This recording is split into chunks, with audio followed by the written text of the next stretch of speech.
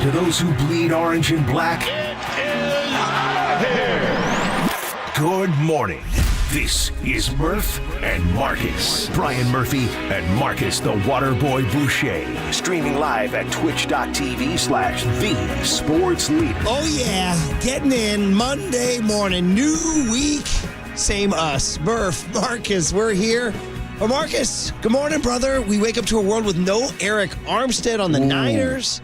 I want to hear about your weekend. I want to hear about FanFest. I don't want to talk about the Warriors. Not at all. But good morning, brother. Good morning. New week. Who dis? It's the Murph and Marcus show. Good morning, my man. How was your weekend? Busy as hell, and I'm still rehabbing these vocal cords here as we go through basketball season. I want to apologize to everybody. How unprofessional that I would sacrifice my vocal cords to tell kids to get back on D. Get back on D. People are like, aren't you a radio host? I'm like, yeah, but the kids got to get back on D. Yeah, you know what I mean? And Murph, someone's got to let them know, and you're going to leave it all on the court each and every game. You're the kind of coach that players want to play for. I appreciate that, except for there's nobody to play for because we're out now. Oh, awkward. Hey, listen, you go, you take your swing, and then you pack your bag and you go home. You tip your cap. But don't forget, I have two teams, so another one's still alive. So one's dead, one's still alive. But anyway, it was busy youth sports. And keeping my eye on the Warriors, disappointingly. I'd rather not keep my eyes on the Warriors right now. And then being online, and yes, I still watch the Oscars. Yeah, we're still that family. You're an Oscar guy. I think we're like one of the 2% of America that still watches the Oscars. I saw a couple of clips going around on Twitter. I saw John Cena out here That's right up your alley. Presenting awards naked. Are you a Cena guy? I was a Cena guy when he first broke into the WWE. He's like one of the newer faces after The Rock. I'm saying newer faces. This is like 10, 20 years ago. And The Rock was on the Oscars last night? Nice. And I was going to give John Cena some love. I actually watched his new movie, Ricky Stenicki, over the weekend. Ricky Stenicki? Yeah, dude. I'm unfamiliar. What's the premise? Oh, so these guys all have a fake friend that they created as a child, and then they're still like using him to like go on like bachelor trips and like parties and like weekend getaways, but they lied to their wives every time about Ricky Stenicki needing them. Okay. And so finally the wives were like, we got to meet this Ricky Stenicki guy. And then hijinks ensue? And then John Cena is like a burlesque, like strip show dancer, like almost like a Thunder from Down Under character. Is this a new movie? Yeah, it just came out like a couple weeks ago. Did you go into the theater? No, it was on Amazon Prime. I just threw it on. And then, they get Ricky Stenicki to like take all the blame for everything they've done bad in life, and then Ricky Stenicki actually becomes like a permanent part of their lives. It was an interesting flick. That's a hell of a recap, too, by the way. I want to applaud that recap. That was very good. I'll break down some Ricky Stenicki for you. That was very good. He didn't mention Ricky Stenicki when he came out nude last night. By the way, talk about body by science. That was like, you want to see what steroids can do for somebody? That's not a human body, man. It was like everything was cartoonishly gigantic, man. You could see all the veins everywhere and everything. But also The Rock and Bad Bunny presented. Ooh. They're trying to reach to the younger generation. Now, did The Rock walk out there and start insulting the crowd? I was wishing and hoping. He was like Hollywood polite Rock. You know? He was like A-list Rock, like trying to impress Meryl Streep and all that. You know that's Hollywood actor Rock. Exactly. But I think John Cena wants to go down that same path and become like a global superstar, movie star like The Rock. He wants to be like, well, he might want to throw on some clothes first then if he wants to get there. He's got to get some eyes on him. Shout out Dave Bautista, another former wrestler who's a good actor now. Oh, full of wrestling knowledge. I love it. Did you ever see Oppenheimer? I never got around to seeing it. Good, very solid flick. Actually, solid is an understatement. Excellent flick. I was going to say, I know you saw it. The real question is, did Al Pacino see it? Because when he read that card, he was like, my eyes are seeing Oppenheimer. Yeah, incredible, man. When they hand it to the old guys, anything can happen, as we know on this show. Hey, now. All right, but dude, like the fact that Robert De Niro was in the front row, I'm like, freaking 2024, De Niro's still out here racking up nominations. I'm like, dude, he's been doing this for 50 freaking years, dude. 50 freaking years. He was Michael Corleone in Godfather 2. The young Corleone. So anyway, it was enjoyable. But anyway, the point is I was watching all that, just kind of keeping an eye on it. Shout out Cillian Murphy. As he said, I'm a proud Irishman when he won his award. Shout out to the Murphy family. That was a big Ireland moment, though, because he's like, it's a tiny little nation. When they land a global blow, they're pretty pumped. And he made sure to shout out the Irish, too. And they was like, yeah. But anyway, during all that is when I got the news on Armstead. Yeah. And I was like, wait, what? Some late breaking Sunday night news. And I don't know if the people out here all know who are tuned in or watching us on YouTube and Twitch. Good morning. How are you? But Eric Armstead will be released by the 49ers at some point in the coming days after failure to agree on the restructured contract. Mike Silver God bless him. Your guy Silver. Sent out a 5 or 6 tweet thread last night around 6:30 or 7 that pretty much laid out. It was pretty much for all the Niner beat writers and everything. Silver laid it down, and he laid down their plan, and he was the guy. He actually sent it out. I don't know if did you read it, Marcus? Oh, I went through the entire thread, Murph. In that thread, he suggested that they would. He name-checked Eric Armstead. Yes. And this is after last week when he put out the report that the 49ers were having tough conversations down at Levi Stadium. So we've been saying the whole time, sounds like the band's going to stay together. At least this is what I've been saying. Sounds like the band's going to stay together. Sounds like the band's going to stay together. And then Silver drops this bomb last night at, around 5 o'clock. He dropped it. He says, I expect the 49ers to approach free agency.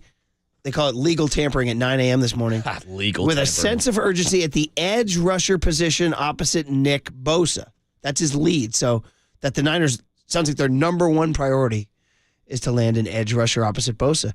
By the way, Bosa in the news over the weekend. You see him? Yeah, I saw Bosa at the UFC fights. Chopping it up. Mm-hmm. Looked like Bosa was in the building down in Miami for UFC 299. Is that where they were in Miami? Yeah, Miami. Okay, all right. He always shows up to those Miami cards. He's a Florida guy. Yeah. Him and Joe Burrow hang out a lot, actually. Was Burrow with him? Burrow was with him also. They share the same agent. It's the Ohio State thing, too, huh? That's the connection right there. But I'm curious because this weekend, I know I've seen him, Joe Burrow, and his older brother Joey Bosa at the fights. I didn't see Joey this weekend, but Joey's in the news, too, since apparently him and Khalil Mack are available for trade. Joey Bosa is also name-checked in this juicy Silver thread that the Niners are keeping their eyes on the potential trade or release of Khalil Mack or Joey Bosa. Mm-hmm. But he says also Denil Hunter, Jonathan Greenard, and Leonard Floyd would be 3 guys that they would move quickly on the right price. So you're like, wow, all right, that sounds great. He says, however, paying for an edge could mean parting ways with D-tackle Eric Armstead. That was the first mention for me. Classic Silver. He's such a great reporter. Silver on the scoop. Yeah. And then within 2 hours, Adam Schefter. He was the first I saw. Somebody said Bleacher Report had it first, then Mayoko had it. Jordan Schultz from Bleacher Report reported it first, and I saw Schefter quote him. That they asked, and according to Mayoko, they asked Armstead to take a, quote, significant pay cut, unquote. Yeah. Now, I mean, wow. So that's not keeping the band together, bro. Not at all. No. And we're talking about a defensive line now that's going to be looking at Chase Young, Randy Gregory, Cleve Farrell, all facing free agency today. So outside of Bosa and Hargrave, really they don't have too much depth behind a guy like Drake Jackson, who, of course, was injured and didn't even finish up the season last year. Right now, the only D-tackle on the roster is Kalia Davis, other than Hargrave. So they're going to get active in the market, and we've seen it the last 2 years. John Lynch, day one of free agency, whether it's Charvarius Ward or bringing in Hargrave last year, he's not afraid to take a swing for the big free agent. Yeah, Silver did say that they might play a couple days out to be patient. He said, so patient. Let me read the exact thing he wrote here. He said, bottom line, with Brock Purdy still on a rookie deal, the Niners remain in a win-now mode. However, patience may be a virtue this week. Biding their time and landing an accomplished edge rusher at value would be cause for celebration. That doesn't seem like something they might not do right out of the gate. But man, oh man, this is a big move. Let's get into the Armstead story. I mean, this guy's been, you ready? 2015, dude. Yeah. 2015. I went back and looked at the 2015. I was like, who was his D coordinator? Do you even remember? Oh, 2015. I couldn't tell you top of my head. No, dude, you put a freaking gun to my head. And please, let's not be violent. Put a index finger and a thumb to my head. I did not remember on Mama, as you would say, right? On Mama's, Murph. On Mama's, as you would say, I could not remember that Eric Mangini was the D coordinator in 2015. No, you would have stumped a Schwab on that one. Oh, my I'm not God. getting that answer. Or as Tony Soprano called him, Mangenius. Or Artie called him that, Artie Bucco. But anyway, and then a guy named Jim O'Neill the next year, who was an elderly gent, as I recall. And then Saleh came in 17. But this guy's been here since 2015, the longest tenured 49er. Yeah. But that said, has missed 13 games the last 2 years. That's the key. And all 5 of the last final regular season games this year. And then played the postseason with the knee banged up. And look how much the 49ers struggled defensively, especially against the run those last kind of 5 weeks of the season without Eric Armstead. Now he came back in the playoffs, and they still got gashed against the run. And it's interesting because I saw a couple stats out there. He's actually got the second most sacks in the postseason ever by a 49er pass rusher. Number 1 is Nick Bosa on the team already. Obviously, they've been in the playoffs so much since he was drafted in 2015.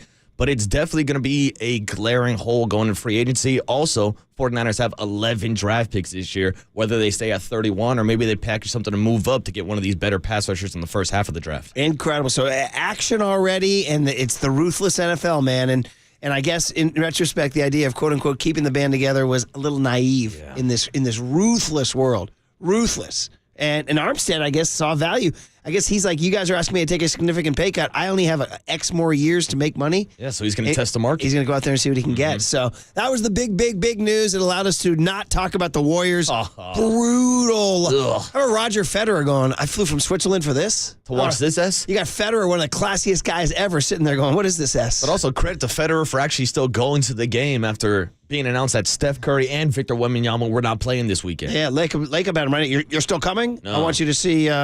See, for me, that shut down the Terry Francois two-step. Yeah. Because I went from Fan Fest to thinking about going to the Spurs game, and I was like, nah, I'm not doing this. I'm going to go watch some UFC I fights. sold my ducats, and guess what? Got a pretty decent shekel for You were it, able to too. flip them? Yeah. All right, we'll get into it. We'll get the guest list on the other side. It's Monday morning. Already the Niners are moving, and 9 a.m. it's going to get heated. It's going to be a busy morning on KNBR 104.5 and 680, the Sports Leader. Hola, yo soy Nick Bosa. Vamos Niners. San Francisco. Shout out to you for supporting KNBR, San Francisco's sports leader.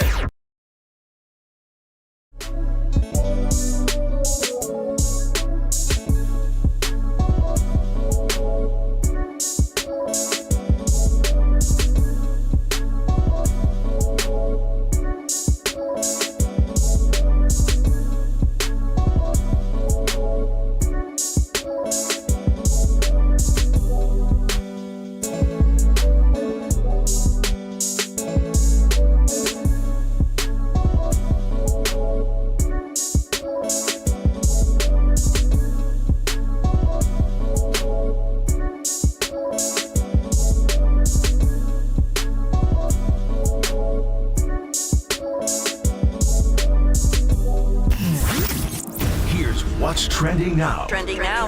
on KNBR.com. Giants pitcher Mason Black stopped by Extra Innings this past weekend with Bill Lasky to talk about his opportunity to take one of the starting jobs in the Giants rotation. To hear that podcast and more, check out what's trending now on KNBR.com and the all-new KNBR app.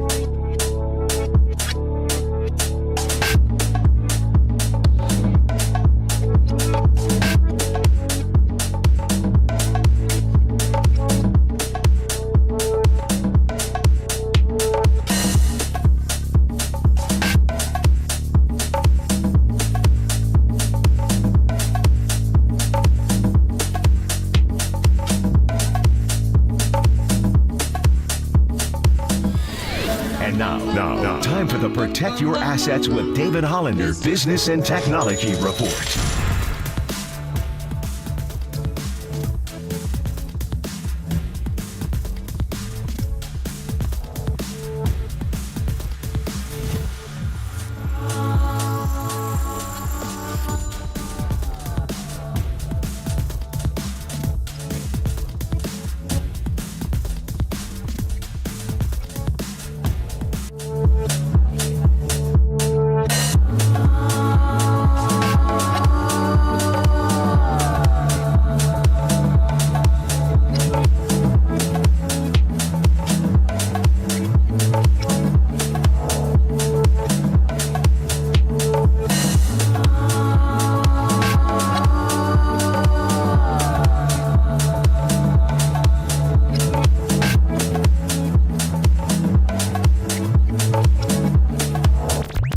Nation, Murph and Marcus keep rolling on the sports leader and streaming live on YouTube at KNBR 1045. Greg Popovich has coached a long time, and right now he's got the Warriors befuddled. You're not getting enough movement, enough screening, and Solahan's able to score on the other side, take advantage of the turnover. Yeah, Steve Kerr's going to take a timeout right now. 13 of 36. And the guy that was kind of making shots, Klay Thompson, is in foul trouble. Champagny catch and shoot three. And San Antonio continues to add to the lead. Steve Kerr continues to take timeouts. And it is nervous time at Chase Center. The Dubs without Steph are not in this game right now. San Antonio, if you are not on your game, any team in the NBA can get you. And when you got maybe the greatest coach of all time and certainly the most wins, Greg Popovich got it done. Same two teams on Monday. Disappointing homestand for the Dubs. And any kind of elevation in the Western standings, they let two games slip away that are going to cost the Warriors in a big way. Absolutely brutal, man. Hate to start your Monday morning like that. Good morning, everybody. We want to say let's have a great week. Let's come out of the rains and into the sunshine, but the Warriors had other ideas, man. They put a big old double thumbs down on your weekend with a terrible loss to the San Antonio Spurs that really, I mean, if you look at this Bulls and Spurs 2-loss, it is a damaging 2-loss swing if you look at the Western Conference standings. I'll just give you this, Marcus, here. They are currently 33-30. By the way, the Lakers, they're getting hot, bro. Yeah. They've beaten a lot of good teams this week. They beat the Thunder. They beat the Bucks. They beat the T-Wolves. The Lakers are 36-30. The Warriors are 33-30. So they're tied in the loss column. But just play what if with me, okay? All right, let's play. Let's play what if, Marcus. Let's play role. Let's cosplay here. Ooh. I don't even know what that means.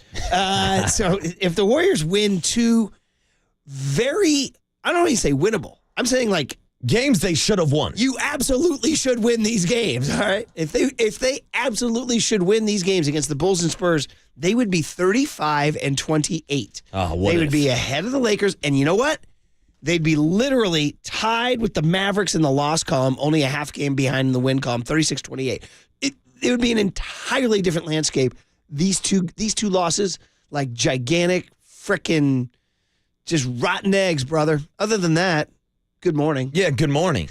and like the fact that they should have won those two games and then they would have had the opportunities to play both the Dallas Mavericks and the LA Lakers this week. That's how you create separation. Yeah. Because we've talked so much about, oh, yeah, they've had a great record since Draymond's returned. Well, guess what? They're in the 10th spot when Draymond got suspended. Draymond came back. They played great basketball, and they're still right in that 10th spot. And so that's why it's embarrassing when you lose games like this against a 13-win, now 14-win San Antonio Spurs team that was missing their rookie phenom. Like, that's unacceptable, and the Warriors has still not won a game this year when Steph Curry is not on the court. Unbelievable. And also, it now makes this, first of all, tonight at San Antonio, mandatory. Oh, we get to do it again. 5 o'clock, right? Woohoo. And then they go to Dallas Wednesday. Now, you might get Curry back. Yes. And then you go to the Lakers on Saturday, who are playing great.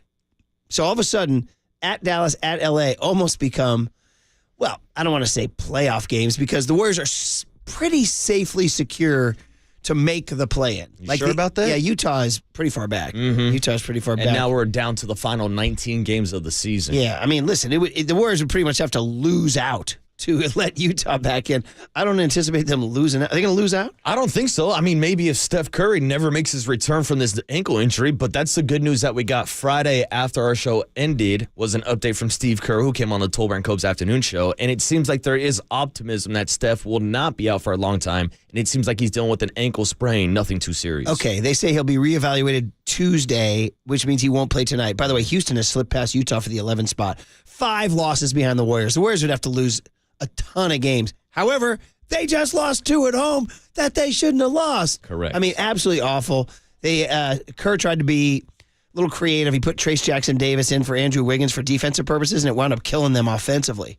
And they had no spacing, and they scored what?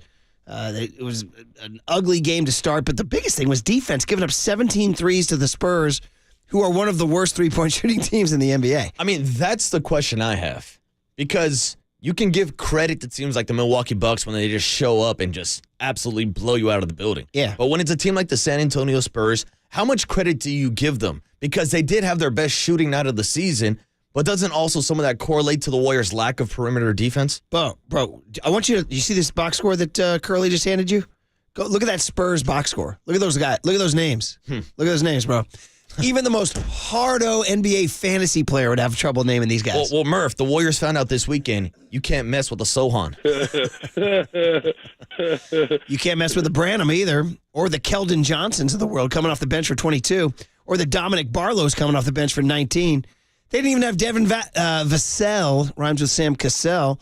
Vassell didn't play. He's like one of their other best players. No Vassell, no Wemby, and they drop a burger on the Warriors, 126 to 113. So Federer must have been like, these guys are the 4-time champs? Yeah. Get me back to Switzerland. Yeah, what the hell am I doing here? Or as I like to say to you guys, Young Tony, get me back to Zurich, as you guys like to say. Nice. Right? Speaking of Young Tone, we were talking in our post-show meeting Friday. Yeah, we do have post-show meetings. It's the Curly era. Yeah, right. A little pre-show meeting, a little post-show meeting. I spent the first 19 years here. I'd sign off and sprint to the parking lot. Murph was out of the door by 10:03 sometimes. Now this guy's blocking the door. He's blocking the door, and he's making us actually locking work. you in, Murph. And we're talking about Young Tony's emergence on the mic. And I said, the tradition was going back to Copes and Marcus and DJ Robbie and Pecan and everybody. Was after the opening segment where we exchange pleasantries, witticisms, and sports observations. We then go to break. We come back and we say good morning to our guy behind the glass because he's the nerve center. He's the guy. He's the guy pulling all the strings. He's the wizard behind the green curtain in Wizard of Oz. So, and he's been very reluctant. He's like, I don't want to step on anybody's toes. I want to know my role. He doesn't want anybody to pull back that curtain. And I'm like, dude, your role is to entertain us from behind the glass. So throw on the mic there, buddy. Young Tony, everybody. Throw it on and entertain us this morning, Tony. Young Tone, I want to say good morning to you, brother. Good morning. Good morning. Hey, listen to those pipes. Fresh in. What'd you think of that Warriors loss, buddy? Yeah, not ideal. No. They gotta put things together. They got another game tonight. I like that. It's one game. Let's not overreact. They got to put things together. This is what they've been doing all season. Let's be honest. Yeah. I'm not really surprised. Or as I wrote and I need more. As I wrote in a jock blog that was never published. All right, so how about that? Oh, it's because my guy Digital Mike was out drinking with us. Sent that one in Friday afternoon. Ooh. Had to. You know what I had to do? I had to resend it. Oh no! You know what you do? You ever do that where you send somebody a text and they ghost you? You just send them the exact same text. No, just send it again. Oh, I'm big on sending someone the question mark reaction to the same text. I texted already. I didn't even send him the question mark. I just resent it. Well, it's how John Curley will react to everything we text with a ha-ha or a love or a like. Big reactor. There's also Huge reactor. There's also a question mark option, reactor. so you can question what somebody says. Yeah. So, Young Tone, I want to take me into the world of a 25-year-old kid. Live vicariously. How was your weekend? It was fantastic. Ooh, fantastic. Went to Fan Fest. Oh, I didn't see you there, Tony. Played a little catch in the outfield. Yeah, I missed Marcus. Wait a minute. I think there were some hurt feelings. He saw on your Instagram story that you were at Fan Fest. I saw the receipts, Tony. He's a busy man. And he's right there, and he's like, wait a minute. The guy that I'm, forming this relationship together, we're launching this adventure together on major market morning media radio. And I'm getting blown off by my board up. You were a little bruised, weren't you? I was surprised. Walter showed up. To say, were you butthurt? I was disappointed, Murph. I was in my feelings. I wanted to drink with the young Tony. I wanted to bring him out on the field, experience the whole Fan Fest. Is there a particular reason you diss a host? He's just too cool for me. He's busy. He was hosting. Are you giving him the quote, I didn't want to bother you? A little bit. Okay. But also, he was handing out Amichi's gift cards. He's a busy man. That's it. He's a busy man. Courtesy of Brian Murphy.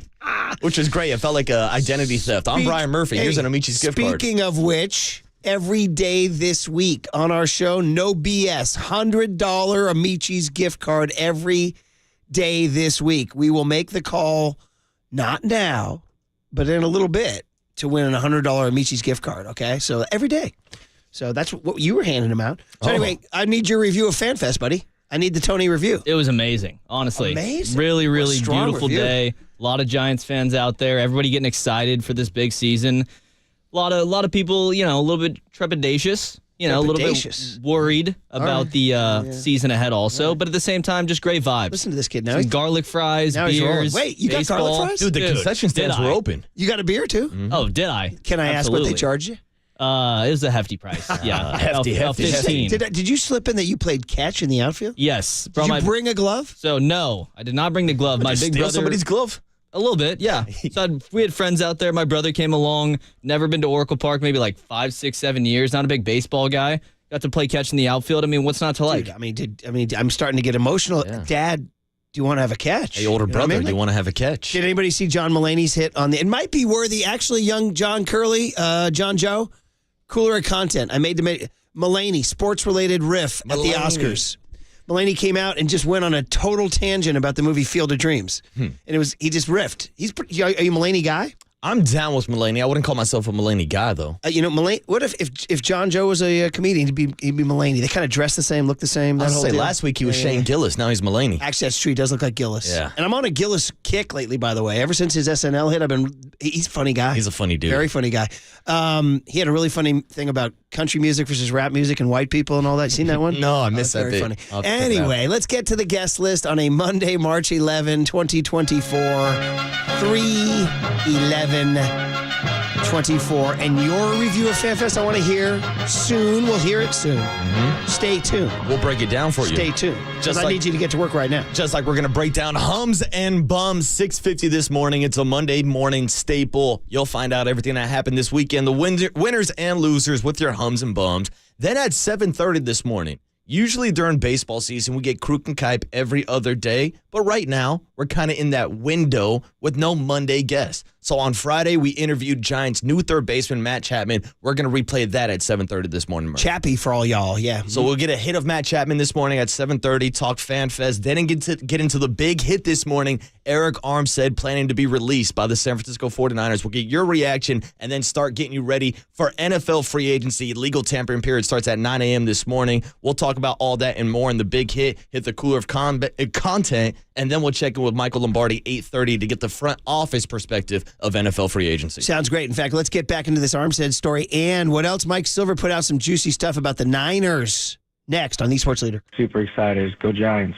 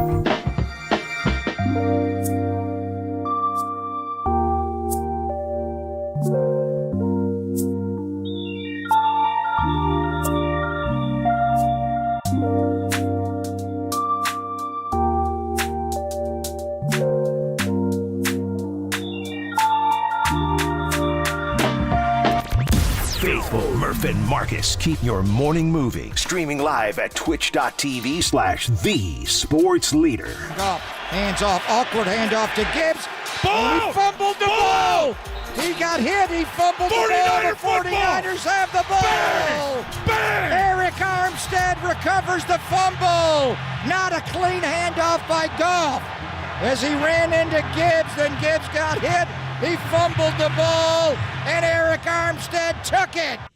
Oh, man, Eric Armstead, a name that 24 hours ago, you probably certainly thought you'd see 91 back with the Niners next year as they, quote-unquote, run it back one more time, right? Quote-unquote, keep the band together, and nope, they did not keep the band together. And I suppose I should be, what's the word I'm looking for? I don't want to be mad at myself because I'm not like truly mad at myself. That's the wrong word. But I'm just saying I have to be reminded that whenever you think there's some sort of happy ever after story in the NFL, BS. There is no happy ever. Well, just in sports in general. Well, I mean, like Derek Jeter, Yeah, but also like you look at what happened with Brandon Buster Crawford Posey. recently. Like, Right. there's two sides to the coin. Like, Right. there are a few cases where it's the storybook ending, a John Elway riding to the sunset after winning the Super Bowl. But for most guys, you're not a lifer with one team. I think my point is I thought that would happen at the end of next year. I agree. I was like, okay, so the story will be over after 2024. They're going to make another run at it. Everybody we talked to, and by the way, this gets into salary cap, guys, and I'm just going to come be real with you guys at 6:33 in the morning because we're all just waking up and we're fighting through our commutes and we're grinding right now. I am not a salary cap expert, and I'm a guy who covered the NFL in the salary cap era. It has changed in so much. The complexities and what we know and don't know about their contracts. Like, there's things in the contracts you don't know. So here's the best we can tell. And this is what's interesting about the Armstead move. And if you're just waking up, if you found out, it started last night with a Mike Silver tweet. It led to a Bleacher Report scoop. It led to an Adam Schefter report. It led to a Matt Mayock report. That Eric Armstead and the Niners are going to part ways. And because the Niners asked him to take what Matt Mayock termed a significant pay cut. And Armstead said, bro, no, I'm 30 and I only have X number of years left to make money in this NFL. I'm going to go try my thing on the market. As we were talking to Overnight Dave this morning, from his perspective, the salary cap just jumped $30 million. It did. Go get some of that, right? And I saw some people on Twitter, oh, he's choosing money over winning. Well, I mean, what would you do? You got to provide for your family? Or I mean, I know he's provided quite well with millions of dollars through the years, but you have a small limited window to make your money in the NFL. This is his last chance to get a big contract, especially when you are approaching 30, 31 years old in the NFL. For a guy that's been injured a lot over the last couple seasons, I believe has missed 13 games the last 2 seasons. But when he's on the field, he's been one of the best pieces of this 49ers front seven. So I'm with you. I was a little surprised that they made this move this offseason. Now, next offseason, when we start talking about the Brock Purdy extension, those dominoes would have seemed to fall in place more than on that timeline. But it is interesting that they're trying to get ahead of it, despite the fact that the NFL salary did increase this offseason. So circling back to what I was saying about the cap, to the best estimation of these reporters, this only saves them $2.5 million on the cap. So it's like, wow. Now, it gets a little complicated. If they wait until June 1st that's all this. and release them on June 2nd, they save $18 million. But you can't carry that money in the meantime and make other signings. No. Right? So they're going to have to release him and only save the $2.5 million. If they want to sign somebody to replace him in free agency, then you have to release him now. Right. Now, if they want to save some of that money for June, when maybe they might be doing a Brandon Ayuk contract extension or something, then they can use that towards the salary So cap. we don't know what they're going to do, but we'll have to get more. And this is where I said it gets so. Again, none of us became sports fans for this, right? But it's part of reality. You're telling me you're not a capologist, Murph? Oh, man. Put your capologist cap on. Overthecap.com. Bro, how many times do I tell the story about how I barely passed math my junior year? And then I found this loophole in the UC admissions process that if you took 4 years of a foreign language, you could only take 3 years of math. Because everybody's like, you got to take 4 years of math. You got to take 4. And I'm like, pfft. And then I found this freaking loophole, bro. It was on the UC.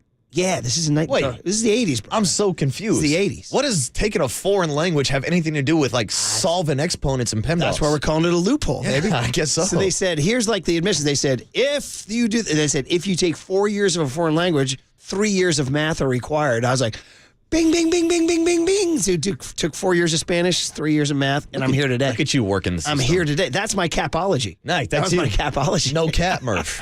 So 707 text in on the Golden State Lumber and Building Material text line says, do you guys think Joey Bosa becomes more of a reality with Armstead getting released? It's a great question, 707. And what it is what Mike Silver tweeted out is that the Niners are going to be, according to Silver, and I trust Silver. Yeah. He makes the calls and does the work. Yeah. And he talked to a lot of people that their prize, the big Christmas present they want in March is an edge pass rusher. And Joey Bosa is one of the names. Correct. Now, he's under contract with the Chargers, so there would have to be a release or a trade. Other names, Khalil Mack. Welcome back, buddy. That's my guy. Welcome, Mack, for you, buddy. Oh, man, I would love that. You've been following that guy forever. Are you down with a Jonathan Greener to the Houston Texans? I confess I slept on this guy's career. 12 and a half sacks, third rounder out of Florida, young guy in his 20s. Are you down with a Greener? Did you follow him at all? To be honest with you, he's not someone who's been on my radar, and I pay a lot of attention to pass rushers, but I've read some of the advanced analytics. They say he's got a great win rush. I don't know. Just give me a damn bookend who gets some sacks on the other side. Curly did a whole sheet for us. Says, here's Curly's scouting report. Greener had a breakout season in the final year of his rookie contract, according to the 33rd team. He's got a quick step off the line, develops hand usage to create counter moves, had 12 and a half sacks to tie for 10th in the league. And here's Pro Football Network says Greener might be the most anonymous NFL player with an outside shot to land a $20 million annual salary on the open market. Oh. He did miss 12 games with injuries in 2021 and 2022. Yeah, but are the 49ers going to spend $20 million on Greener when they just gave up on Eric Armstead, who was going to get $17, $18 million this year, well, right? According to this Silver tweet, they're looking to make a splash on the pass rush.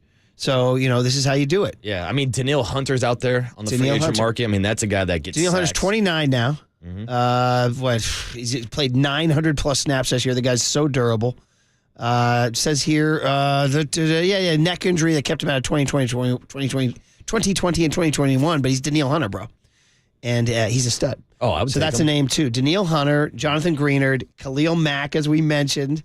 That's your boy. Now, he's getting up there. There's a little mileage on him, right? Yeah, but he's still one of the best players in the league. He was in the conversation this year for NFL Defensive Player of the Year. Wow. Led the NFL in sacks for a majority of the season until T.J. Watt took over. So if indeed they do land a splash edge pass rusher, I would imagine Niner fans would be elated. Yeah. Right? Mm-hmm. To go with Nicky? I mean, that's what, and I guess in estimating or evaluating their team down the stretch, they realize that's the missing piece if you're going to beat Pat Mahomes. Yeah, and that's why they went out and added Randy Gregory and Chase Young in free agency this offseason. Now, I'm curious to see what kind of contract Chase Young is going to get, but I wouldn't be surprised if the 49ers move on from him, especially after he was damn near publicly called out for his lack of effort in the playoffs. Yeah, very much so, too.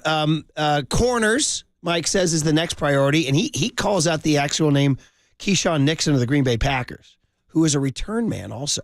That sounded pretty good. He said an off-ball linebacker, but Azeez Al-Shire might be too expensive.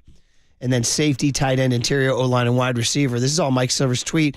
He goes, here's an interesting sentence in the tweet. There is no clear sense of whether they will pay Brandon Ayuk or rethink their approach. So, man, oh, man, it's the NFL, baby. Hey, young Tony, NFL, not for long. That's what it stands for. Write that one down, Tony. Not for long. Write also it down. the no fun league. Well, there you go, buddy. There you go. So anyway, this silliness of they're going to keep the band together was a little too naive. No. A little too naive. I mean, that's what we talked about when we played so much post sound from the Super Bowl of these guys talking about what it means to get there and to lose at the highest level. Every single year, the roster turns over, whether it's the 53rd guy on the roster or it's someone like Eric Armstead, who's been the longest tenured 49er since he was drafted in 2015, a kid out of Sacramento, 916, local guy, a guy that's nominated for the Walter Payton Award every single year. Like, this was like a linch piece of this 49er defense, and now it seems like he's moving on. Yeah, 2015, so long ago, his D coordinator was Eric Mangini. Shout out Sopranos fans. When Artie Bucco saw him and they says to Tony, he says, man, genius is over there. But, dude, yes, so it happened. Armstead is no more, and we'll see what the Niners' move is. Now, across the league, other things happening. Russ Wilson of the Pittsburgh Steelers. How you feel about that? Steel curtain, let's ride. I mean, I don't know, man. It doesn't inspire me. It doesn't move me. I'll tell you, one of my buddies that is a Steeler fan, he was pretty inspired last night. He was fired up. He's hyped up for the move. I would say, given the alternative. Well, exactly. They had between Kenny Pickett and Mason Rudolph. And they were throwing out Mitch Trubisky out there. It's just like, it was a joke. And this is a team that was a playoff team last year, and Mike Tomlin's never had a losing record. I think it's a good fit for Russell Wilson. Yeah, for sure. I just, does it make him a Super Bowl contender? No, I don't know. Maybe. Not in the AFC. The other thing we're waiting on at 9 a.m. is Kirk Cousins. I wonder if Kyle's twitching down there. You like that? You like that? Now, you can't ruin Brock Purdy's wedding weekend with a Kirk Cousins acquisition. Shout out Brock Purdy tying the knot this weekend. Did you see that, huh? Just the sweet wedding pictures of him. How about getting married in Des Moines in early March? That can't be too nice. It's probably like 30 and gray. I was say, I don't know the weather in Des Moines in March. I got to imagine it's a little bitter. Probably not well. Curly drove up to Tahoe this weekend and said the snowbanks were 40 feet high. Yeah, and unlike our other producer, he actually made it back this weekend. Yeah, how about that? And with not only make it back, he made it back with a chart of NFL free agents. The full breakdown of Did you hear this top story? 30 free agents. You know what he said to me about this thing here, this thing he made for us? He said, I wanted to put it on a bigger billboard-sized thing, but Kinko's closed at 6. Oh, Kinko's. My guy was going to make a Kinko stop? He said he was upset because he thought Kinko's was open till 8 on Sundays. How about that? How about having a take on when you think Kinko's closes on Sundays? That's great. How about still going to Kinko's, by the way? How about that? I almost want to go to like the Kinko's Yelp page to see if there's a John Curley complaint on it. It's very good.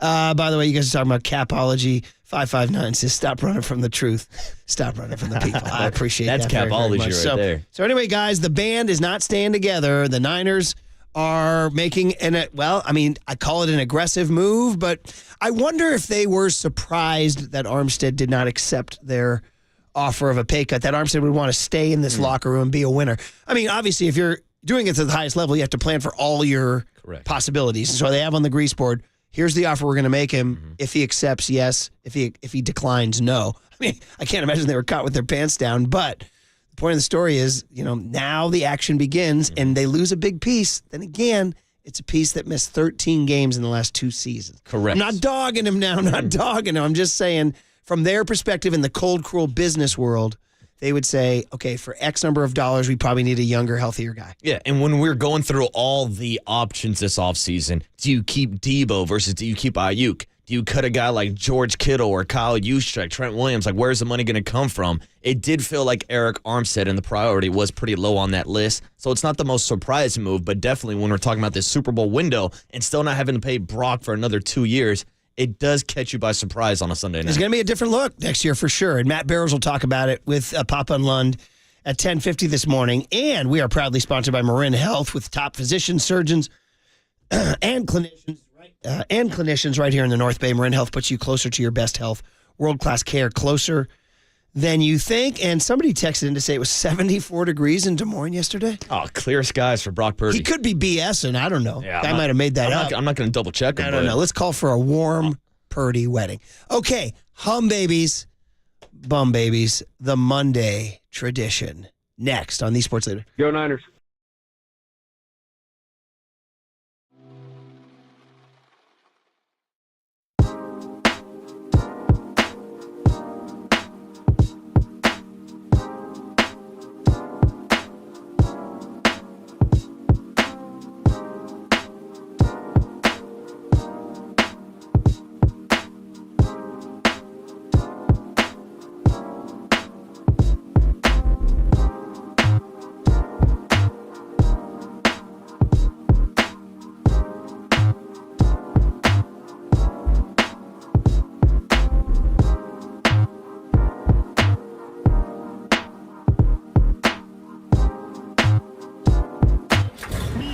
From the Chilton Auto Body Traffic Desk.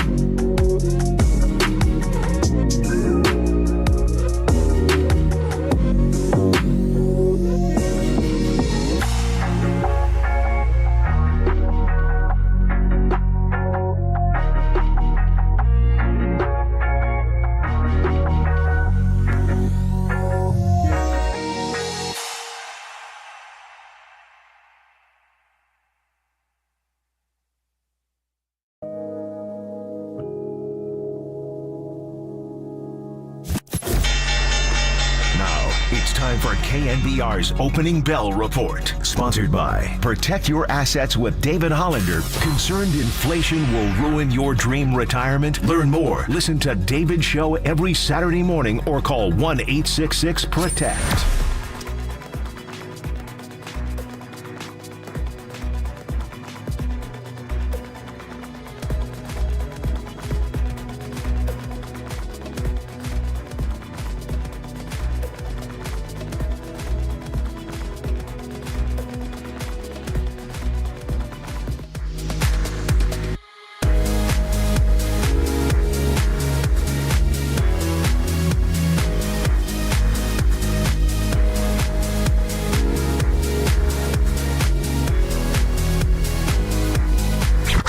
What do you want? Same as you, to remember. Time now for Total Recall. San Francisco! A look back at the highs and lows of the weekend in sports. Get ready for a surprise! Sponsored by Amici's East Coast Pizzeria. When you want the best pizza in town, Amici's delivers. There it is, baby. The official sound of the hums and the bums. You know what's coming, baby. The winners and the losers from the weekend. Your weekend does not end until we do the hums and bums. Your work week does not start until we do the hums and bums. So that happens right now. We alternate every week. Actually, I got my alternations wrong. I sent out a text to the crew saying, so I think I'm hums or I got it wrong. Who's Either hums, way. who's bums? So anyway, it is time for you to shine a light. You had a good weekend. I did. And that's going to be part of your hum babies, And we'll right? find out about it in the hum babies this weekend because, Murph, I was looking for some positive news with the Warriors this weekend. Not much with the results on Saturday, but I'm going to start with a Steph Curry injury update, and we'll try to be positive this morning. Be positive, bro. Because it was revealed on Friday that Steph Curry had his MRI, and they confirmed that he has a sprained right ankle. But the good news is that he should miss a small amount of time. Obviously did not play on Saturday, will not be playing tonight against the San Antonio Spurs. They're going to reevaluate him tomorrow. And then with big games coming up with the Dallas Mavericks and also the LA Lakers, it would be essential if Steph Curry is in the lineup. So here was Steve Kerr earlier this weekend giving an injury update on Steph Curry. And I also believe we have Jonathan Kuminga breaking down the absence of Steph Curry and how Saturday's loss was no excuse for losing to a 13-win Spurs team. Yeah, the MRI was pretty clean, which is great news. So, talking to Rick Celebrini this morning, he just said that it's really a matter of how Steph's doing tomorrow because, this kind of injury, you kind of need to give it 48 hours to really get a better assessment. So we'll see. We got everybody coming off the bench, starting, anybody missing, everybody there. I feel like we have a great team to compete against anybody. Of course, we're going to feel Steph absence, but there can't be a reason because Steph not playing. That's why we're losing. Obviously, he comes in, he changed the game, but just us missing him don't mean we got to go out there and lose. Well, Steph makes our life easier. Everybody out there's life's easier because he demands so much attention. And for myself, when I'm out there, I don't try to put more pressure on myself, just rather be myself and shoot open shots and create shots as well as make the basketball play. I mean, tonight was unfortunate. I got myself in foul trouble and had 3 turnovers. That's inexcusable, and I'll be better Monday. Steve Kerr with an optimistic injury update on Steph Curry. Jonathan Kuminga talking about no excuses for losing against the Spurs. And Klay Thompson talking about the effect of not having Steph on the court. Murph, you can't be losing games to the San Antonio Spurs. No, but these are the hum babies, so we got to stay positive. And you're right. I mean, the fear was that this would be weeks. Yes. Weeks and weeks. It's not. It should be less than a week. And you'd think that he could be back Wednesday, but man, oh man, now you got to win Monday. Mm-hmm. But yeah, you're right. It was. It happened Friday after our show. The MRI was clean, and you cross your fingers. But man, maybe we'll get to the result on the court in the bum babies. There we go, Murph. Nice tease there. Steph Curry, his injury update, and the optimism that he could be back as soon as this week is hum baby number 1. Hum baby number 2, we're going down to Oracle Park, where I want to give some love this weekend to the final stop on the San Francisco Giants Fan Fest tour. And I want to give some love to not everybody who just showed up in San Francisco, the people I saw personally down in San Jose. I know we had stops out in Napa, out in Sacramento. Murph, we were all over Northern California this year. The caravan. And it ended this weekend at Oracle Park. I was there. Copes was there. Dave Dravecki and Sergio Roma were there. The Hackman, Jeffrey Leonard, and Hunter Pence were there. Rich Aurelia and Randy Wynn were there. Stop! You had me at the Hackman. Young Tony was there. I just never saw him. How about that? But I saw plenty of fans, plenty of listeners to our show. People who were excited that I was handing out Brian Murphy autographed Amici's. How about that? They had me autographed gift cards. By the way, we have another gift card later in the show today. Ooh, $100 gift card every day this week from Amici's. Stay tuned. And we had the game on the big screen. Also, give a shout out to the Giants media team where. Listen, FanFest was a little different this year. There was no players live because they were obviously in Scottsdale participating in spring training, but they did have hologram booths where Logan Webb was live from Scottsdale posing for pictures with fans. Pretty cool technology. Really? And overall, it was just good to be back at the ballpark. Like I said, the game was on the big screen. Giants ended up beating the A's on Saturday 5-1. Finally beat the A's in spring training. That's a rare W over the A's. It's so rare. We're going to give you some spring training highlights from the Giants win over the A's this weekend. That was broadcasted live on the scoreboard down at FanFest. Here comes Noda. Take strike three call. Off-speed pitch. I don't know, maybe a slider. Or was it a splitter? Yeah. 2-2 pitch. Swing and a miss. He struck him out. 0-2 pitch. Swing and a miss. He struck him out. That was another slider. That slider working well for him. He struck out 3 in a row, and he's also struck out 6 of the last 7 hitters that he's faced. Middle infield, double play depth. The pitch. Look out, that hit him. And that gets the Giants their first run. 3-1 pitch. Way outside, ball 4. He has walked in a run, and it is 2-1 Giants. So one away, here's Meckler, and he takes one inside and off the glove of the catcher. Susak to the backstop, and that will get a run home. Left-handed hitter, the pitch. Line drive up the middle. Into center field, base hit. He broke his bat on that one. Hit it right over the middle. 1 run is in, and 2 runs are in. That is the first hit of the inning for the Giants. Well, here's a high fly ball hit by Drew Swift into right center field, in and to his left. Reaching over to make the catch, Tyler Fitzgerald, and that brings it into it. Giants win. The Giants over the Athletics split squad 5-1. Giants get the win over this weekend over the Oakland A's. You heard some of those highlights. Jordan Hicks on the bump, Camilo Doval, Mason Beck, and Landon Roop made his spring training debut this weekend, Mark. I happened to be in the car for that 4-run rally when the A's just fell apart. The Giants got the 1 hit from Meckler. But you mentioned Jordan Hicks, 3 hitless innings with 6 Ks of note. And then later in the game, your guy, now my guy, I'm going to carpetbag and jump in with you, Landon Roop. Roop, there it is. 1 spotless inning with 2 strikeouts. The nasty curve looked big and strong. I mean, he's got a strong kid. He's got a dirty 12-6 curve, a powerhouse 2-simmer. I like this kid a lot, Murph. Maybe he'll be in the rotation to start the season. He could be. Well, who knows? I don't know. Rotation? Yeah. I think maybe when we're talking about possibilities, Mason Black was another guy that threw this weekend. I think he's going to get that 4 spot. Of course, we should give the people an injury update. Bob Melvin said this weekend that Alex Cobb could be back as soon as late May. So that's another big update for that rotation. Man, Mason Black, 2 innings, 3 hits, 1 earney. So he got it done too. No walks. All right. Well, so FanFest, just real quick on FanFest. Like, you're at the park.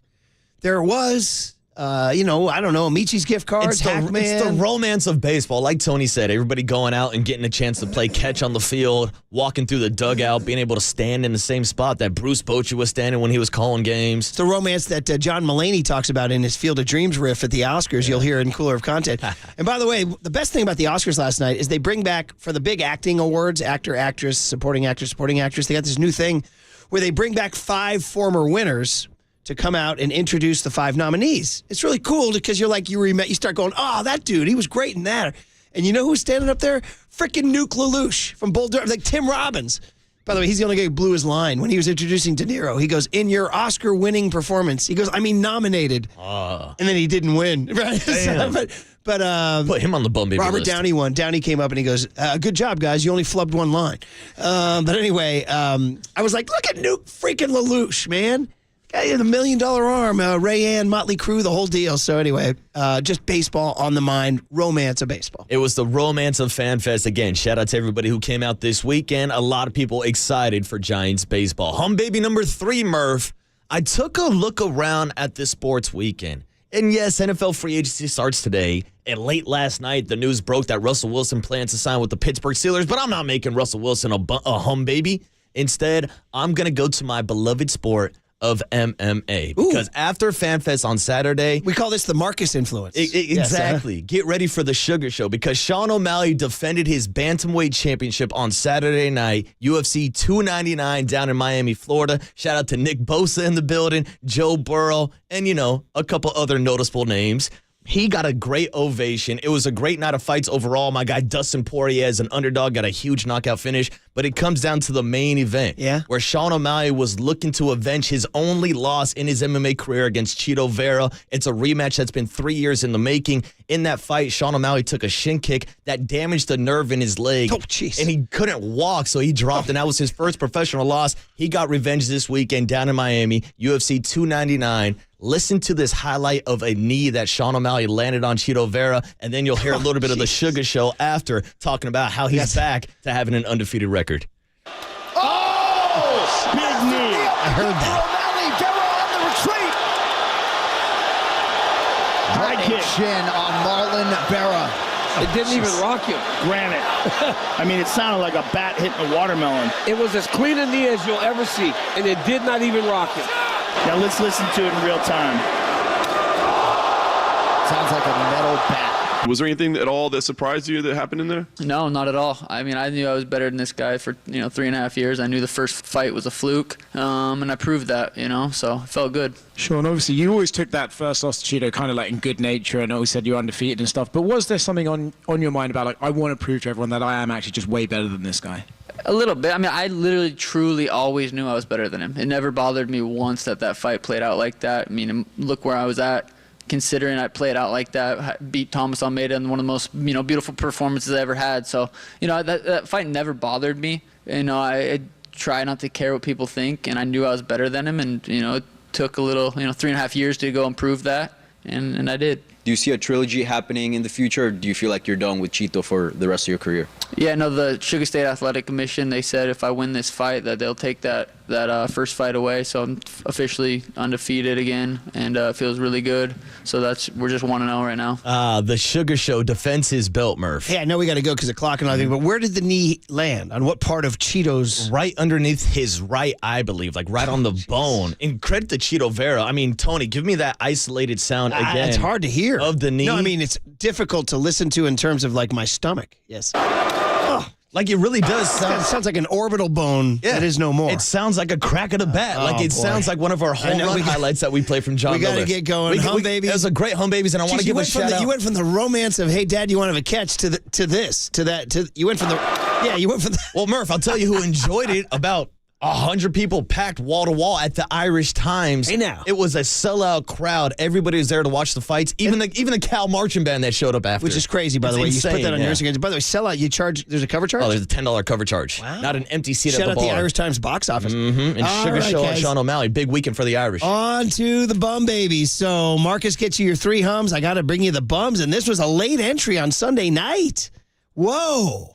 And all credit to Mike Silver, our buddy who wrote in the Chronicle last week that tough conversations are being had in the building. We probably should have raised our radar because this one counts as tough.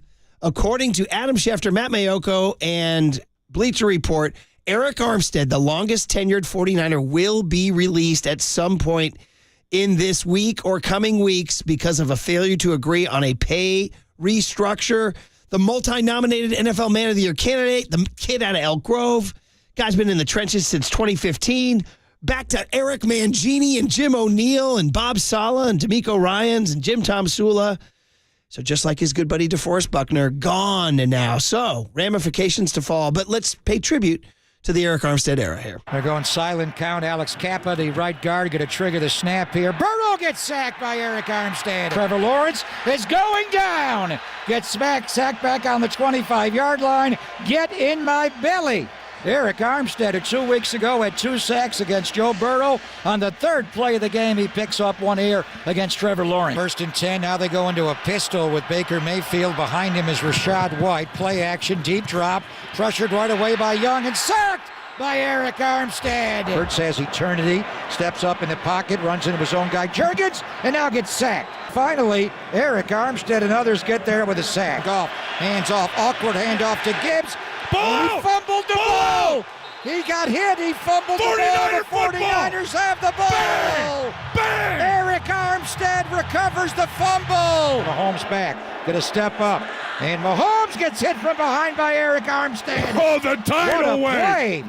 What a sack. There it is, man. So those days are over, man. The longest tenured Niner is no more. Now, we'll get into the ramifications of when they'll do it and what the cap savings are a little bit later on in the show. But that is bum baby number 1. It came late Sunday night, or I should say Sunday evening. So surprising, yes. And then again, deep down, maybe not, because the NFL is ruthless. Now, Murph, do you think him not knowing the overtime rules had anything to do with this? Bro, maybe. Bum baby number 2, we alluded to it. Wow. With 2 extremely winnable games right in front of them in a must-win situation, the Warriors lay a big, fat, stinking, rotten egg. Wait, what? The Warriors lost at home to the Spurs? Who were playing without Vic Wembanyama and without Devin Vassell? What? That's a damaging loss. It's a confidence-stinging loss. Yeah, they're without Steph, but it was the Spurs at home at Chase. Back to the 10 seed you go. Any hopes of a 6 seed are getting farther and farther away. Warriors let the Spurs shoot 17 trays. The Spurs are one of the worst three-point shooting teams in the NBA. Failed to get anything going offensively. 2 straight bad home losses. Roger Federer flew in from the Alps of Switzerland to see this S. He's like, I could be back with frickin' Heidi in a little gingerbread house. I got to see this. The Heidi game. So, bum baby number 2. San Antonio, if you are not on your game, any team in the NBA can get you. And when you got maybe the greatest coach of all time and certainly the most wins, Greg Popovich got it done. Same 2 teams on Monday. Disappointing homestand for the Dubs. And any kind of elevation in the Western standings, they let 2 games slip away that are going to cost the Warriors in a big way.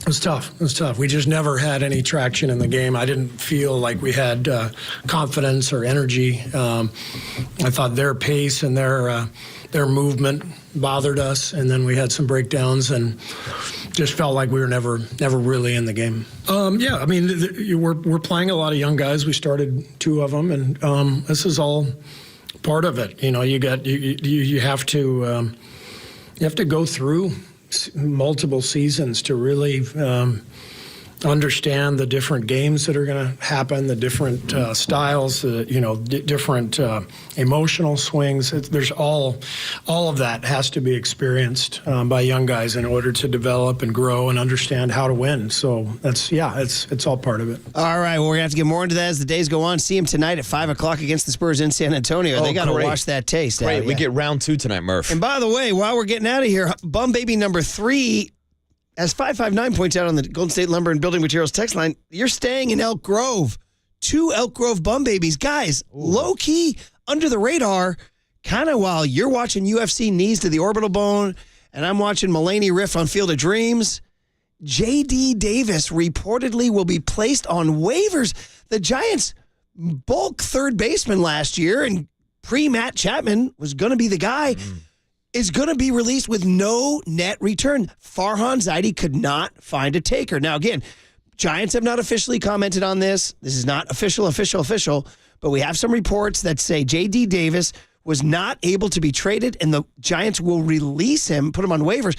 Now, this gets into a little bit of complex story where J.D. Davis really might take it in the shorts here, because if he gets placed on waivers, nobody claims him, he loses his entire salary that he went to arbitration for $6.9 million. And you look back, some people talking, saying, if he had not gone to arbitration, just settled for 6.5, knowing that there was a chance that this could happen, he would be guaranteed the 6.5. But by challenging the Giants in arbitration, he lost his right to the guaranteed salary. So if nobody claims him, he loses his entire salary. Dude, you guys got a family, mortgage, he's like planning on that money. And plus, he's a good dude. He is. The and we vibes enjoyed of him. J.D. Davis. Wow, I am shocked that Farhan couldn't get a taker. Shocked. Even for like a minor league pitcher or something? Come on. We were just talking with Dan Shulman last week about maybe him being traded to the Blue Jays. I mean, I thought you would have took him as a platoon righty power all these hitter teams out there, like Toronto, are playing. They stared Farhan down, and they said, "Guess what?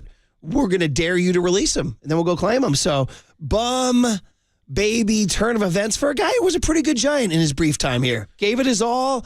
Pleasant with the media. Liked being home, but man, oh man, tough. Yeah, how about Matt Chapman haunting J.D. Davis all his life? Cal State Fullerton, follow him around back to the Giants. There's your bum babies. J.D. Davis getting placed on waivers reportedly. Warriors laying a big old egg. And Eric Armstead reportedly going to part ways with the Niners. There it is. Hums and bums. Work week begins, y'all. And let's get going. We got Matt Chapman coming up. We got the big hit on Eric Armstead coming up on the Sports Leader. Sugar State Athletic Commission, they said officially undefeated again. Santa Rosa. Shout out to you for supporting KNBR, Santa Rosa's sports leader.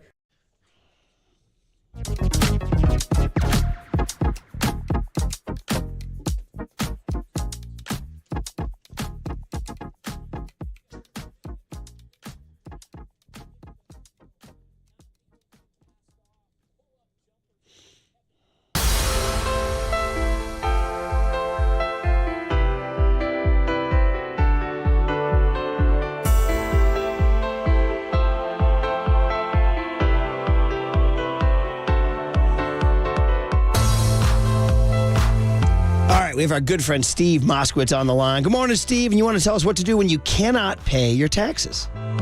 Call us and let's take care of it. Now, first of all, do you really owe those taxes? A lot of times people don't.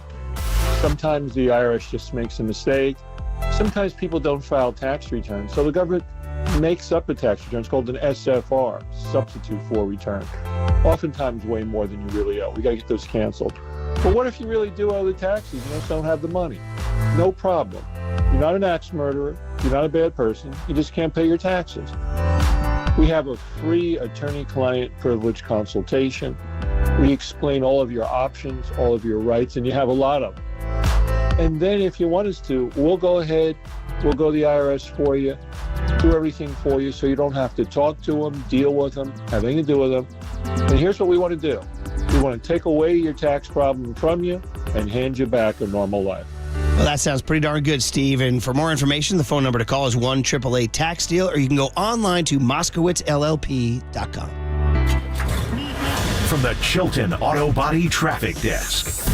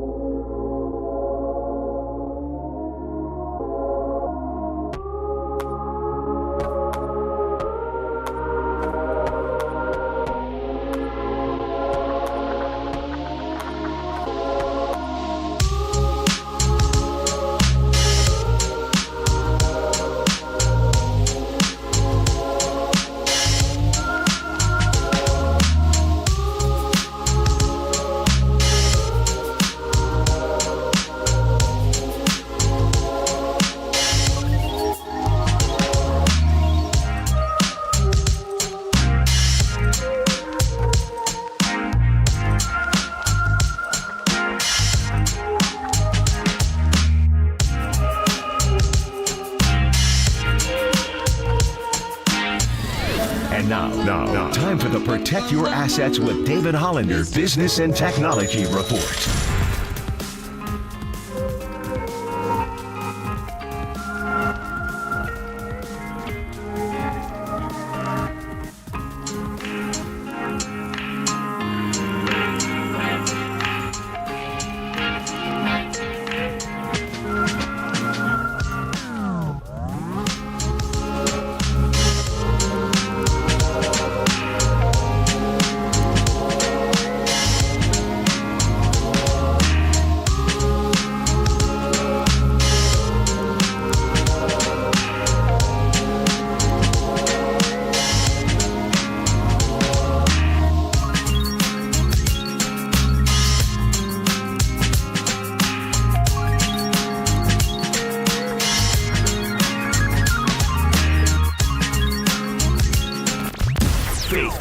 And Marcus keep your morning moving. Streaming live at twitch.tv/thesportsleader. Mahomes back, gonna step up, and Mahomes gets hit from behind by Eric Armstead. Oh, the title what a win! play.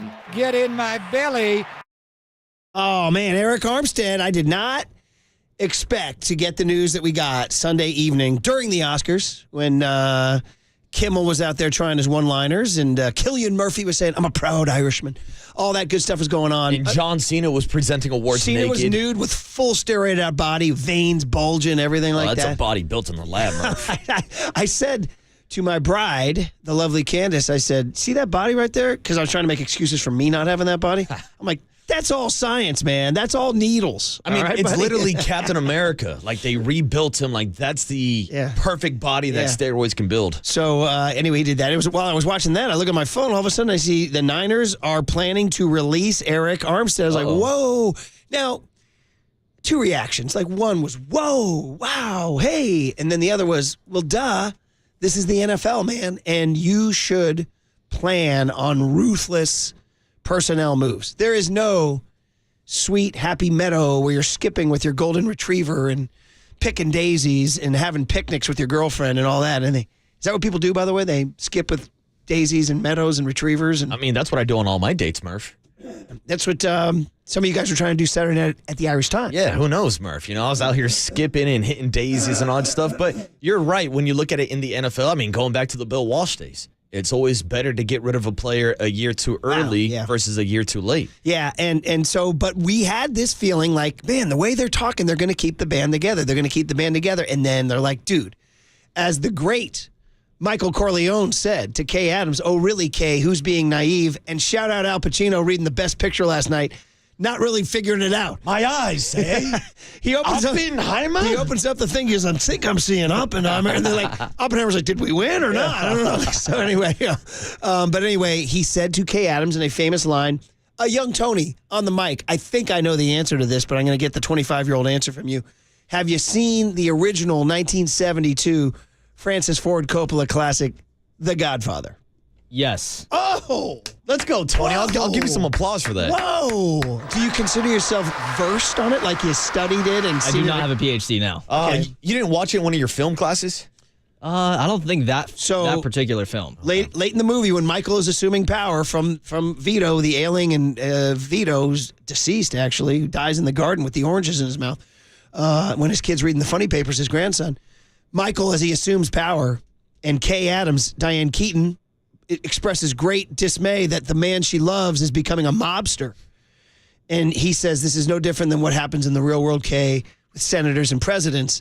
And she says, Michael, senators and presidents don't have men being killed. And he says, oh, really, Kay? Who's being naive now?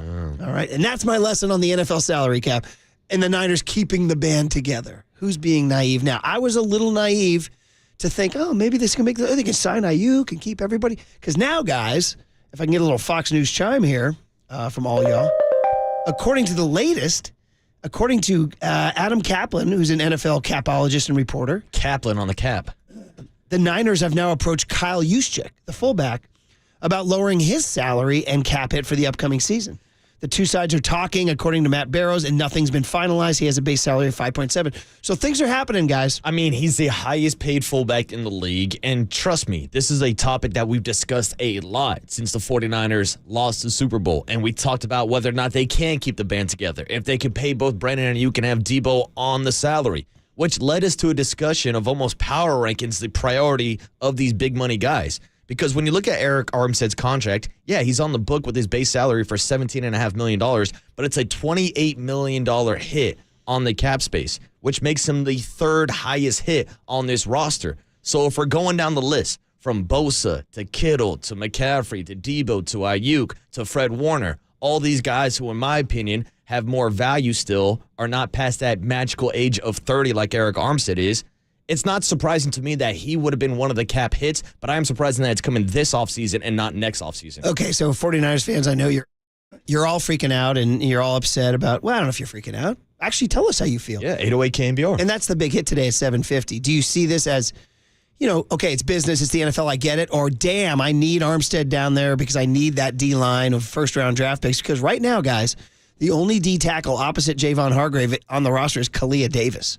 Because right now, your free agents include Javon Kinlaw, free agent. Okay, Sebastian Joseph Day is a free agent, guys. And the third D-tackle that I'm having trouble finding on my notes right here, Kevin Givens. Yeah. Kevin Givens is the third. So right now, there's a big need. Now, Mike Silver reports in the Chronicle, they're doing all this because they want to land a splash edge rusher. Let's get splashy. Which would make people very excited, obviously. A Denil Hunter. Got him Jonathan Greenard, who I slept on, 12.5 sacks as a Houston Texan, 26-year-old guy. Trying to steal one of D'Amico's dudes. Exactly. Good young body. I mean, young odometer, mileage cap. I mean, Denil Hunter, a little older, but played 900-plus snaps this year. Also, they're monitoring the trade and release market of Khalil Mack and Joey Bosa. Oh. How do you feel about the possibility of a Nick and Joey Bosa? I mean, story value, it's pretty incredible, right? Oh, you're talking about like headline value, like two of the biggest names and two of the best pass rushers in football. If you get the big bear and the small bear on the same defensive line, you would think they'd be wrecking havoc every single Sunday. So my buddy Daryl's a big Cowboys fan, texting in, heckling from the 415. He goes, he says, your team's starting to change. He says, is it bang, bang or change? That's what he said. Trying to be funny. Well, yeah, every team changes. Jose in Oakland, who's one of our great callers, is thinking about the Niners right now. Jose, good morning. You're at 808 KNBR. How are you? What's up, Jose? Hey, good morning, guys. What do you think? This thing going on with Armstead, when you think about it, he's had durability issues the past two seasons, if I'm not mistaken. In fact, last year he lost quite a few games because of issues with his feet. And when you think about it, I don't think that's going away. If we remember correctly, Patrick Willis retired because he had issues with his feet. As far as his play itself, look, he was nothing, to brag about until he was changed position and Bosa came into the picture. Okay, he didn't show much of a promise for the first 3-4 years. So it's better too early than too late. To be honest with you, I'm pretty sure they have a plan. They already have somebody in mind to replace him. Plus the fact that they're freeing, cap room. If they really wanted to keep him, they would have found a way to do so. But obviously, like I said, they know something we've done, and this thing going on with his feet. Jose, are you going with the in Kyle and John I trust? Is that what you're saying? I don't trust in Kyle as far as making personal decisions. I think he's pretty good at making, play calls. I trust in John Lynch. I think, honestly, I know Kyle has the last say, but to be honest with you, this roster that we currently have, I give credit to Kyle. I think the guy is really good at, finding talent when there seems to be none, to be honest with you. Jose, good call, man. As always, it's always great to hear Jose, especially on a Monday morning. By the way, the Golden State Lumber Building Materials text line reacted to this thing, so I'll give you some of these right now. 925 says, I took the Armstead news as the Niners have something else cooking. Something big is coming. He said they know the window they have with their core guys. I think they're going to get Denil Hunter. 408 texts in says, Bosa Bookends has a nice ring to it. 925 says, my reaction to the Armstead release is who you get next. Correct. 925 says, I am not freaking out over this move or the Niners. 559 says, I'm not freaking out at all. Remind me, how many games has Armstead missed the last few years? Case closed. I actually have that answer. Yeah, it's 13 He's missed in the last 13. two. Mm-hmm. Yeah, and he missed the last 5 regular season this year. 650 says, guys, they're going to re-sign DJ Jones, who that's in the Mike Silver report, too, that the Broncos are likely to replace him. He was a very good 49er. Bring back DJ Jones and bring back that barbecue sauce, Murph. That's right. Good call.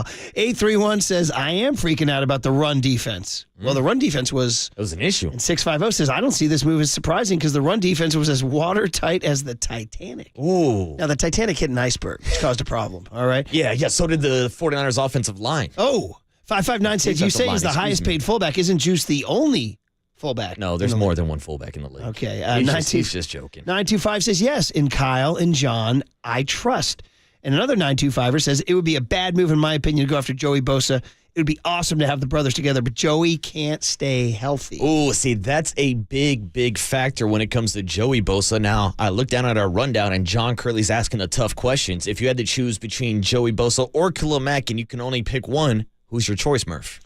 Well, I'd have to do a little deeper dive, but my gut instinct is Khalil Mack. Yeah, ask me the same question. Okay, Marcus, on my John Joe Curley rundown, it says, who would you have to say, if you had to choose one, Joey Bosa or Khalil Mack, who would you choose? I want the return of the Mack. Okay. Khalil Mack, like I said earlier. Is that just silver and black talking? Well, that's me personally. He's one of my favorite players, but he's also one of the best players in football, one of the few guys to ever be first-team All-Pro at linebacker and defensive end in the same season. I think overall he's got a better complete game than Joey Bosa, better against the run. This is a guy that can do it all, and is still playing in his prime. Last year finished as one of the top defenders in the league. Now you're getting me excited. I'm a Khalil Mack head. 408 says Khalil Mack should be the target for the Niners because chances are maybe you get him for less, and Joey Bosa has missed a ton of games over his career. And the other 408 says, I'm disappointed we didn't get the Harvey Keitel line from Jose.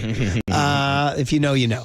All right, guys. Well, that's it. Listen, that's the reaction. We're going to get to the big hit. But as always, we usually do a baseball hit at 7:35, and the Giants are coming, what is it, 2 weeks from Thursday? It's baseball season, baby. So we'll get into it. Matt Chapman joined us, and we want to play Matt Chapman for you guys to get your baseball fix. And then the big hit, Eric Armstead, Kyle Juszczyk, and Niner moves.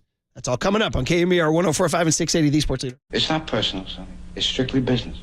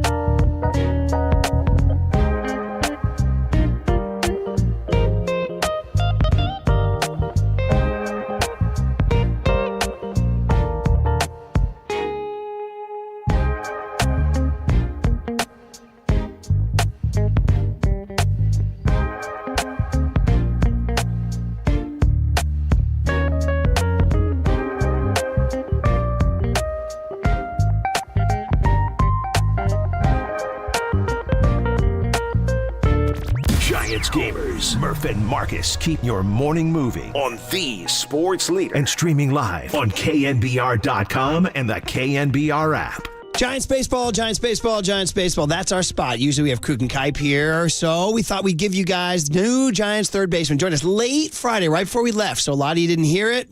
He's the dude now. And with J.D. Davis apparently getting waived, it's definitely the dude. The ghost of Matt Chapman from Cal State Fullerton to San Francisco. On the UMA guest line, the guy they called Chappie over in Oakland joined us, and he was live from Scottsdale. So from the Murph and Marcus show to Matt Chapman. Good morning, Matt.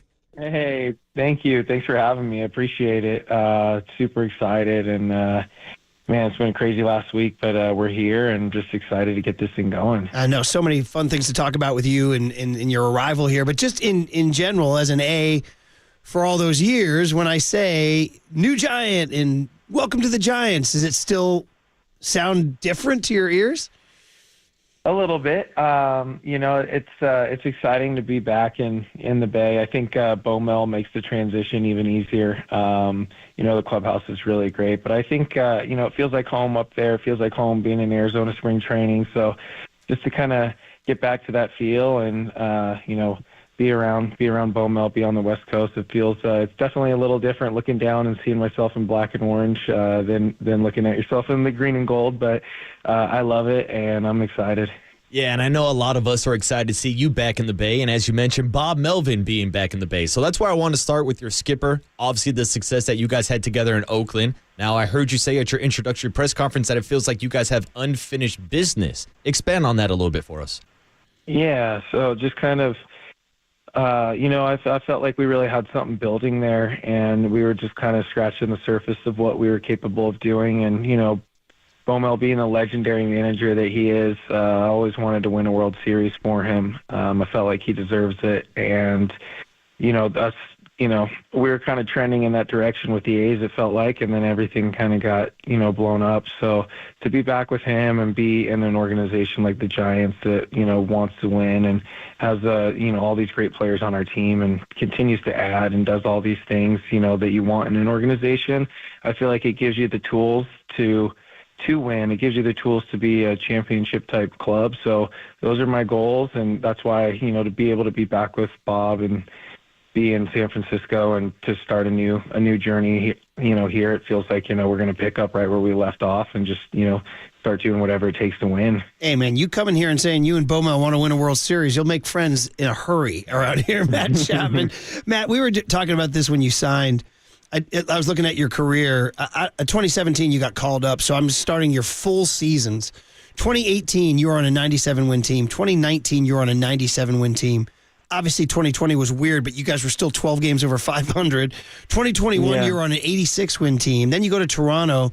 2022, you're on a 92-win team. And then last year, you're on an 89-win team. Matt, you are a winner. You've been on a winner everywhere you went. And I want to know what that means to you and how much you think that's part of your demand and your attitude. I know it's a 25-man roster. I know it's a team sport. But do you take pride in that kind of thing? Is that the kind of thing you're bringing to the Giants? Absolutely. Obviously, like you said it, as much as I'd like to take credit for that, I've played with some really good players. I've been fortunate. I've also played with some really good managers and coaches. But with that being said, I definitely feel like, no matter what, whether it was the minor leagues or high school, college, I've always been on a winning team. So I feel like I've gotten accustomed to winning. I like to win. I've been around winning baseball players, great baseball players, and so I've picked up things along the way. And I think no matter where I go, I try to just give everything I have to the team and try to make guys around me better and do whatever I can to help win. So I feel like, obviously it is a team thing. It's no way have I been the carrying a team and done it all myself by any means, but I think that wherever I go, I take pride in being one of the guys that, tries to, help everybody pull from the same end of the rope and just kind of try to, set the tone to win baseball games every single day. And luckily I've had success and been able to win everywhere I've gone. Giants third baseman Matt Chapman is the voice you hear on the UMA guest line. And Matt, me and Murph were down in Scottsdale earlier this month, and we were having a conversation with Bob Melvin. And my takeaway is it felt like you guys are trending more towards an old school baseball mentality. Now, that's interesting given your guys' past success in Oakland where the money ball strategy was popularized. So how much of there is a balance between the money ball strategy and the old school baseball from Bob Melvin, and how much of that do you apply to your game? Yeah, I think it's both. I think it would be wrong to just look at things one way. I think to have the information, to understand the information, and use it in a baseball way. Like you can look at all these numbers you want, but at the end of the day, if you don't use your eyes and see what's happening during the game, or see how guys are feeling or swinging the bat or matchups, like all those things matter, but at the end of the day, you got to be a baseball player still. You got to use your feel, you got to use your instincts. So I think if you can combine those two things the right way, I think the sky's the limit. I think that in this day and age that being prepared is easy with all the information we have, but you can also be over analyzing, doing too much, where at the end of the day, hey, you got to be a baseball player, you got to play the game hard, you got to do the little things. So it's that balance. And I think that having Bomel is the perfect guy to take in that information from the analytics department, all those things, and then able to bridge that to the team and help the guys understand, and hey, this is how we're going to game plan, this is how we're going to do things. So I think the Rangers probably did a good job of that this year, of doing that with the old school feel, but also using the analytics. So I think if you could do it right, you could be very successful. It's always great to talk baseball. Matt Chapman, new Giants third baseman, who's looking to bring that winning attitude to the Giants clubhouse. And listen, it's very evident. You talked about it in your press conference. You just talked about it several times in these answers. Bomel is your guy, and you're his guy, and all that. Now, the other guy I wanted to ask you about, though, is Matt Williams. Now, I got a couple more years on the tires. I remember Bob Melvin and Matt Williams as Giants, as hum babies. So it's very personal for me and a bunch of Giants fans how Matty Williams played. You're a third baseman. He was a third baseman. You have soft hands. He had soft hands. You have pop. He had pop. You like to win. He liked to win. You guys have been together. What can you tell us about Matt Williams and you? How do you guys join forces to win ball games? Definitely. Matt Williams is somebody that helped me out so much in 2018 and 19 when he was in Oakland. Just from a guy that has been in my shoes, somebody that's done it, somebody that, like you said, we have a lot of similarities. It was somebody that, it's funny, it was somebody I was compared to when I first got drafted, and then he ends up, coaching me in Oakland, and I get to learn from him. And so it's really cool to be able to have him, and I'm super excited to be able to have him again this year, because he's somebody that can help all the infielders, defensively, but also, he's really smart about hitting an offense, and, he has little things that he picks up on, and he's always paying attention. So for me to have him is just huge. And, I think we're very similar kind of baseball players. So he's somebody that I can lean on a lot, and it's just exciting. I know how excited he is to be back with the Giants, and it seems like, it's home for all of them. Now, when it comes to coming back to the Bay, Matt, I wanted to ask you specifically about signing in San Francisco, because I'm sure you've heard the offseason reports and rumors that free agents are not interested in coming to the Bay Area to play. Now, you're someone who's going to have the opportunity to play on both sides of the Bay. What do you think about that narrative and just overall the big picture of playing baseball in San Francisco? Yeah, I know I touched on it a little bit in my press conference, but for me personally, I think it's players' preference. I think some guys are probably more comfortable, staying on the East Coast or where they're from or whatever it is. But, I think that this is an organization that has a rich history. You play in good weather all the time in California. You play in a very tough division. It's a great organization. So it has all the makings, great ballpark, great fan base. So to me, it was a no-brainer. It's an easy decision. And I think that, that narrative will continue to change, if it even is one. In my opinion, it's not somewhere I wanted to go. I chose to go there. I want to be here.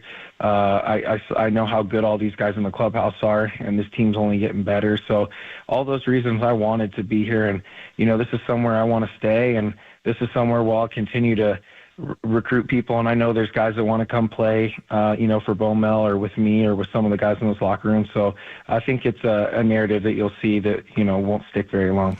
I love it. I love hearing this talk about winning in San Francisco with Matt Chapman, the new Giants third baseman, on the Yuma guest line. Matt, we have a few more minutes left with you here. I want to talk about the art of defense Listen, I mean, it speaks for yourself. All you got to do is type in YouTube Matt Chapman defense and enjoy. But what goes into that? Why are you so good? What is the art of being a dominant third baseman? Man, it's definitely tough, but I would say I got to thank, you know, a lot of my coaches growing up, putting the work in with me, helping me out. You know, obviously, you know, that some of it, you know, the talent is there, but I think that I've put a lot of work in. I've had a lot of good coaches and just kind of learned a lot throughout the years, but just being consistent, you know, coming up through the minor leagues and coming up into the major leagues, just seeing how all the guys around me worked and being consistent and, you know, taking the ground balls every day, putting in the work. And if you do put the work in, you can get better and you can get more consistent. And that was something I wanted to do, was just be as consistent as possible. So it's really exciting to have Matty Williams, and I know he's going to make this infield great.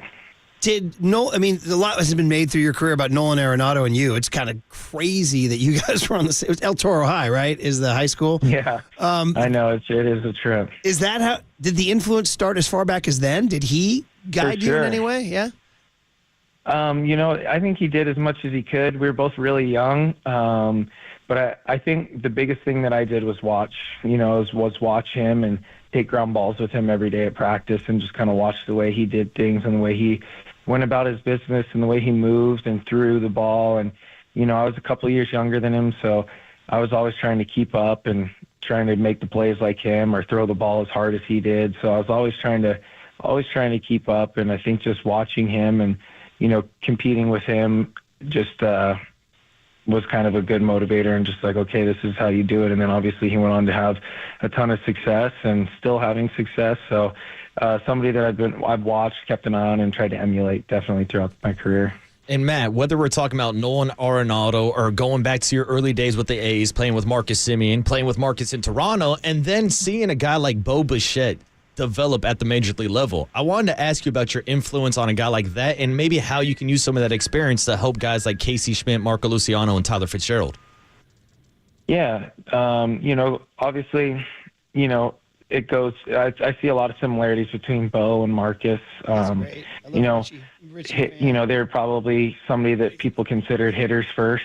But I think both of them probably don't get as much credit for their defense. Obviously, Marcus now a Gold Glover, but you know, he put the work in. Marcus put the work in, and then Bo played with Marcus and saw the work that he put in every single day to work on his craft defensively, never skip ground balls, always working really hard. So I think Bo probably learned that from Marcus, because if you watch Bo, he's very diligent about his infield work, and he's working really hard at it. And, you know, the 2 years that I was there, he made significant strides. And I know that for me, as a third baseman, I try to make it as easy as possible on the shortstop. I want to take as many of the balls in the 6 hole as I can so that they don't have to make those tough backhand plays. So I know I help Marcus out a little bit and not having to make some of those tough plays, trying to help him out, try to do the same thing for Bo and for any of the young guys on the Giants or any shortstop that's playing there. I want to make life as easy as possible on them. And I think between me trying to cover as much ground as I can and just communication and trying to work with each other and, you know, build chemistry and get more comfortable with each other, it'll just make both of us better. I love it, Matt. Great hearing your voice. Everybody's going to love it. We only have 1 minute left, but you're very soft-spoken in interviews. But they say behind closed doors, you will hold people accountable. Like Matt Williams, you will have the red ass to win. Is that right, Matt, behind closed doors? For sure. You know, it's easy to be nice and calm and cool and collective at 11 a.m. before spring training day. But definitely once the season gets going, you know, I definitely I get fired up. I'm passionate, and you know, I want to win. And I think that you know, that's something that's hard to turn off for sure. Awesome. Well, listen, we've admired you from across the bay for many years. Loving the fact that you're in orange and black. Can't wait to meet you when you get here. And thanks for hopping on Murph and Marcus. Have a great Friday night, man. Yeah, thanks, Matt. Thank you very much. You guys, too. Thanks for having me. I appreciate it. I'm super excited. Go Giants. There he is, Matt Chapman. That was Friday. We want to give you your baseball hit. We usually do Kook and Kipe. So I hope you all enjoyed that. Obviously, we'll talk more about that as the days and weeks come up to opening day. But it is a huge day in the NFL, and that's the big hit next. The Niners are parting ways with Eric Armstead. They're asking Kyle Juszczyk to take a pay cut. T. Higgins has asked for a trade in Cincinnati. Russell Wilson signed in Pittsburgh. So all sorts of NFL, but headlined by the Eric Armstead move and how you feel about it. Line it up at 808 KNBR. We've already had a lot of reaction. The Golden State Lumber and Building Materials text line. Are you cool with business as usual in the NFL, cold, cruel business? Or are you starting to bum that the party's breaking up? 808 KNBR is the phone number on the Sports Leader. Super excited. Go Giants.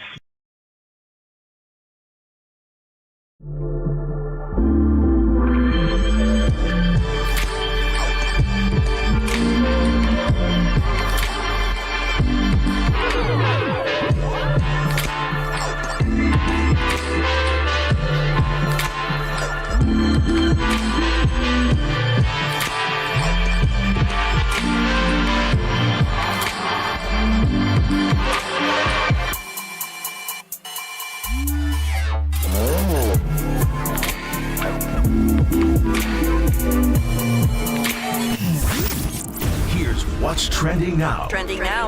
On KNBR.com. Alex Pavlovich stopped by talking baseball this past week with Marty Laurie to break down San Francisco Giants Fan Fest and all of the action from the Giants this past weekend down in Scottsdale. To hear that podcast and more, check out what's trending now on KNBR.com and the all-new KNBR app.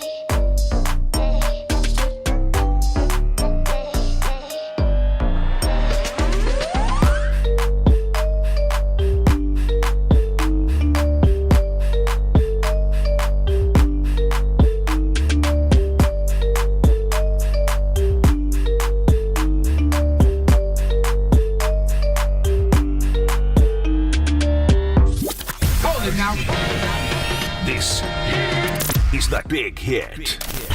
Sponsored by Benjamin Moore Paints. Experience the Benjamin Moore retail difference at their independently owned authorized retailers today or at benjaminmoore.com. On KNBR 104.5 FM and 680 AM, the sports leader. They're going silent count. Alex Kappa, the right guard, going to trigger the snap here. Burrow gets sacked by Eric Armstead. Trevor Lawrence is going down. Gets sacked back on the 25-yard line. Get in my belly.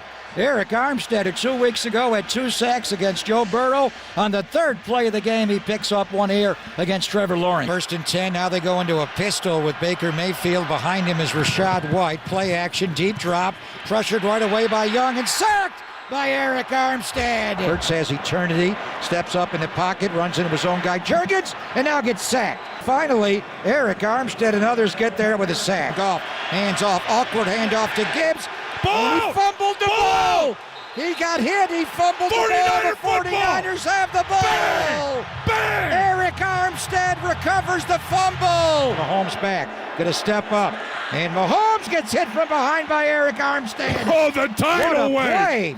There it is, man. The sounds of the Eric Armstead era coming to an end. Bang! The big fumble recovery in Detroit. A little hit in the Super Bowl. But man, oh man, it happened Sunday evening when whether you were recovering from your Saturday night at watching the UFC like Marcus, or whether you were kind of dipping your toe into the Oscars a little bit like I was to see the Irishman pull home I'm a proud Irishman, Cillian Murphy winning the Oscar. Big weekend for the Irish. Yeah. Sean O'Malley, Cillian Murphy, the Shout whole out to deal. Sugar Show. And I get a text alert that Adam Schefter's reporting, per Bleacher Report, per Mike Silver's original text string or tweet string, I should say, that the Niners are going to make bigger moves than you think. And this whole idea of keeping the band together goes out the window with the news that in an attempt to reduce Eric Armstead's salary, the two sides came to an agreement to disagree, and Eric Armstead will leave the Niners. Now, at some point, the Niners have said nothing official.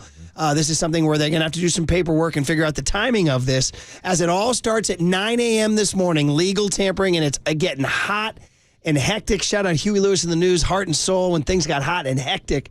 I knew she'd be electric, Marcus. Nice. And the point is, guys, we want your reaction at 808 KNBR because we're here for you on the Golden State Lumber and Building Materials text line at 415-808-5627. Are you okay with this? Are you bumming that they couldn't keep the band together, Marcus? And before you give me your take, I want to remind everybody you're listening to KNBR AM and KNBR FM San Francisco, the sports leader, a Cumulus media station.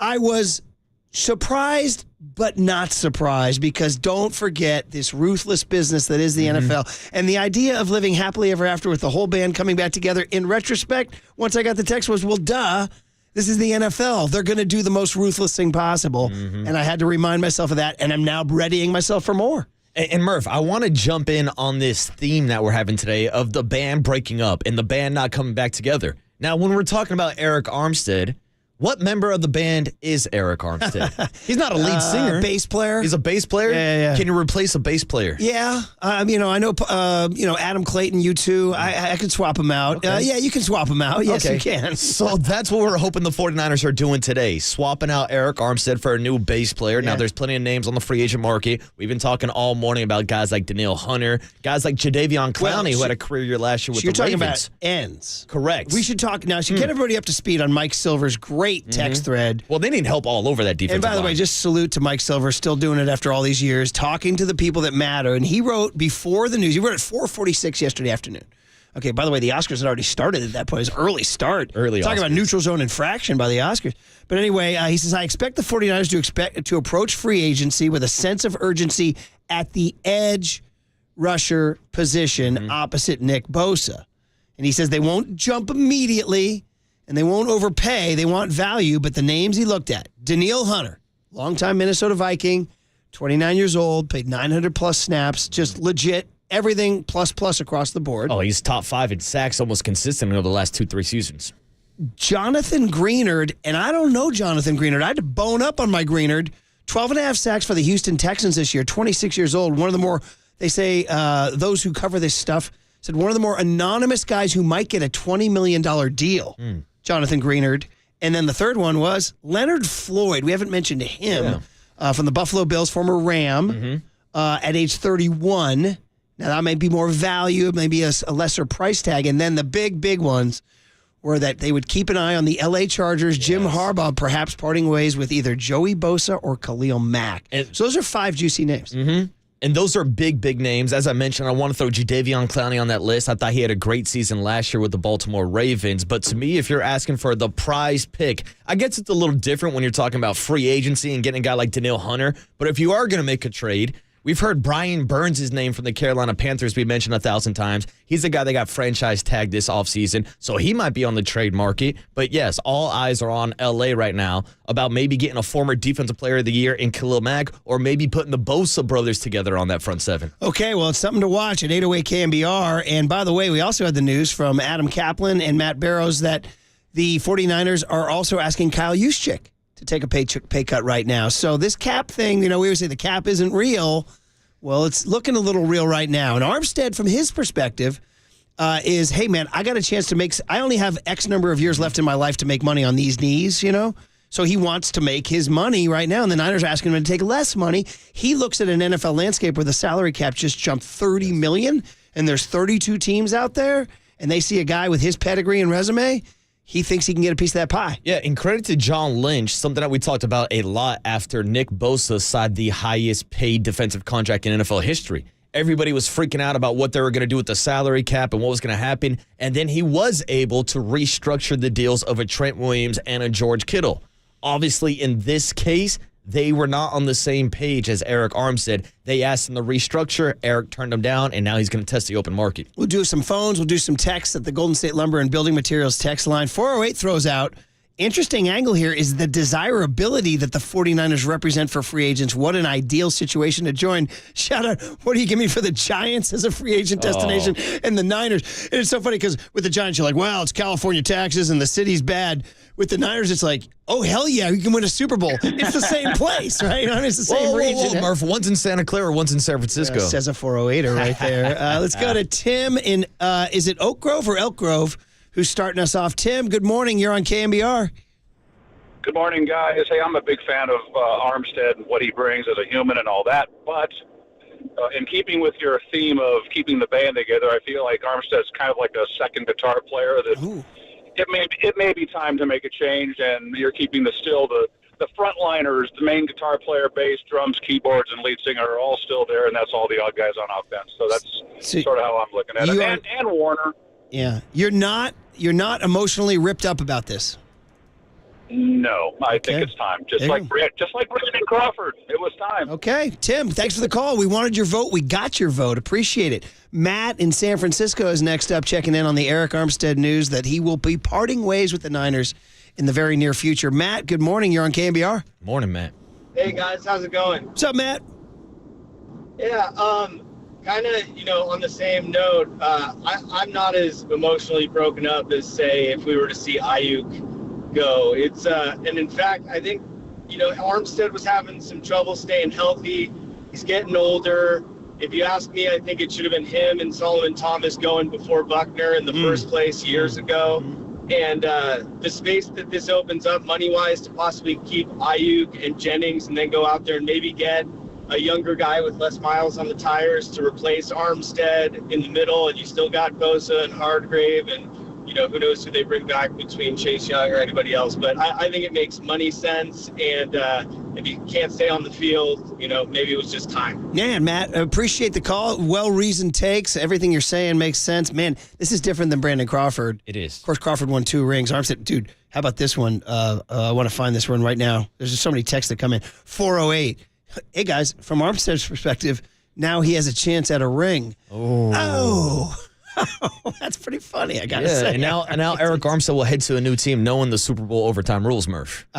Dude, you're on that, buddy. You're on that. But getting back to what Tim was saying, yes, the best ability is availability. And Eric Armstead has been a big, big piece of this 49ers defensive line. But when you miss 13 games over the last 2 seasons and you have the 3rd highest cap hit on the roster, these are some of the difficult decisions that we've heard the 49ers talking about for a couple weeks now. 925 says Armstead's not going to be the last guy let go by the 49ers guys. 916 says Armstead was always banged up and pretty responsible for our leaky run defense last year. He missed 13 games over the last 2 years, and he missed the last 5 games of this regular season before coming back for the playoffs. And also credit to him playing with a torn meniscus throughout the playoffs and in the Super Bowl. Yeah, for sure, man. Well, yeah, and we knew that he actually, by the way, isn't going to be back until late summer after this meniscus surgery, for sure. A lot of people checking in here. Got so many texts, I can't keep up with them here. 510 says, I predict Armstead will go to the Philadelphia Eagles. Ooh. Interesting. 925 says, I'm not bummed. You don't win Super Bowls. You don't keep the band together. This group has not earned it. Interesting take. Bob is down in Morgan Hill, checking in at 808 KNBR. Bob in Morgan Hill. How are you, Bob? What's up, Bob? I'm doing good this morning. A little drizzly. I wasn't expecting this weather. Well, you know what's funny? I got rained on too, and now it's sunny. It makes no sense. The iPhone weather app's been wrong ridiculously the last few weeks. But anyway, go ahead. Hey, it's global warming, man. Hey, about Armstead though, it's just a healthy pruning, I guess. It's dormant season, just like any of the trees around here. You got to prune them back to make them grow healthier. And I think the growth next year, we're probably not going to be talking about Armstead's loss. When the season starts, we're going to be talking about the new guys that showed up in his absence, and we're going to be pretty excited. So, unfortunate to see him go. I mean, he's a great 49er, but these are just the things that happen. Bob, are you a pruner down there? Do you prune your trees? Yeah, I got the apple orchard down here. Nice. So solid. We still have orchards down here on Morgan Hill. Oh, dude, beautiful Morgan Hill. By the way, I read that a couple Niners call Morgan Hill home. Like that's become the spot now because. It's the biggest secret in the Bay Area, so don't tell too many people. Hey, Bob, that's where I got my dog Oscar down in Morgan Hill. So shout him out. No kidding. At the shelter there in San Martin? Yeah, sadly, Oscar was not a. We are now dog adopters with Flash and Trixie, but Oscar was a bred dog. We were that kind of people back then. But we've you're not. We've improved as human beings. No, you're a good guy, Brian. I've been listening to you for a long time, and I love you so much. So I love you, Bob. You're the man. Keep it going. Keep pruning those apple trees down there. Thank you, buddy. Oh yeah, shout out to Bob and shout out to Morgan Hill Raiders. Well, so the little football team. Yeah, it's the Pop Warner team. Well, it's good living down there. It's an old cowboy town, old ranching town. I got some buddies, some baseball guys I played with. And you can get more, although it's getting more expensive now. But there was a time, about 10, 15 years ago. When Bob calls in. You could really get some bang for your buck down there and a nice spread. Like a nice spread. And some good golf courses down there, too. And I did a travel baseball tournament down there, too. Went to an old-fashioned donut shop. Like a good old-fashioned donut shop. Tom and Tracy. Tom and Tracy has been calling for years. Haven't heard from him in a while. Tom and Tracy, brother. How are you, man? Hey, Brian, man. Yeah, bud. Everything's great. Yeah, I haven't talked to you guys in a long time, man. Good to hear from you, bro. Yeah. Good to hear from you, too, man. Glad you're still tuning in. Shout out to Coyote Creek in Morgan Hill. Right? Nice. Shout out Coyote Creek. I once did a range session with Lee Trevino there. How about that? Whoa. Nice. I know, right? Yeah, PGA rated right there off the 101. So, you know what Lee Trevino said about the one iron, right? He said when there's a lightning storm, hold up a one iron and walk because even God can't hit a one iron. All right? Nice. There's no more one irons, young Tony. No more one irons. No more. But go ahead, Tom. What do you got? Hey, I heard DJ Jones. I heard Clowney. I've heard everybody, right? Armstead, he helped us out a lot, but he was hurt a lot, Murph. And so I think that weighs a lot on Niners fans. They're thinking, hey, let's get somebody to bookend Bosa, right? So if it's his brother, how fantastic would that be? But Khalil Mack, I don't really know. I mean, how did he play last year? I don't know. Marcus, you follow your Khalil Mack tracker right here, Marcus Boucher. Khalil Mack was one of the leading sack getters in the NFL last year. Actually, finished as a finalist for Defensive Player of the Year. So he's still playing at an elite level. Yeah, so that's solid. I mean, I think the Niners, once they replace Armstead, it's going to, it's going to be a water under the bridge. Tom, you join the masses who are saying thank you, shaking his hand, giving him a gold watch, and saying the exit is right over there. That's what you're saying. Exactly right, Murph. Great talking to you, Murph. Good talking to you, Tom. Tom's an old school caller right there. Damn. Nobody's ripping their hearts up about Eric Armstead. The Elk Grove kid, 4-time NFL Man of the Year. Nominee, I should say. Mm-hmm. Ray is up in Washington, the state of Washington. Is that right? Ray, are you calling from the Pacific Northwest? Good morning. I am. I'm calling from, I live in Aberdeen. Nice. And I grew up in Benicia. So nice. I'm a long-time fan. I listen to your show every morning on the way to work. Dude, shout out to Benicia downtown. What's that? Is the name of the place? Is it Sailor Jack's? Is that the name of the spot? Is that it? No, what's the name of the... There's a great waterfront bar there. Why is my brain fritzing out right now? Anyway. Man, it used to be the Washington house. I don't know. It's been years since I've been there. Anyway, what do you got on the Niners, buddy? Well, after the season ends, I usually shift gears right to baseball. I'm a Giants fan. But before I did, I realized, hey, look, we had a high-ranking defense, but for me it was underwhelming for a big chunks of the year. And Eric Armstead, I'm not to say point fingers, nothing. He's awesome. But I knew changes would have to come. I didn't know where from. And, the defense needs to stay high-ranked, but they need to get some sort of identity.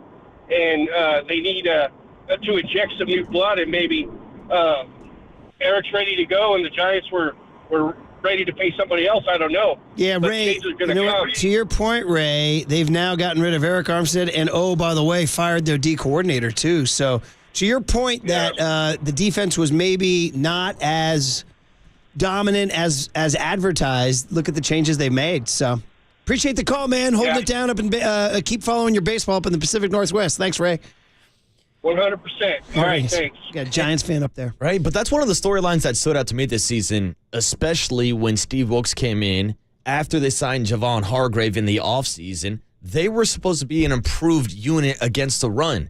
And when you see the numbers that the Detroit Lions put up on you in the NFC Championship game, I get the shivers thinking about that first quarter. Again, I know Eric Armstead was playing with an injury, but it was time to move on. He's over 30. He's got one of the biggest cap hits on the entire roster. The question is, do you upgrade with one of these free agents? We've been talking a lot about the bookends on the outside. Murph, a name I'm keeping an eye on is Christian Wilkins from the Miami Dolphins. He's probably one of the best defensive tackles on the market this offseason. To me, that would be an upgrade. Man, oh man, the text line is blowing up. I got to squeeze a few of these in there. The Golden State Lumber and Building Material text line says, 209 says, I think losing one good football player is a bit diluted. There's more players on the team. It's not like losing one good basketball player. 707 is confirming Sailor Jacks is the spot in Benicia. I knew I was right about that. Thank you. I got one right. Earlier today, I said that Robert De Niro played the young Michael Corleone. He played the young Vito Corleone. I'm still beating myself up about that. 916 says, the 49ers could keep Armstead if they didn't sign that stupid Hargrave deal, is what he says. Again, I don't think Hargrave lived up to his expectations. 707 says, his comment says that Armstead's wife is still beautiful. So that's a nice comment, I guess. Good for you, Eric. 408 says, Sam Laporta was a second-round pick. Why can't the Niners trade Kittle for a high second who can actually catch passes and not block? Now they're coming after Kittle. Actually catch passes for the guy that led the NFL in receiving yards by 10 this year. Take a hike with that. 415 says, mark your calendar. I'm predicting they will trade Debo and free up both his and Armstead's salary for next season with a little cap massaging and free up space for the big D end like Denil Hunter and a tackle. Okay? 415 says, whatever you say about Armstead, you can't blame him for the run defense. When he was healthy and playing in a good scheme, he was regularly credited with making the run defense better. Do you agree with that? The Armstead when he was healthy? When he was healthy, yes, absolutely. But this goes back to the big overall health issue and the Bill Walsh law. It's better to get rid of a guy a year too early than a year too late. There it is, man. And other people checking in on the old school donut shop in Morgan Hill is called Lombardo's, yes. And somebody else said Jack Nicklaus could hit one iron. That's true. And then 2925 says Armstead has plantar fasciitis. As someone who has it, I can tell you it does not go away. That is a true story. When we heard that was like, oh, man, I was gulping hard, man. Yeah. Plantar fasciitis is a brutal injury for athletes. And that's an injury that will linger, Yes, Murph. it will. All right, well, there's your big hit, guys. There's your big hit. Cooler of Content is next, but we can continue this on, too, as we get ready for the big 9 a.m. legal tampering period with Mike Lombardi at 8:50. But some good stuff in the Cooler of Content next on the Sports Leader. Hey, it's global warming, man. Sunnyvale, shout out to you for supporting KNBR, Sunnyvale's sports leader.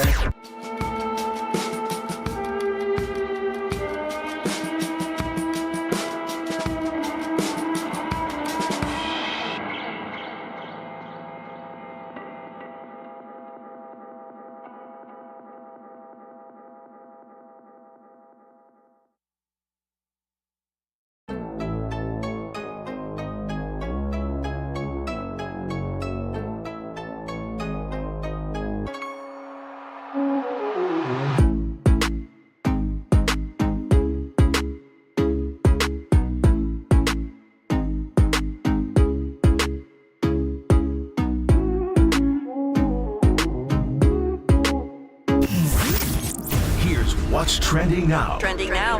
On KNBR.com. The two-time Gold Glove winner Nick Ahmed stopped by Extra Innings this weekend with Bill Lasky to break down the San Francisco Giants shortstop competition. To hear that podcast and more, check out What's Trending Now on KNBR.com and the all-new KNBR app.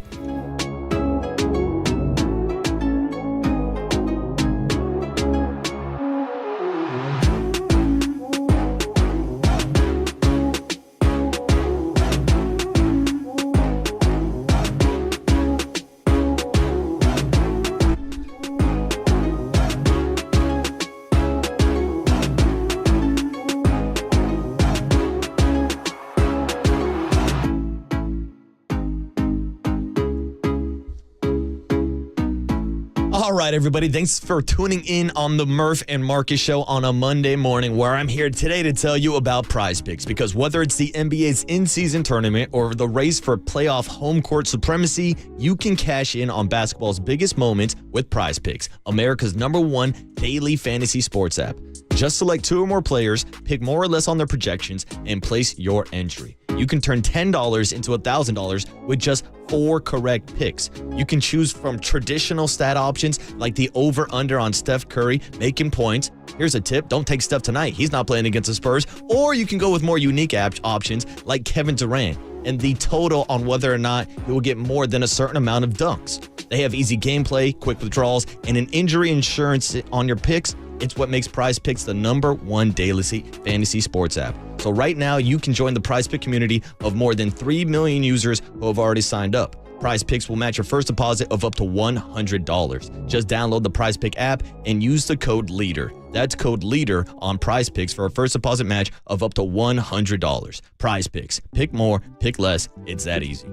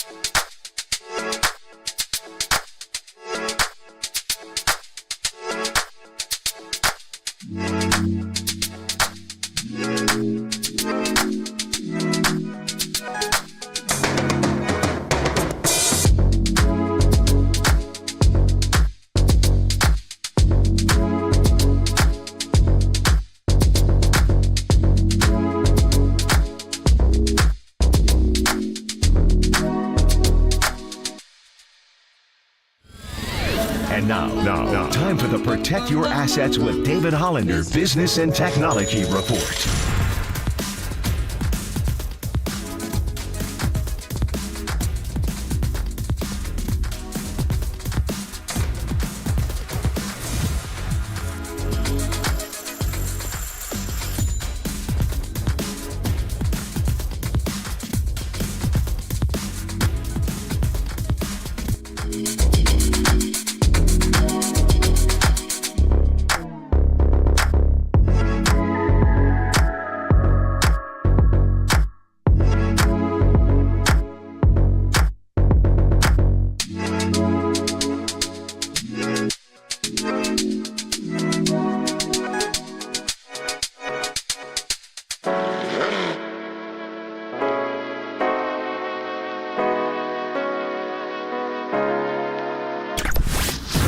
right, everyone.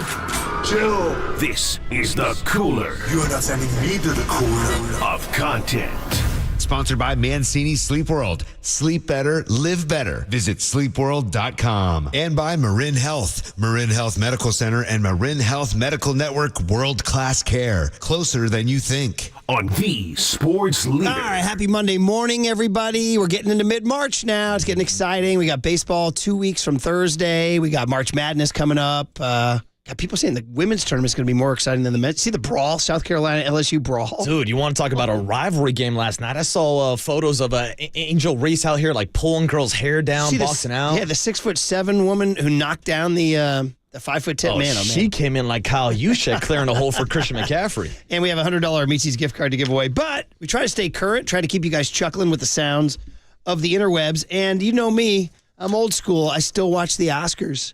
I know that puts me in like the 0.001% on the immaculate grid. But I was explaining to all y'all during the break, back when I was a kid, it's a huge deal. They used to get mass, like Super Bowl TV ratings. Wow. Like the Oscars always be one of the most watched telecasts of the year. It was a different world. We only had 3 networks, and people went to the movies. Like, movies were a huge part of the culture. Like, you went, dude, you and your boys, Friday night, movie. What are we going to do? Let's go to a movie. What are you going to do? Let's go to a movie. What are you going to do? Go to a movie. You saw them all, right? Well, Murph, who needs movie stars when we have TikTok stars now? That's funny. So we got some sound from last night, some funny stuff, a couple of sports-related things. So you guys know the comedian John Mulaney. Mm-hmm. Do you know Mulaney? I do. Mulaney's interesting because he's such a buttoned-up guy. He wears the suits. He's clean-cut, but the guy had a really dark past. He struggled with drug addiction heavily.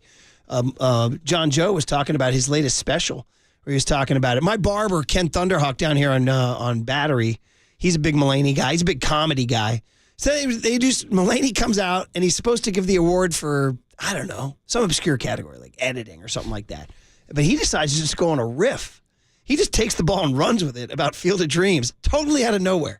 Totally out of nowhere. He just like riffs. Here's Mulaney last night on the Oscars. Or what about that moment in Field of Dreams when we hear, "If you build it, he will come"?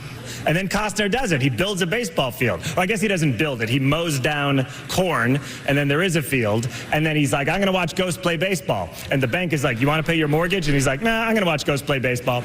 And then he finds James Earl Jones, who wrote The Boat Rocker, which I thought was a real book deep into my 20s. And he's like, "People will come, Ray. He's the only one with a financial plan." But what's weird is Timothy Busfield pushes little Gabby Hoffman off the bleachers, and she falls down, and she's unconscious. Then Burt Lancaster is Moonlight Graham, and he comes up and he pats her on the back a couple times, and he's like, "Hot dogs stuck in the throat." And then he can't go back in the game, because I guess there's a rule in Ghost Baseball that if you leave the field at any point to become an elderly ghost and do the Heimlich maneuver, you can't return to the field. I love Field of Dreams. That should win Best Picture. That's a pretty solid riff there. Shout out the unwritten rules of Ghost Baseball. It was really good. He did a little Burt Lancaster impression, too. Hot dog stuck in the throat there, too. That was good. Because James Earl Jones was the only one with a finational plan. That's pretty good. Talking ghosts in baseball. Shout out the Ghost Runner on second base. And by the way, that just came out of nowhere. It was like, he was like, "Hey, I'm giving out the Oscar for best set," or something like the best set editing. He's like, "You know what had a great set? Field of Dreams." And he was right on the He's like, "Let me riff for a little bit. The lights are on. Why not?" Some people thought he was making a bid to host the Oscars next year, coming for Kimmel, high and tight. Trying to shove Kimmel off the stage, Kimmel, huh? Yeah. Somebody said that was his little audition. audition. I see you, Mulaney. I see you. Take your chance, right? Shoot your shot. It's all you got. Shoot your shot. It's all you got. The other sports-related thing is John Cena. Now, John Cena. So Cena is, now explain to me like I'm dumb, pro wrestler. Correct. By the way, formerly in-studio guest. We had him in studio. You guys had John Cena we had John in Cena in guest. studio. That's correct. Now the question Years is, ago, could you see him? Could you see him, Murph? I got you. Yeah, there you go. You got the joke. Speaking of women's basketball. Can't see me. Yeah. Speaking of women's That's basketball. the John Cena influence. Remember Caitlin Clark and Angel Reese were doing that to each other last year. You can't see me. So he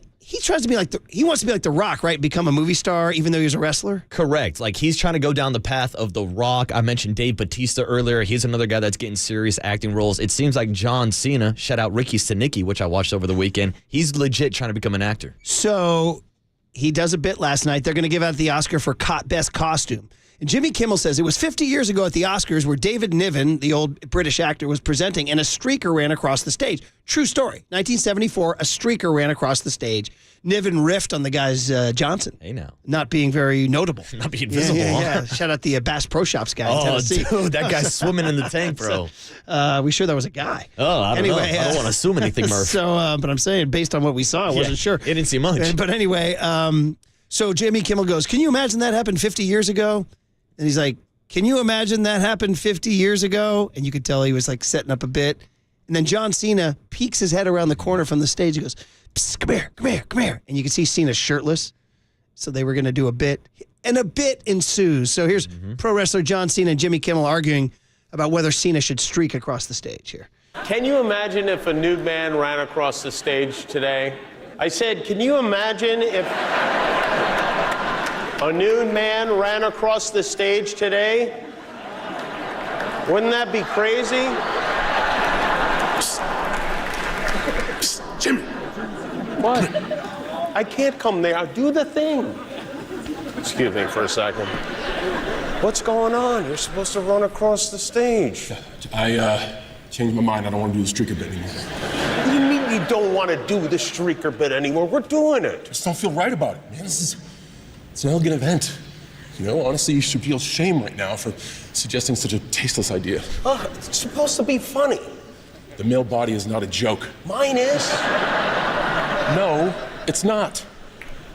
You wrestle naked, why not? Dude, I don't wrestle naked. I wrestle in jorts. Jorts are worse than naked. Come on. You're really not gonna do this? Fine, just give out the award then. God, the worst. And then he walks out nude, holding the envelope over his private parts. And then they had to do like a little wardrobe change before they announced the winner because he had to open up the envelope. And next thing you know, he's like in a toga. I got to tell you, ladies, if you like men, if you like a steroided out body, that dude was a body by science, man. The pecs were larger than any pecs I've ever seen. The veins were bulging out of the shoulders. It was like, Schwarzenegger probably got all fired up, who, by the way, had another great, actually, that's more cooler content for you, John Joe. Ooh, Arnold. Schwarzenegger and DeVito killed last night. Killed.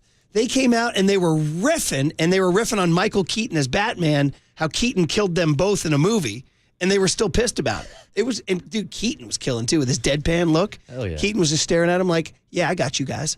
But anyway, the point is that Schwarzenegger must have been looking at Cena going, I need to get back in the gym. Yeah, because John Cena's always been ripped from his wrestling days. Now, I know he was a superhero on some like TV show, The Peacemaker, but he's always been jacked out of his mind. But I got to be honest, if I looked like John Cena, I probably wouldn't be wearing clothes either. Right, yeah, he was. I'd be naked on the stream right now. I think he wanted to do the bit. Yeah. Like, look at me. Oh, dude, when you have a body like that, you want to show it off. Yeah. Shout out to our guy, Gabe Kapler, running around these hills shirtless. Dude, Gabe was probably fired up when he saw Cena. Did you guys watch the Oscars last night? Yeah, I really enjoyed Cena. Yeah. Cena's bit was fantastic. I'm on that John Cena diet. 559 says, when you saw Cena, I like him thick. I like him in all shapes and sizes, and this one was thick and juicy. All right, guys. Hey, I know we got Mike Lombardi coming up. Do we want to hit any other one real quick? Do we have time? Ooh. Did you want your boy... Well, Killian, just for the proud Irishman, or Nuke LaLoosh blowing the line? They're Nuke LaLoosh, and three straight sports-related ones, although he was up there as Andy Dufresne. So they brought out former winners of categories to introduce 5 supporting actors, including Tim Robbins, who won for Andy Dufresne in Shawshank, introducing Robert De Niro for Killers of the Flower Moon, and he biffs it here. His latest performance in Killers of the Flower Moon delivers a different type of evil, not of a mobster or a psychotic loner, but of a businessman consumed by greed and his lust for power. Mr. De Niro, in an Oscar-worthy performance, gives us, should be winning,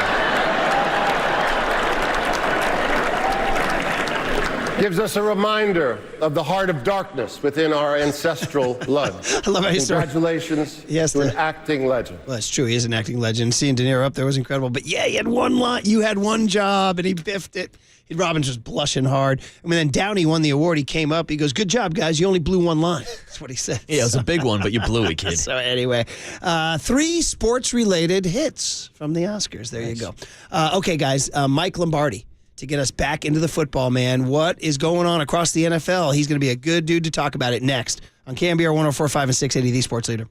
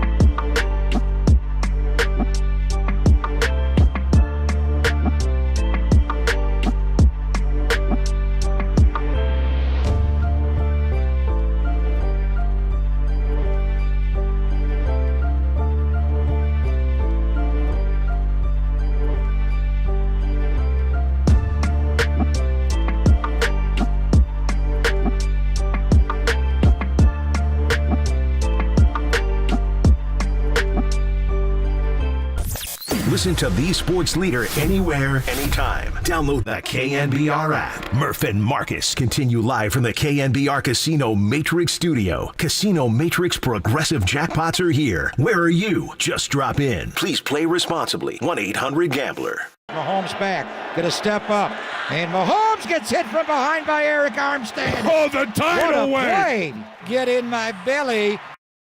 Well, there it is. One of the, we expect to be many moves here as the NFL free agency legal tampering starts at 9 a.m., but stuff's already breaking, including the report that the Niners and Eric Armstead were unable to come to an agreement on a reduced contract, and Eric Armstead is opting for the free agent market. There's another report from Adam Kaplan that they're asking Kyle Juszczyk to take a pay cut. T. Higgins is asking for a trade in Cincinnati. Russell Wilson has signed in Pittsburgh. We wonder if the Chargers might part ways with Khalil Mack or Joey Bosa. Only about 10 million things going on, so let's do it with our buddy Mike Lombardi, who's a great author, of course, and former NFL executive, and whose son Mick just joined the 49ers staff. So, Mike, we want to welcome you back. Brian Murphy, Marcus Boucher, Murph and Marcus. How are you? Hey, morning, Michael. I am doing great. Thank you. It's good to be with you. Yeah, good to be with you talking football. And man, oh man, let's start with the biggest one down here in the Bay Area, which is that Eric Armstead and the Niners are parting ways. Just kind of would love your sort of expert take on this. You know, the Niners obviously asking him to take a pay cut and him saying no, and how that affects, you know, this is supposed to be a top-ranked defense, and he's a big part of it. He has battled injuries, though, Mike. What's your read on this from Kyle and John's perspective? Well, you know, every year you have to evaluate your players based on what the salary is, based on their performance level, based on where this is going to go. Obviously, with the Niners trying to keep him, wanted him back. But I think sometimes it's best when the player goes and tests the market, because if he finds out that there isn't a big market for him out there, they come back knowing that they tried. Whereas if they just take the reduction, you know, they feel like, okay, well, you know, you forced me to take this. I think it kind of works really in two hands, because, you know, they're not going to sit on the money. They're going to use the money to help improve the team. And certainly I think when you watch their defensive line last year, I think there were times where they weren't getting as much out of Hargrave as they thought they would because of the injury, Armstead because of the injury, and then Chase Young and Randy Gregory. So I think that the one thing the Niners have always done since Kyle's been there is reinforce that defensive line. So I'm sure they have a plan off of this one here.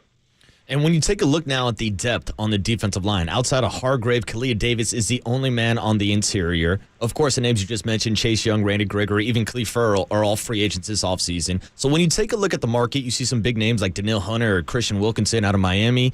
We've seen John Lynch be aggressive these last two offseasons with Charvarius Ward and bringing in Hargrave last year. Do you expect John Lynch and the 49ers to be aggressive on that front seven market?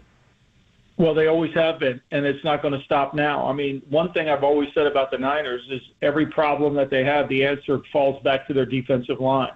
So I think that there's no question they'll try to improve that defensive line, because, look, they've lost 2 Super Bowls, and you can really boil it down to their inability to get pressure in the fourth quarter. Gave up 21 points to Kansas City in the first Super Bowl, you know, had 24 plays on the 2 drives in the last game in the fourth quarter, and then lost it in overtime. So what we learned about the Super Bowl, it's a 5-hour game, and no matter how good you are on the defensive line, it gets tired. And what with the 49ers happened to them is once their defensive line got tired, then it became a problem for their defense. So I fully expect them to keep continuing down this defensive line road. Talking to Michael Lombardi, who wrote the great book, Football Done Right. We have a copy here at the office. Really fun football read. And, of course, you can follow him on the GM Shuffle Pod and at M Lombardi NFL on Twitter. 2 names that are pretty enticing are Khalil Mack and Joey Bosa. I don't know how much you've gotten into the Chargers situation and what Jim Harbaugh is going to do in their cap, but there seems to be a belief that those guys might be available. Would you see them being available, A, and B, the 49ers being in play? Well, I mean, I think a lot of what's going to happen with Khalil Mack, obviously, is different than Bosa. Bosa has had trouble kind of getting through the injury, still a young player. I can't imagine them doing anything with him. Khalil Mack is towards the end of his career. Obviously, his cap number's huge, and they've got to reduce payroll at the Chargers. So I think a lot of that would be a pay cut for Mack. I don't know if they would be tempted to trade Bosa. They're not going to cut Bosa, clearly, because he's got too much value. Whereas Mack, that contract, you know, 2 things when you evaluate a player today is you look at the player and you look at the contract. Everybody sometimes wants the player, they just don't want the contract. And so that contract being traded becomes your problem, not the team that's trading it to you. So for me, I think that I would find it hard to believe that Mack would be an upgrade, certainly if they got him at the right number, but a lot of it depends on the contract. Michael Lombardi is the voice you're hearing this morning on the UMA guest line. And, Mike, I wanted to ask you about the trade block, but from the 49er perspective, because after the release of Eric Armstead this morning, we've been talking about guys like Kyle Juszczyk. Of course, we've been talking about the Brandon Ayuk contract situation, and maybe if the 49ers decide to deal him, what do you think is the next move or maybe the next piece to leave this 49er roster? I think, you know, there's fully an intention. I think they want Ayuk back. I mean, there's not one thing about this 49er offense when you study it closely is they don't have Debo's an inside receiver. Kittle's an inside receiver. When they have somebody on the outside football has become a game like basketball where you need the outside receivers to spread the floor, to create the spacing within the defense. And Ayuk gives them that, and I think they need to get him back, and his ability to make plays down the field is critical to the offense as they try to develop and get faster on offense. So I think they're fully intending, because of the cap increasing, to now have a legitimate shot to get a deal done. We saw Pittman get his deal done this morning, Michael Pittman, who was a franchise tag there. We see T. Higgins wants to get traded. Good luck dealing with Mike Brown on a trade on that. And I think when you see the receiver market, we saw Mike Evans get done. So there is a market out there, and I think that the Niners kind of have a sense of it. They've just got to convince Ayuk to be in that market. Yeah, good stuff. Last couple minutes here with Michael Lombardi. We love talking football with Michael. And the edge rusher has been identified by some of the Niner beat reporters as their target. We mentioned Mack and Bosa to you earlier, but there's a couple other names out there. Denil Hunter is one. A kid named Jonathan Greenard, who I confess I slept on his 12.5 sack season down in Houston. Leonard Floyd, a little veteran out there, has been in Buffalo and the Rams. I don't know. Do you see, if you're looking from the outside, again, from Kyle and John's perspective, going to get that edge rusher, a big name edge rusher being the move for them? I would love them to sign Christian Wilkins. I think he's the best defensive lineman. And with Wilkins and Hargrave inside, it really makes Nick Bosa's job on the outside easier.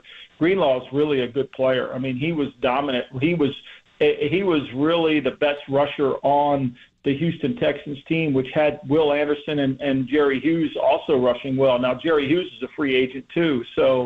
But I think there's players out there that could help them from the edge. But the one thing that's really hard to find are inside players like Wilkins, and it's going to be expensive. Inside players like Wilkins who can rush the passer. He had 10 sacks last year, plus dominate within the run game, and he played within a style that was more horizontal than what the 49ers run, which is more vertical. So, I mean, look, one thing we do know is the attention is going to be given to the defensive line for sure. And we saw John Lynch make that big signing of Hargrave last year as soon as the legal tampering period opened up last year. Michael, I want to ask you about the legal tampering period and how much tampering goes on illegally before that period opens. Because last night we saw Russell Wilson announce he's going to the Steelers. Just how much conversation is there before that legal tampering window opens? Well, Wilson's a free agent, so he doesn't go in the free agent compensatory. They gave him permission to do whatever he wanted. And when the league year starts, he's a free agent. He's vested, so he becomes in. He doesn't count towards the compensatory picks. So that really wasn't tampering on that part. But look, there's two forms, right? You kind of have this conversation. What's it going to take to get this contract? The agent tells you want to either be in or you're going to be out. And then at 12:01 today, in about 21 minutes, we're going to start to see things start to fly around. A lot of people believe that Bryce Huff, the Jets rusher, is going to sign with the Eagles. There's been a lot of talk about Saquon Barkley signing with the Eagles. The Eagles are going to be very aggressive. I think you'll start to see these deals come through rather quickly because they're framed in the illegal tampering period, and then they get firmed up during the legal tampering period. So, look, I don't understand why we need a tampering period. I think we should just start free agency. But I think what this does, though, is give some of the players who are out there shopping a chance to give their team to match if they, in fact, have that deal on the table. Michael, it's always great catching up. Can you tell us anything about your son, his excitement joining the Niners? Well, I'm really excited for him. I'm so proud of him. The fact that he gets to come back, learn a different offense. He's been with Josh McDaniels for a long time. And now to learn the offense that Kyle Shanahan runs, I think certainly is really a bow in his career. Look, I love the Niners. I started my career there. My biggest regret in life has always been that I left Coach Walsh way, way too early. Ambition seems to take over. I'm excited for him to be back because I love the organization. I love the uniform, and I'm happy to root for him because he's there. Well, that's great. That means we'll sneak a few more hits with you then during the season. Anytime you want. All right, Michael, we appreciate it. Thanks for the call, or thanks for the taking our call. Appreciate you there, Michael Lombardi on the UMA guest line for sure. Yeah, his son Mick is joining the Niners as an offensive assistant, right? Mm-hmm. That is true. So he doesn't see. I mean, you mentioned Christian Wilkins. That would be the D-tackle. That would be the guy that I would be most excited for the 49ers to sign. Like, he's the guy that's the Hargrave this year. I think when you're looking at the top of the list for interior players, and he's one of those guys, like Michael was saying, is great against the run, but also can give you that inside pressure with 10.5 sacks. Let me go to my curly my curly big board. This is what he wanted. He wanted to go to Kinko's. By the way, shout out P1 Check. He said, who's this guy think he is? Jerry Maguire in the middle of the night? Remember that? We just watched that reason when he wrote his manifesto against the agency about how agents were all evil, and he wrote it all in the middle of the night and then went to Kinko's and published it and then handed it out in everybody's mailbox and then woke up the next morning regretting it. And everybody was like, dude, this dude's done. It's a good thing you didn't get this laminated, Curly. Christian Wilkins is 28 years old. He's a D tackle, according to NFL.com. Career high 61 pressures. According to 33rd Team, he can play nose tackle and edge. He's versatile, yeah. According to Pro Football Network, he had 9 sacks and 23 quarterback hits. Former first rounder. And, of course, the only cause for concern is that was it a breakout year in a contract year? Yeah, I mean, I was surprised that the Dolphins didn't franchise tag him, to be honest with you. Because when you look at interior pressure, he's one of the best defensive linemen in the league of creating pressure up the middle. You look at a guy like Justin Matabuki from the Baltimore Ravens. He was another guy scheduled to be a free agent. Ravens worked out a contract over this past weekend, so he's off the market. But, yeah, if you're looking for one guy on the inside, Christian Wilkins is the name for me. Well, it's getting going. 9 a.m. is the start, and this legal tampering, which is a funny phrase, right? And we'll get into it. So 8:50, we return to the Eric Armstead move. Did anything Mike Lombardi say affect you on how the 49ers should go? Edge rusher, another D tackle. Do you see the Armstead move as a sign that they can't keep this band back together and you're bummed? Or you can see the Niners still competing for a Super Bowl without Eric Armstead, not to mention Kyle Juszczyk is being asked to take a pay cut. So things are happening. Mike Silver's tweets are correct, man. Tough conversations being had, and we'll get into it. 808 KNBR is the phone number. 415-808-5627 is the Golden State Lumber and Building Materials text line. Niner free agency next on KNBR 104.5 and 680 The Sports Leader. I would love them to sign Christian Wilkins.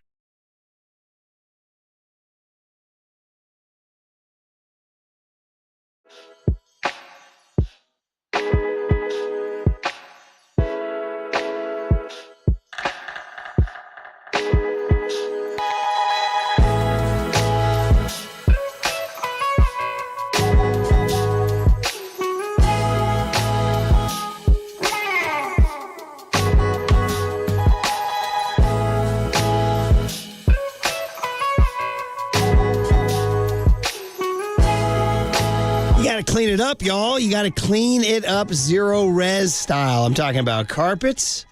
I'm talking about air ducts. I'm talking about hallways. I'm talking about spring cleaning zero res style. We did it. Zero res came out to our house, and the gentleman who came out was so passionate about cleaning the carpet. It was awesome. So we got a deal for you.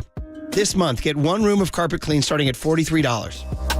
And if you get 3 rooms, zero resified from the Bay Area's #1 carpet cleaner, we'll throw in the hallway too. Okay? Take $50 off your air duct cleaning, get that true spring cleaning feel.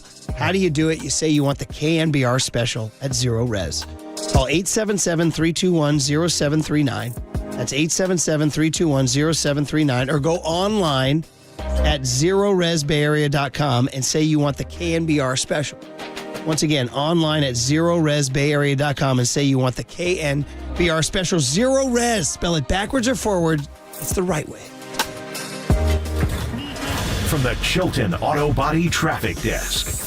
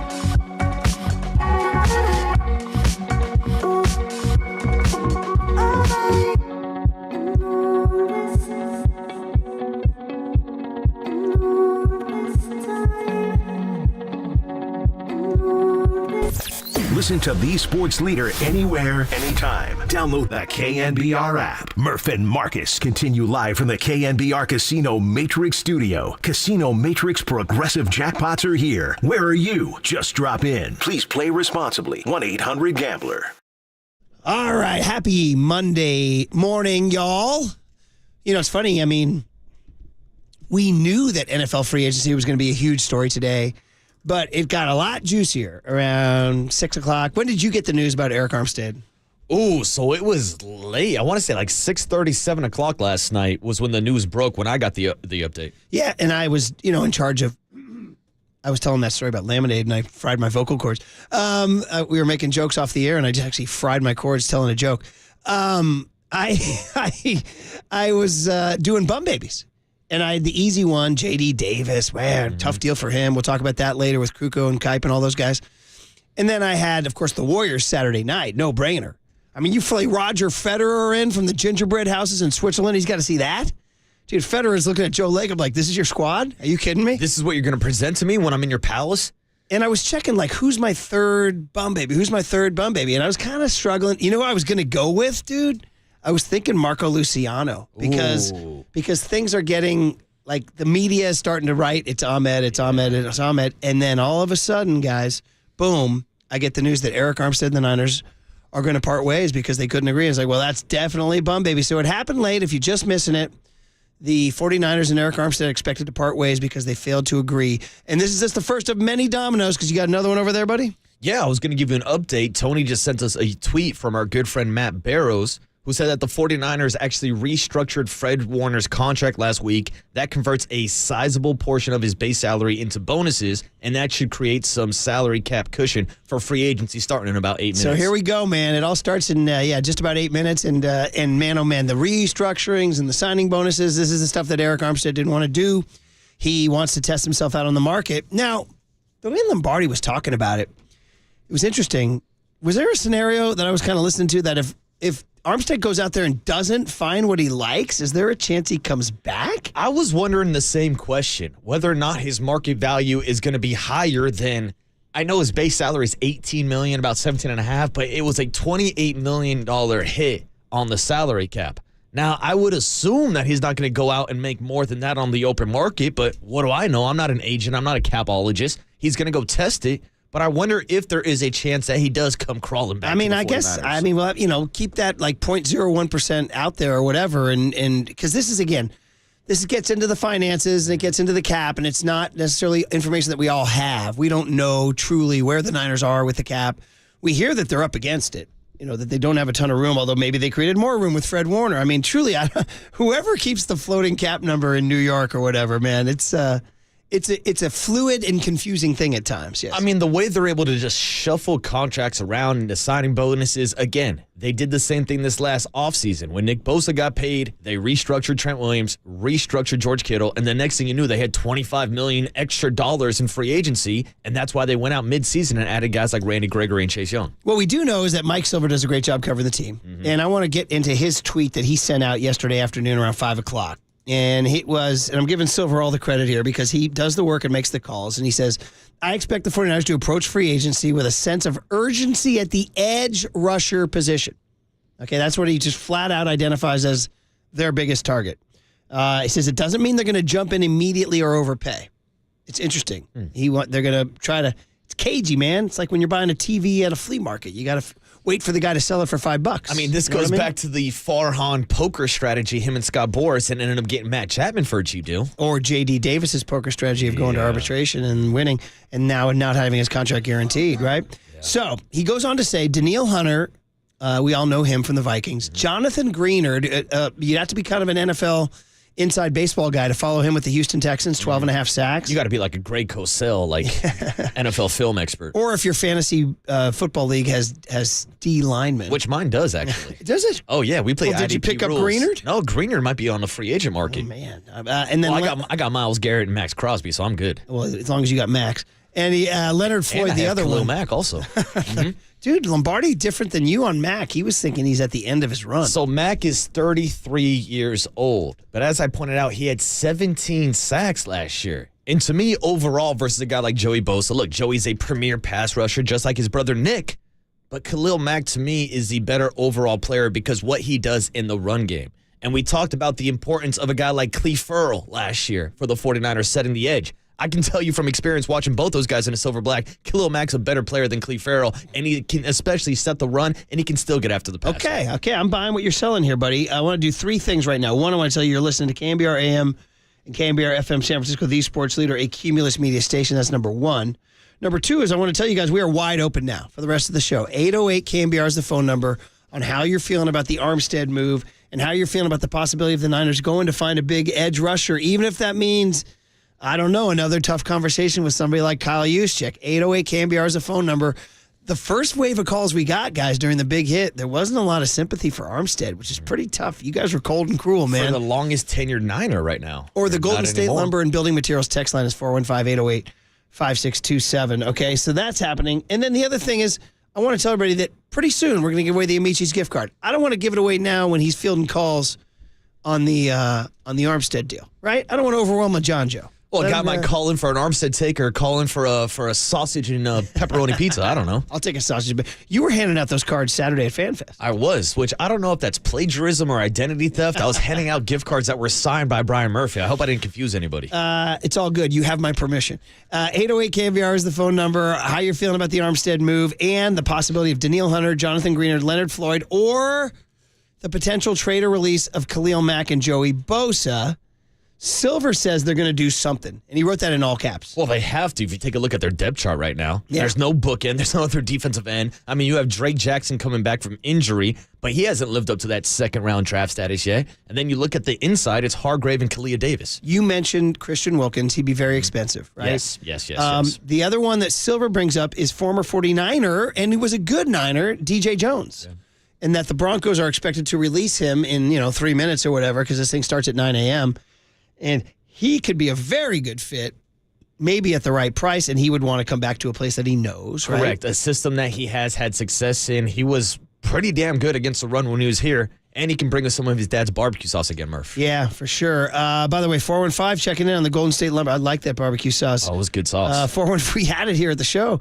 Yeah. 415 checks in and said Armstead just had knee surgery, guys. That is correct. 925 says, I'm all in on the DJ Jones idea. That's a great one. 831's text says, fair or not, Armstead will always be compared to DeForest Buckner because he was the guy they kept. I think because of that, we as fans will never see Armstead as living up to what we wanted from him. Buckner has come up a lot on texts and calls. God, people not over it. I mean, 4 years later. Whether we're talking about Eric Armstead or his replacement, Javon Kinlaw, who never lived up to the expectations either. That was it. Shout out old Pat. He called that out on day one on the draft bios. And it was always awkward when the Niners had a draft, and the draft bio was a negative review from Pat. And it's just peaches ripping them. It's incredible. Niners, in addition to the edge rusher or the new D tackle, according to Silver, will look at corners outside and slot because Dima Lenore can play either, right? And he mentions the name Green Bay Packer Keyshawn Nixon, who's an accomplished return man, okay?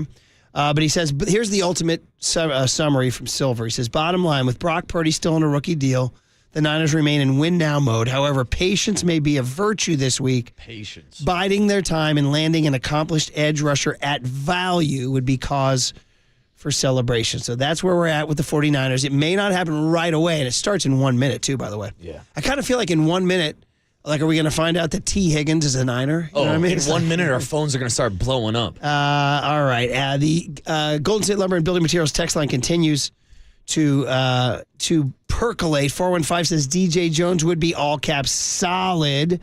510 says, why is nobody talking about the need to replace Greenlaw next year while he rehabs. The Niners have 2 young linebackers that they drafted last year. Jalen Graham out of Purdue. And so Oren Burks. I'm talking about the 2 draft picks from last year. Let me give you the name of the other one from 2020. And those could be, this dude, we forget about player development. D. Winters and Jalen Graham. D. Winters. Yeah. D. Winters. We forget player development.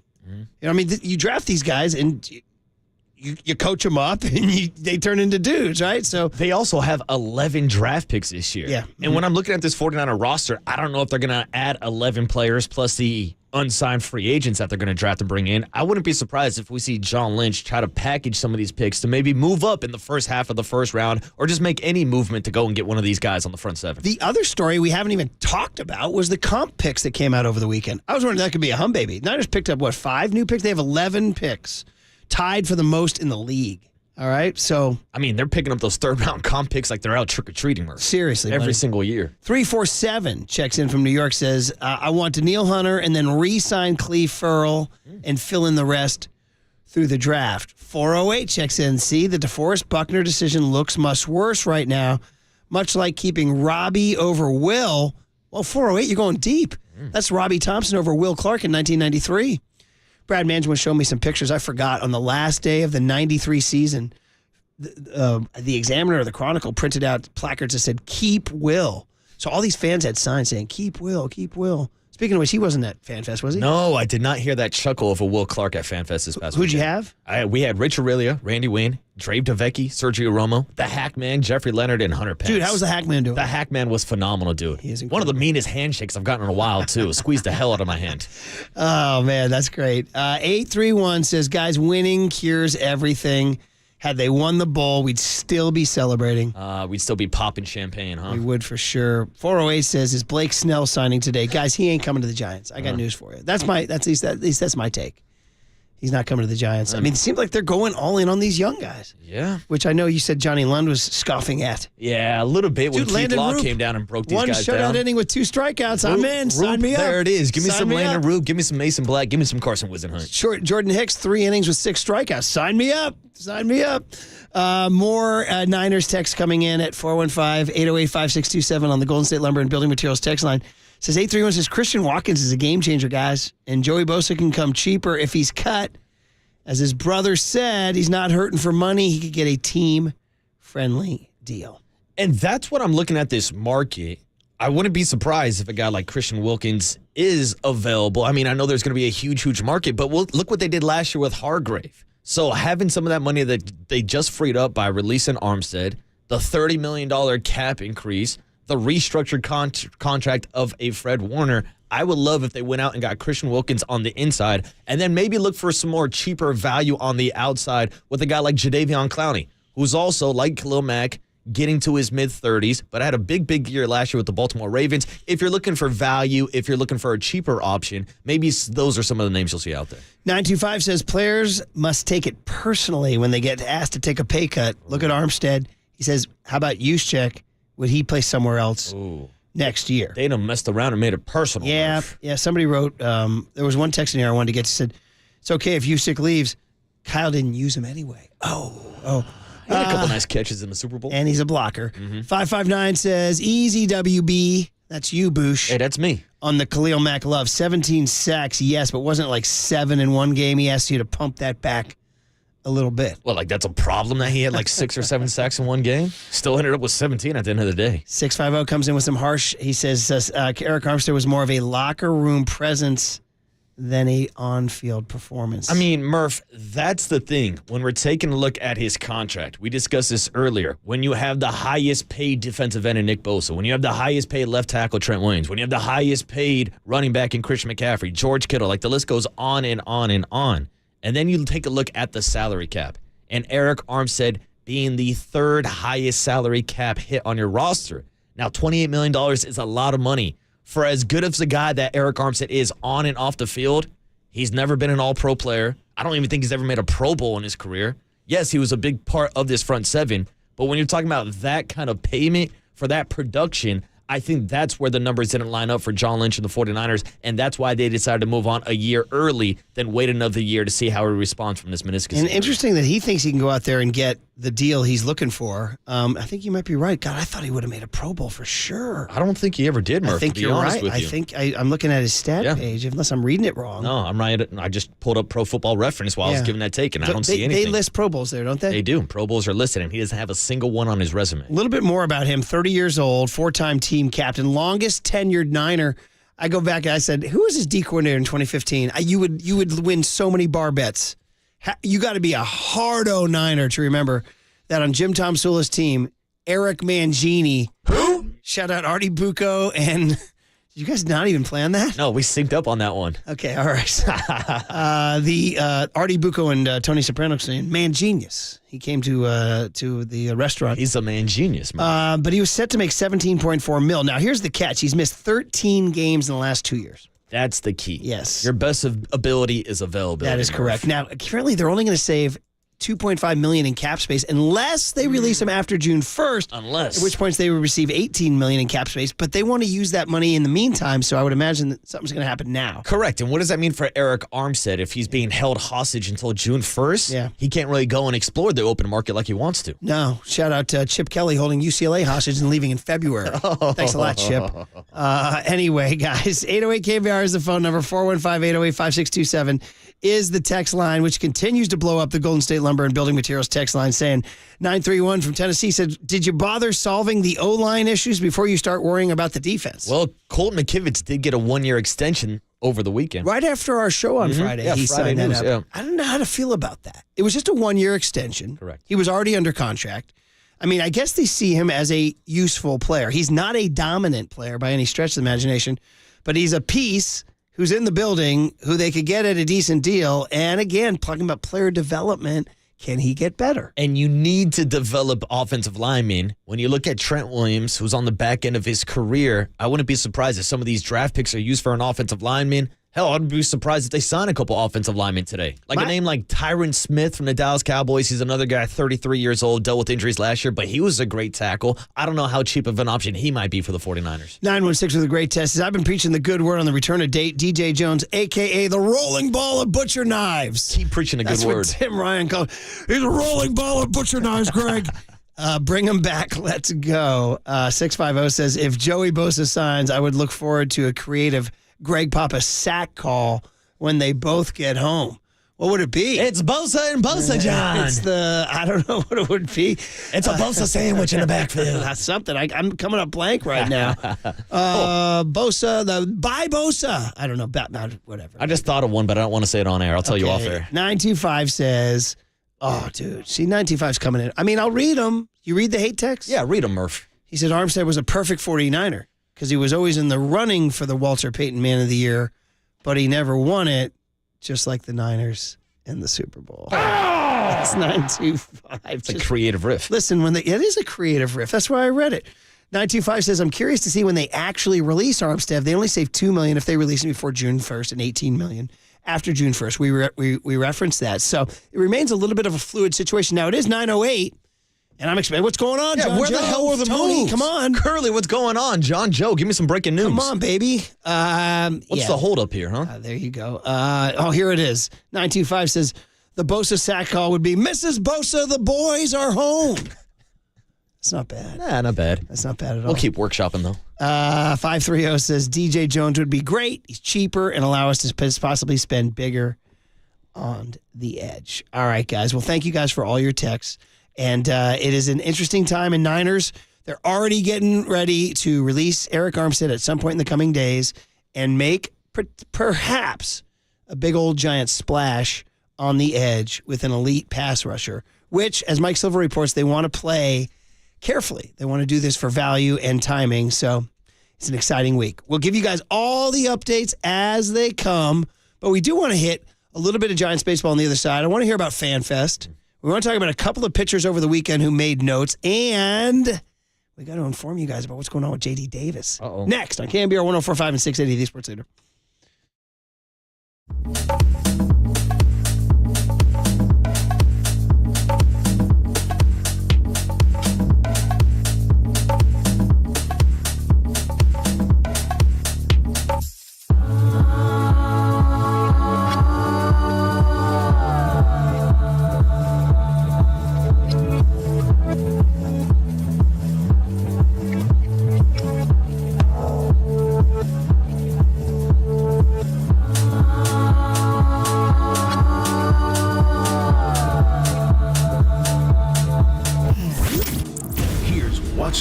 now. Trending now. On KNBR.com. The two-time Gold Glove winner Nick Ahmed stopped by Extra Innings this weekend with Bill Lasky to break down the San Francisco Giants shortstop competition. To hear that podcast and more, check out what's trending now on KNBR.com and the all-new KNBR app.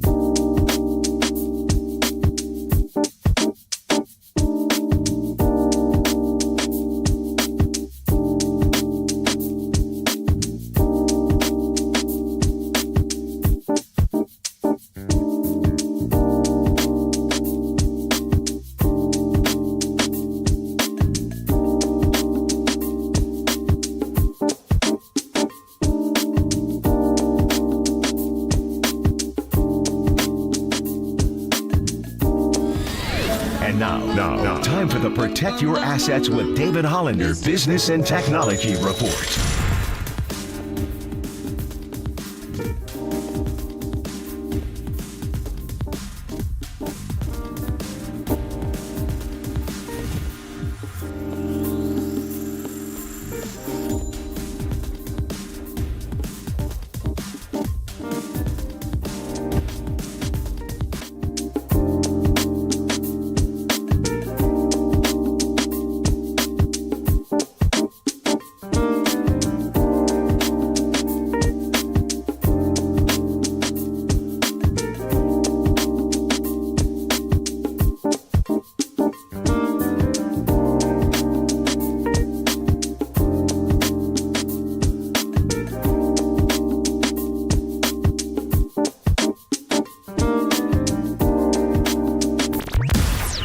Morning Seamheads. Murph and Marcus keep rolling. Streaming live at twitch.tv/the sports leader. The pitch.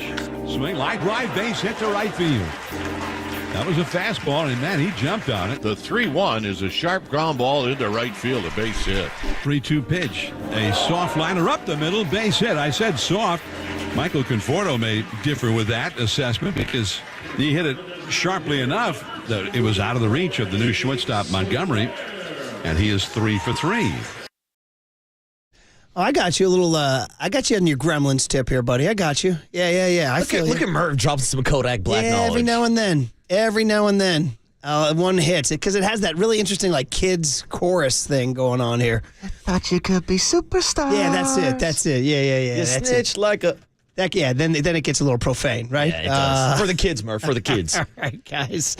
A lot of people checking in on the possibility of the Bosa sack call. 415 says Papa would call it a Bosa bash. 415 says he would call it a Bosa bear hug. It's a Bosa bear trap. That's pretty good. I like that. I like that, actually. I saw somebody on the Golden State Lumber Building Material text line said both of them got to him. Oh, not bad. Just a little. That's creative. Sounds like you got a lisp, though. Yeah. You know what I mean? Both of them. Okay, we've been teasing it all morning. We deliver now. So to both of them. By the way, we should give a quick update. There has been one signing with the San Francisco 49ers. Can I get a Fox News channel first, They please? are bringing back backup quarterback Brandon Allen. Well, that happened. It's something. My reaction is, okay. Well. That happened. Yeah. You know. Is that bad news for Sammy Darnold? You got to have a third-string quarterback always. Well, is he going to be your second-string quarterback? Now you're going for an angle there. That's the question. That's an angle. Who would you rather have, Brandon Allen or Jimmy Garoppolo? Jimmy G. You're a Jimmy G backup guy. You guys think he's a supermodel. You guys think he's a backup quarterback. I teased. You talking Italians? I teased the Giants just because I wanted to hear Marcus and Tony's FanFest stories, but we will get back to the 49ers. Also, I mentioned a couple of players who made notable performances over the weekend and a sad story.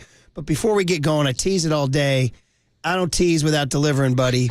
You know, a man of my word, when it comes to an Amici's gift. Check with Candace. I know, I got you. I hear you, buddy. I hear you. Way to deliver, Murph. $100 Amici's gift card in your hands. Call John Joe Curley right now. Curley in the slacks. 415-896-KNBR. Call number 10. That's if Curley's not at Kinko's right now. That's right. At Kinko's. He wanted to go to Kinko's to promote to put out his big board. 415-896-KNBR. Would he expense that, by the way? Would he expense that? I hope so. 415-896-KNBR. Call number 10. Amici's East Coast Pizzeria has 12 Bay Area locations offer dine-in, takeout, and delivery of your favorite East Coast style pizzas, pastas, and flame-roasted chicken wings. Check out the menu and order online at Amici's.com. It's really, really, really good. By the way, the boss man just showed up. He said Curly can't expense his Kinko's trip. He's got to pay for it out of pocket. Jerry Maguire expense his Kinko's trip. So, Amici's takes us to FanFest because you handed out Amici's gift cards. Brian Murphy autographed Amici's gift cards. See what I wrote on the cards? No. I wrote, enjoy. Brian Murphy, KNBR. Nice. That's what I wrote. Everybody was asking, where's Murph? Where's Murph? Really? Not really, but I wanted to make you feel good about yourself and say that. I shouldn't have asked. I should have just gone with that. Yeah, right? You're supposed to roll with the punches here, Murph. So, give me the highlight. What was the... Well, the highlights are just the interviews to me. Like, you know I love talking baseball. So to start off the day talking to Dave Trevecchi and Sergio Romo was awesome. We followed that up with the Hackman, Jeffrey Leonard, who came out with Hunter Pence. That was phenomenal. And then we get Rich Aureli and Randy Wynn to wrap it all up. So it was just 2 hours straight of baseball talk. That was by far the highlight to me. Now, everybody's going to be optimistic, but did they give any good reasons to be optimistic about the Giants? A lot of good takes on Matt Chapman, what he brings to this club defensively, how he can help kind of implement the Bob Melvin culture. Hunter Pence was excited as hell about Jung-Hoo Lee out in center field. He was getting a lot of praise. And we were also talking a lot about Jorge Soler and how there hasn't been anybody hit 30 home runs since Barry Bonds was at that ballpark. There seems like there's a lot of optimism, especially with some of the later free agent signings. Okay, yeah. Well, they've added Soler and Chapman since the camp opened as a plus-plus. The thing I mentioned and teased, this has been kind of under the radar, really, given that the Warriors lost on Saturday night in front of Federer. And given that the Niner free agency is cranking up, Brandon Allen's back, and Eric Armstead may be gone, is the fact that J.D. Davis is apparently on his way out without even a trade. Not a good weekend for Elk Grove. Ooh, Eric Armstead and J.D. Davis. Both bum babies this morning. Oh, man. But so there's a lot going on here. I said earlier in the show, I said, I'm just shocked Farhan couldn't find a taker. Somebody wrote in, I forget what area code it was, but I'll give him credit. They're like, bro, did you hear what you just said? You're shocked Farhan couldn't pull off a trade? I was like, that's a pretty good line. But you would texter. think. But I would have thought J.D. Davis would have. At this point, give me a minor league pitcher? I don't know. I mean, but the the Giants, actually, if they release him and nobody claims him, the Giants get to wipe that $6 million off the books. Off the hook, which sucks for J.D. Davis, especially since this is only now non-guaranteed money because he went to arbitration and won his hearing over $300,000 is now going to cost him $6.5 million. So this is a tough deal for J.D. Davis that if he, I don't know, if you really, are a cold calculating businessman, you're J.D. Davis. You're thinking, okay, they want Matt Chapman. Bo Mel and Chapman are best friends, the whole deal. Should I go to arbitration to fight for my $6.9 million? Because if I do and they bring in Chapman and they release me, I don't get the money. So I read somebody saying, that's on his agent. Try to just take your 6.55 that's guaranteed. Correct. Instead of risk it for the biscuit. Yeah. For $350,000. And look, I heard Marty this weekend actually talk about this move, and he was on the side of J.D. Davis. He thought I'm on JD's side. He thought it was kind of a cutthroat move by Farhan in the Giants front office. But if you're a businessman and you're looking at point blank dollar and cents and, somewhat trying to break even, if you have a loophole out of a contract, not like J.D. Davis has this huge $20+ million contract. It's only 6.9. So that's why I'm with you. I'm confused why there wasn't a market for a guy that has proven that he can hit left-handed pitching at the major league level and a guy who really improved defensively last year. I thought you could have got something for him. It's not like it's a 20. Like I said, it's something holding him back with the contract. Yeah. This was just, I don't know. There wasn't a fit for him, even though we had guys like Dan Schulman coming on last week saying, the Blue Jays would love a J.D. Davis, but they got absolutely squat for him. Well, I wonder if you're the Blue Jays and you want him, you're going to risk the waiver process? I mean, I would think some team would claim him for $6.5 million or $6.9 million. I would think. I'm with you, Murph. That surprised me when I saw that news come through. But again, now the Giants haven't announced anything, so it's not totally official just yet, but it is something to watch. Yeah. Young Tony Farias, who we have on the mic now, he was at FanFest. He was at FanFest. And he was there. He posted a social media shot and it showed you that he was there and didn't come say hi to you. It's the stories, Murph. The stories always get you. People can follow your receipts. And yes, actually post FanFest, I go to Instagram and I see young Tony posting stories. I'm like, wait a second. This kid was at the ballpark that I was at. I invited him out for drinks earlier in the week after FanFest, and he just ghosted my ass. Can you believe that? Was it a true ghosting, Tony? No, Marcus is a busy man. I was there with some other friends, my brother. I didn't want to intrude. See, do you buy that? I didn't want to bother you. I'm not buying it. All of a sudden, Tony gets on the microphone and he doesn't want to hang out with Bobby Boucher anymore. Was he handing out Amici's gift cards signed by himself? Oh, he was personally signing them. Young Tony. Young Tony. Handing out crab sandwiches and garlic fries. Hey, the moral of the story is you got to go dap up your boy. You got to go give him some knuckles. He's a busy man. That's all I'm saying. And maybe the classy move, the gentleman's move, bring him a beer. Ooh. That's a classy move. Classy move. You come down those steps to Marcus sitting on top of the dugout and you got 2 beers in your hand, one for him. Now we're talking. See, that would be a great move, but I never want young Tony ever buying me a beer. Drinks are on me for this kid. Listen to this. He's a hard worker. Listen to this. Not only if he would have shown up, I would have bought him a beer. No beers for you, Tony. I also came through at like 1, so it was later in the day. I didn't know where you were. I didn't want to bother anybody. Hey, I was out drinking all day, Tony. I would have let you come. Did anybody buy the $9 beer? I was asking. I didn't stop by Doggy Diner because I didn't want to drink on the job. Least popular thing in the history of the Giants. But the concession stands were open this weekend. Jeez. Tried to get you guys $9 beers, and it was like I freaking, like my name was Vladimir Putin. Yeah. My God. It's those damn tiny cups, Murph. People don't like the tiny cups. Jeez. Are you talking to John Cena on his bit there last night? Hey, now. Out to the Golden State Lumber and Building Materials text line on the Giants. 559 says, other GMs know the deal. Why would you give up something when you know you can get the guy for nothing? 408 says, call it what it is, Farhaney ball. Farhaney ball? All right. What is Farhaney ball? Farhaney ball? Farhaney ball? Is that what it was? Farhaney ball? Okay, Farhaney ball.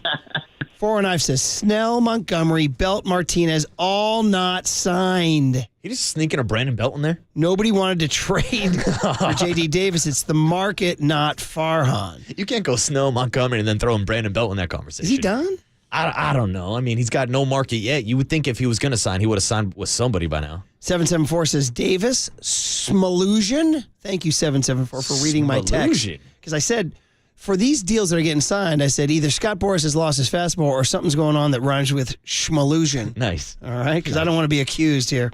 That's an interesting text about smoking. Okay, I got you there. Ooh. Okay. I understand. 209 says this is 100% on JD's agent. They should fire him today. Maybe his agent was also Yeah, I've been smoking some pot. hanging out with Don Nelson. So anyway, and I mentioned the pitchers I wanted to highlight, and as we wrap up this Giants segment, we'll get back into the Niners on the other side, and that is Jordan Hicks, 3 shutout innings, 6 strikeouts. And he was getting a good applause from the fans at FanFest because the game was on the Jumbotron. Well, I mean, listen, I get it, spring training, Cactus League, and you always spin it, for how you like it. If you're making an argument, you use the spring training stats. If you're making an argument and they don't help you, you say it's spring training. Right? Yeah, But this is a guy who needs to stretch it out. Factually speaking, objectively speaking, he needs to learn to pitch, 5, 6 innings. Now he's up to 3, and it was a successful outing. So that counts. That matters. Now, get it. It's spring training, but it matters that he went 3, struck out 6, hitless. Okay? Now, I don't want to read too much into it. Yeah? But Camilo Duvall came in the 4th inning, which was a little shocking to me. I know it's spring training. It doesn't matter when your closer comes into the game. But I was like, ooh, if there is a scenario where Jordan Hicks does not work out as a starter, this is a nice little preview of maybe your 8th to 9th inning guy if Jordan Hicks does not play out as a starter. Or do you go, because you don't want to go back-to-back with the same guys, maybe you go 7th inning Hicks, 8th inning Taylor Rogers. Ooh, get a different look. Duvall. I like that. Little lefty, righty, lefty. Here's something that's always bothered me about the righty-lefty thing is like you follow one guy with the next, but it's a different part of the lineup. So they didn't just see. The math ain't mathin', Murph. I know, I got you. And then the other guy was Landon Roop. And we've been talking about him and talking about him and talking about him. And he finally debuted, shutout inning, 2 punchies. I saw the highlights. He looks great in the uni. He looks young and strong. He's got a snapper. Dude, that 12-6 is dirty. It bites hard. And you compare Uncle Charlie was along for the ride. You got the Uncle Charlie. He's got that powerhouse 2-seam fastball. It's the stuff that everybody's been talking about at camp, whether it was Patrick Bailey with us down in Scottsdale or you read the Andrew Bagley article from last week about these young pitchers. Everybody's talking about Landon So Roop. just getting it out there, baby. Just getting it out there. Good By the way, people still coming in with the Bosa brothers. Now they're getting a little spicy. Oh. 4 and 5 says, well, they would call it the Proud Boys sack. Oh. Yeah, shout out to Nick Bosa this weekend at UFC 299. Have you ever seen Nick happier? Oh, Nick was like a kid on Christmas, bro. You know what?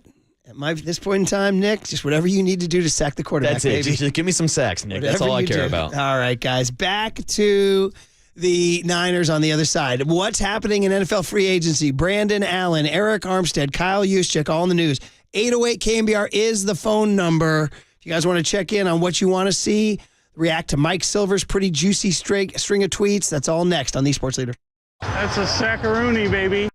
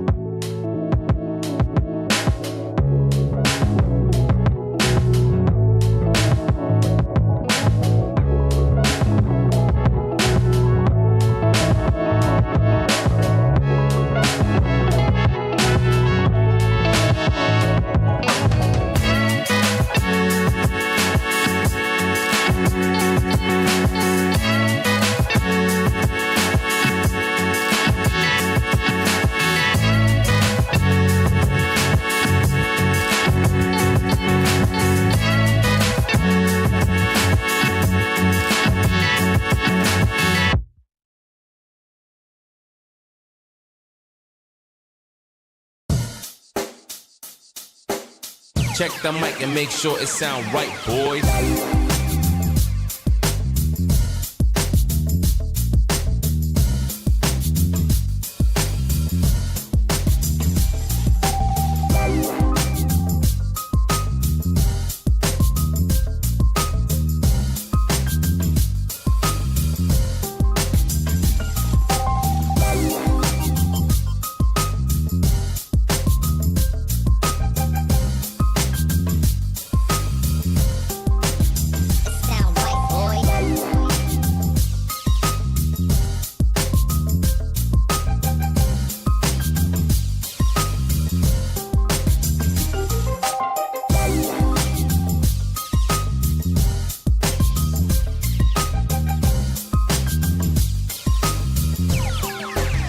Sound right, boys.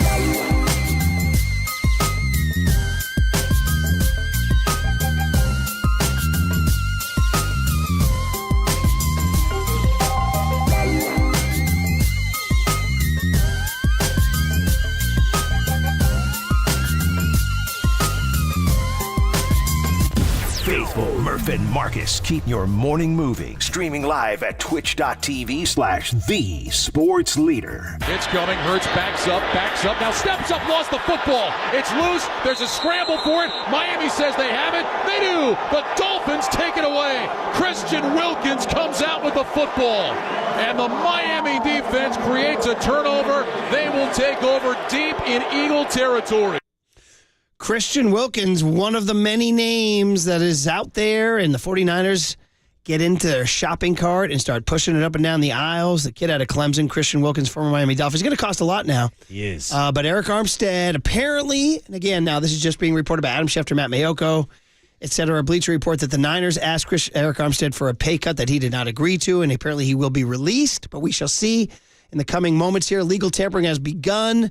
All sorts of stuff. Brandon Allen has re-signed.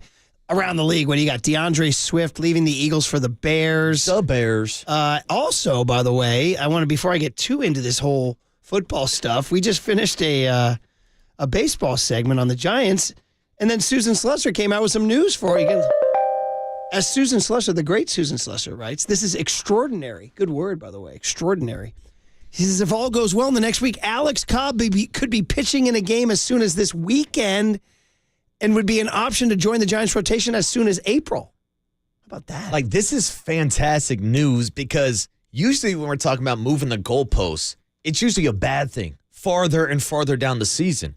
But I remember talking about whether or not Alex Cobb would be back by All-Star break. Then we heard last week, or this weekend, Bob Melvin said maybe a May return for Alex Cobb. But the fact that he's throwing live bullpens already is fantastic news. So anyway, back to the football here. So we've been talking all morning long about the news last night during the Oscars that Eric Armstead and the Niners will part ways. And gosh, we took our temperature. 808 KNBR is the phone number. We're open this segment if you guys want to call in.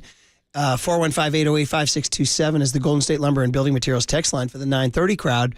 Dude, I mean, it was like 90%. Like, yeah, I'm good. Got to move on. Man, longest tenured Niner since 2015. Goes back to Eric Mangini as the D coordinator. Goes back to Jim Tom Sula as his head coach. And yet, people seeing the injury total, missing 13 games in the last 2 years. This is the last 5 regular season games this year. Coming back and playing you got to give it up. I mean, the guy came back and played on a busted up knee. Yeah, Murph, the only problem is he didn't know the overtime rules until he read them off the scoreboard. And look, it's been a running theme for you. I'm riffing. It's low-hanging fruit. It's easy. But I think 49er fans have realized how good of a player that Eric Armstead is on and off the field. We talk about the Walter Payton Man of the Year nominees. He's a guy that has been a huge part of this 49ers front seven. But also, when we're talking about these tough decisions that the 49ers have to make, take a look at their salary cap and take a look at the guys that are listed with the biggest cap hits. Trent Williams, Deebo Samuel, and then it's Eric Armstead, number 3, which, of course, leads back to the conversation between Brandon Ayuk versus Deebo Samuel. How much longer is Trent Williams going to play? All this stuff comes into the factors. But when we talk about Eric Armstead, with that $28 million hitting your cap space, that's a lot for a guy who's never been an all-pro player, has never been a Pro Bowl player. And look, I don't want to be out here just throwing shots at Eric Armstead on his way out the door, but let's be honest with yourself. When you have all pro players scattered all over your offense and defense, those are the guys you have to prioritize. So it seems like now Eric Armstead coming off this knee injury with a year left on his contract, John Lynch went into his Bill Walsh playbook and got rid of him a year too early instead of waiting for a year too late. Yeah, so a couple things. One, the whole thought on keeping the band together, it's already broken up. They already broke up the band. You asked me which position, which instrument he played. Mm-hmm. He's slapping the bass, man. I said maybe bass, which, I don't want to disrespect bass players. Ooh. Paul McCartney comes to mind. But some of them are replaceable.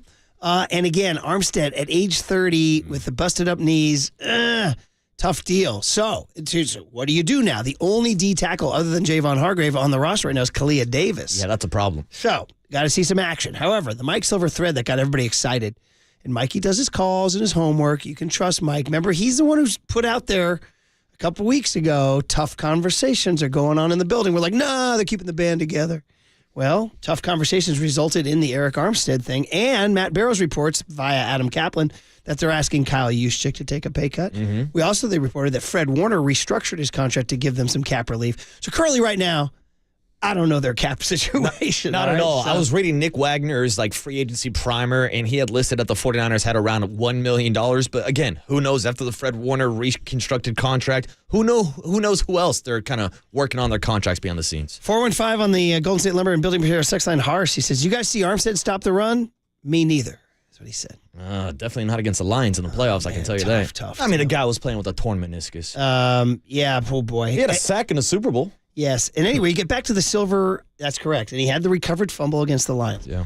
Back to the silver thread that the big takeaway is that they are going to try to do something, all caps, at edge rusher opposite Nick Bosa. Now, one of the exciting ones, at least for storyline, is Joey Bosa, right, from the Chargers. Then they might want to move on from him money-wise, et cetera. Did you see Cheryl Bosa got involved? No, Mrs. Bosa. Mrs. Bosa got involved. And she put on her Instagram story. By the way, I don't know what's your mom putting on her Instagram story right now. My mom is not on Instagram. Are you sure about that? I'm 100% sure. She doesn't have a burner where she gets out her sports takes? No, I believe my parents are not on social media. Okay, neither one. No way in hell Ken would ever get on social media. Is your bro? My brother's on it. Okay. So is my sister. But no, not my parents. Your sisters are mostly about Britney Spears and Taylor Swift? Yeah, and Barbie movies and stuff like that. Yeah. Barbie, what's-his-face was very popular last night. Gosling. Ooh. He did his This Is Ken's song or whatever. And then the very tender Billie Eilish tune that won the Oscar. Oh, nice. Shout out to my guy Logan Webb this weekend, who was at FanFest as a hologram. He was looking like one of those Ken dolls in the box. Wait, really? Oh, yeah. They had live holograms with Logan Webb live from Scottsdale posing for pictures. Was it cool or really weird? It was both. It was cool, weird technology, but it was innovative. I'll say that. Hey, Fox News, chime me, buddy. Oh, I got you. We've been talking about this guy, Jonathan Greenard, and checking into him and who is this guy? Oh, he's a comer. He's a riser. He's a 26-year-old guy just signed with the Minnesota Vikings. Forget about him, Murph. According to Ian Rappaport and Tom Pelissero. I'm going to pull out the Men in Black pen and just blank your memory. Well, I mean, that was a guy. I mean, we're already talking about the Niners getting an edge rusher. He was one of the names. He was. And so no more. But anyway, Cheryl Bosa retweets the 49ers cast one, says, when Joey Bosa joins the 49ers, what number will he have? Cheryl retweets it and writes, OMG, do it for mama with a bear emoji. On mama's, Murph. OMG, do it for mama. So now we got Cheryl Bosa involved. Okay. Now, is this because we are in the legal tampering period that she can tweet this now? Very good. Yes, very good. Guys, here we go. 925. Oh, somebody wants to go back to the Fan Fest. And Marcus, did you talk about the cushions in the seats now? Dude, I was down there. I sat down in them. They felt fantastic. Shout out the 1%ers who are going to have the extra seat cushions this year. Are they only down It's there? only lower club level, yeah. Interesting. I believe. Interesting. Us people still got to sit in those hard ones. 408 says, you say, oh boy, now they're coming out now. Uh-oh. 408 says, you say Armstead recovered a fumble. You can't be talking about George Kittle in the Super Bowl. We're still killing Kittle for this. Oh, man. Hey, George. All right, guys. Anyway, so that's where we're at in terms of a edge rush splash, according to Silver. And also he says, keep your eyes on DJ Jones, D-tackle, former Niner. Barbecue sauce. Barbecue sauce. You going Ted Lasso on me there, buddy? I just dropped Ted Lasso on you. Look at you. And you're not a Lasso guy. I'm not, but I know about barbecue sauce. Look at you, buddy. Look at you. Throwing that dart. Nice. Great scene. Be curious, not judgmental. That whole deal, right? And by the way, he nails it. Hits a triple 20. Hell of a dart player. I'm thinking if your dad drops you out, he says every day from when he was a kid till the age of 16, playing darts every Saturday and Sunday with. But you still don't turn into what was the name of that guy who was Larry Little or whatever, that kid who caused that huge. There was that 16-year-old over in England who looked like he was 40. Larry Little. Whatever, in the last month or two. This guy, the Benjamin Button of dart players. Have you heard about this guy? I have not heard yes, of him. Yes, you have. Probably the from you, I probably have. Yes, the 16-year-old dart I'm not sensation. big on the dart circuit, Murph. Oh, dude, this guy was out of control. If I type in 16-year-old dart sensation, his name is Luke Littler. Luke Littler. Little Luke. Anyway, it's still hard to hit the triple 20s. It's hard to play darts in general. Do you play darts? Every once in a while. I'm not in a competitive league or anything. It's a very British pub thing to do. Correct. But anyway, we're back to the situation here. DJ Jones, barbecue sauce, possible D tackle.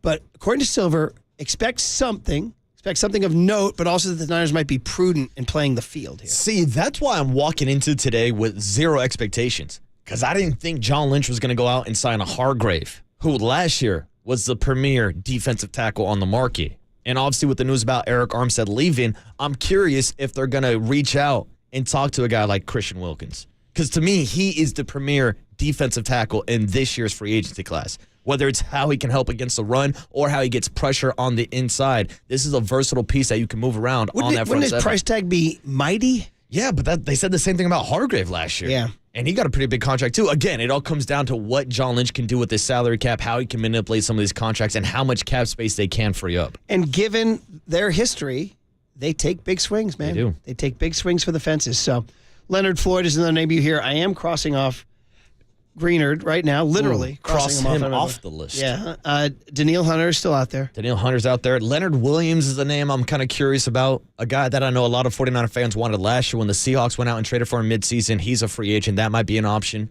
So in terms of D tackle, Javon Kinlaw, Kevin Gibson, and Sebastian Joseph Day are all free agents. Mm-hmm. So again, Kalia Davis and Hargrave are the only ones right now under. And again, this thing with Armstead is you save $2.5 million if you release him now.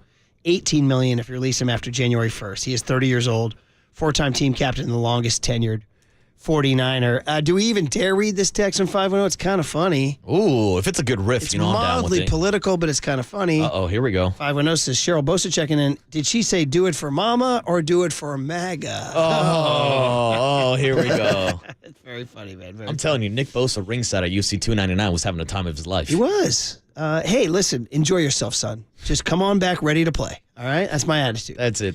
Hey, Nick Bosa. Oh, man. Also, the 49ers, we will continue to track this as it goes on, and it's going to be exciting. Legal tampering's underway. Jonathan Greenard's off the table. He's a Viking. You've heard about other things going on. Russ Wilson to the Pittsburgh Steelers. They win in a bowl, Wilson. Steel curtain. Let's ride, Murph. I mean, it's an upgrade, right? I told you, my buddy who's a Steeler fan is hyped. He loves this move. It is an upgrade over Kenny Pickett, and we're talking about a Steelers team that was in the playoffs last year and seems like they're in the playoff mix every single year with Mike Tomlin. I think that's a good fit for Russ. For sure, but man. It's a hell of a division to go play in with Joe Burrow and the Bengals, Lamar Jackson and the Ravens, and even the Cleveland Browns were a playoff. I'm having trouble picturing him in the uni even, though. You know what I mean? But by the way, 3 teams in 3 years now. Or 3 teams in 4 years. I mean, what's that telling you? You know, that's the old Gary Radnish line. That's Russ moving around. When G. Radnish was like, when teams stop wanting you. You know what I mean? That's true. Is young Waltz coming in to give us some news? And especially like with just barging in for no reason? The quarterback carousel that we're looking at this year, whether it's guys like Kirk Cousins, who's available, Murph. I know that's your guy and Kyle's guy. There's also Justin Fields, whether or not he's going to be moved. What's intriguing to me is the running back market. Yeah. We had Lombardi on earlier. He heard maybe a guy like Saquon Barkley to the Eagles. I mean, Derrick Henry's out there. He's been linked to the Ravens. We could talk about Josh Jacobs, Austin Eckler, DeAndre Swift just signed with the Bears. Like, if you're looking for fantasy football implications, stay tuned for the running back market because there's a lot of stars out there. I know we got to get out of here and hand it over to Pop and Lund on the other side. But 408 checks in and says, whenever I hear Sebastian Joseph Day, I hear Daniel Simpson Day. That's, of course, wow. Pretty big move. That is a big move. So who's their RB1 then? I don't know, especially when Cowboys fans told me that they only lost in the playoffs a couple years ago because Tony Pollard went down with an injury. Now they're moving on. We can't end this segment without somebody taking a shot at Farhan via Armstead. Said if Armstead played baseball, Farhan would be licking his chops right now. All right, so there you go. Okay, guys, that was fun. We'll hand it over to Papa and Lund, and we'll revisit some fun in the cooler. We're trying to make our last segment, make the last segment fun again on KNBR 104.5 and 680 The Sports Leader. Beer doesn't really do it for me right now. Yeah. From the Chilton Auto Body Traffic Desk.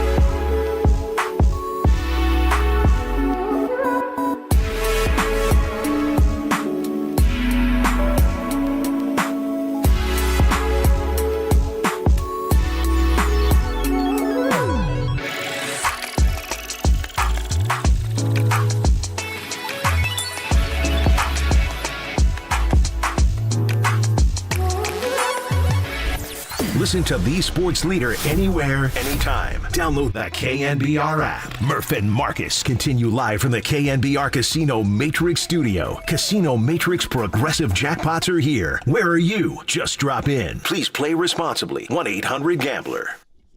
All right, Marcus, in the last couple minutes, has the NFL landscape tilted? Ooh, I see Ian Rappaport is tweeting out that David Bakhtiari is retiring from the NFL. Want to give some love to the kid out of Sarah High School. Yeah, not bad. And I always think of the guy who does the reads, the car reads for us, you know? I think that's the same family, isn't it? Oh, is it? I think so. I had no idea. Well, at least I'm going with it. I'll believe you. The bag alert, that Greenard signing that we were talking about, $42 million guaranteed. Ooh.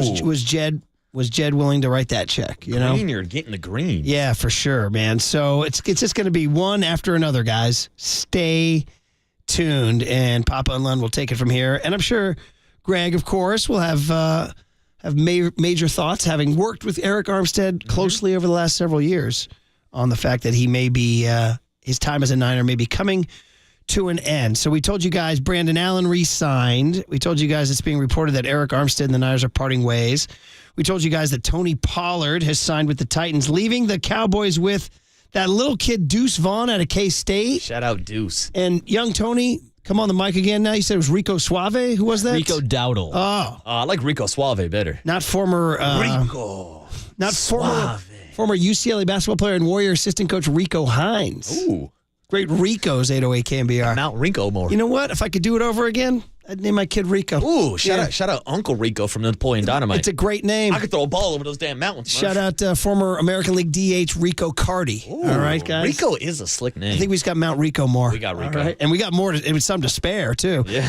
All right, we said we're going to make the last segment fun again. Shout out Nick Bosa at UFC 299 down in Miami, Are Florida. you guys doing something big for your 300th? UFC 300. I say you guys. Yeah, of course. you guys. That's your family. What do you mean, you guys? Yes. Actually, it was hilarious. I was at the bar with Walter and Copes watching the fights, and I get a text from my mom that she was at the bar watching the UFC fights also. That's kind of amazing. Yeah. She doesn't have social media, but she goes to the bar to watch the fights. Oh, yeah. My mom's in. She's a fan of the sweet side. She's a fight fan. Dude, my entire family. I've told you this before. Your sister? We'll sit down. My sister will watch MMA fights with us. All the Bouchers are in. And are you guys done with boxing? It's just too old-fashioned? I wouldn't say done like watching with black and boxing. white TV? Like, I watched this weekend on Friday out in Abu Dhabi. My guy Francis Ngannou got put to sleep by Anthony Joshua. So I'll still tune in for the big fights, but boxing has kind of turned into a sideshow now with guys like Jake Paul facing off against Mike Tyson. Which is the better, sport? Ooh. Now we're going to divide the audience. Because we go with Sugar. I mean, I'm like Sugar Ray Robinson and Joe Lewis and Muhammad Ali. The way I've always broken it down is I'm more of an MMA fan myself. And it's the closest thing that you can get with a true fight with actual rules and regulations. And the way that I explain it to people is, look, Steph Curry is a phenomenal three-point shooter. If you put him and LeBron James in a three-point shooting contest, Steph's going to win. That's the same thing when it comes to a boxer versus an MMA fighter. But you take LeBron's all-around game, compare that to an MMA fighter versus the skill set of Steph Curry shooting threes, that's where I think it's different. So if LeBron and Steph played one-on-one, I'm putting my money on LeBron. If there's an actual fight between an MMA fighter and a boxer, my money's going on the MMA fighter. To get this very carefully crafted analogy correct, LeBron octagon, Steph ring. Correct. Okay, I got you. Steph is a boxer. LeBron's an MMA fighter. So we want to always kind of end the show with something fun here as we evolve because, hardcore sports takes can only go so long. The Oscars last night were fun because they had some laughs. We played, let's get the John Mulaney, and then we'll do DeVito and Schwarzenegger. John Mulaney with a sports bit. He comes out to present an award that had nothing to do with his riff. He decides to go on a riff about the movie Field of Dreams. I was a little worried about him, but he went for it. Or what about that moment in Field of Dreams when we hear, "If you build it, he will come." And then Costner does it. He builds a baseball field. Or I guess he doesn't build it. He mows down corn, and then there is a field. And then he's like, "I'm going to watch Ghost play baseball." And the bank is like, "You want to pay your mortgage?" And he's like, "Nah, I'm going to watch Ghost play baseball." And then he finds James Earl Jones, who wrote The Boat Rocker, which I thought was a real book deep into my 20s. And he's like, "People will come, Ray. He's the only one with a financial plan." But what's weird is Timothy Busfield pushes little Gabby Hoffman off the bleachers, and she falls down, and she's unconscious. Then Burt Lancaster is Moonlight Graham, and he comes up and he pats her on the back a couple times, and he's like, "Hot dog stuck in the throat." And then he can't go back in the game because I guess there's a rule. in ghost baseball. That if you leave the field at any point to become an elderly ghost and do the Heimlich maneuver, you can't return to the field. I love Field of Dreams. That should win Best Picture. Solid riff. By the way, he was trusting that people 35 years later know the plot, right? Because I've seen it 40 times, so you know what I mean? I got it all down. Has young Tony seen Field of Dreams? This is going to be a very interesting answer. I'm wide open here. No. Oh, there it is. They built it and Tony didn't come. Whoop, there it is. All right, well, let's have him watch it, and I'd love his opinion. We'll get his breakdown It'd be of Costner very interesting to get a young Tony's take. Yeah, I have seen The Sandlot, and I know Murph loves that movie. Oh, now Tony's stoking the flames. He is stoking the flames, because once again, I told you guys, I got no problem with it. It's fine. I think you guys overrate it a little bit. That's all I'm saying. What do you give me for Murph on The Sandlot and Draymond Green talking about losing in the NBA Finals? No, it's fine. I love that. By the way, they won that finals, by the way. They did, actually, yeah. Schwarzenegger and DeVito came out. Did you see Twins? Anybody? Shout out the Twins. Schwarzenegger and DeVito. They look great. And DeVito was on fire. No chance Tony has seen Twins. They start talking about what they have in common, and it has to do with Michael Keaton being in the crowd as Batman. Here it is. Well, Arnold and I are presenting tonight together for a very obvious reason. We both tried to kill Batman. Yeah. Well, we both tried. I as the Penguin in Batman Returns. And that was Mr. Freeze in Batman and Robin. How did Batman beat you? Oh, he used my one weakness against me. Heat? Love. Oh. He threw me out a window. Yeah, really. Yeah, he's really... Batman, that son of a... Where is he? Yeah. He's here. I hate him. There he is. He's right here. He's right here. Look. Where Keaton's doing a tremendous... Well, yeah, you got, son of a real beak breaker. I'm going to see you after the governor's ball. You better believe it. Pal. I tell you, DeVito, dude, crushing it out there. Shout out Louis De Palma and Taxi forever, man. Dude, and then the dynamic between him and Arnold going back and forth, him calling Batman a son of a bee multiple really times. Good. By the way, then they give out an award to a woman from Oppenheimer for sound editing, and she comes up and she grabs the mic and she goes, "By the way, I love the movie Twins, so this is amazing for me." Oh, hell yeah. So anyway. Have you seen Twins, kid? Oh, no. No, but I have seen the Arnold Schwarzenegger Batman in Iceman. That was a classic film. Yeah. All right. Very That's good. impressive from the young kid. All right. Well, there you go. Make the last segment fun again. We'll find out what the Niners are up to. We'll see what the Warriors do with the Spurs. John Joe, thanks for your Kinkos. Big board. Young Tony, good job on the mic. Marcus, see you Tuesday. Yeah, Tony, thanks for saying what's up at FanFest this weekend. And when it's time for a change, think Speedy Oil Change and Auto Service, your trusted oil change, tune-up, and brake experts. You are listening to KNBR AM and KNBR FM San Francisco, the sports leader, a Cumulus media station. It's global warming, man. Sugar State Athletic Commission, they said officially undefeated again. Who's being naive, Kay? I'm a very proud Irishman standing here tonight, so... That's the end of the game.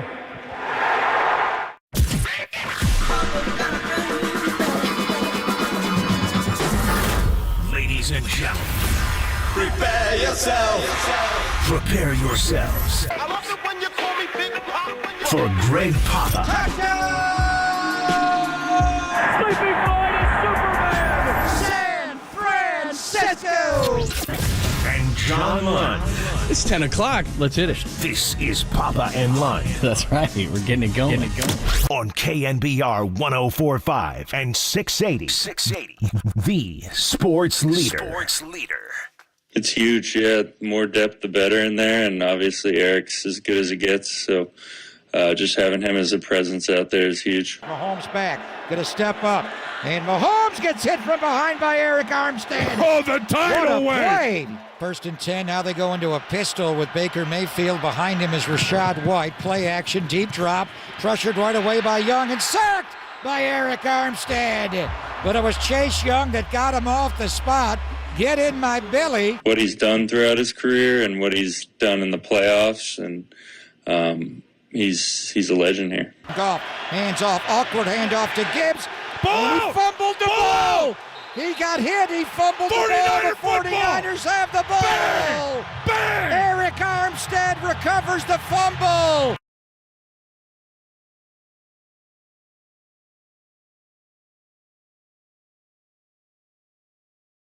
The frenzy. If I'm not paying attention, don't take any offense to it because I'm focused on the frenzy. We do have some signings already, and we have the Armstead news we got to get to, and all this kind of stuff, and who the Niners are in. We do have Brandon Allen back in the fold, and some running backs like Tony Pollard going to the Titans, and Jonathan Greenard already going to the Vikings. One of the pass rushers is off the board. By the way, DeAndre Swift was the first to sign, so he is moving on from the Eagles to the Bears, and all sorts of rumors are going on. We got a little bit of Warriors as they're going on against the Spurs, who could not miss over the weekend. So we got a ton to get to. Good morning, my friend. You sound frenzied, John. Oh, I am frenzied. This is one of my favorite days of the year. You know that. I love this. It is stuff, a great man. day. We've been waiting for March 11th for a while. We are 62 minutes into, and they call it the legal tampering. It's not. There used to be a time where they illegally tampered Daniel Snyder when he gave Albert Hainsworth $100 million in about 60 seconds at midnight one year. So these are all, open to negotiations. We've already had Tony Pollard, Rand Carthon in Tennessee, got him signed. DeAndre Swift leaves the Eagles and goes to the Bears. Ironically, the first two players to sign away from their teams. There were a lot of signings over the weekend, obviously. Baker Mayfield got paid in Tampa Bay. We're waiting on Kirk Cousins, but the big news from the 49ers standpoint is Eric Armstead. And the best way I would say this right now is Eric is in limbo. I know the 49ers have not been able to get his salary down. They restructured his contract a couple of different times, so they've been paying him a lot of money that he's already gotten. But this money that is out there for Eric Armstead, the longest tenured 49er, if he's on the roster or not, is significant for this year. So they're trying to get that number down. It's over $17 million. Let's just see where it all goes. He can start talking right now, the last 63 minutes, to teams around the league. We'll see what the market is. Chris Jones got paid big time by Kansas City. Obviously, Christian Wilkins in Miami would be somebody that's going to be on the move. I was checking with the Dolphin people this morning about Eric Armstead going there. They just don't have enough money. Eric Armstead's going to cost them too much. With D'Amico, want Eric Armstead in Houston. It's a question of his health. He's had the plantar fasciitis, which has been a problem the last couple of years. He only played 9 games in 2022 and 12 games this year, and he came back in the playoffs both years to play well.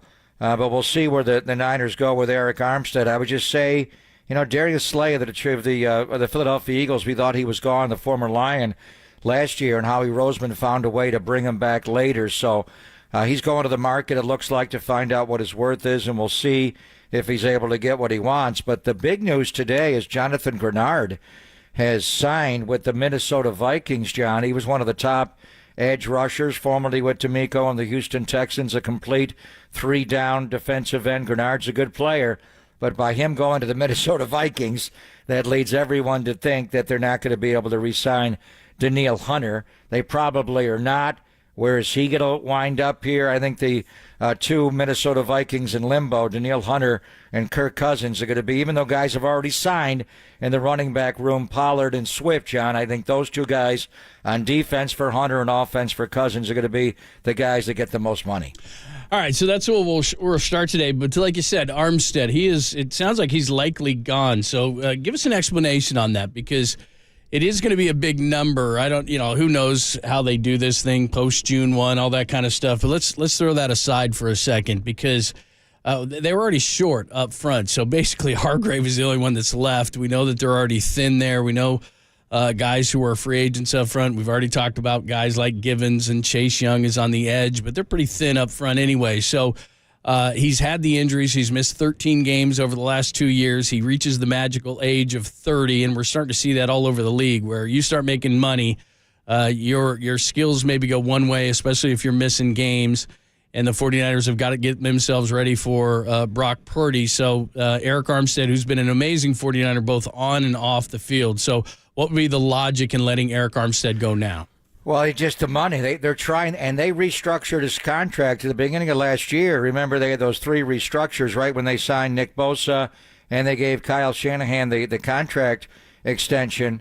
So he's just making too much money this year. They're trying to get that number down. We've been talking about this for quite a few weeks with a number of people about the Armstead salary. David Lombardi did not think they would release him, but we thought this time of the year, many things happen. Players retire, they restructure, or they're released. It's the 3 R's, REs, and they wanted him to restructure, which means in his case, take a significant pay cut from $17.4 million this year. Now, if they do it after June 1 on June the 2nd, spread out the cap hit to this year to next year, I'm not sure if he's able to sign with a team if you do it as a post-June 1 designation. So the bottom line, they want him to make less money in this season and then figure out where you go beyond. With Eric, it's the longest tenured 49er. He was here before John and Kyle arrived. He was here with Jimmy Tomsula and Trent Baalke back in 2015, obviously. And his first few years in the NFL, second and third year, he had a hard time. He could not stay healthy. He was placed on the injured reserve list in 16 with a shoulder injury. Only wound up playing 8 games. Came back the next year in 17, had a hand injury, went on IR, and then he got healthy. And he played terrifically well the year they went to the Super Bowl. He had a 10-sack year. That was the first time they went to the Super Bowl against Kansas City in 2019. They had to make a call between the 2 Oregon Toll Furs, DeForest Buckner and Eric Armstead, and then they got him for less money, but they were able to re-sign Eric, and they traded DeForest Buckner, as we know. And since that point, his overall production has not then been there as consistent. This past year, you got to look beyond the sack total sometimes for a guy like him. His pressure rate was good, but the bottom line is, and they know his health better than anybody because they deal with it. And believe me, Eric Armstead has gone to all points of the world to try to keep himself playable here. He's made great effort to get back onto the field. We thought he may be done last year. He was able to come back, have a good postseason run. Likewise, this year, early in the game in Philadelphia, he tears the meniscus. Now, that's going to heal with surgery. And I also think, John, the other problem with Armstead, he's coming off knee surgery. So you think any team is going to get involved in Eric Armstead right away the first week? NFL Network was talking about putting him in their top 25 of available free agents. Well, I see Chase Young's number 26, and I don't view him that way in any regard. For Eric, it's just health. Can he pass a physical? When can he pass a physical? And when would you get him on your roster? Right, the timeline on that type of surgery would be right before training camp. But I think the knee, assuming the knee is fine, the issue is the plantar fasciitis. And that's something that's been a problem for him the last couple of years. And for a guy who weighs close to 300 pounds, it's a problem. So they want to get the number down. I think there's a way, possibly, if the market tells him everything that we're saying, you're breaking down, you're not in the field enough, we're not going to pay you like Christian Wilkins is going to make, obviously. But what's the number for Eric Armstead? It is possible, like the Philadelphia Eagles brought big play Slayback last year. It's possible, but that's not the front burner issue right now. If he doesn't take this pay cut now, and I think he's already talking to teams, John, they're not going to formally release him until Wednesday, so it's possible he comes back after he looks at his market. But the big thing right now is, by Grenard going to Minnesota, a guy like Denil Hunter is out there available to sign, and that's got to be a motivating factor for why the Niners wanted Armstead's number down this year to be able to do the business they want to do here in the early hours of free agency. And we're 69 minutes in, so the frenzy is going to get fun right now. All right, we'll keep you up to date on all the signings. We will recap all the signings to this point, both a bunch of guys staying with their teams and a few have already signed. And again, everything started at 9 o'clock. And again, the key word, because a lot of people online will say a player has signed, a player has agreed to sign, because everything can't happen until Wednesday officially. Guys have pulled out before, but they have agreed to sign with certain teams. So I know that's a kind of a technicality, but that is the truth. And then as far as Eric Armstead is concerned, you're exactly right. I think what is going to happen here is that his representatives are going to shop his services around, see what the market is, and he can always come back to the 49ers. Now, the danger in that is that the 49ers take the money that they have set aside for Eric Armstead and put it to another place. Now, that's what I think they might do. I think they might take that money and say, okay, we've needed an edge rusher for a long time, and they may swap the money that they use for the inside and put it to the outside. That's Denil Hunter. That's Bryce Huff. That's different guys to the outside that they may use. Now, Grenard, like you said, a guy out of Houston, has already signed with Minnesota. I don't know how much they were into him, but certainly Denil Hunter, until he signs, that would be the number one guy on my list. There were discussions over the weekend that the Chargers could potentially let guys like Mack and Bosa. I know that Cheryl Bosa was putting up on Instagram that she'd love to see her boys play together. Obviously, I think the Chargers would have to obviously release Joey Bosa, and then he'd have to have a reworked contract. The Niners could not absorb the number he has. He has a $27 million cap number. The Niners are not going to play at that level for Joey Bosa because he's been injured a lot over the last couple of years. I mean, that would be a great thing to have, but he'd have to be healthier. He'd have to play at a lower number, so that would be kind of an interesting thing. So there's guys out there. I just wonder if the Niners would swap the money for, and that's the danger for Eric Armstead in his camp, would be, will they find a place for that money while he's looking around to see what teams will pay for his services? Well, I think they're trying to get Eric Armstead to take a massive pay reduction. I mean, massive, from 17.4 way down. So that's separate money there. He's not going to. But if they spend that money, then he's going to have no place to go. Well, I mean, we're talking about getting him way, way down.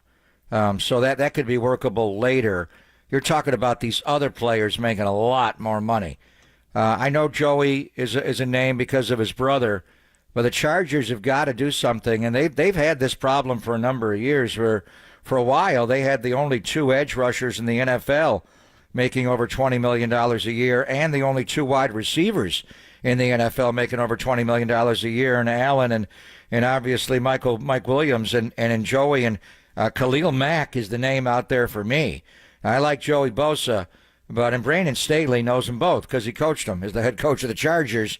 They're going to have to rework these contracts. They're going to probably have to do one on each side of the ball, if not more. And you don't have to be cap compliant until Wednesday at 1 o'clock when the new league year officially begins. So they're going to have to do something to reduce those players' numbers like the Niners are doing with Eric Armstead.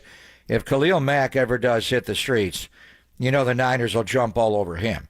So, Grenard is a 3-down, 4-down type of player, the way he plays. Huff, the young man from the Jets, he's D Ford.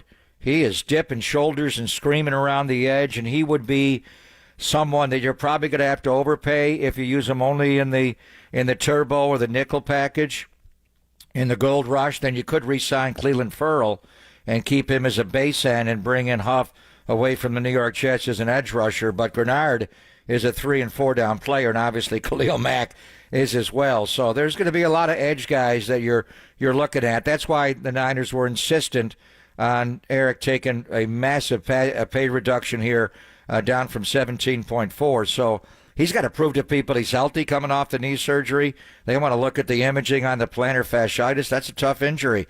That cost Mark McGwire 4 years of his career, and they can do a lot of things. A lot of these, ACLs and Achilles guys come back. If you're 300 pounds and your feet just can't withstand, your skeleton just can't hold up to the mass of your body, then the plantar fasciitis is a persistent problem for Eric Armstead. All right, your thoughts on so far. We'll give you recap what's going on as far as the free agent frenzy so far. And again, Eric Armstead potentially moving on. Golden State Lumber and Building Materials text line is wide open, 415-808-5627, 415-808-KNBR. We'll get into all of it next on a Monday, only here on the Sports Leader.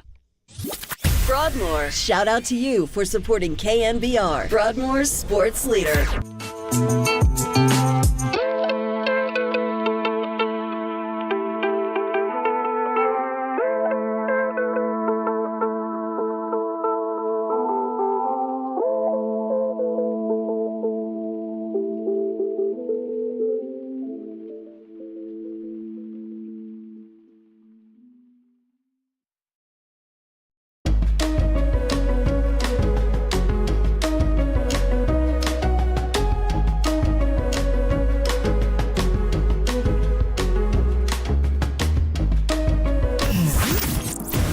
What's trending now? Trending now. On KNBR.com. 49ers set to release Eric Armstead ahead of the free agent frenzy. Who will the 49ers get in response? Denil Hunter? Christian Wilkins, Joey Bosa, that story and more, trending right now on KNBR.com, the KNBR app.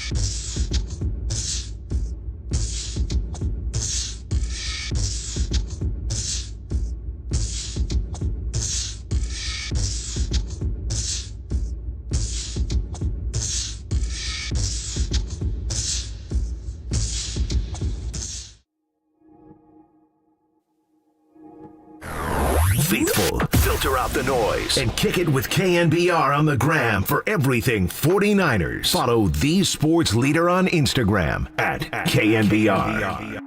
Purdy in the shotgun, inside move by Hunter. Purdy spins away from it, but not away from him. He fumbled the ball, and the Vikings are on it. What a move by Denil Hunter. An inside move on Colt McKivitz. Purdy spun away from him immediately. I think Purdy threw it away. Did I don't he throw think it away or did he fumble the ball? It looked like he threw it away from up here. That could be an intentional grounding, though. It is a fumble. recovered by the defense. That is not a fumble. After review, the runner is down by contact at the 21-yard line. It will be third down.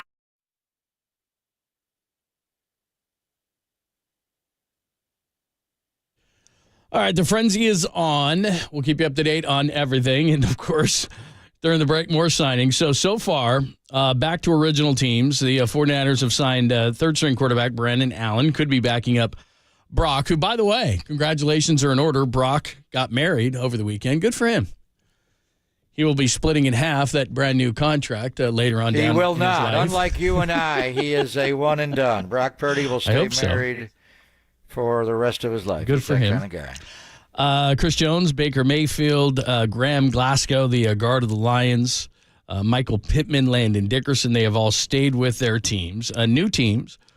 Mitch Morse goes from the Bills to the Jags center. Mac Jones gets traded from the Pats to the Jags. Russell Wilson finds a new home with the Steelers. DeAndre Swift, the first to sign, the running back, goes from the Eagles to the Bears. Jonathan Grenard goes from the Texans to the Vikings, the edge rusher. Tony Pollard from the Cowboys to the Titans. This is an underrated one. Adam Peters, first big signing. Dorrance Armstrong goes from the Cowboys to the Commanders. He's a good edge rusher, under the radar guy. Your Bills, sorry to tell you, they have lost Gabe Davis, the big play receiver, to the Bills to the Jags. That's a nice signing. So far, that's what we hear. Kirk Cousins did not sign with the Vikings before the strike of 9 a.m. Pacific, so he is out there. T. Higgins wants a trade. He has been tagged, and we're hearing that the Panthers are willing to trade Brian Burns. So that's where we are. Things are fast and furious. And the numbers on Jonathan Grenard to Kwesi Adofo-Mensah and the Minnesota Vikings, 4 years, $76 million for Grenard. That's a good payday for him. But the question now is Denil Hunter and just how much money is he going to get. The two Minnesota Vikings, and Hunter's going to leave now that they signed Grenard away from D'Amico Ryan's defense. He's on the move. And where is he going to go? And obviously, you heard the sack on Monday Night Football when the Vikings upset the 49ers. That was one of 16.5 quarterback sacks Denil Hunter had. But not just that. He forced 4 fumbles. He led the NFL in tackles for loss with 23. Absolute monster. He's Aldon Smith. This generation's Aldon Smith. You put him next to Nick Bosa. So we'll see what the Niners are going to do. Christian Wilkins inside. There's some dominant players. And right now with Armstead in limbo, you only have the grade vigor inside. You got to re-sign, some of your own. And I think they'll do that in the next day or two. But where is Denil Hunter going to go, John? And after Grenard got 4 years and $76 million from Kwesi, how much money is Denil Hunter going to get to leave Kwesi Adofo-Mensah in Minnesota? And then with Kirk Cousins, and that guy, he's made over $200 million in his career. He's going to land a massive contract, whether he re-signs with the Vikings or moves on maybe to Atlanta, and that will start a domino effect as well. Christian Wilkins is going to the Raiders. Boy, that is going to be a really good defensive line, because you put him next 4 years, $110 million, $84.75 guaranteed. That's a lot of money for an interior guy. Chris Jones got big money inside as well, but that is a hell of a market there for Christian Wilkins. Well, you put him next to Max Crosby, and then on the other side, look, I don't know if the Wilson kid could play. He didn't play well for the Raiders this year as a rookie out of Texas Tech. He had a long way to go. People knew that. But if he can play, and he was the 7th overall pick of the draft, you put him on the other side. I mean, he's got physical gifts. He just didn't play well for the Raiders in his first year. But if he can somehow take a jump, then that's a good defensive line. Anybody next to Max Crosby is, going to be good. But you put Wilkins next to him, that could be something. And they need to rebuild. Yeah, what I'm looking at is, what is Denil Hunter's market going to be? If Wilkins makes that, and Wilkins is a tremendous player, but he's an interior player, and interior guys just don't make as much. I mean, what are we looking at for Denil Hunter? I think that's what everybody's working on right now, is trying to get him signed. But these are massive contracts for Christian Wilkins and Chris Jones. He's going to make more than that. I mean, way just more. look at his numbers. How much? And he's an edge guy, and he's a tremendous run player as well. He's not just a pass rusher; He's Aldon Smith with those long arms, those long levers. He is strong on the edge. So just the amount that the inside guys are getting Jones to his own team, and I wonder what the Chiefs are going to do with L'Jarius Sneed. 49ers are looking not only at D-line, obviously, but they need D-linemen. Kenny Moore, the nickelback of the Indianapolis Colts, a free agent, and what are the Chiefs going to do with L'Jarius Sneed? But for Wilkins and Jones to get this kind of payday, right around $100 million, we'll see what the full guarantees are. Denil Hunter is going to make way more than that. Yeah, I think he's going to be. I mean, what other defensive player is going to get more money than him? I don't think anybody. No one. He's going to be number one, and Kirk Cousins is going to be number one on offense. And the Cousins domino will impact Sam Darnold. And what team out there truly has a starting job for Sam? And I know they re-signed Brandon Allen, and I like Brandon, but I would not want him to be the number 2. I would rather have him be the number 3, and to bring back Sam would be the number 1 goal. But we hear the Vikings may pounce on Sam Darnold in a starting role, at least pay him highly incentivized money to be the one or compete for it if they in fact lose Kirk Cousins to Atlanta or some other team. Denil Hunter might be the next domino to drop because I don't know where else. I mean, you've got Greenard who just got a bunch of money. You just got Wilkins who just got a bunch of money. I mean, the market is pretty well set. That in Minnesota is not going to get him back because Greenard went to Minnesota. So the market is pretty well set on Denil Hunter. It's just a matter of are the 49ers really in on him? Would they have enough money? I don't know. The last 2 years, we talked about it last week, they have made the big surprise. I don't know if they have the money to do that kind of thing, but he's out there and he's going to get number 1 money. So we'll see as far as that goes. But again, we're an hour and a half into this thing, a ton of guys. Christian Wilkins, the latest to go to the Raiders. They need to rebuild that defense for a long time. So that's the latest to go. Matt Barrows is going to join us at 10:50. In the next 20 minutes, a lot of things could happen. So either we're going to react to a 49ers signing or talk about the signings and talk about Eric Armstead and where that is going to go. Armstead could go out into the market and probably is out in the market to see what it is. And again, between the time that he is out there seeing what the market is for himself, the 49ers could spend the money they have targeted for him. And if it is, I mean, if they go out and get Denil Hunter, that's pretty much it. Eric Armstead wouldn't come back. I do know this.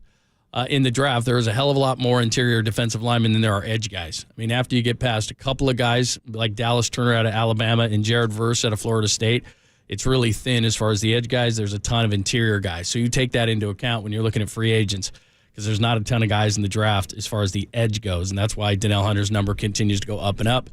And you don't want to have a bunch of interior guys that are rookies. So if you're not going to bring back Eric Armstead, you're going to have to go into the second level of defensive tackles, and then you have to bring in probably some rookies as well because literally, I mean, if you look at this team as far as the depth at defensive tackle, you have Hargrave. They and don't then have anybody. Hello? They have the Gravedigger, but they're guys they want to sign. I mean, we know that, but they're not playing football on March 11th. You're playing on, September 11th or right around there. So this is the start of the new league year, and they got a lot of guys that are out there in limbo they want to bring back and guys that have been former 49ers that they want to bring back as well. But this deal for Christian Wilkins is a big number. I mean, for the Raiders to get in, and he's a dominant player. And Miami just doesn't have any room to be able to sign him back. But for him to get a 4-year deal and $110 million and $84.75 million guaranteed, look at what the Gravedigger got last year from the 49ers. It was a 4-year deal for $84 million. Wilkins got $34 million. And a lot more guaranteed than Hargrave got. So just the overall, they know how to stop these elite quarterbacks. And with the Raiders, they have the same issue the Niners do as Patrick Mahomes. We're thinking Super Bowl. The Raiders are twice a year. And they found a way with Max Crosby to get onto Mahomes and beat him on Christmas Day at Arrowhead this year. But just the jump in the interior line. And you knew Chris Jones was going to get paid.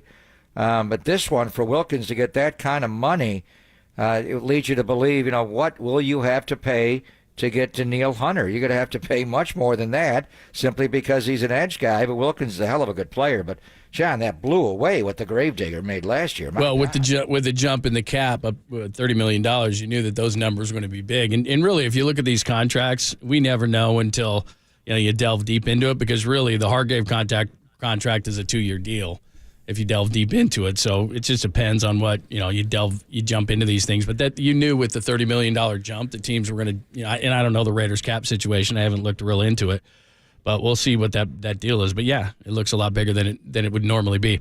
All right, by the time we get back with you, maybe some more signings will happen. Again, your thoughts on what the 49ers should do, your thoughts on Eric Armstead potentially not coming back to the 49ers, the Golden State Lumber and Building Materials text line. Who would you like to see?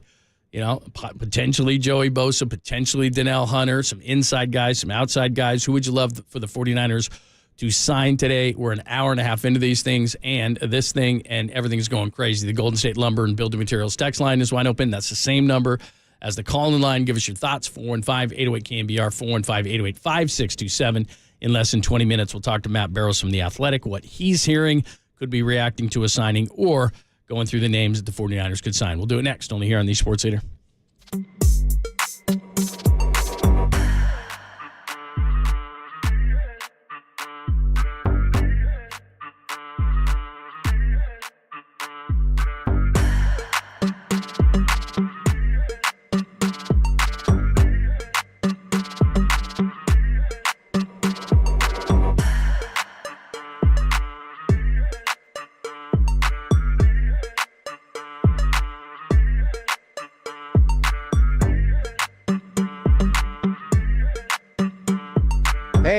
Hey, it's Greg Papa here. For 25 years, the Laser Eye Center of Silicon Valley has been the Bay Area's leader for modern vision correction, whether it's LASIK, SMILE, EVO, ICL, or the amazing procedure John Lund and I both had, CLR, a custom lens replacement. Get that one. That's the perfect permanent solution to glasses, contacts, and readers.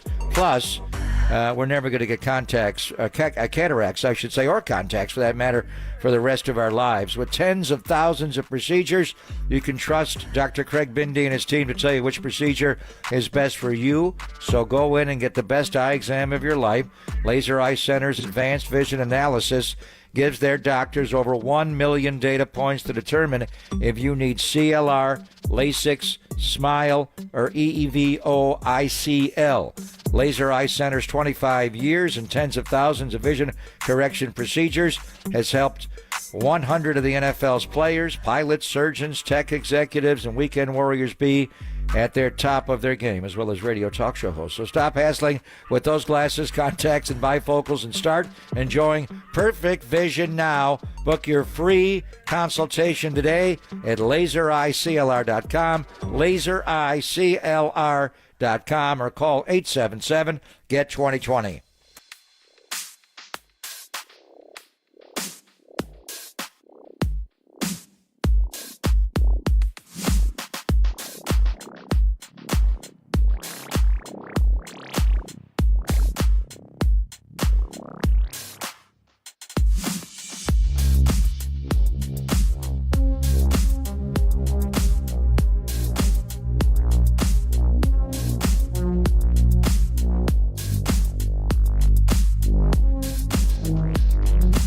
Hi, your old friend John Lund here. Did you know that many of the attorney ads that you've seen or heard, they're not even based here in the Bay Area, and some aren't even based in the entire state? Now, that is not Chris Dolan. That is not the Dolan Law Firm. They are based right here in the Bay Area, and they've been that way for more than 25 years. They're award-winning personal injury and employment attorneys, and they're fighting for you where you live. So if you've been discriminated against at work, wrongfully terminated, or sexually harassed, your rights matter. Go to DolanLawFirm.com and learn more about your rights. And unfortunately, over the past year, Chris and his team, they saw a sharp increase in no-fault injury accidents. Now remember, now the weather's getting gray. Motorcyclists, pedestrians, cyclists, children playing, they're all around us. So please be careful. Let's work together in making sure that the Bay Area is a safer place, and feel confident that you're in good hands with the award-winning California Lawyer of the Year, the Dolan Law Firm. Now, do you know that they've secured more than $1 billion? That's with a B if I did not make myself clear. In verdicts and settlements on behalf of their clients, but you pay nothing up front. Nothing. No hourly rates, no upfront fees. They don't get paid until you get paid. They live here. They work here. They win here. DolanLawFirm.com.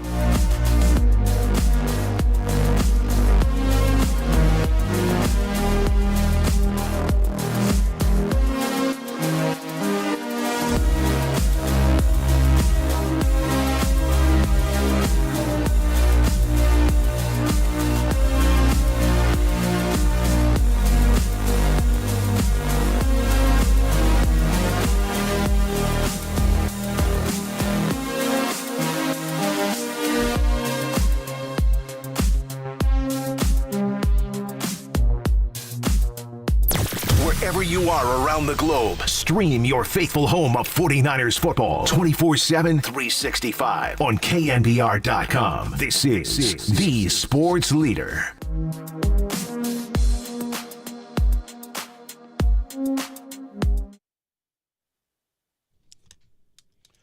What's happening? Thanks for joining us. We are in the heavy petting period, and now we're 37 into it.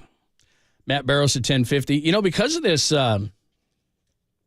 this extra $30 million, I've never seen teams. I just went to Over the Cap, where many people go to look at this stuff. Effective cap space is what you look at. And because of this extra $30 mil, I've never seen teams with more cap space. Now, this is as of this morning, so teams have signed guys. But as of this morning, $80 million for the Commanders. They've signed Dorrance Armstrong. The Patriots at 73. The Titans at 69. They signed Tony Pollard. Bears at 50. They signed DeAndre Swift. Texans at 57. Cardinals at 45. Colts at 45. Bengals at 44. Lions at 42. Eagles at 38. Seahawks at 33. You get the idea. There's other teams. Giants, Falcons, Vikings, Raiders. They signed Christian Wilkins, 31. So because of this extra money, teams are flush with cash. There's a lot of teams with cap space. I've never seen it like this. And I'm not. Yeah, those are. That's a lot of money. Houston did make the playoffs last year, but those are all bad teams. Right. But teams conversely on the other side, they got a lot more money. But teams on the other side, like Miami, they still got to get cap compliant. They're $21 million over the cap, and you got to be cap compliant to the penny by Wednesday at 1:00. That's why we're not done with the restructuring, releasing. Before you start to re-sign. But some of these teams have a lot, some don't. The Bills are way over.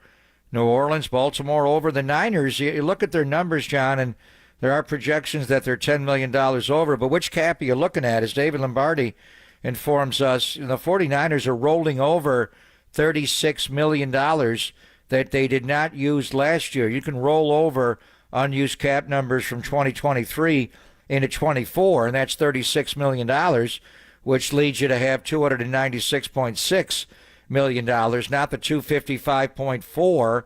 That is the hard cap number. So we'll see. But, there's teams that have a lot of money, and there's teams that don't, and typically the teams that have a lot of money are not very good teams that are going to have to overspend here in the opening hours of free agency. So we'll see where it all goes. Obviously, Kirk Cousins, where he goes, is going to be huge. The trickle down with Sam Darnold and likewise Denil Hunter and what he's going to get. The 49ers have scheduled an interview, and we'll hear from Matt Barrows about this, with safety Rayshawn Jenkins, who we did see last year in Jacksonville. So the other part of it is you got two young safeties as well that are relatively ready to play. We'll have to see where Talanoa is off the ACL. I saw him, obviously at the Super Bowl week, and he was moving around pretty well. So hopefully he'll be able to make the start of the year on time. And then you got Jair Brown as well. He's coming off his rookie year. You got the veteran George Odom as a core special teamer. Usually on your 53, you have four safeties. So I think there is room to add one veteran safety. There's a lot of good safeties that have been cut because of teams that are over. Those guys are still going to be expensive to sign, but we know Rayshawn Jenkins is coming into the building. I think Seattle today, John, and then maybe to Santa Clara tomorrow. But it's going to be interesting to see where the Niners go first here as far as free agency, and if they really are going to be able to afford to get into the Denil Hunter sweepstakes, as this Christian Wilkins deal is massive on the inside. Yeah, and again, that's my point, is that there's going to be a lot of money to throw around. I've never seen teams with more cap space, and again, a lot of it is because of that extra $30 million. And again, the latest, Christian Wilkins goes to the Raiders. A lot of stuff on the text line. People talking about Khalil Mack. Khalil Mack is a player, obviously, that the 49ers have had interest in the past. I don't know what the Chargers are going to do. Like you pointed out earlier, they've got a lot of older players. They're already over the cap, are the Chargers. Mike Williams has been hurt a lot. Keenan Allen's been hurt a lot. Khalil Mack had a resurgence in his career last year. Joey Bosa has been hurt a lot. A lot of people want to put the Bosa brothers together unless Joey is willing to restructure his contract. That wouldn't be something I think that the Chargers would do today. Maybe, possibly. A lot of people are talking about DJ Jones in a reunion. I don't think Denver has released him yet. He does have a big number. His number is $12 million. Again, unless he was released or would restructure, I don't know that would be a reunion that would happen. It could potentially. That's somebody that played well for the 49ers, earned that contract with the Broncos, but as far as I know, he hasn't been released. So we'll see. But that's potential. But Denver is, they got to make moves. Obviously, they cut Russell, they cut Jonathan Simmons. They've still got to get under the cap to be cap compliant by Wednesday at 1:00. Just the numbers on Khalil. David Bakhtiari just got released by the Green Bay Packers. I think he's done. And he's, but his number is $40 million as far as what it cost against the cap. That's the highest figure in the NFL. The next three highest are all Chargers, starting with Khalil at over 38.5, Joey Bosa at 36.6, Keenan Allen at 34.7. Then you get Aaron Donald next, and then Mike Williams is there at 32.5. So Bakhtiari's out, but before Bakhtiari was released, the Chargers had 4 of the 6 players carrying a cap hit this year in excess of $32 million. So that's unworkable, obviously. They got to move on. So are they going to get rid of one wide receiver, keep the other, or one defensive end, get rid of the other? I don't know. But it is something to monitor. They've got to do something with those 2 edge rushers, Mack and Bosa, and the 2 wide receivers, Allen and Williams. And I'm sure they're trying to restructure. This is the time of the year, like Eric Armstead. If you don't take a restructure, and with Eric it was going to be a massive restructure, you get released.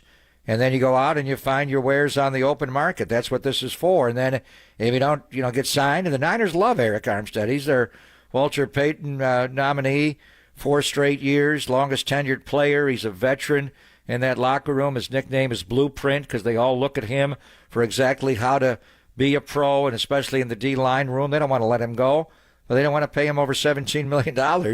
And the Chargers don't want to let Khalil Mack go, but they can't have a cap hit at $38.5 million with him, nor the 2 wide receivers. So as we start the new league year and a lot of guys are getting big contracts here, we're not done in the NFL releasing or restructuring players.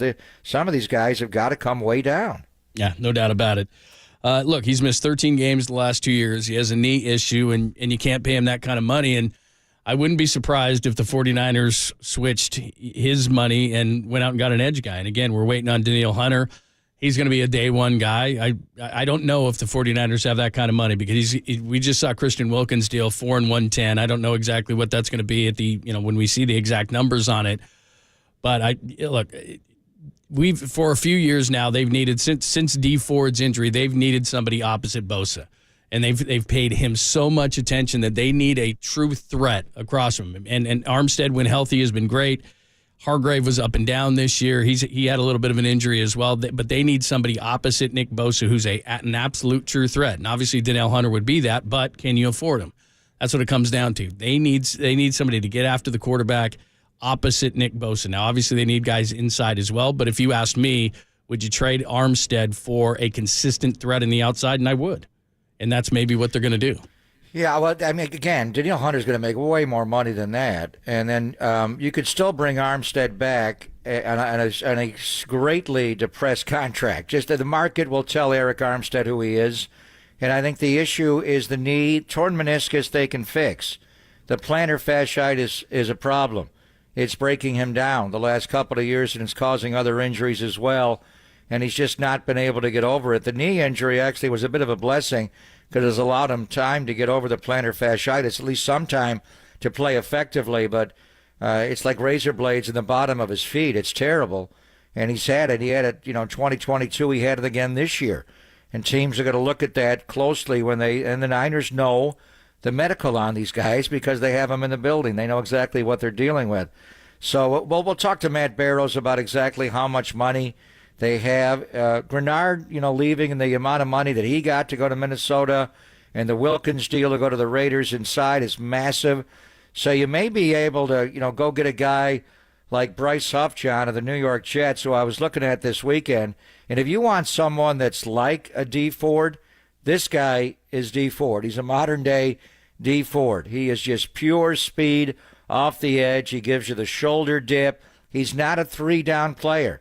You're not going to use him in your base. You could re-sign Cleveland Ferrell, have him play in the base, and when you go to the turbo, what I call the gold rush, and you bring in, you get Cleveland out of there. Now, obviously, with Armstead gone, you got to leave the Gravedigger and Bosa. You got to have another, 3 technique inside to help rush from the middle. And he was with Robert Saleh, Bryce Huff.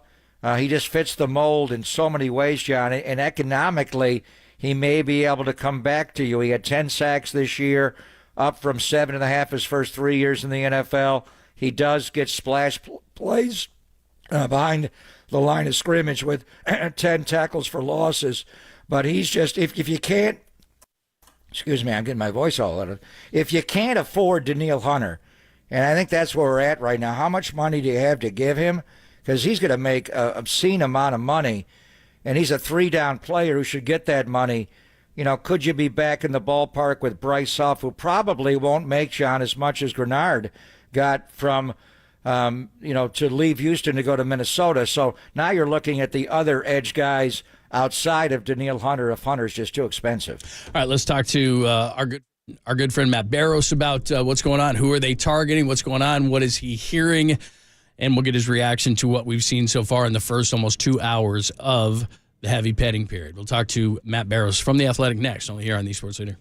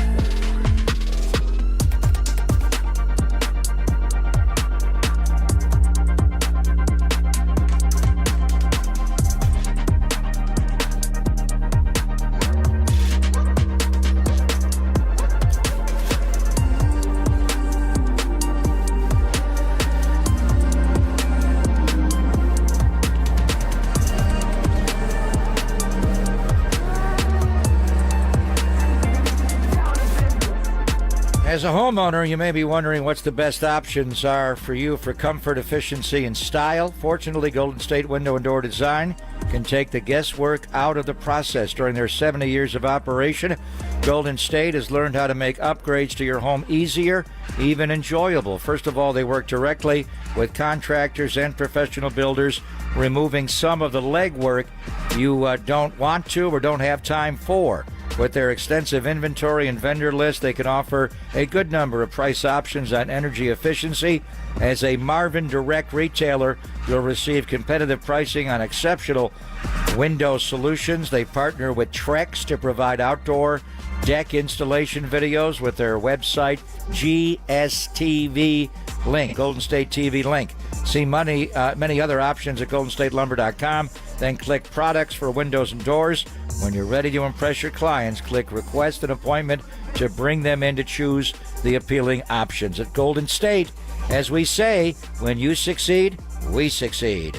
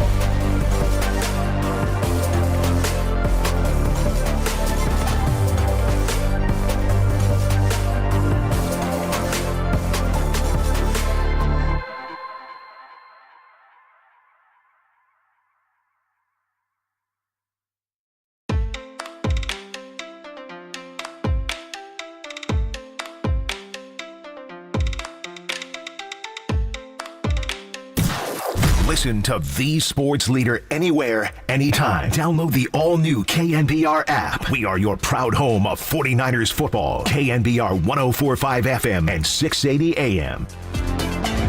Goff, hands off, awkward handoff to Gibbs. Ball! He fumbled the ball!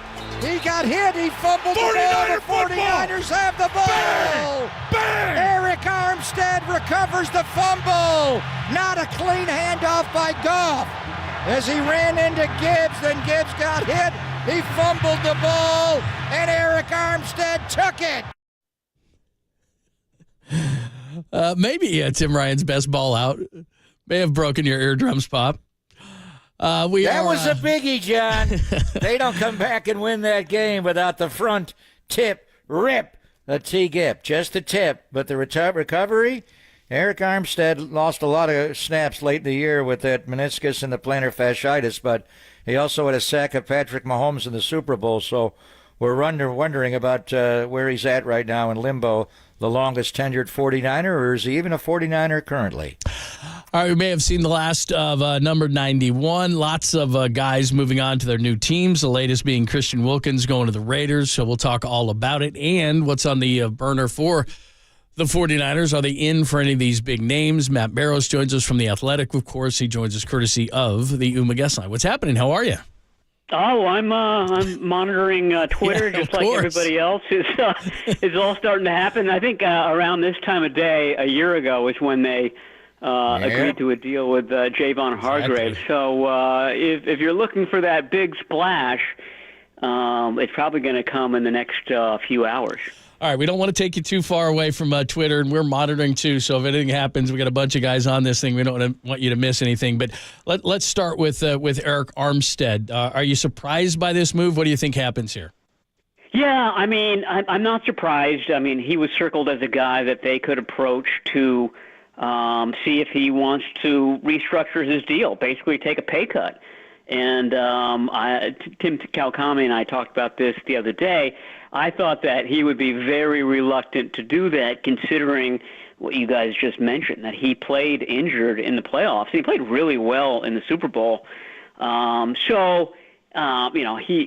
stance, and I haven't talked to Eric Armstead yet, likely is, listen, I played hurt for you guys. I put my body on the line.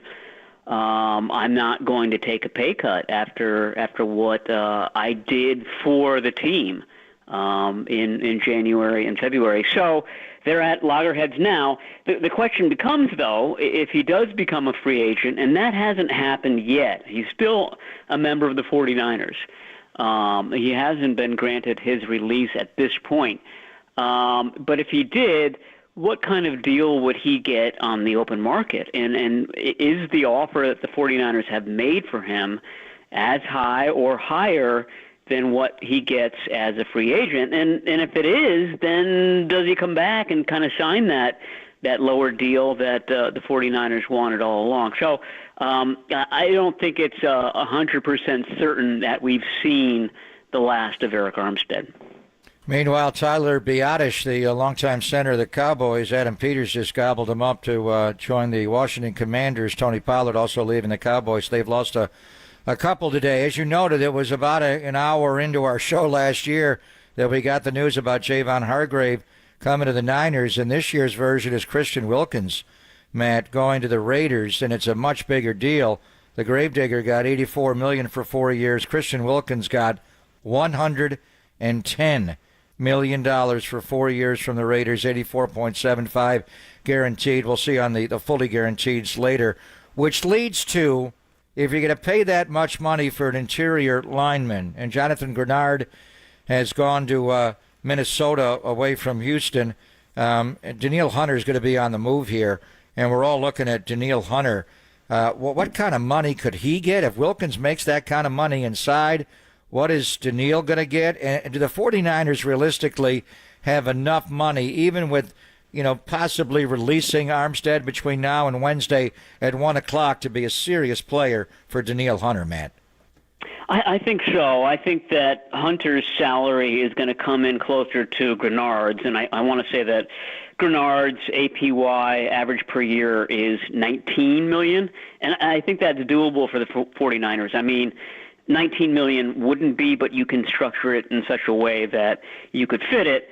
I reported earlier today that the team redid Fred Warner's contract. I don't know what the numbers on that are, but that's a deal, a restructured deal that can kind of create some wiggle room for that type of contract. So you've got that. You've got Juszczyk as a question mark. You've got Armstead as a question mark. There are a couple more things that the 49ers could do to create space, but I agree with you. I think that Hunter is very much on their radar, and I think Hunter at 19, 20, 21 million would be doable.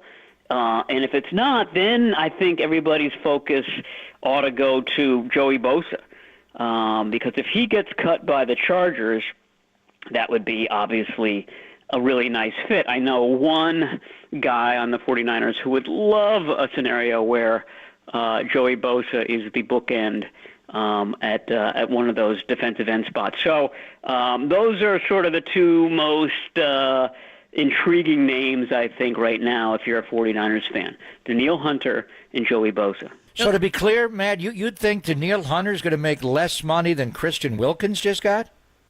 Yeah, I do. He's, going to be 30 years old?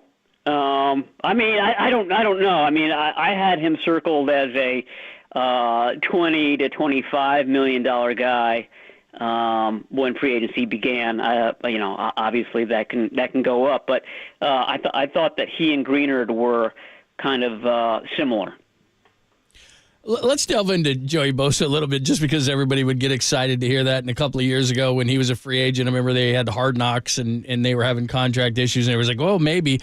The last 2 years he's played in 14 games. So obviously with talking about Armstead, he's missed 13 games the last 2 years. And it's like, well, he's been injured a lot. Bosa's played in 14 the last 2 years, 2.5 and 6.5 sacks. So obviously at 28, it's not like he's washed up or anything, but you'd have to be nervous a little bit. Obviously he's going to make a lot of money, so you'd have to restructure everything, or you'd have to sign him to a new contract. So how likely, it sounds great, but how likely would it be that they'd go after Bosa and they could actually afford him? I mean, I think all those things that you just mentioned are things that lower his value. He has been dealing with injuries in recent years. So, I mean, I think that all goes into it. There are some good defensive ends out there. I mean, if every team sort of finds one before Bosa gets released or however it occurs, I just don't know. I think he would be up in the high teens as well. And I think that would mean that the 49ers could fit him under their cap somehow. I know that, Nick Bosa has been very, very happy with the 49ers. And I don't know if Joey Bosa has been as happy with the Chargers, just how the two franchises are run. Does that mean that Joey Bosa would accept a little less to join the 49ers than he could get on the open market? I would think that that's a possibility, just knowing what he's gone through with the Chargers and knowing that the grass isn't always greener on the other side of the fence. It might be that he accepts a little less for the opportunity to play opposite his brother. Obviously, having the two Bosa boys would be great, but I also think, keep in mind that I think if the Chargers have to get out from one contract, they get out of Joey's rather than Khalil Mack, but they got to restructure Khalil's as well. And I know how much the Niners have liked Khalil Mack before He was traded to the Bears from the Raiders. The Niners were going to put a package for 2 number ones, and you got the Brandon Staley component as well. Staley was the linebacker coach in Chicago for Vic Fangio when Khalil was there, and he was instrumental in bringing him to the Chargers. So do you have a feel, is it more likely the Chargers would restructure, release Joey Bosa's deal rather than Khalil's? Because if Khalil hits the streets, Matt, you got to think the Niners will try to pounce on him. Yeah, I mean, I don't know which one they would take over the other. Obviously, they're trying to kind of rework that cap and get down there. They've dangled both of those guys out there in the media. So, I think this is kind of ever changing. But I don't have a good answer for you as to which one they'd prefer to keep there and rework. Matt Barrows joining us from The Athletic. Pop and Lund here on the Sports Leader. Again, we're about 2 hours into free agency, and again, they can talk and intend to sign contracts. Then on Wednesday, it becomes official. By the way, the Rams have signed a pair. Jonah Jackson, the guard from the Lions, goes to the Rams, and Kobe Parkinson, tight end out of Stanford, goes from the Seahawks to the Rams. So a couple of signings right there in the NFL. As far as other positions, obviously, if Eric Armstead goes, we're looking at Hargrave and not much else. So where do you think they go inside? I mean, I think that they look at free agents, maybe not top of the line free agents, but now you're starting to look at, do you re-sign Javon Kinlaw? Do you welcome DJ Jones back into the fold if the Broncos release him? I think that Sebastian Joseph Day, he wouldn't be a starting candidate, but he's somebody that is very familiar to Brandon Staley, both with the Rams and the Chargers, and I think the 49ers really liked him when they added him late in the season. Give him a full season with Chris Kaserik and see what he can do. He could be one of the guys that kind of mans that second unit, the unit that Kinlaw and Kevin Givens were on. So I think you're talking kind of that area. And if you don't, then you're sitting there at 31. I think that 31, maybe the end of the first round, beginning of the second, is a nice spot for some defensive tackles. There's a guy at Illinois, Jerzon Newton, who I think is really good and just kind of really fits what the 49ers do. The guy from Florida State who really lit up the combine, Fisk, has great speed, great get-off. I think Chris Kaserik would really fall in love with him. So I think that either way, they really need to kind of recharge that defensive line in the draft, and I expect DT to be at the top of their list. Trent Baalke's been active all weekend, and today he traded for Mac Jones over the weekend, giving New England a 6th-round pick. Gabe Davis, the Bills wide receiver, goes to Jacksonville, man. And just moments ago, Darnell Savage, who we saw in the playoffs, the divisional against the Packers last year, has left Green Bay, and he's gone to Jacksonville on a 3-year deal, which leads to the 49ers secondary. We have heard Rayshawn Jenkins is coming into 49 for a visit with Savage going to Jacksonville. Jenkins is leaving Jacksonville, and the Niners, of course, saw him last year. So it's a young safety duo right now. What's up with Tashawn Gibson, do you think? And are they comfortable, do you think, starting the year with second-year player Jair Brown as starting safety and Talanoa Hufanga coming off the ACL for his 3rd year? Yeah, it's a good question. That hinges on Hufanga and his progress with the ACL. My guess is that they don't spend a lot of money at safety, that safety is always sort of a depressed market, and they've done well in finding guys off the street, really, with Logan Ryan and Tashawn Gibson. I don't know what Gibson's market's going to be like. It might be that he gets an offer that is out of the 49ers ballpark. Their MO at that position has been to go pretty cheap there, and the fact that they do have a couple of young guys in Hufanga and Brown in the pipeline makes me think that they'll kind of stick to that. I don't know what Jenkins, what they're thinking with Jenkins. It might be just a kind of kick the tires situation, see what's available. I just can't see them spending a lot of money at safety. By the way, a flurry of moves. So Bryce Huff goes to the Eagles, 3 years, $51 million. You just mentioned Darnell Savage going 3 years to the Jags, and Josh Jacobs goes to the Packers, from the Raiders to the Packers. Wow. And Aaron Jones will be on the move. Man. The Bryce Huff signing is significant for the Niners, Matt. We talked about Grenard, and we're looking at him as a 3-down guy. And Bryce Huff, to me, at this stage of his career, maybe Philadelphia, and we're hearing about, them willing to move on from their edge rushers. But Huff got $17 million a year, and he was playing less than 50% of the snaps for Robert Saleh. So Grenard is off the board.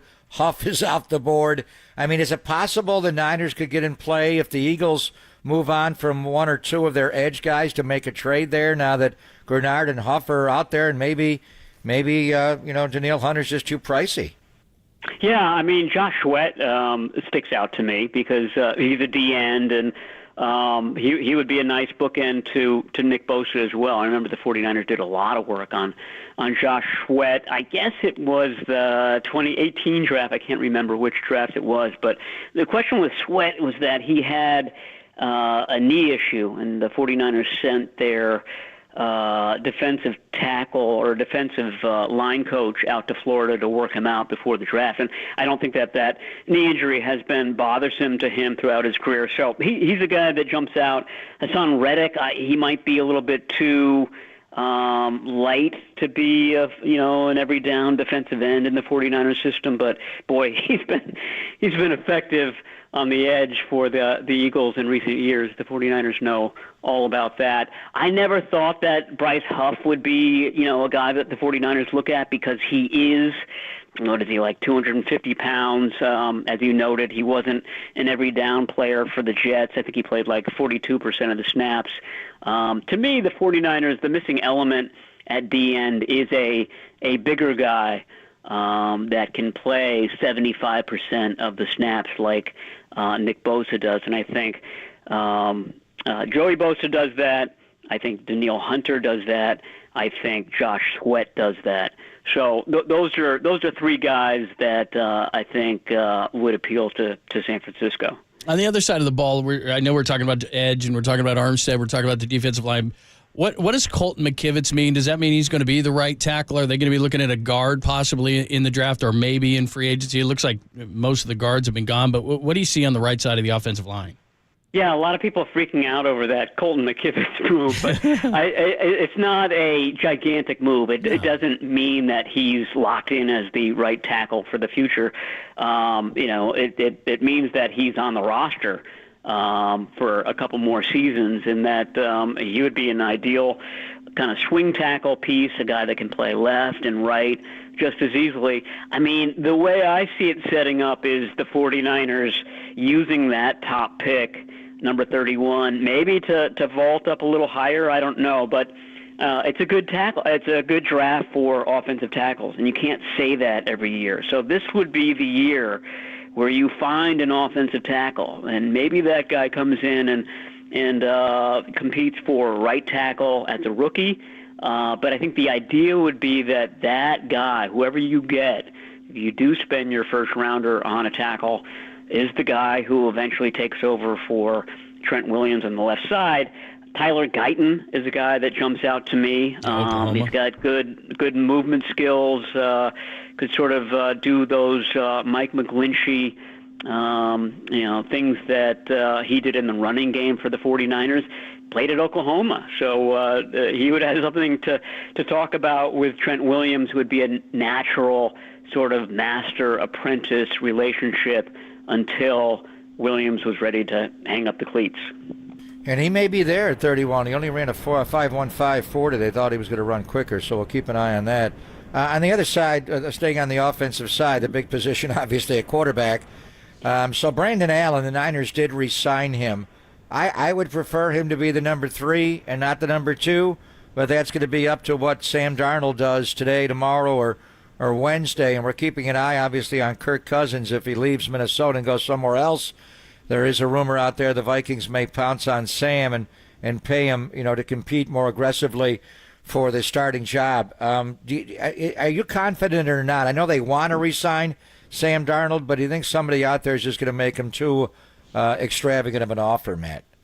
Yeah, I think so, and I think the 49ers would be happy with that because it would mean that they probably get a comp pick in 2025, and it also sort of kind of creates this idea that, okay, if you come to the 49ers and you spend a year learning Kyle Shanahan's offense, you're going to be a more attractive free agent when your contract is up. So, it would be a win for the 49ers.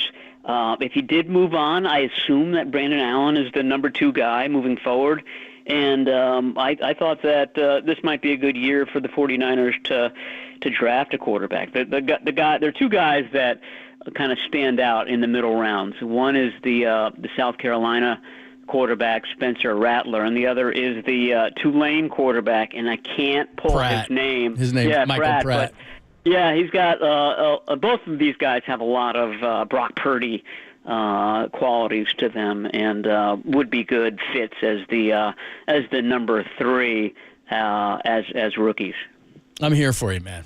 I'm here. Hey, that was good. That was good good teamwork there. Believe me, I dork out on this stuff just like you do. I mean, it's just I know it's free agency, but it's right to the draft. I mean, let's go, man. We're ready. Hey, they're tied together. Yeah, I mean, you make a move in one spot, you don't have to do a draft pick at that same spot. I'm embarrassed. All right, great insight. We appreciate it. You do such a good job. You didn't miss anything. We threw everything at you, so we're thank ready God. To go. That was good. Good window to be on the radio. Everybody signed when you were on man. for 20 minutes. There's a ton of good signings there. So they waited till they heard my voice. Exactly. And it's like boom. Get back on X, buddy. All right, man. Get back to it. Thanks for the insight. We appreciate it. Talk to you soon.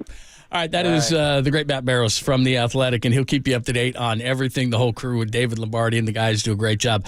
We will recap, and we'll keep you up to date. We're waiting. Denil Hunter is maybe the next big domino to fall. We'll give you the update. A bunch of guys just signed while Matty Barrows was on, and we'll tell you about them next, only here on the Sports Leader. Richmond, shout out to you for supporting KNBR, Richmond's sports leader.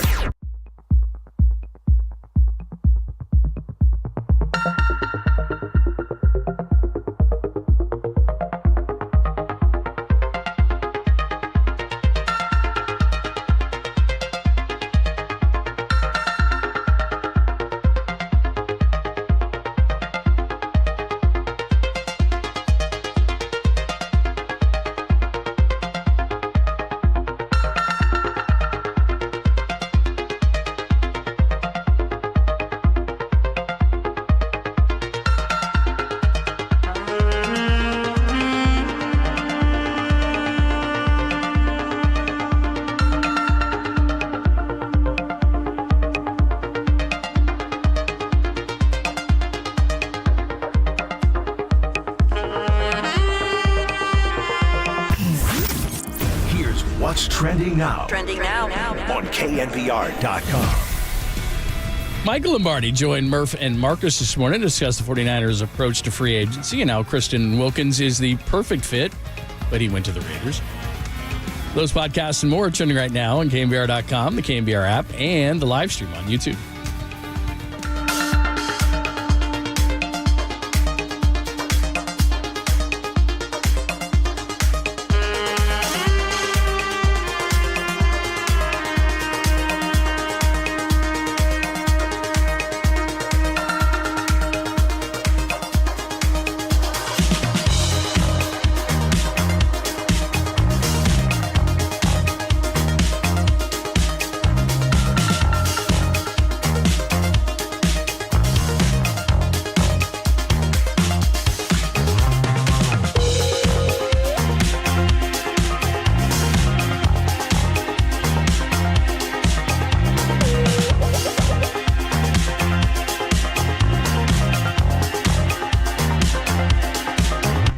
It is always great to talk to our good friend Steve Moskowitz. He has the answers to all your tax issues, including a tough one.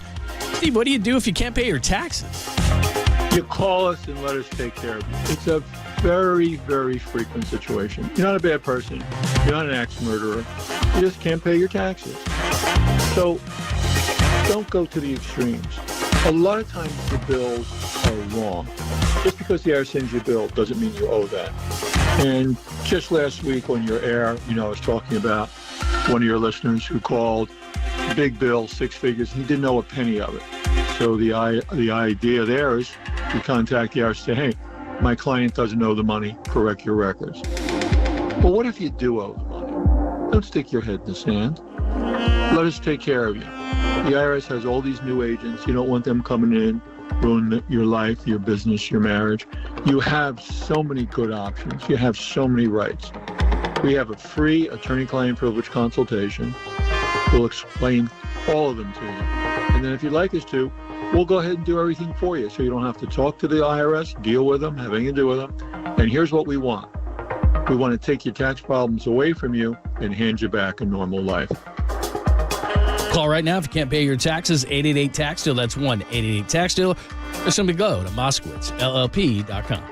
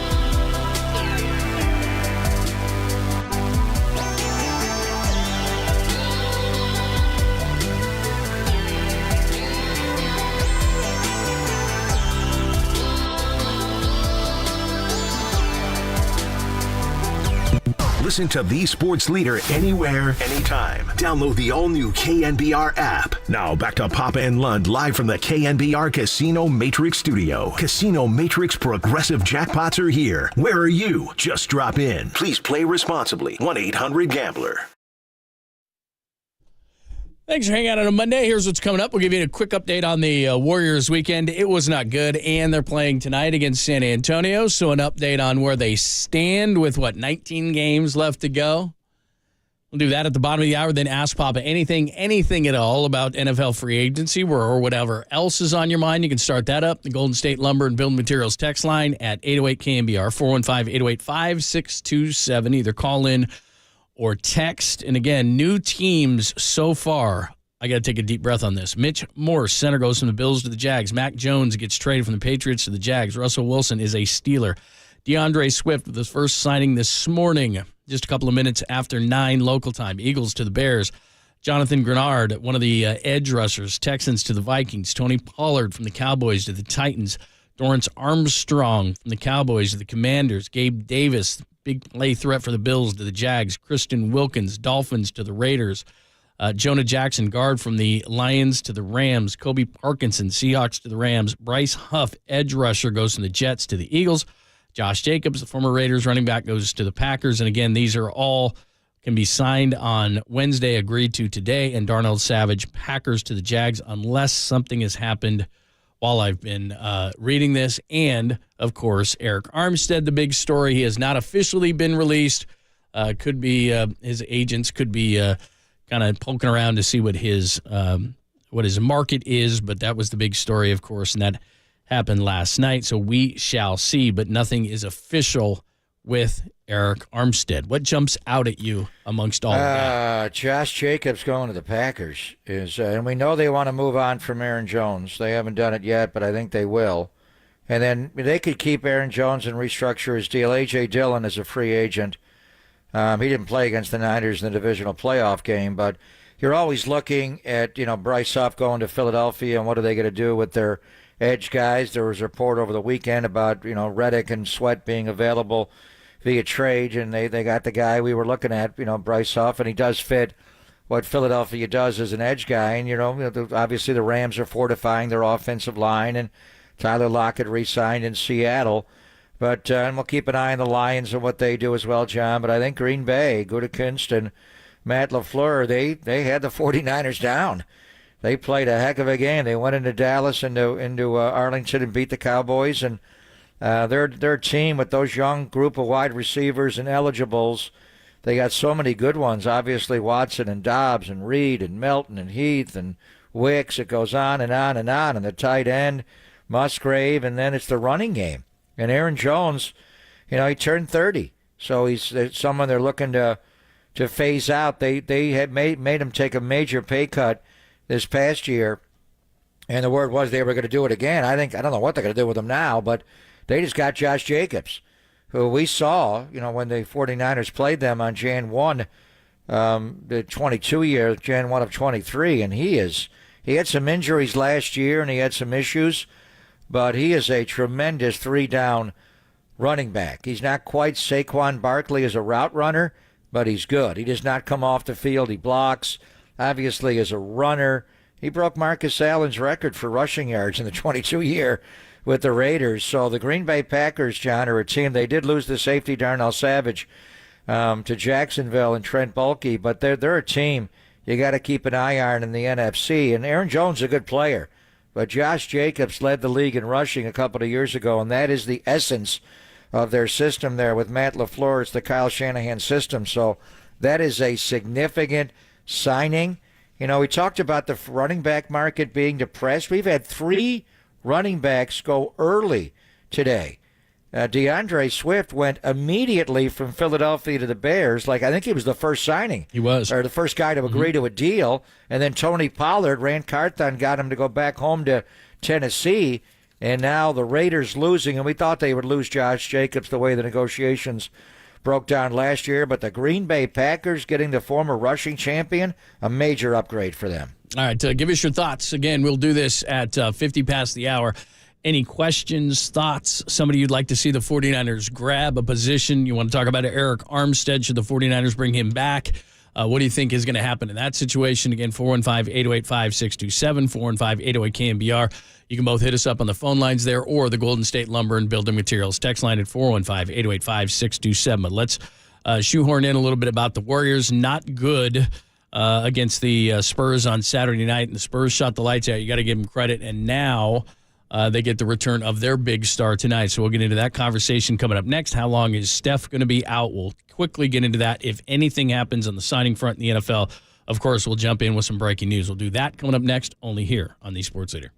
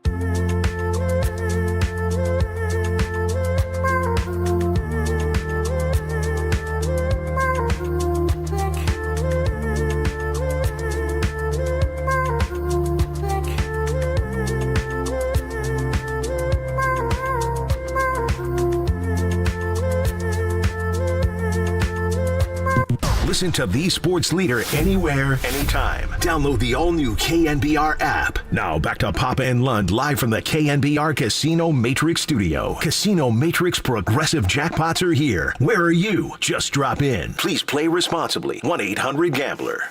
Cam Akers, the former Ram, to his right. Addison out wide right, watched by Ward. Inside rush. There it is. Throw a deep one to Addison, and it's broken. No, it's caught by Addison. Touchdown, Minnesota Vikings.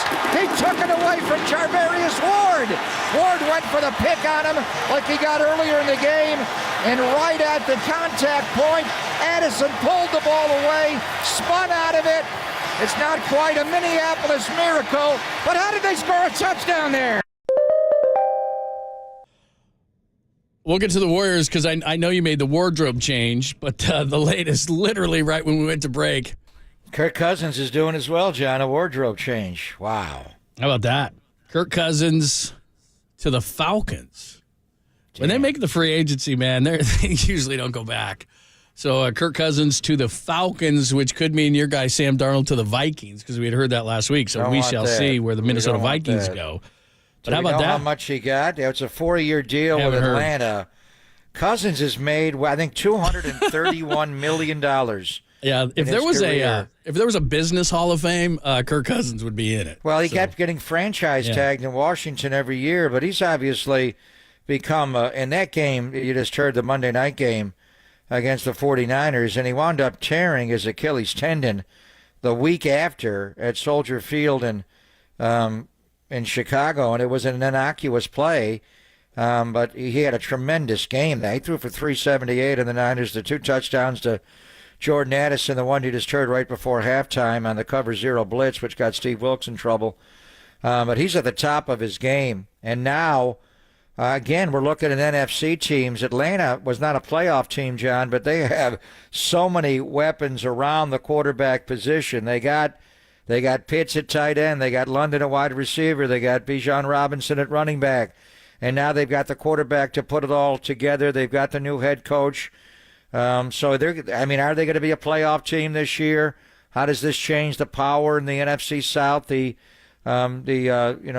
Tampa Bay was able to re-sign Baker in the offseason over the weekend to a huge deal. They won the division. They won their playoff game last year against Philadelphia. But what does this do for Atlanta? Do they immediately become a team to beat in the NFC South? And might they be a player like Detroit was on the come last year, and they did it more organically, and to go out and get the quarterback as the finishing piece? How good are the Atlanta Falcons now with Kirk Cousins at quarterback? Well, I think they need some defensive help, but they're sitting at 8, and now they don't have to move up to get a quarterback. They need a pass rush, but a guy like Dallas Turner out of Alabama is a really nice pass rusher. They were one of the worst teams rushing the passer last year in the league. So if they can shore up the defense, kind of like you said with the Lions, that was their last step. But, I mean, he's better than Jared Goff. People may look at Kirk Cousins as not one of the better quarterbacks in the league, but he is. So they can automatically, you're talking offensively, you're talking about guys like Bijan Robinson and Drake London and Kyle Pitts. And remember, they could always run the ball. They've got a good offensive line. So offensively, they were able to bludgeon you. And then now they've got a quarterback who can throw it. And he does have some decent weapons in London and Pitts. And Bijan Robinson's a really nice young running back. So if they can get things together on the defensive end, so they're going to sign guys defensively. And then they've got the 8th pick in the draft to go get a pass rusher, like I said, like a guy like Dallas Turner or Jared Verse. And if they just concentrate on defense, they've got a good offensive line. They could be something in the NFC, and especially in that division where it's not great. I know that Baker Mayfield's going back to Tampa, and they won that division, but they could do something now that they got Kirk Cousins. That's a nice move, obviously. It'll be interesting to see what he got. Yeah, it's a 4-year contract. Baker got $100 million for 3, although the Bucs can get out of it after a year. And Cousins is a better player than Baker Mayfield, so what I'll be looking at annually, I'll be to keep an eye on as far as the Brock Purdy future negotiations, probably $50 a year or somewhere. For a guy's made $231 million in his career. He may just sign a $200 million contract here. We'll see. Which also, my concern would be, I wanted Kirk to stay in Minnesota, even though they're a good team, but Atlanta becomes stronger. Now the Vikings have a huge gaping hole at quarterback. And the rumor was last week they would go after Sam Darnold. So what does this mean for the 49ers backup quarterback last year. Will the Vikings and Kwesi Adofo-Mensah, their general manager, and Kevin O'Connell, their head coach, who knows offense well, will they go out and make Sam Darnold their starting quarterback, John, or will they do something else? I mean, I don't think Justin Fields will get traded from Chicago to Minnesota, nor does he fit that team. But what other starting quarterbacks are out there, with Minnesota losing Kirk Cousins now? I would imagine that Chicago would trade within their division with Justin Fields, even though I'm not a Justin Fields guy. But, I mean, there's not a whole heck of a lot out there. Minnesota. I'm not sure O'Connell would pick Justin Fields. No, I don't think so either. But I'm just spitballing of guys that have started games. I mean, I'm not a Justin Fields fan, but yeah, there's not a lot out there. Jacoby Brissett's out there. He may wind up going back to New England. Now, he played well last year. We saw him in Washington coming off the bench and play well. And the year before, he also played well in Cleveland. So we'll see. I mean, the big thing is I want Darnold to stay here. I know the Niners want Darnold to stay here, but we were kind of hoping Kirk Cousins would stay in Minnesota. He is not. He has signed a 4-year deal with the Atlanta Falcons. All right, real quick, over the weekend, and then again, ask Papa anything at all. We'll go through the signings, but is there somebody out there? Joey Bosa potentially could be released by the Chargers. Would you like to see that? Denil Hunter is a guy. What do you think of Eric Armstead potentially leaving the 49ers? Nothing has been done. It's not that the reports aren't accurate. They have asked him to take a massive pay cut. He may or may not. Would you like to see Eric Armstead remain a 49er? Any of those questions? Is there a name out there on the free agent market that you would like to see for the 49ers? Ask Papa anything at all. We'll do that at 50 past the hour. So in about 13 minutes, you can line them up now at 415-808-KNBR, 415-808-5627. So you can do that either on the phone lines or the Golden State Lumber and Building Materials text line. So start lining those up now. But as far as the Warriors, you and I talked about it on Friday, they could easily win a lot of these games without Steph Curry, or they could lose. Now, look, they didn't play well on Saturday night against San Antonio, but San Antonio shot the lights out. They hadn't shot over 50% on the season from three, and they just could not miss. So I think it was a combination of the Warriors weren't great, absolutely, but the Spurs hit a bunch of shots that they just normally don't hit.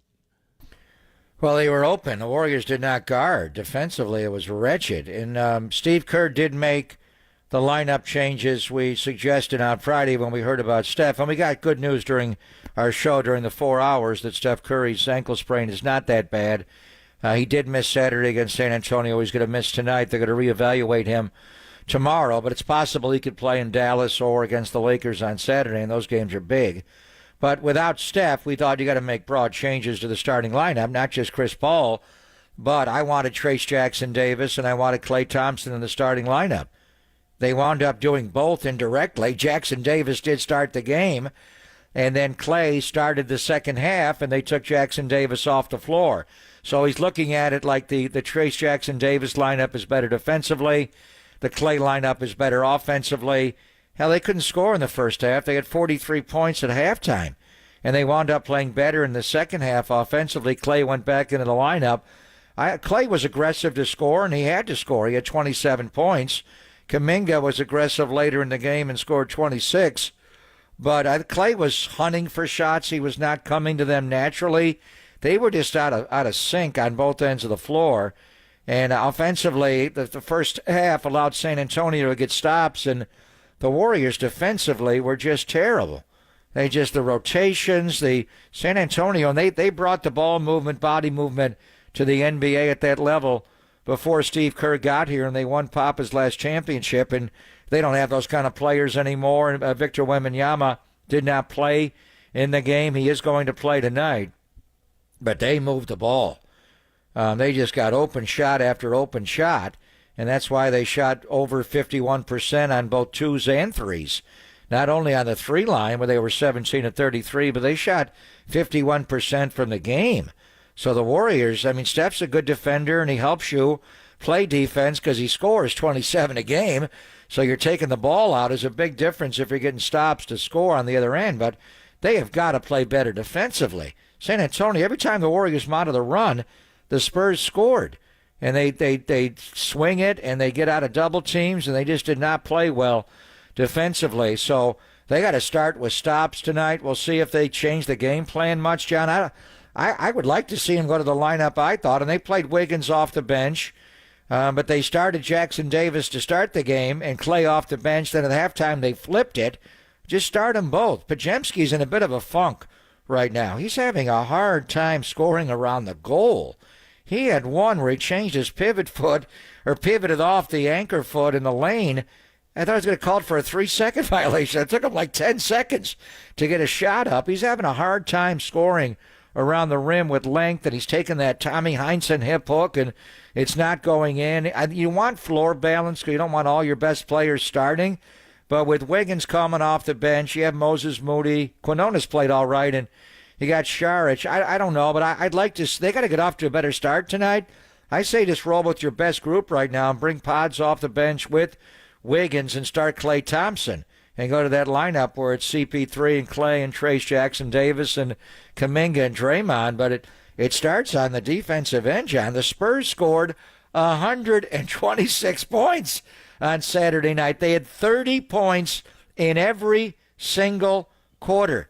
32, 30, 34, 30. They never let up. And then after the way you didn't guard against Chicago the night before when Steph rolled the ankle, they got to get back to their core, which is playing defense, and they didn't do that at all on Saturday. Yeah, I'm always shocked by you come out in a game like this after you lose Steph Curry.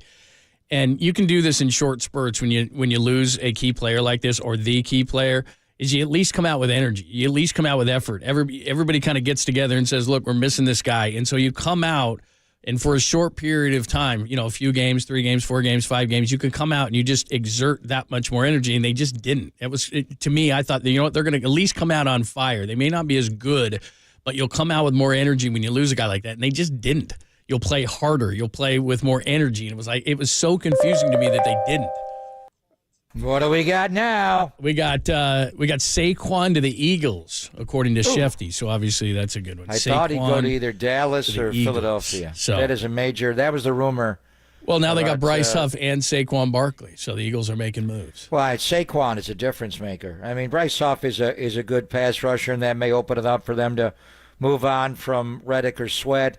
But DeAndre Swift was dynamic. He played well for them. But Saquon Barkley is the closest thing to Christian McCaffrey in the NFL. He's not the route runner that he is, but he's a huge back who plays 3 downs. Like McCaffrey, he's as good with the ball in his hands or without the ball in his hands as he is with the ball in his hands. That's a major signing for Howie Roseman. I thought he may go to Dallas with them losing Tony Pollard. There are a couple other running backs that are out there as well. But Saquon Barkley's a great player. There's no doubt. He's not been able to stay healthy. But when he's on the field, he is a dominant player. DeAndre Swift played really well for him, but Saquon Barkley is a major upgrade for them. All right, Saquon Barkley to the Eagles.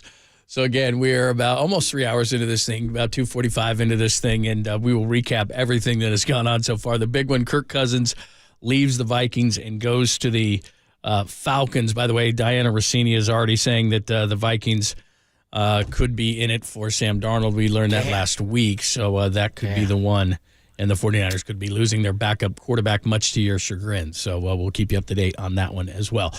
All right, ask Papa anything at all, whether it be to Eric Armstead, Denil Hunter. Your favorite could be Joey Bosa.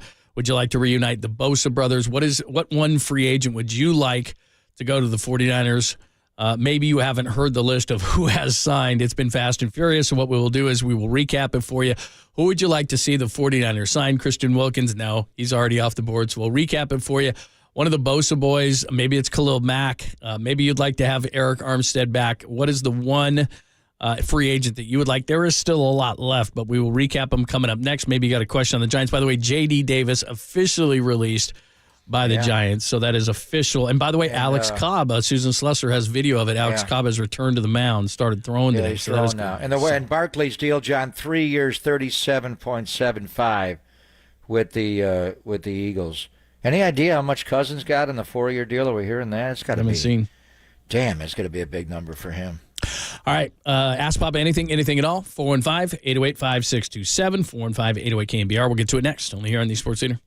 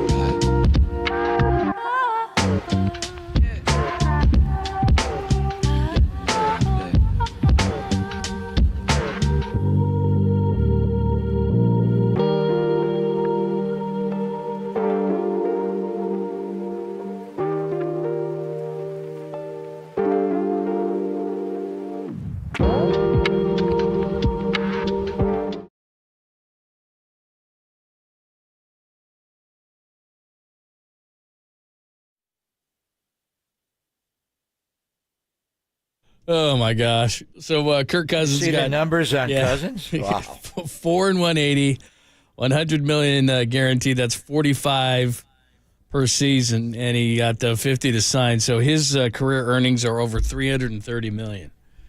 And I'm not saying he's not a good quarterback. He's been a good quarterback, but he's been a Hall of Fame businessman. Good for him. Incredible. All right, ask Papa anything at all. Free agency. Who the 49ers may go after at this point. Joey Bosa's name is coming up. Khalil Mack's name is coming up. Denil Hunter, really, as I'm looking at the top 100, either tagged or signed. Denil Hunter is number 9 on the list, and he's pretty much the guy. So new team guys. Let me refresh my list here because I've added a bunch of them. So we just told you Kirk Cousins, and that's been, I don't know, about a half hour on Kirk Cousins. So just if you're wondering about a certain guy, so Kirk Cousins, Falcons, Saquon Barkley, Eagles. I'm going to just do the big name guys. Russell Wilson, Steelers. That was last night. Today, first signing, DeAndre Swift goes to the Bears. Jonathan Grenard, an edge guy, goes to the Vikings from the Texans. Tony Pollard, Titans. Gabe Davis, Bills to Jags. Christian Wilkins, Dolphins to Raiders. Jonah Jackson, the guard from the Lions to the Rams. Bryce Huff, Jets to Eagles. Josh Jacobs, Raiders to Packers. Darnell Savage, Packers to Jags. There's been others, but I'm just trying to give you the big ones. T. Higgins wants a trade, the wide receiver, after being tagged by the Bengals. Panthers are willing to trade Brian Burns. There's been others. As far as the 49ers are concerned, the big Eric Armstead story. Do you want to keep Eric Armstead around? It's not official. He has not been released. The 49ers have asked him to take a massive pay cut. Do you want Eric Armstead around or not? Has missed 13 games and does have a knee issue, but he has been a tremendous 49er both on and off the field. And again, Denil Hunter, Joey Bosa, Khalil Mack, what do you think? 415-808-KNBR. You can go off the board. Somebody else that you have in mind, 415-808-KNBR. Either the Golden State Lumber and Building Materials text line or out on the phone lines, and that's where William is first. Hi, William. Ask Papa anything. Go right ahead. Guys, love listening to you. Thank you. Thanks, man. My name, David Bakhtiari. Local guy comes home, big upgraded right tackle or swing tackle, and I'm out. Thanks, man. Yeah, I Bakhtiari's had a good career, and he is from the Bay Area. He's had a lot of health issues. Colton McKivitz is going to be the guy, and it's not just the $7 million. They can move him back inside at guard at some point. I don't see Bakhtiari being a factor. If you want to bring him in to compete for a job, he's going to have to prove he's healthy enough to do that. This Saquon Barkley transaction, John, is, the Philadelphia Eagles fell apart last year, and we're not going to play them in the regular season this year, but you may see him in the playoffs, and we did see him in the championship game. This, to me, just represents that Jalen Hurts has got to evolve as a quarterback. To me, it's like Robert Griffin III, and RG3 had the knee injury, which derailed his career. But the bottom line is he couldn't read a defense. So with Jalen Hurts, and it's that, RRPO, the run, pass option, the mesh point, the hold. It was what Kyle put in when RG3 was a rookie, and that offense just got exposed. He's got to hit his back foot, and he's got to learn to read defenses. And they brought in Kellen Moore. They made a change on both OC and DC, and they got Fangio on DC, and we see what they do there with their guys. But with Saquon, and they ran the zone read with Daniel Jones in New York, but this is Saquon Barkley. This is a state-of-the-art running back. You got to get under center more. It's going to be more traditional, not all gun runs and mesh point reads and, the spread stuff. You're going to play football a little bit more. So this is an interesting signing to get Saquon. We thought they were in there. Howie Roseman has a way. He got Huff from the New York Jets as a free agent, the edge rusher. Now he goes out and gets Saquon. He lets DeAndre Swift leave. But to me, with Kellen Moore coming in as the OC and the way the Chargers ran their offense with Austin Eckler, I think that this is a big offseason for Jalen Hurts to progress and become a pocket quarterback who can read defenses and not just ride that mesh point and have a couple of different options off of it. So this Saquon move from the Giants, and we thought he may go to Dallas, and they lost Tony Pollard in Dallas as well. What are the Cowboys going to do now? But this is significant that Saquon is now a Philadelphia Eagle. This is an underrated signing. Andrew Van Ginkel goes from the Dolphins to the Vikings. He's a nice player. Linebacker, good player. Yeah, I like him. He goes to the Vikings. That is the latest. Larry is in the city. Hi, Larry. Welcome. Ask Pop anything. Go right ahead. Pop, I don't want to embarrass you, but I want to know, are you a genius? Are you a Mensa member or what? Hardly at all. My head is spinning. I'm trying to figure out anything. John knows that's not the case. Not at all. Not at all. You seem to know everything. You don't forget anything. You know everything. I'm amazed every time I listen. I go, this guy's unbelievable. All right, we're looking ahead, though. What the hell do we do now? Denil Hunter, can we afford this guy? What do we do? What do you want us the Niners to do?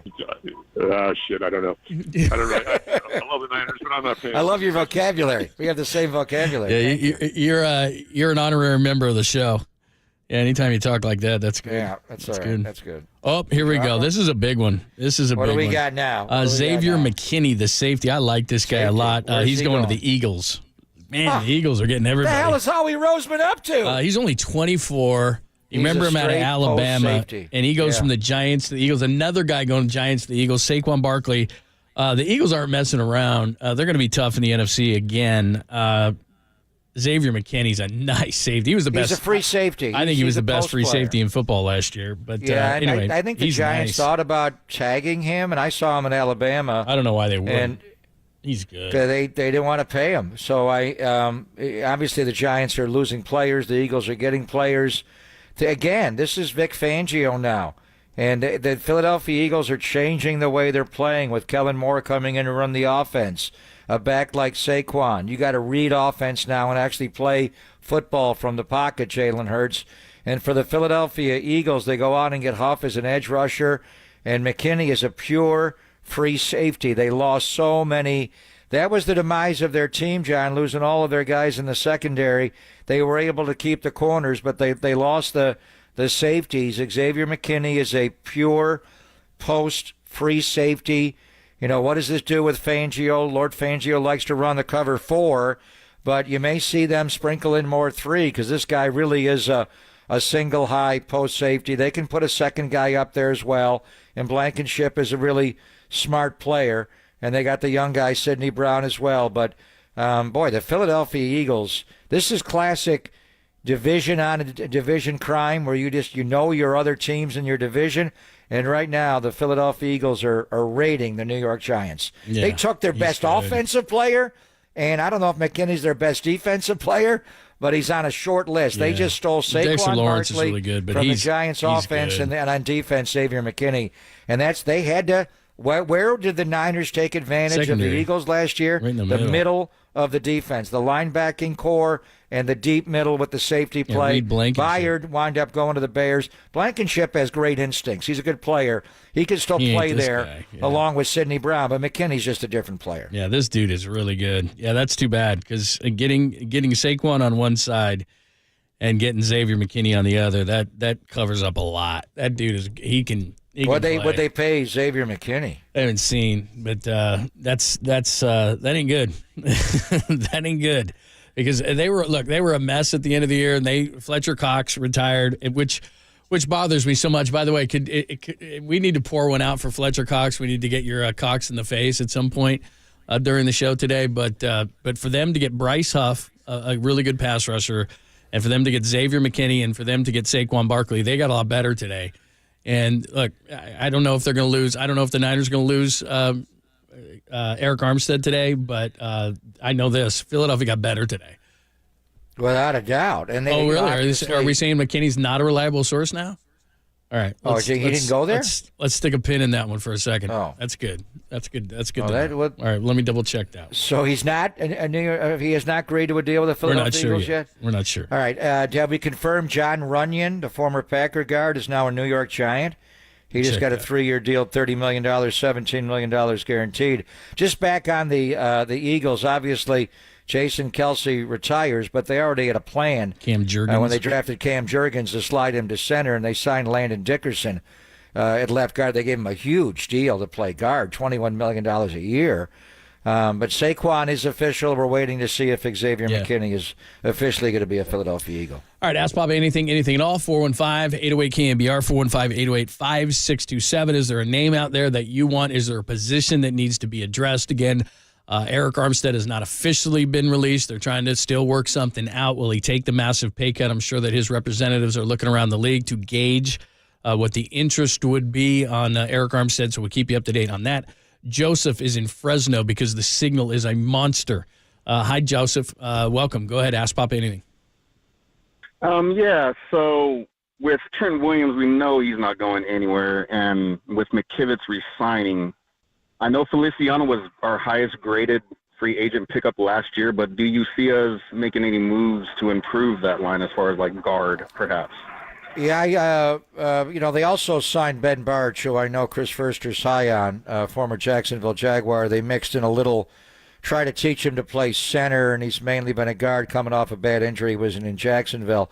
I think as far as the starters, you got to fortify people behind the starters.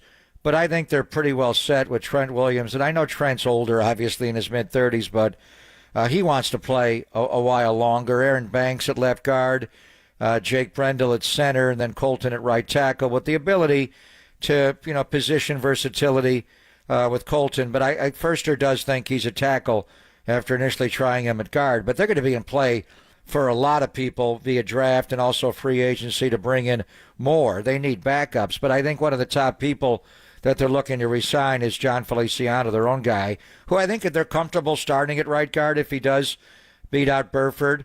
Or I think, what they'd like him to be is this, and he was this last year and continue losing Daniel Brunskill when he left and went to Rand Carthon in Tennessee. He was that guy who could play anywhere, and Brunskill could play anywhere from right tackle to left tackle. It was amazing. That's hard to do, both inside and out and change sides with the footwork and the hand placement.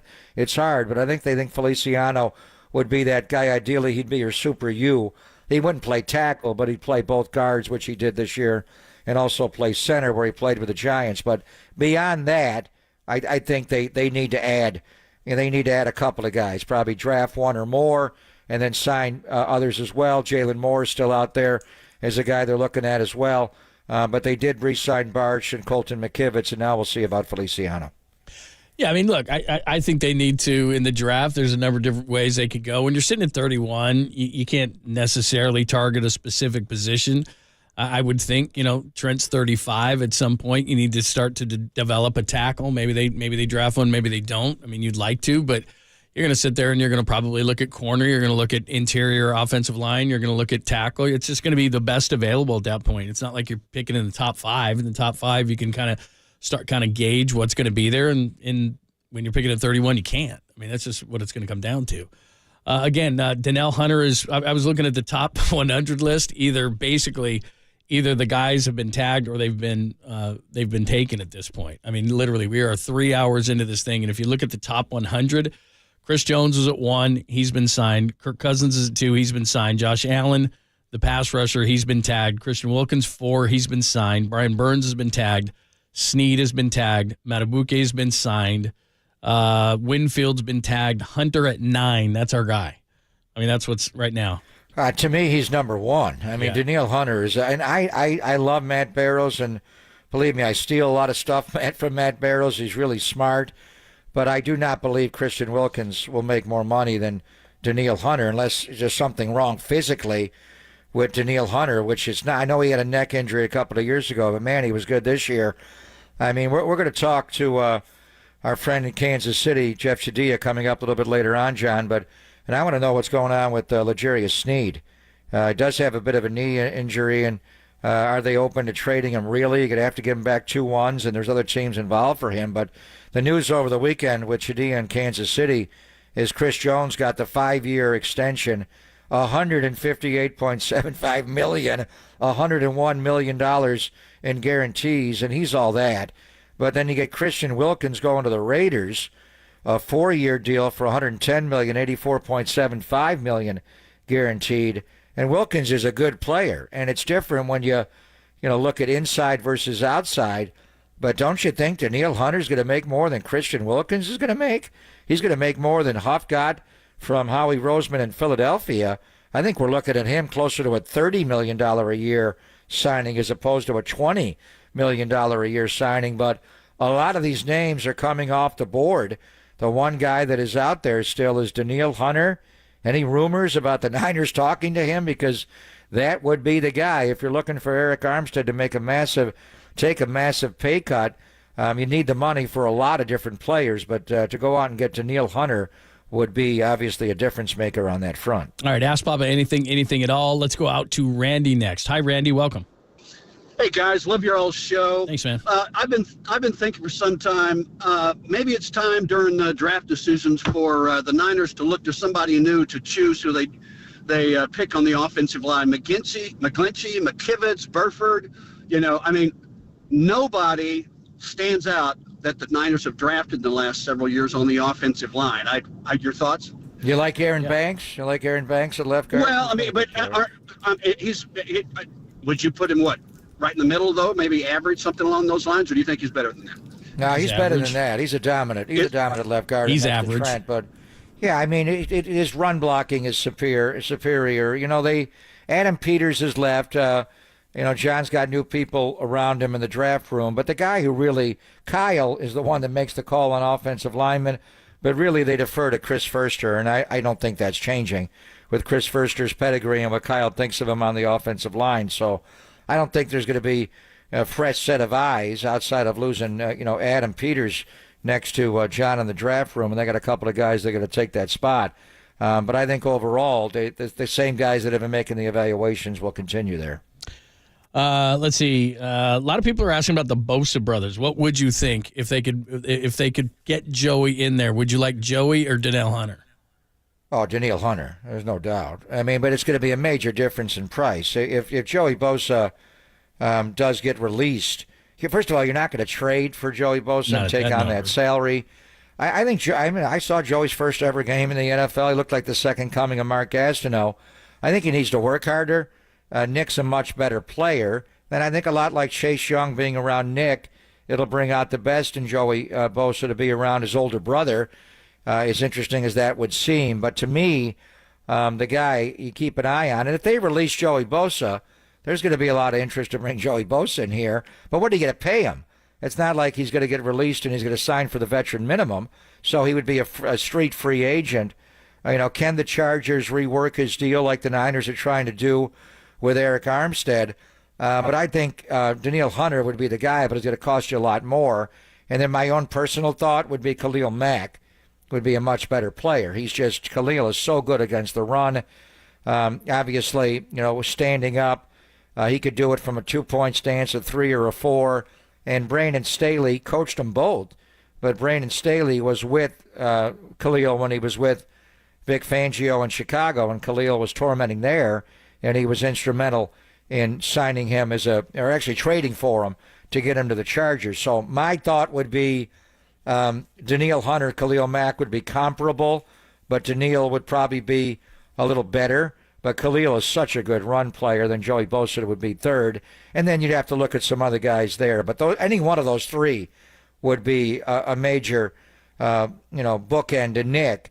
But I also think Cleveland Ferrell is a guy they want to bring back as well, and he would be a base guy in the alpha. Then you go out and get someone to rush the quarterback in the turbo package, the gold rush package. That's why I thought Bryce Huff would be that guy, John. But Philadelphia gave him a 4-year deal for $17 million a year. So those edge guys are expensive. From the 707, this is a good idea. Can Papa dress up as Super Papa for my birthday? How much are you willing to pay? I can do that. How much are you willing to pay? I'll be the agent. I'm really looking to dress up as Super Papa and get Denil Hunter in here. If there's a way to put if they got Denil Hunter, would you do that again? Well, yeah, but I'm thinking if there's a way to put it over the top. We put on Super Papa on Friday. All of a sudden, Steph Curry's ankle was evil spirits come out. He was fine.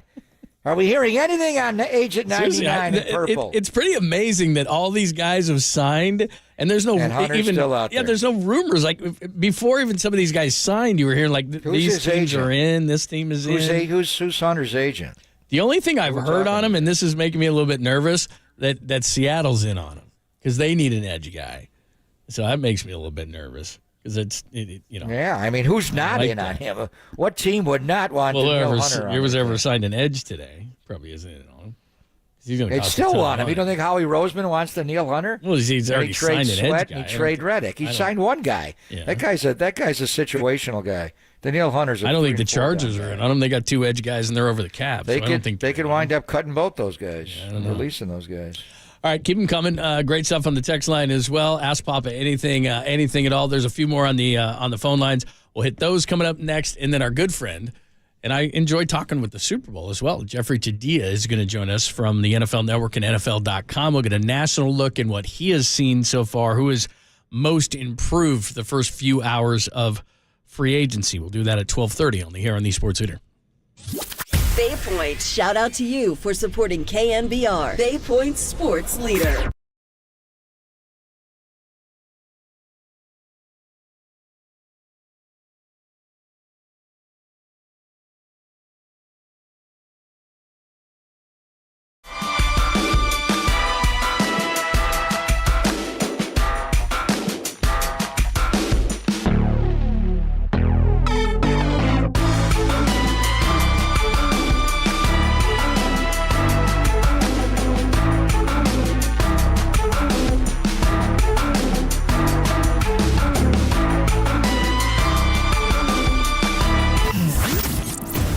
What's trending now? Trending now.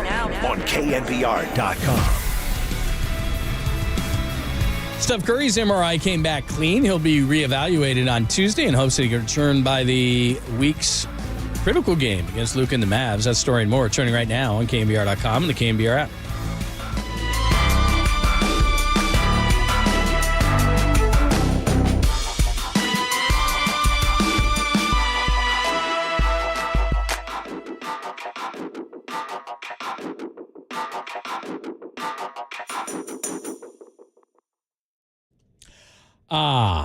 I've been telling you, Papa was coming into the studio and saying, look at me, I can see so well. Well, it's because of the laser eye center of Silicon Valley, and so I did it as well. It's almost been a year since my procedure. Now, look, we did CLR, and it was revolutionary, at least for me, because I had LASIK procedures done before, and they didn't work as well for me. Now, look, everybody is different. So maybe it's a LASIK procedure for you, or Smile, or Evo ICL, or the amazing procedure that we both had, CLR. It's called custom lens replacement. It is the perfect permanent solution to glasses, contacts, readers, plus we'll never develop cataracts, but it could be for you a different procedure. Now, they've done tens of thousands of procedures, all these different procedures. You can trust Dr. Craig Bindi and his team to tell you which procedure works best for you. That's the best part. You go in, it is a free, I tell you, evaluation to see which one is going to work best for you. So if you want to book your free consultation, which I'm sure you do, just go to lasereyeclr.com. That's lasereyeclr.com, or you can call 877-GET-2020. So you have nothing to lose. Book the free consultation and stop hassling with glasses and contacts and bifocals and start enjoying perfect vision now. Because if you do it right now, it's going to be ready for summer. You're going to be feeling great. There's going to be like, wait, there's something different about you. Oh, yeah, you have no glasses.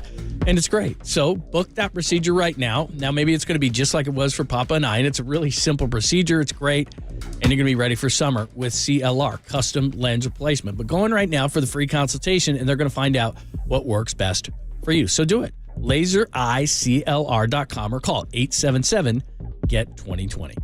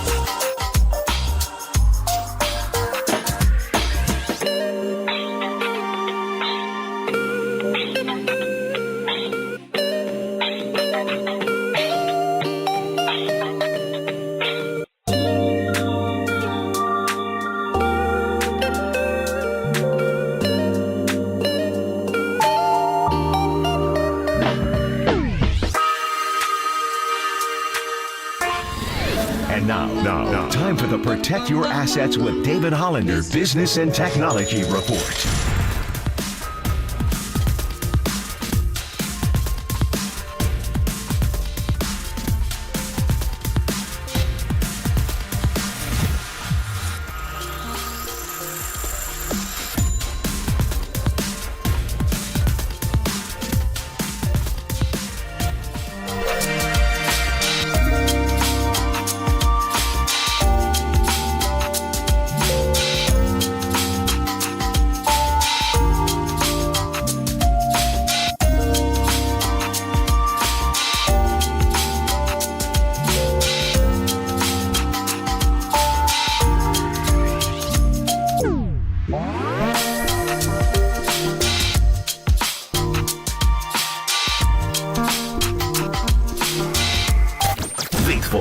The party happening on our podcast page. Hear every interview from every show on demand at knbr.com/podcast. Now on with the show on the sports leader.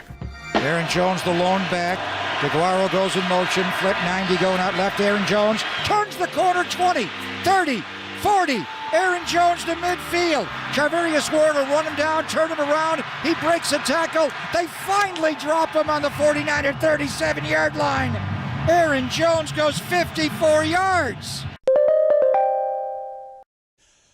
Josh Jacobs today signed with the Packers, and the Packers have informed Aaron Jones that he will be released. And he is far from done, as we just he had a good year heard there. He got hot at the end of the year. He got on a heater. He had all those consecutive 100-yard games, the game he had against the Cowboys the week before in the divisional. So look at the free agent running backs that have signed. Man. DeAndre Swift leaves Philly and goes to Chicago. Tony Pollard leaves Dallas, goes to Tennessee. Josh Jacobs to Green Bay, which opens it up for Aaron Jones to find a new home. And then Saquon Barkley leaves the Giants and goes to the Eagles. And you still have Derrick Henry available as a free agent running back, John, and Austin Eckler, who may be more like McCaffrey than even Saquon Barkley. But in a year ago at this time, all we talked about was the depressed running back market, and they were banding together, and what's going on with running backs. 4 of the top signings today, Swift, Pollard, Jacobs, and Saquon, running backs going early on day one. Yeah, crazy. All right, we'll get some more Ask Papa Anythings in here. And then Jeffrey Chadia from NFL Network, NFL.com, our good friend, is going to take a wide view of what has happened so far in the first few hours of NFL free agency. Gary is in Daly City. Hi, Gary. Welcome. Hey, guys. Been a fan since the 60s. Question, was Hargrave looking back? I know it's hard to look back because we always got to go forward, but was Hargrave worth the money? A lot of times he looked really out of shape. What do you think, Pop? He played hurt this year. People don't realize, and in defending Eric Armstead, Eric was hurt a lot of the year, and he had the plantar fasciitis before he had the knee and the meniscus tear in Philly, and then he wound up playing hurt even later, and Hargrave had injuries, hamstrings to start, which caused his get-off to be slower than usual, not as powerful, and then he had the thumb injury, and he's wound up having surgery on that, so he wasn't as dominant as he was last year in some metrics as far as collapsing the pocket as he was in Philadelphia, but they're not going to get out from that contract. That's year one of a multi-year deal. We'll see where it goes, but they would like more of an interior push from the Gravedigger. But a lot of these guys, and he's a 3-down lineman, 4 down, because everybody goes forward on 4th down now. He does not come off the field. He's a run stuffer on the early downs, and being a 3 technique, he gets off the ball so fast. So the only time he's coming off the field is when they take him off the field for an entire series. So he does need to play better in spurts, but to be clear, he battled lower body injuries and upper body injuries for most of the year. All right, and Brett's in Walnut Creek. Hi, Brett. Hey, guys. Really enjoy the show, Pop. I'm with you on Khalil Mack, but the real important question here is if I'm ordering a martini, am I going to go Grey Goose or Kettle One? Grey Goose or Kettle One? Not Tito's? Not Tito's? How do you like your martinis? You a dirty martini guy? Extra. What do you do? I'm a little martini, a little dirty with a couple olives, and I actually love stuffed blue cheese. You are right up our alley, dude. We got to hang with us. Yeah. Thanks for the call. Let's get together tomorrow for a Teeny Tuesday. Three stuffed blue cheese. John, most people, honestly, I don't think most people, unless you went like a rock gut, like a Popov or something really, really rock gut, wouldn't even be able to tell. Be honest with you, I think 99 out of 100 couldn't even tell. If you went a decent the type of vodka you're talking about, like a Tito's or a like he said, like a Grey Goose or something. Goose. Most people, but he hit it right on the head. The blue cheese stuff, come on. I mean, that is so good. Too good. And you got to bruise it, which means you got a little ice crystals in there, make it real cold, and that's good to go. That can't be your first drink of the night, though. You know what I mean? Sure, got to be somewhere in the middle. Absolutely. Boy, it's your first 3 of the night. You kidding me? You're going to be in bed early. You're going to be in bed early if that's your first 3. Yeah, that's where you start. Yeah. If I'm with somebody at like a 3 martini lunch, it's like, good night. You'll be in bed by 9. Happy hour. All right. Do whatever. Yeah. You do you. You do. We're doing that Wednesday. You know what? They're reopening on Wednesday. Remember the old Harrington's bar? Yeah. You know what? Reopening on Wednesday. You know we what? got a soft reopening on Wednesday. I want you to come. That's funny that you say that because the other day I was driving by there and I saw the doors open. They must have been putting soft stuff back in there. Yeah, they must have been Wednesday. like delivering stuff. Yeah. Because I hadn't seen that place open forever, and that's Harrington's funny that you say that. Yeah. So I was like, what We're are doing they that doing Wednesday. there? Let's do it. We got an invite. And that's walking distance from here. Yeah, I know. Nice. Maybe we'll invite Big Al Harrington to come out with us. Yeah, where's he been? For the He's more of a reopening smoke than a drink, isn't he? Probably. Yeah, he's to put it bluntly, he is more. Yeah, he's more of a smoke than a drink. All right, good stuff, man. Ask Papa anything. A lot of interest. We'll see where things go. Have not seen Denil Hunter. Ain't nothing breaking on Denil Hunter. Jeez, I just got the hiccups all of a sudden talking about martinis. All right, and still nothing on Denil Hunter. He's like the only one of the top 10. Oh, we just saw Robert Hunt. There was a guy that the lineman. Be careful, Panthers. Where's he going? No, that's Panthers. Michael Hunt. You got to worry about Robert Hunt. Where's he going? The 5 and 100. Jeez, he was the guy that people are talking about with the Niners. No, he's a good player. Panthers. They have to you got to overpay if you're the Panthers. He went to Carolina. 5 and Is that a done 100. deal? And what about Xavier McKinney? Is he still out there, or did Howie Roseman Yeah, sign maybe that's him? a fake one. Maybe I guess that's a fake one. So he's still available. Yeah. All right. But Robert Hunt is going to Carolina. Yeah, 5 years, $100 million. Yeah. The lineman. Yep. He's I like him. He's a really good player. He's a good player. But I was thinking maybe the Niners would be in on that one, but not for 5 and 100. No, not for an interior guy like that. That's a lot of money. Crazy. But the Eagles gave their linemen $19 million a year, didn't they? Or $21 million a year. Yeah. He got 4 years, $84. So guards are making money now. Jeez, that is a lot of money for a guard. Oof. But if you're Carolina, you got to overpay. I mean, this is the way it is. Man, this is free agency. Everybody is overpaying today. Man, for a guard, I mean, I get it, paying for a premium position, but guard is not a premium position. I'm not doing that. All right, Jeffrey Chadilla is going to join us coming up next, our good friend from the NFL Network, NFL.com. Let's take a big look at the first few hours of free agency, moves he likes, moves he doesn't. We'll do that next, only here on the Sports Leader.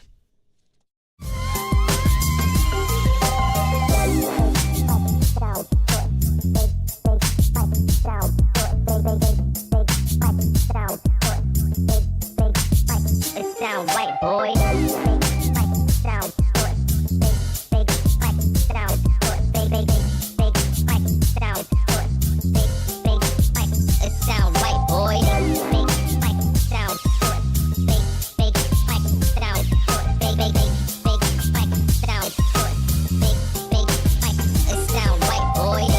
Oh, hey there. Did you know many of the attorney ads that you've seen or heard, they're not even based here in the Bay Area. Some are not even based in the state. You don't want that.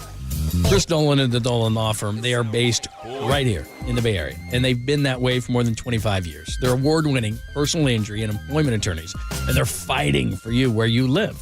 So if you've been discriminated against at work, wrongfully terminated, sexually harassed, your rights matter. Go to DolanLawFirm.com and learn more about your rights.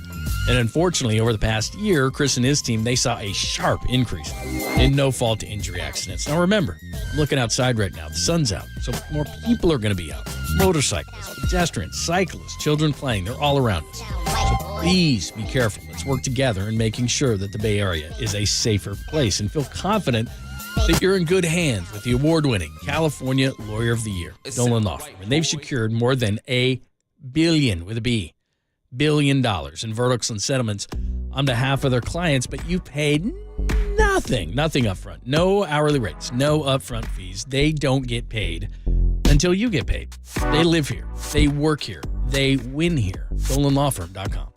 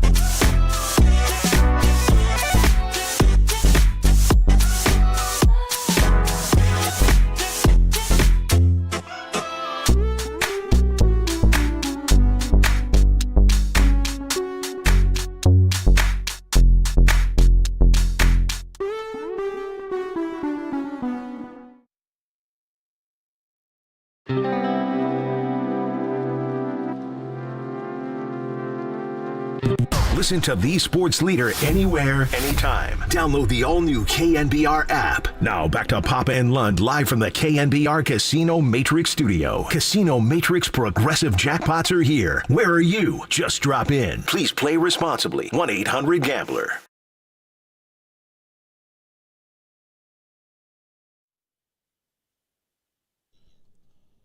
By the way, Charlie Warner goes back home to Georgia.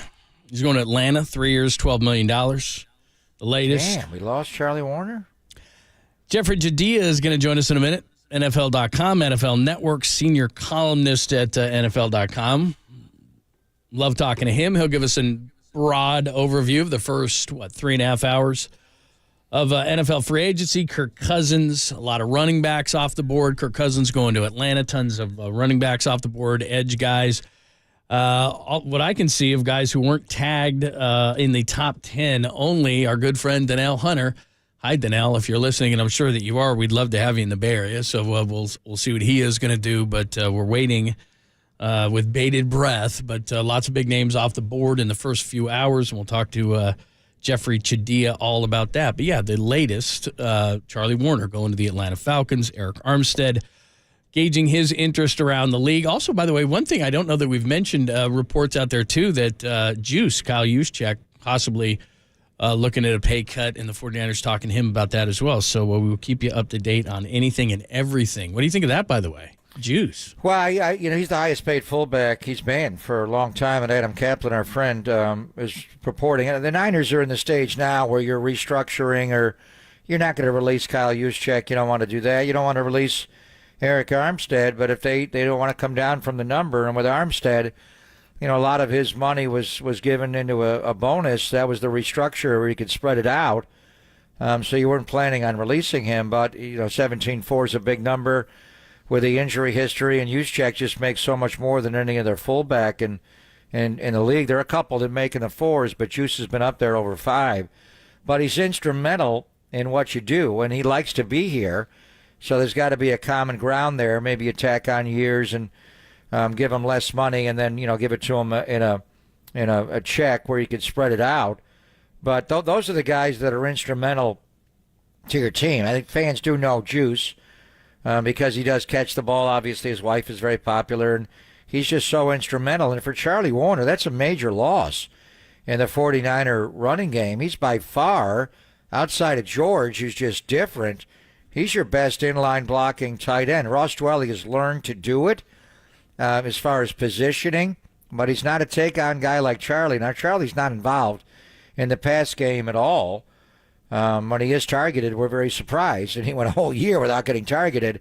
But for Kyle Shanahan in the run game, Charlie Warner is instrumental. So that's a significant loss. That's a good signing by Raheem Morris and the Atlanta Falcons and what they want to do there. Fontenot, and they bring in Kirk Cousins. You got to protect him, and they got all the weapons around him. But the 49ers, I think, are going to have to address the tight end position at some point. Just an inline blocking tight end. Cam Latu was the third-round pick last year, and he obviously got hidden on with an injury, but he could not catch the ball. He has to make a major conversion. Willis is a better blocking tight end, but they didn't target them all when they were there.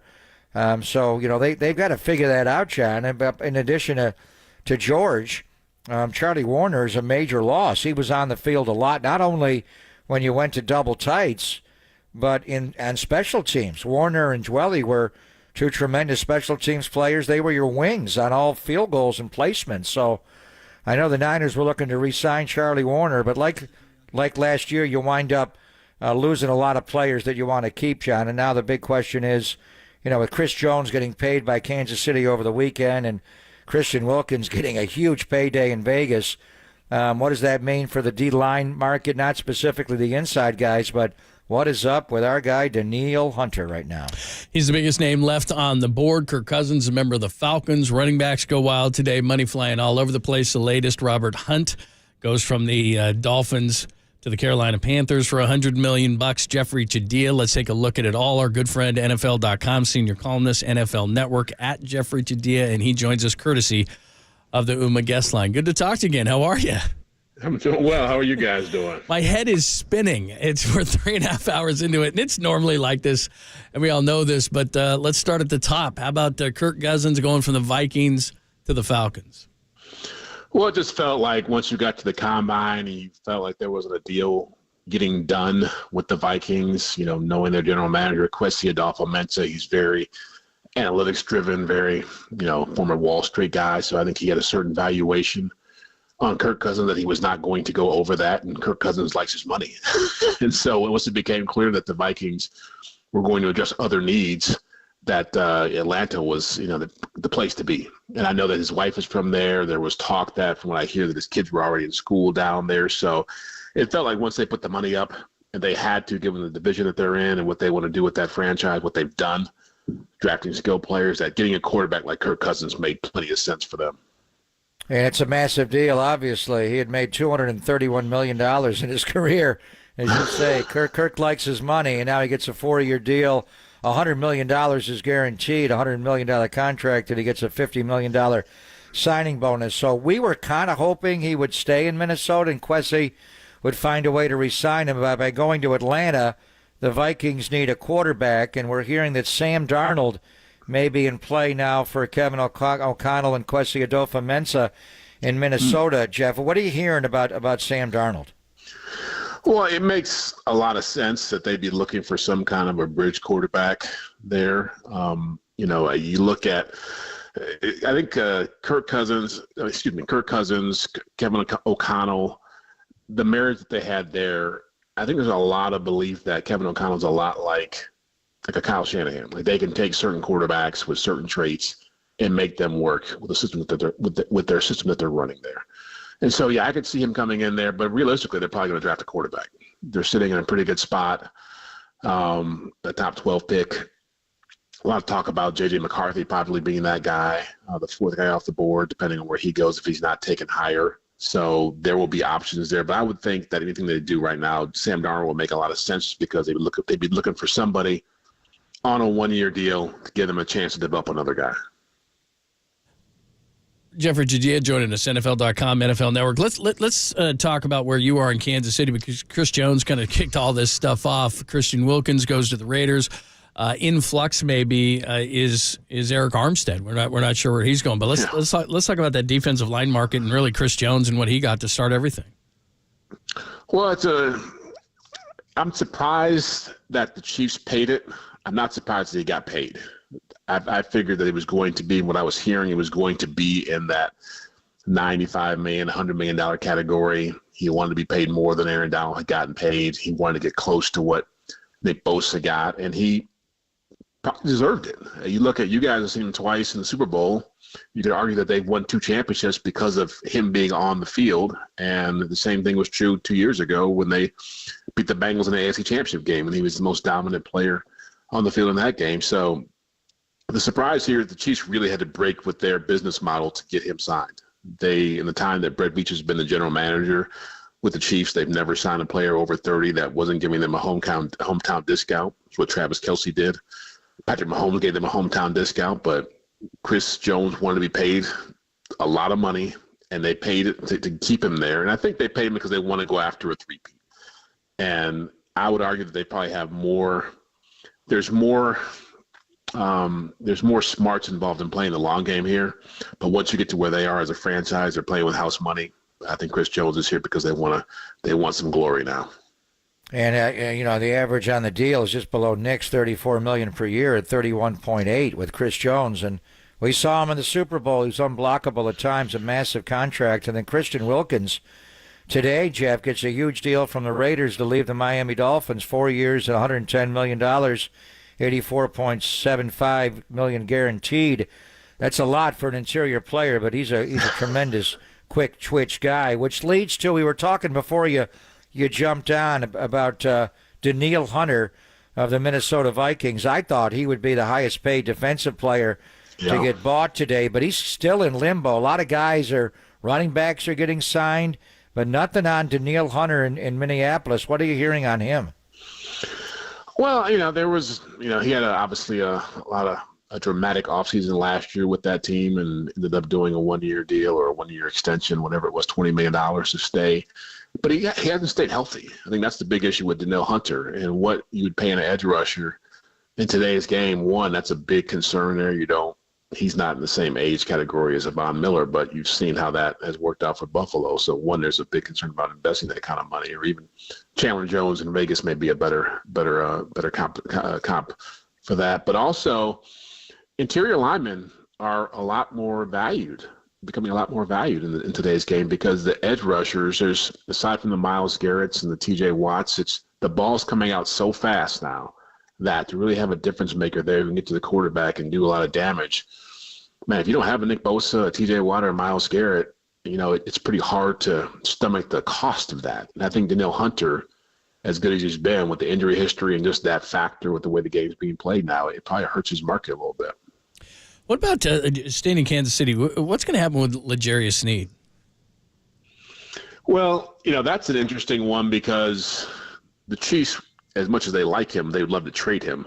They have five draft picks this year, so they want to get a little more capital there. And given what they just paid Chris Jones, they can't afford to keep both of them now. Even with that franchise tag, it really prohibits them from going out and being aggressive in free agency and addressing other positions like receiver. Need a couple more running backs, need a left tackle. And so they're really looking to make a move there. And they've had a few teams inquire about him, the Lions, the Vikings, the Falcons, Titans. I think it's about 7 teams now. But with Sneed, there's a couple things going on there. One is he's 27. He's a little older for what he's looking to get paid. And he had some kind of a knee condition that kept him from really participating in all of training camp last year. And I think it's a chronic thing where it's not going to get better over time. And so I think medical history is going to be a medical evaluation is going to be a big part of this process with him, along with him getting a big deal wherever he goes and a team giving up picks. So it's going to take a little more time than the Chiefs probably want to have to deal with. Yeah, I mean, obviously he would be a major loss. What would they want back in draft pick compensation, since they did tag him? The going rate on that would be 2 1s, but you're hearing that they would take even a second-round pick. What would they be willing to give up to get back to give up L'Jarius, do you think, Jeff? Well, if he walked in free agency, they'd get a third-round pick in compensation. So, yeah, second-round pick has been kind of the going logic on what they would take. Maybe a third and a fifth, or a third and a conditional pick next year. But they want to get – nobody's giving up a first-round pick for him. I think that's not going to happen, especially given their financial situation now. But if they got a second-round pick for him, they make that deal in a heartbeat. But it also comes back to what he's willing to take on the market. And given the way the market's been so far, especially at that position, you're talking about the highest paid guy around $20 million a year. It's going to take some while to get that part of it sorted out. Jeffrey Judea joining us. What would be the market for Eric Armstead? Because right now, I think he's hunting around, or his representatives are hunting around to kind of gauge the market. If he doesn't like what he hears, maybe he comes back to the 49ers. But having missed 13 games over the last couple of seasons, he's that magical age of 30. He's had some obviously knee and foot problems last year. What would be the market? Well, again, I think you're looking at, Chris Jones may have helped him, Christian Wilkins may have helped him, but you're right, being at 30 years old and not being as dominant of a pass rusher as Chris Jones has been at the same age, it's a little bit harder to project. I'm guessing, this is just me spitballing here, I'm guessing it probably would be in the $18 million range to get something done with him, 16 to 18 million, given his age and whether he can stay healthy. But the injury part of it's certainly a concern for anybody where he's at age-wise, because guys who are old tend to get hurt more. And if he's already got an injury history, it's probably not going to help his cause. But, maybe he does come back to San Francisco once he's out there. So we're 3 hours and 44 minutes into the negotiating period, and a lot of interesting signings. You mentioned Kirk Cousins, Saquon Barkley leaving the Giants and going to the Philadelphia Eagles, the running back market. DeAndre Swift going to the Bears, Pollard to Tennessee, and Josh Jacobs to Green Bay. Really interesting. But overall, just what are your thoughts on the first 3 hours and 44 minutes, Jeff? Well, I've been surprised by the running back market, given all the talk we've heard about it being devalued. That there certainly is still people who care about the position, and you're starting to see the way teams play with a lot of light boxes, a lot of these 6-man fronts to deal with the pass coverage. The teams are valuing running backs a little bit more, so that's encouraging to see what Barkley and Josh Jacobs and DeAndre Swift and Tony Pollard getting taken off the board right away is encouraging. You know, Atlanta has been a big winner with Kirk Cousins. I think Russell Wilson, the Pittsburgh, is a great deal for the Steelers. Good marriage there. I think Justin Fields, the Bears, are probably a little bit discouraged by what they've seen for his market, a young, talented quarterback in a quarterback-needy league who can't really find a trade market for himself. That's discouraging. And I think, again, I think what's the Chris Jones deal is really, to me, it's shocking because it really is a huge break from what the Chiefs have done in the past, and it shows how much they really want to win a third straight championship. No doubt. Jeffrey, it's always good to talk to you. It was great to see you at the Super Bowl. Thanks so much. We'll talk to you soon. All right, guys. Thank you. Take care. Thank you, Jeff. All right, there you go. Yep, bye-bye. Yeah, Patrick Queen to Seattle, John. That does not surprise me. Mike McDonald is their new head coach. Yeah. He was a much better player playing next to Roquan. Mm-hmm. He was not. He was kind of lost before to me. He's a run and hit linebacker. Is Seattle going to be are they going to bring Bobby Wagner back? And I thought at various points of his career, I thought Bobby was done, and then I thought he came back. I'm kind of in limbo on him, but I don't see Patrick Queen being a Mike linebacker. To me, he's more of a run and hit weak side linebacker, and he played so much better after Baltimore was able to get Roquan from the Bears. Yeah. In reading the Seattle stuff yesterday and talking to a couple of friends, it didn't sound like they were going to bring Bobby Wagner back again. But a lot of them were downfield, but he did have 183 tackles last year. He's certainly not as good as he used to be, but he's not useless. I mean, geez. So do they sign Patrick Queen to be a weak side linebacker or the green dot Mike linebacker? I don't think he's a green dot Mike.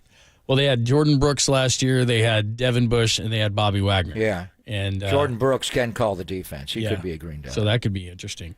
So anyway, yeah, there's the latest on that one. I would imagine they were talking about Clowney. I don't think he's going to go back there. And they were talking about Geno Stone, the safety, even though he got 7 interceptions last year, so that's nothing to laugh at. But he was a guy that they kind of picked off the trash heap, so I'm not sure that. And they do need safeties. Of course, they lost both of them, so that's something to keep in mind. Quandre Diggs and Jamal Adams.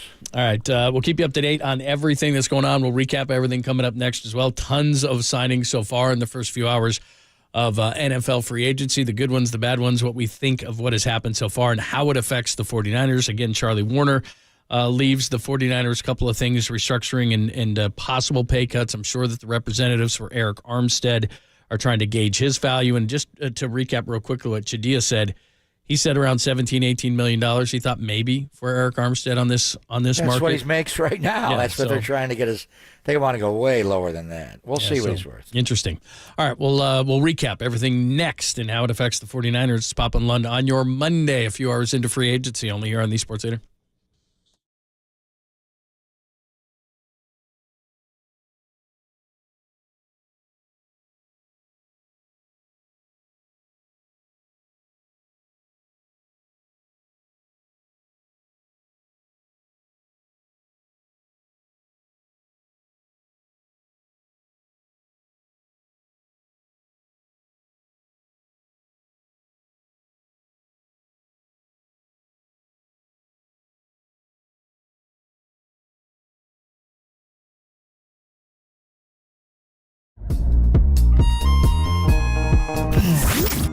Here's what's trending now. Trending now. On KNBR.com. 49ers set to release Eric Armstead ahead of the free agent frenzy. Who will the 49ers get in response? Denil Hunter, Christian Wilkins, Joey Bosa. That story and more trending right now on KNBR.com, the KNBR app.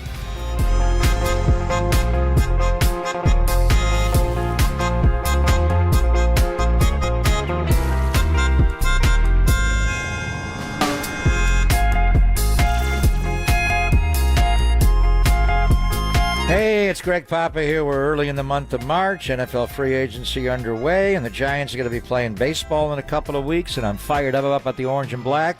And yes, I'm still most obsessed with Tony's Pizza in the North Beach, the best I've ever had. And Tony's has been ranked #1 in the world, and it's my go-to spot for all kinds of pizza. Neapolitan, New York, Detroit, Sicilian, and Grandma-style pizza. They also make delicious fresh pastas. There's spicy bucatini. Mamma mia, one of my all-time favorites. And don't forget about Tony's other locations like Capo's, where he makes delicious tavern-style, cracker-thin, and deep-dish pizzas. One of his specialties is his Chicago Italian beef sandwiches. Those beefs are gigantic, but they are mouth-wateringly good. And don't forget, save room for dessert. You could have one of his cannolis or tiramisu. In the morning, wake up early and stroll through the North Beach and try his homemade sourdough bread, pastries, and New York bagels at his bakery, Toscano Brothers. And don't forget, adding to that are Tony's Slice House fast casual restaurant serving up delicious slices and more across the Bay Area sporting scene like Chase Center, Oracle Park, or at Levi Stadium as well. Spring is in the air. We're buying football players. We're getting ready for baseball, but mainly we're eating Tony's Pizza.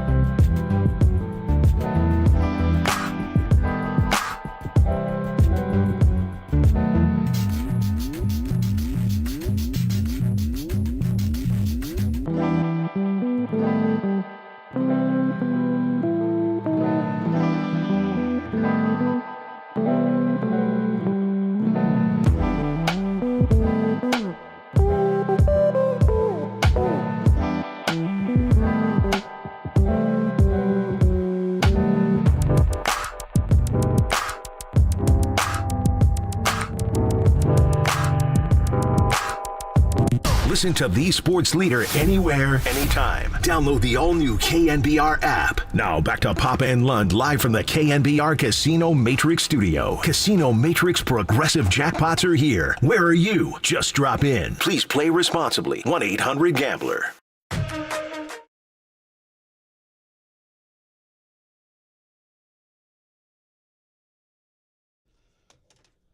So I guess the Queen was Patrick Queen was a fake account that Jeremy Fowler got Damn. Got busted on.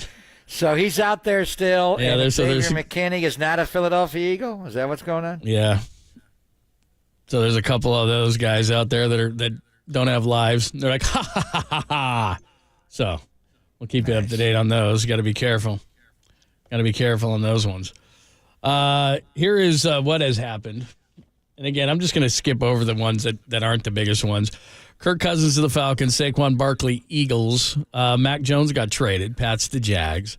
Russell Wilson, Steelers. Again, these are some things that happened yesterday. DeAndre Swift, though, today, Eagles to Bears. Jonathan Greenard, edge guy, Texans to Vikings. Tony Pollard, Titans. Gabe Davis, Bills to Jags. Christian Wilkins, Dolphins to Raiders. By the way, Dolphins have lost a lot of guys today. Jonah Jackson, Lions to Rams. Colby Parkinson, Seahawks to Rams. Bryce Huff, Jets to Eagles. Josh Jacobs, Raiders to Packers. Darnell Savage, Packers to Jags. What else do we got here? I guess that's pretty much it. Big stuff today. Kirk Cousins, the Falcons. A lot of running backs changing teams. A lot of edge guys changing teams. The one guy that we're waiting on, of course, is Denil Hunter. We have not heard anything on that. I'll tell you this. Mike Silver is being very cryptic. So he's preaching patience. So we'll see what's going on there. So we'll keep you. Yeah, we're talking to Mike. A lot of people are wondering about Denil Hunter.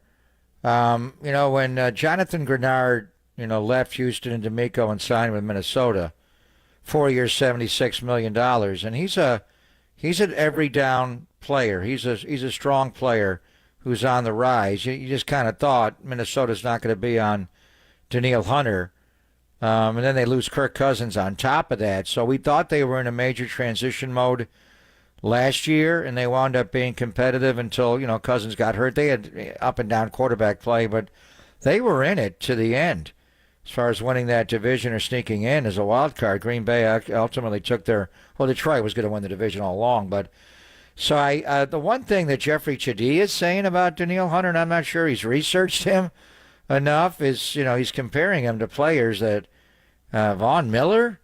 I mean, Von was a great player, but Von tore his ACL. Denil had a neck injury a couple of years ago, but he has completely recovered from that. He is not a situational player like Huff, who went, that left the New York Jets and went to Howie Roseman. He's a 3-down player. So you're just wondering, I'm getting a lot of people in the media, are they in on Denil Hunter or not? Maybe something's up with Denil Hunter. You don't always get signed. The best players don't get signed all at the right beginning of free agency. Most of them have come off the board. I think Denil Hunter's clearly the best player out there. But I wonder if there is some degree of concern about the neck injury that he had before. He's a great run player. He's not just a pass rusher. He has a variety of moves. I thought he was a pure speed guy, but he's got power, sets the edge. To me, he's Aldon Smith. He's this generation's Aldon, but, Aldon's career got off track. He should still be playing Aldon Smith, but I do wonder what's going on with Denil Hunter, John. Is to me, clearly, he's the best player still available. Now we're 4 hours into it. There are good players out there still, but Denil Hunter, to me, is a difference maker. You just wonder if we're missing something in his history and if teams are concerned about his medical or what's going on with him. No, that's a great point. I think what happens maybe is something gets flagged, right? Because you would think that a guy who's a top 10 free agent in all these lists, if he's not a tagged guy, so a guy that's free, all of a sudden you're going, okay, why is he not signed? Well, it's probably something that got flagged in a medical. And so now teams are taking a deeper dive into it to make sure, because when you're giving a guy, he's probably going to be a guy that's going to be guaranteed, $30-40 million. So if you're going to give that kind of money, you've got to make sure that the medical clears. So that there's probably a medical situation with him, because he would be a guy, you and I were debating this last week, is he going to be the first guy off the board? I would have thought so. 29-year-old guy who had 29-year-old guy who had 16.5 sacks last year and is a 3-down player. He's going to go off the board amongst the first. So there must be, I would think, there's some sort of a medical situation, I would imagine. And if you're talking about a neck, that probably is the case. So, you've probably sent a medical. But he has recovered from that. Yeah. And usually you agree to a term, right? Terms, then you bring him in. The reason these are not done deals is they can squirm out of them. they can get another offer and go somewhere else. It's typically not done. And if you burn a bridge like that, that's going to be remembered. But players do that, and teams come in to try to swoop in before you formally sign. But the main thing is just passing a physical. So you could agree to a term with him and then, have the physical derail it later. I don't know what kind of, the one thing with him, John, is because Kwesi Adolfo-Mensah is tight with John Lynch. Is there why didn't Kwesi re-sign him?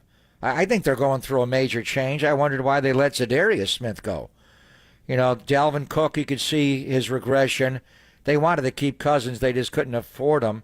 But you wonder if they have a way of looking at it, a very analytical way of looking at it. And maybe Denil Hunter is some people that look at it from a different set of eyes or a different lens don't value him as much as just watching him as a football player. The main thing that I saw is when the Niners went to Egan and scrimmaged against the Vikings, Justin Jefferson and Nick Bosa were the two best players on the field by far.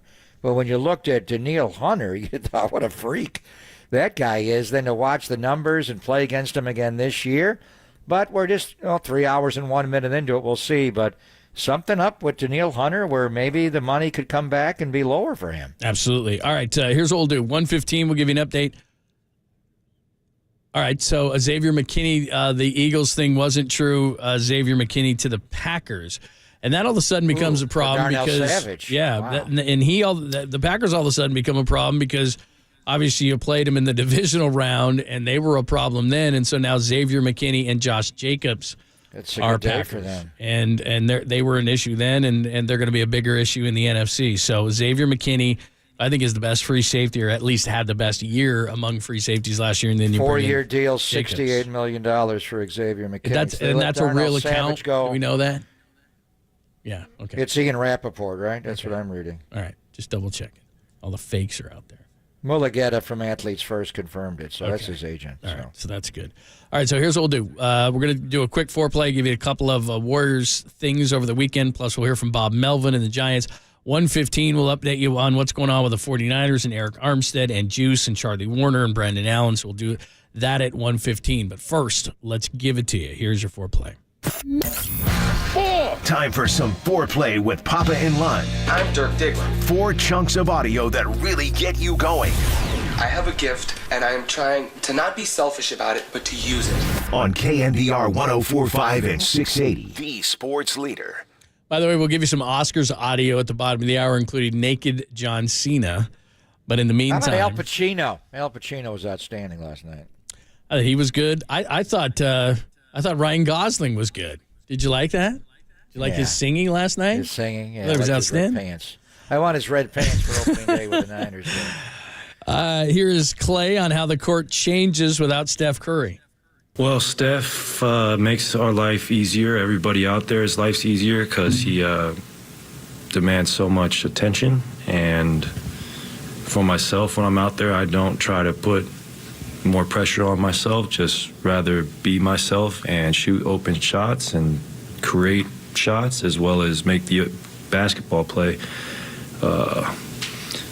Tonight was unfortunate. I got myself in foul trouble and had 3 turnovers. That's inexcusable, and I'll be better Monday.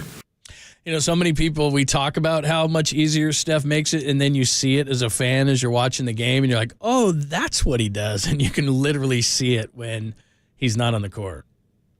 Yeah, Clay's hard on himself. He had a good game. He got into foul trouble in the first half, but he wound up with 27 points. He made 5 threes in the game. Again, I was advocating not only Paul in the lineup, but Trace Jackson Davis and Clay. They went back and forth. They did both. They started the rookie TJD in the first half and took him out and put Clay in the second half. I think there's a way to play them both and bring Pajemski off the bench. You want floor balance. You want scoring off the bench, so I could see where they would not do that. But the major thing is they didn't guard. The defense was just awful. And it's harder to play, obviously, when you don't have Steph and you're not scoring and they're getting stops on the other end. But it's also harder to play offense when you're getting stops on defense. Nothing easy. They've got to guard better. San Antonio was one of the worst three-point shooting teams in the NBA going into the All-Star break. Now they are number 1 in the NBA shooting the three.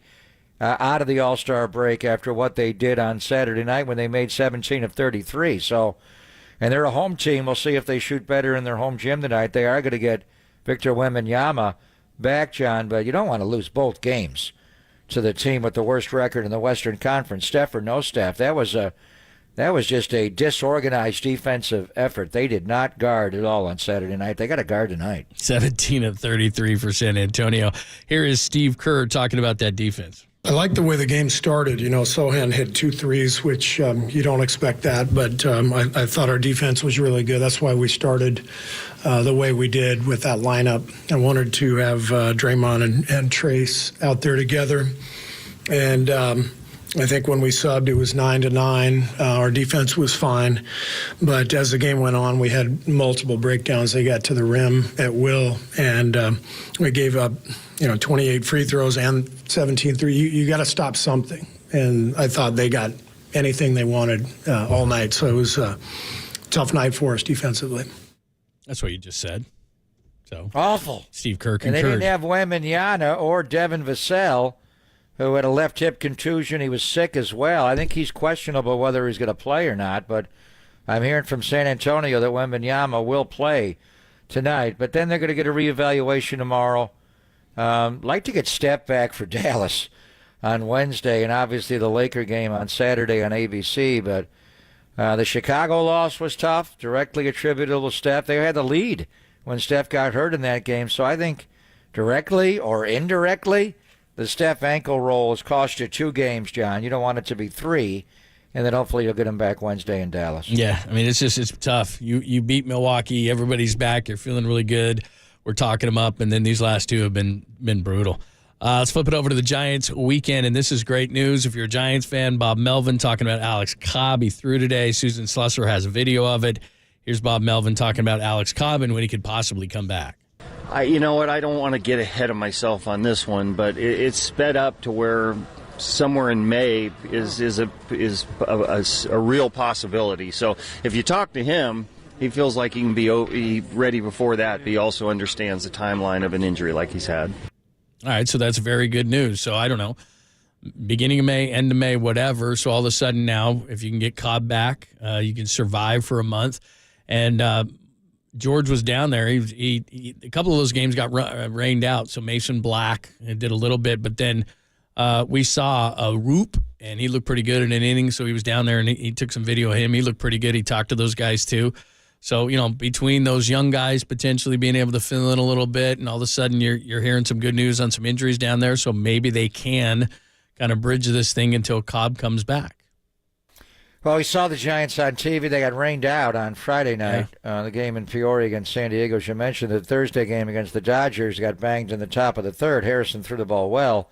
But they were on TV for the first time on NBC Sports Bay Area on Saturday, and Jordan Hicks started, and he's got an electric fastball. As well. But his slider, I didn't see much of a split change, but his slider was good. He punched out 6. And then your guy, Landon Roop, came in behind him. Mason Black was in.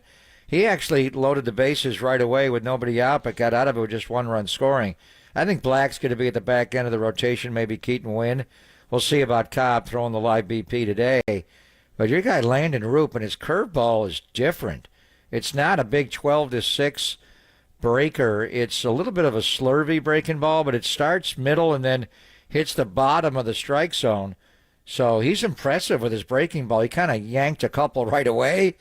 But on top of the curveball, he does throw 97 miles per hour, which is electric stuff. So we shall see where it all goes here. But Giants did beat the A's on Saturday, and just able to see the guys on TV a little bit and get a look at them on Saturday for the first time. And finally, more Bob Melvin. The shortstop situation gives a little love to Nick Ahmed. Yeah, he came in ready, and it's tough to, when you come into camp late, you come into a new place. He's been in one place basically his whole career, so fitting in with a new team, and that can be difficult. And then all of a sudden, competition for not only for a spot, but potentially a starting spot. The one thing that we really liked about him when brought him in is his defense, and we've talked long and hard this offseason about improving our infield defense. You see Chapman over at third and what he has to offer at shortstop.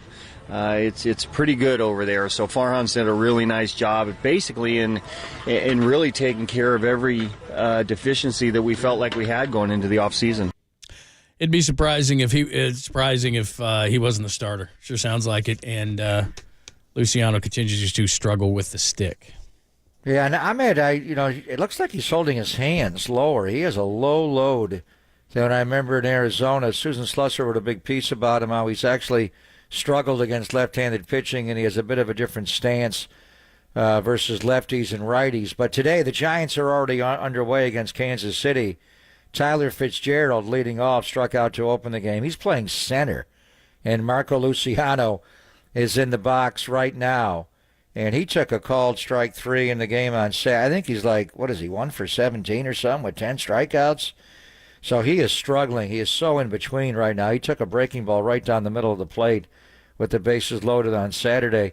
I know when I was there the first few days of camp, they thought Tyler Fitzgerald was ahead of Marco Luciano as far as shortstop, but now having Nick Ahmed here, he appears to be the shortstop, and they will use Fitzgerald as a Super U where he could play a little bit of everywhere. Marco did draw a walk, John, so he's on base right now. Hallelujah. When a walk is a hallelujah. That's not good. It's better than a punch-out. That's true. That is true. He is struggling. He's hitting 059. Yes. That is bad. Only That's the not spring. good. Only the spring. When the Mendoza line looks good, that's not good. He's not even hitting. He's hitting a quarter of the Mendoza line. He's got to get on the interstate right now. He's got to get on the interstate. Devin Singletary to the Giants. Boy, the running back market is robust. Motor, former Buffalo Bill. Robust, I tell you. All right. What have you had, 5 running backs signed? Yeah. All right. Eric Armstead will reset that situation. Juice, there's reports that he's being asked to take a pay cut as well. We'll update the 49ers situation, and there's still a big fish out there, and we're not sure why he hasn't been signed yet. We'll reset everything as far as that goes. We've got some good sound from the Oscars at the bottom of the hour for you. Lots to come. It's Pop and Lund on your Monday, only here on the Sports Leader. Hercules, shout out to you for supporting KNBR. Hercules' Sports Leader.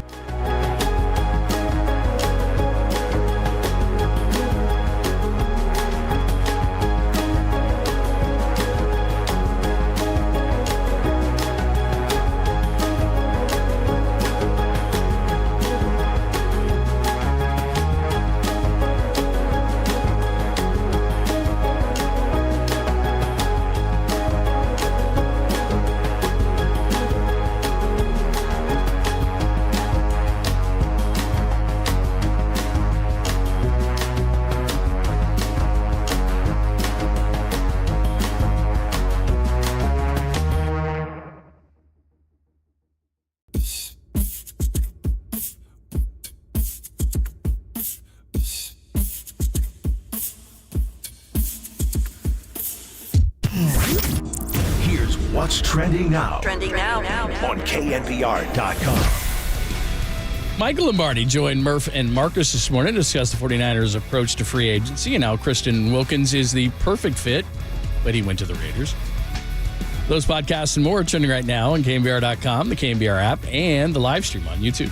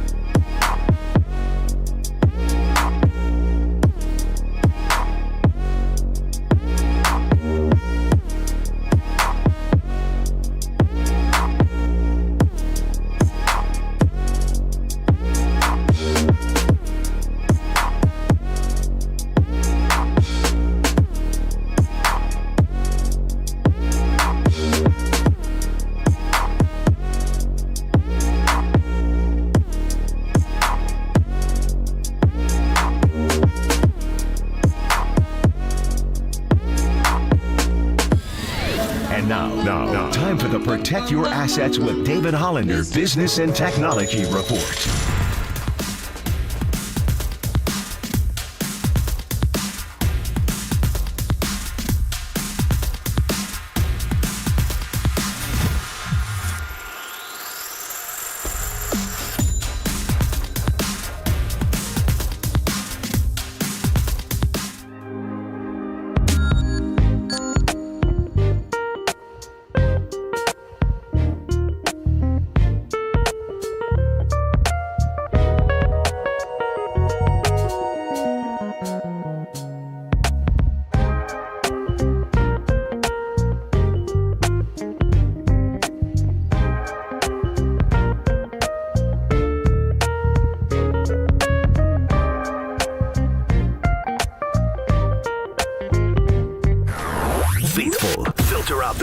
And kick it with KNBR on the gram for everything 49ers. Follow the sports leader on Instagram at KNBR.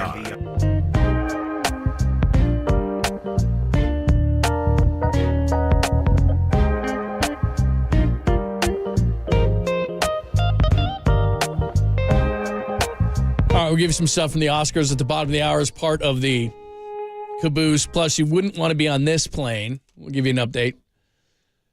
Some good stuff at the bottom of the hour. So here's what's going on with the 49ers. Eric Armstead asked to take a pay cut. He has not been released. Nothing is official. I'm sure his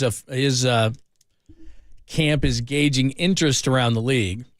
They have one re-signing, Brandon Allen, who's the third-string quarterback. Sam Darnold, lots of word around the league that the Vikings are talking to him. He might be their bridge starter as Kirk Cousins has gone to the Falcons. There's also reports that Juice has been asked to take a pay cut. Charlie Warner to the Falcons, 3 years and $12 million. So that's a good move for him. But again, back to Eric Armstead. Would that be your thought that his camp is gauging interest around the league before they make a decision there?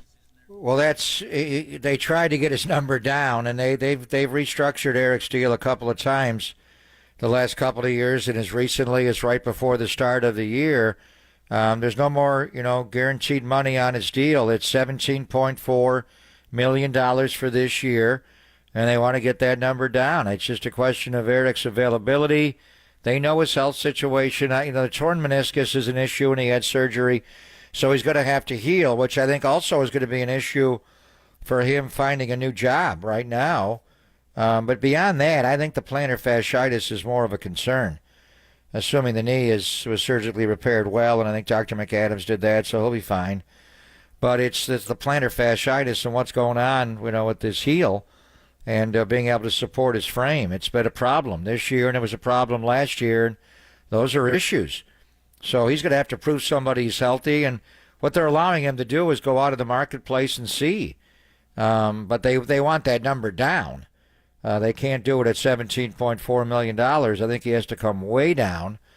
And it's likewise, where the Niners at right now. I think they're waiting on what the L.A. Chargers do. And it's John Harbaugh now. And what are they going to do with those two edge rushers, Joey Bosa and Khalil Mack? They're in kind of the same situation the Niners are with Eric. They haven't gone public with it, but there have been all kinds of rumblings.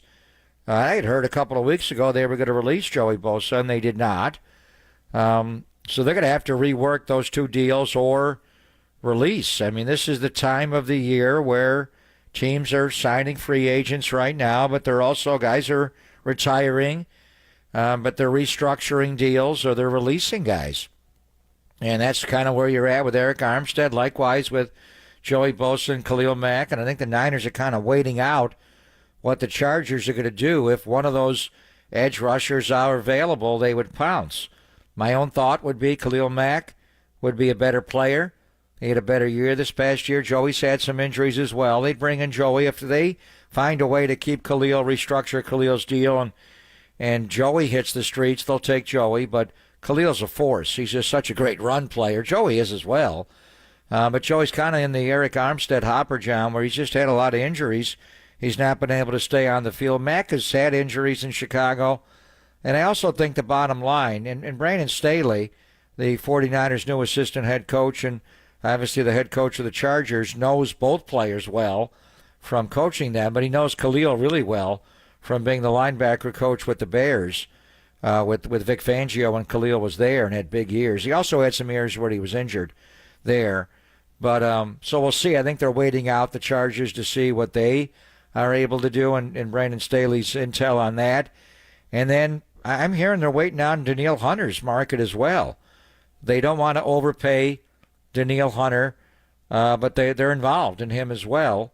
I mean, would you give Denil Hunter a contract over $20 million to $30 million when you may be able to get Khalil Mack and or probably not both, Joey Bosa cheaper? So I think they're in play for all three of those guys, and we'll just wait and see what the Chargers do with Mack and Bosa and what ultimately is done with Denil Hunter. Yeah.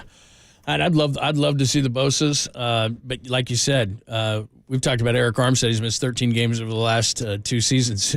Joey Bosa has missed a lot more than that. I mean, if he's healthy at 280 pounds, I know he can set the edge. He's 28. Khalil Mack is 32. Mack has had some injuries as well, but there's no denying the kind of year he had last year. If that's the Khalil Mack you're going to get, he can do both. I mean, he had an amazing year, and it was his best season in a lot of years. So if you're getting that kind of guy and you could get him at the number you want, we were talking to Matt Barrows about that. You know, with the injuries that Joey Bosa's had, maybe you can get him at a lower number. Denil Hunter, there's got to be something. There's got to be something physically that people aren't comfortable with, because there'd be no other reason why he wouldn't sign on the first day. There's been a lot of pass rushers, Grenard, Huff, guys have signed today. Edge rushers have signed today. So I don't know why Denil Hunter wouldn't, because just on the surface of it, he's the best rusher out there.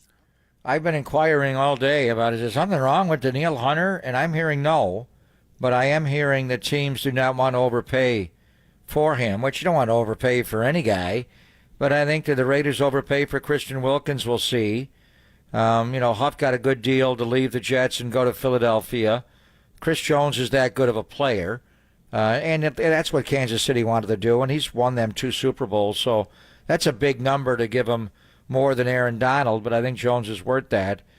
So we'll see where it all goes. I mean, is it possible? We're looking at Mack and Bosa, Denil Hunter.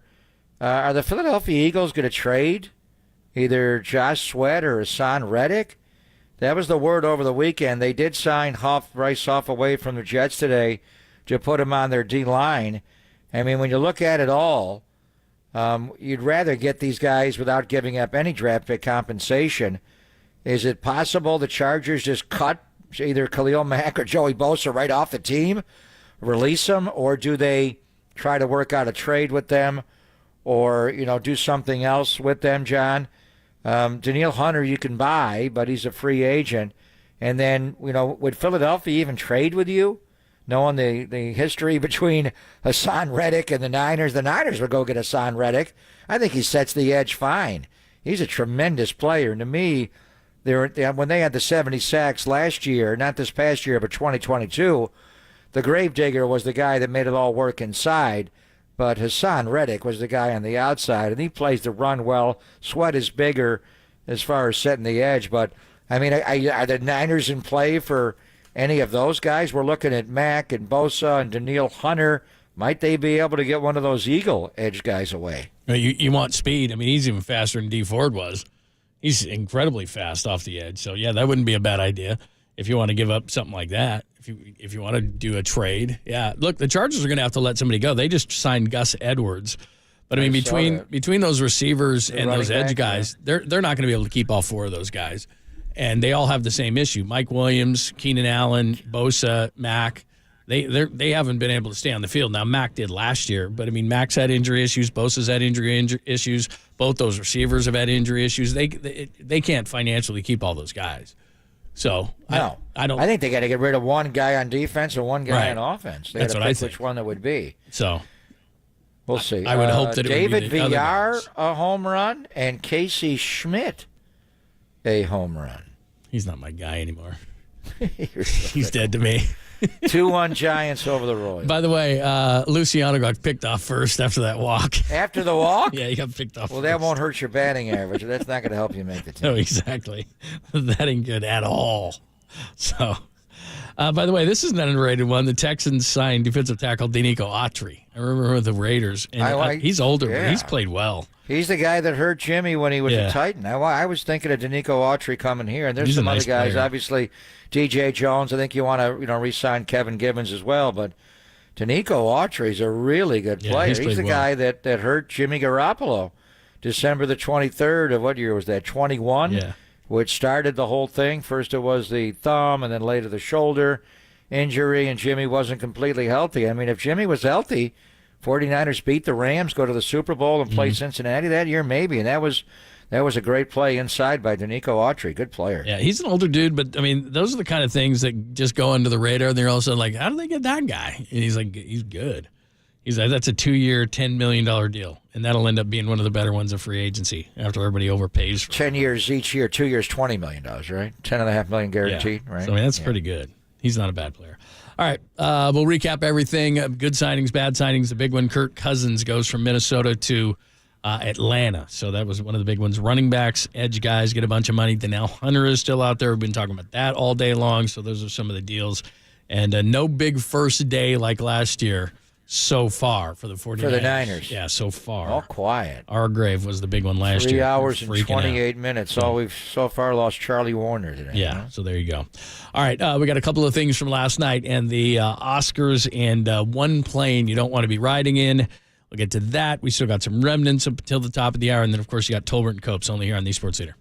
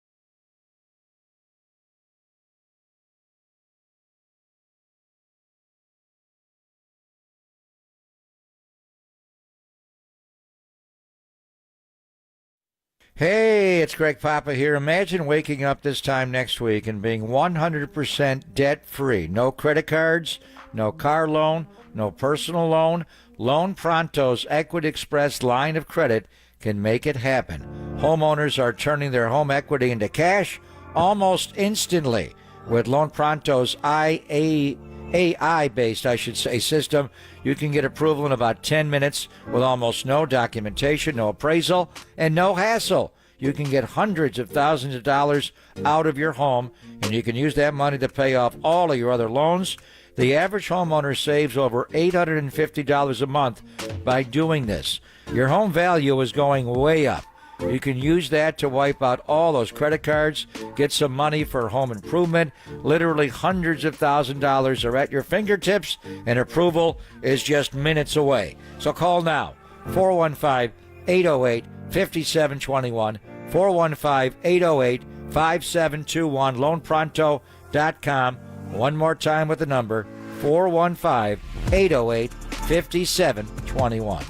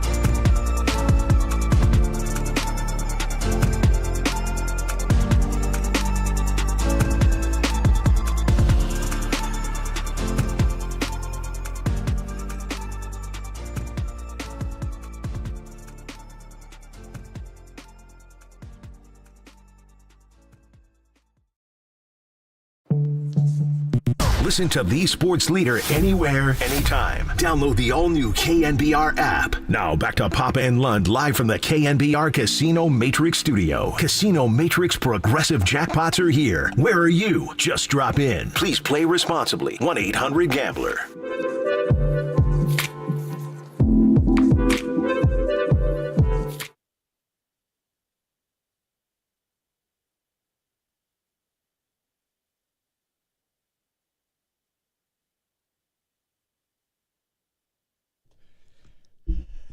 Thanks for joining us, Pop and Lund. Latest signing, Geno Stone. Ravens had 7 interceptions last year. Does not go to Seattle, where Mike McDonald is. Goes to the Bengals. AFC North raid. Yeah, how about that? All right, I watched some of the Oscars last night. Oppenheimer. Just some? Oppenheimer, the big wiener. Have you seen it? Oppenheimer. I have seen 3 hours and 1 minute long. Yeah. Well, it is exhausting, but it is extraordinary, and it won every category again, except I guess best actress last night, right? Just about the major ones. Yeah, just about. So yeah, pretty much. Holdovers is really good as well. I did not see that. Film. You got to see that. Those two are the best. Very good. One of the scenes, or one of the best parts of the night.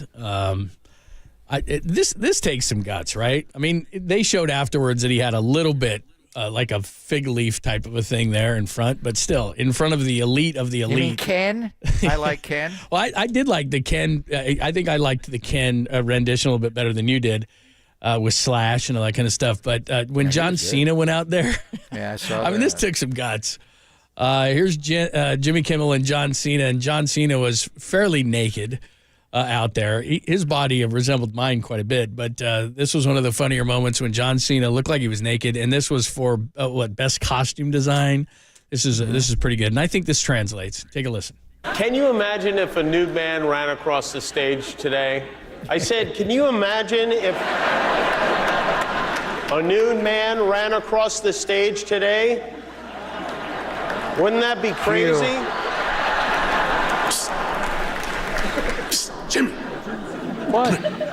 I can't come there. Do the thing. Excuse me for a second. What's going on? You're supposed to run across the stage.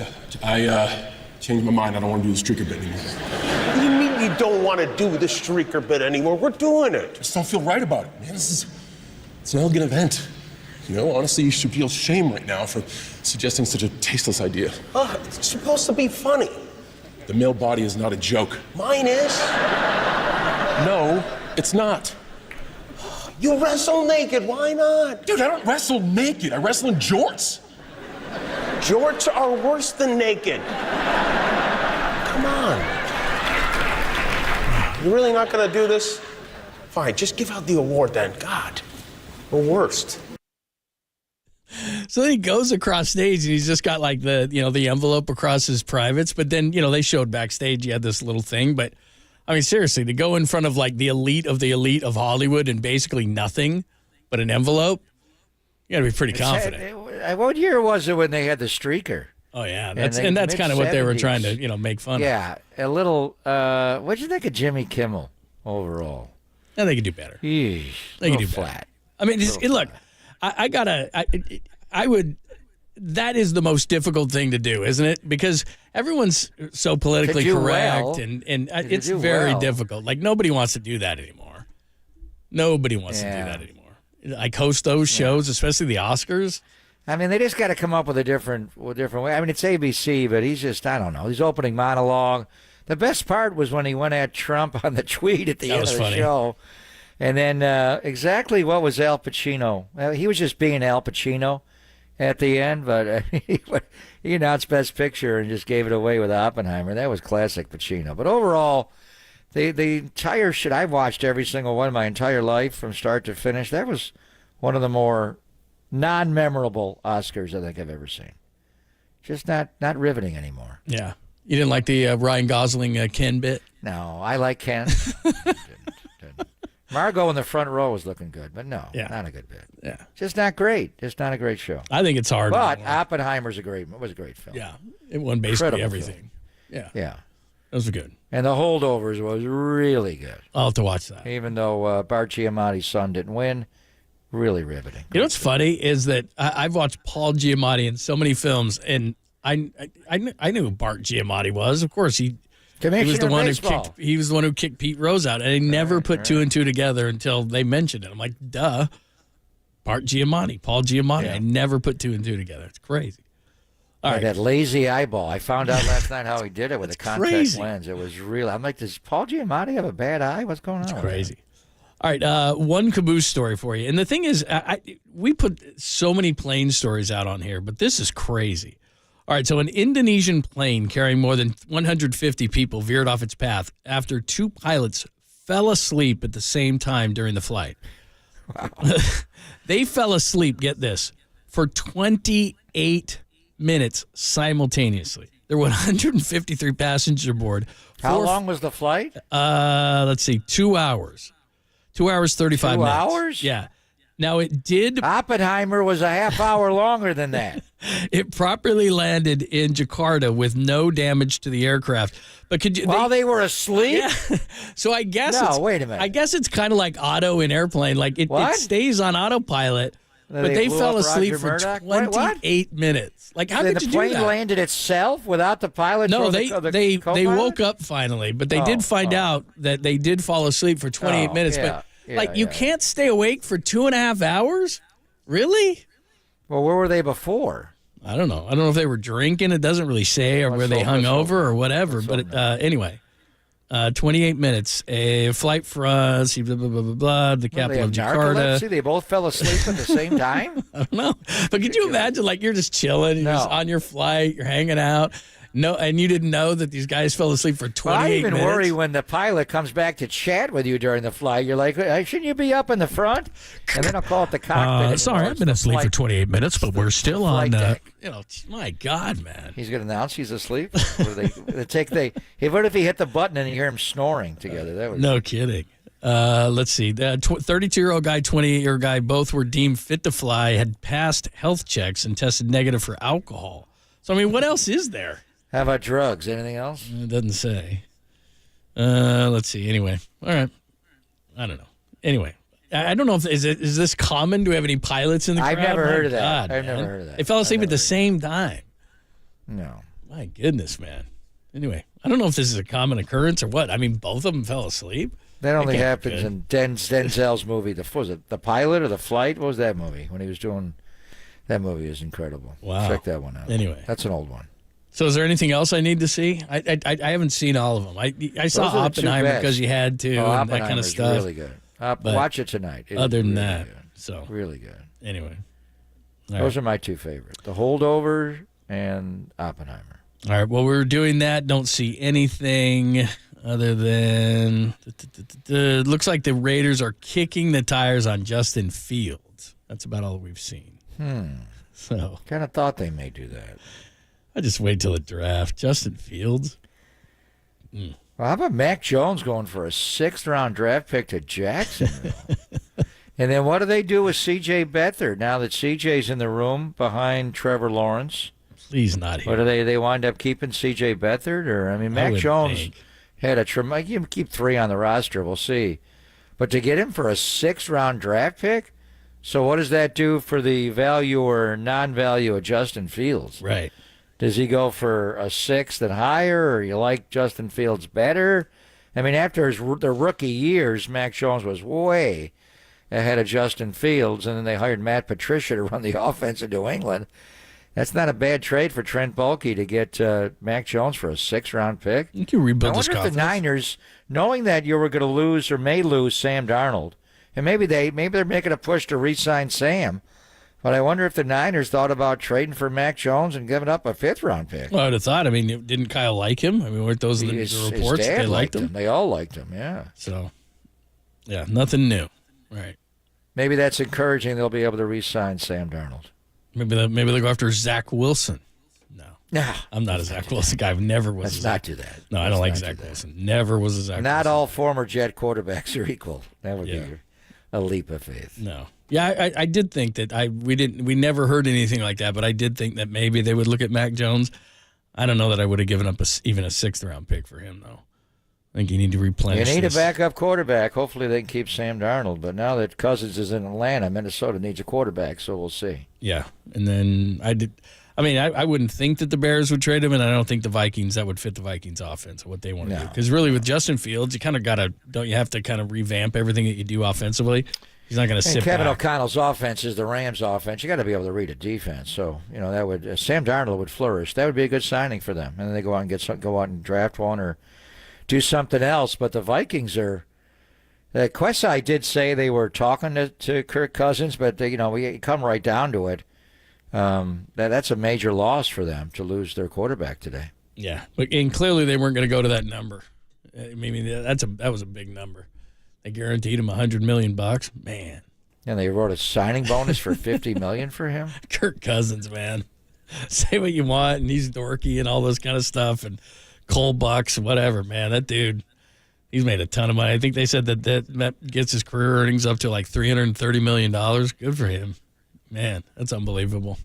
All right, we'll get you caught up on everything that has happened today, what's going on with the 49ers front, things that we are hearing as well. We'll give you that up until the top of the hour. The Warriors playing in San Antonio tonight, hoping for some sweet revenge. We'll give you that up until the top of the hour, and then Tolbert and Copes only here on the Sports Leader.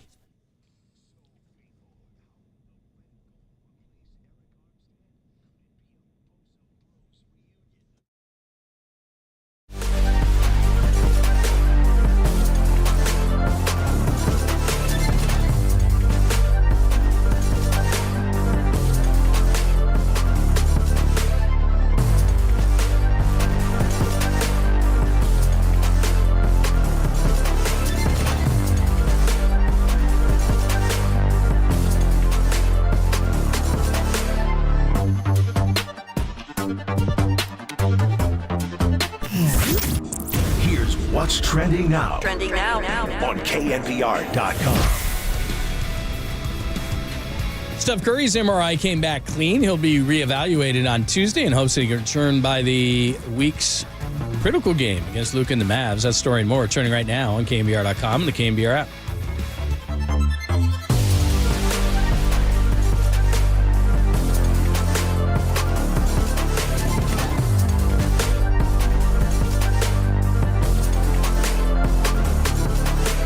Hey, it's Greg Papa here. We're early in the month of March. NFL free agency underway, and the Giants are going to be playing baseball in a couple of weeks, and I'm fired up about the orange and black. And yes, I'm still most obsessed with Tony's Pizza in the North Beach, the best I've ever had.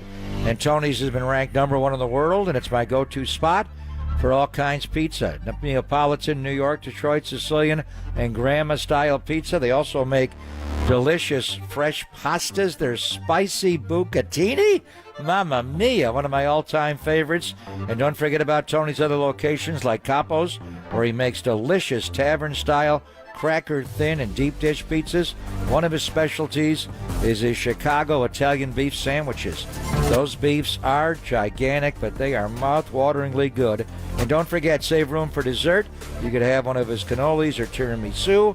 In the morning, wake up early and stroll through the North Beach and try his homemade sourdough bread, pastries, and New York bagels at his bakery, Toscano Brothers. And don't forget, adding to that are Tony's Slice House fast casual restaurant serving up delicious slices and more across the Bay Area sporting scene like Chase Center, Oracle Park, or at Levi Stadium as well. Spring is in the air. We're buying football players. We're getting ready for baseball, but mainly we're eating Tony's Pizza.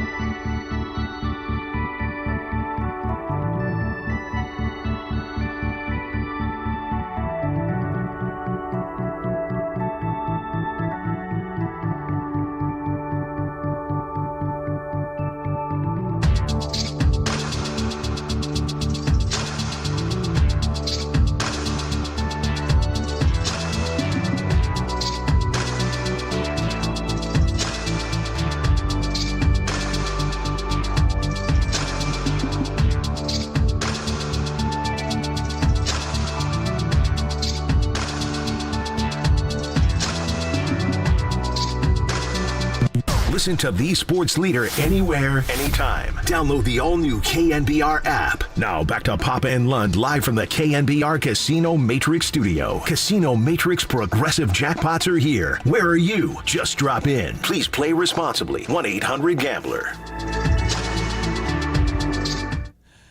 Thanks for joining us. Gardner Minshew is your Raiders quarterback. My Raiders quarterback? Who won the last game ever played at the Oakland Coliseum in 2019. As a Jacksonville Jaguar? Yep. He threw 2 touchdowns in the final 5-15, and they beat the Raiders. Wow. He will compete for the starting job. Yeah. I bet they're going to trade up and try to get a quarterback. So anyway, that's what happens with Jimmy Garoppolo now? They're going to release Garoppolo. They got to do it before tomorrow at 1. Wednesday at 1. I don't think there's a spot for him. Well, he's going to start the year on a suspended list. Yeah. He's going to miss 2 games due to performance-enhancing drugs, just trying to rehab from the foot injury going back to the game against Miami in 22. But if he can't be on your roster for this first 2 weeks of the year, I mean, he's going to have to make the transition to be a backup quarterback. But will anybody even employ him as a backup quarterback, since he's not going to be able to be your backup quarterback until week 3? Just wait and see and sign him after the year begins? I guess. Yeah, I have no idea. I have no idea where Jimmy's. I forgot about him. I don't know where Jimmy's going to go. He was terrible last year with the Raiders. Where would he go? Well, he got pummeled. That offensive line, he got pummeled. Yeah. I don't know. That's a good question. I have no idea where Jimmy will go. Ugh. All right. So how do we look at the NFC today? The 49ers are the champions of the NFC, and they didn't do anything. Eagles and Packers got much better today. That's what Thanks. Dallas didn't do anything today. Detroit Lions didn't do anything today. So the winners so far are Saquon going to Philadelphia, Green Bay getting Josh Jacobs, among other moves. I think the Rams, Dotson came back, and they got Jonah Jackson from the Lions. Offensive line they fortified their offensive line. And they got Parkinson from the Seahawks, the tight end. Right, cool. The Eagles, of course, getting Saquon today, and they got Huff, the rusher from the Bryce Jets. Huff from the Jets. That was a nice move. Josh Jacobs goes to the Packers, as does Xavier McKinney, the safety. Those are good moves. So yeah, some of the teams that are on the kind of the way up, and then the Eagles kind of replenishing themselves a little bit. A lot of running backs go off the board today. A lot of edge guys go off the board today. So yeah, I thought the Jags did pretty well. They got Gabe Davis. They made some really nice moves. Yeah, he had a bad Darnell year Savage. in Buffalo. Gabe Davis was a couple of years ago. He was the second guy to Stephon Diggs. He's just not reliable.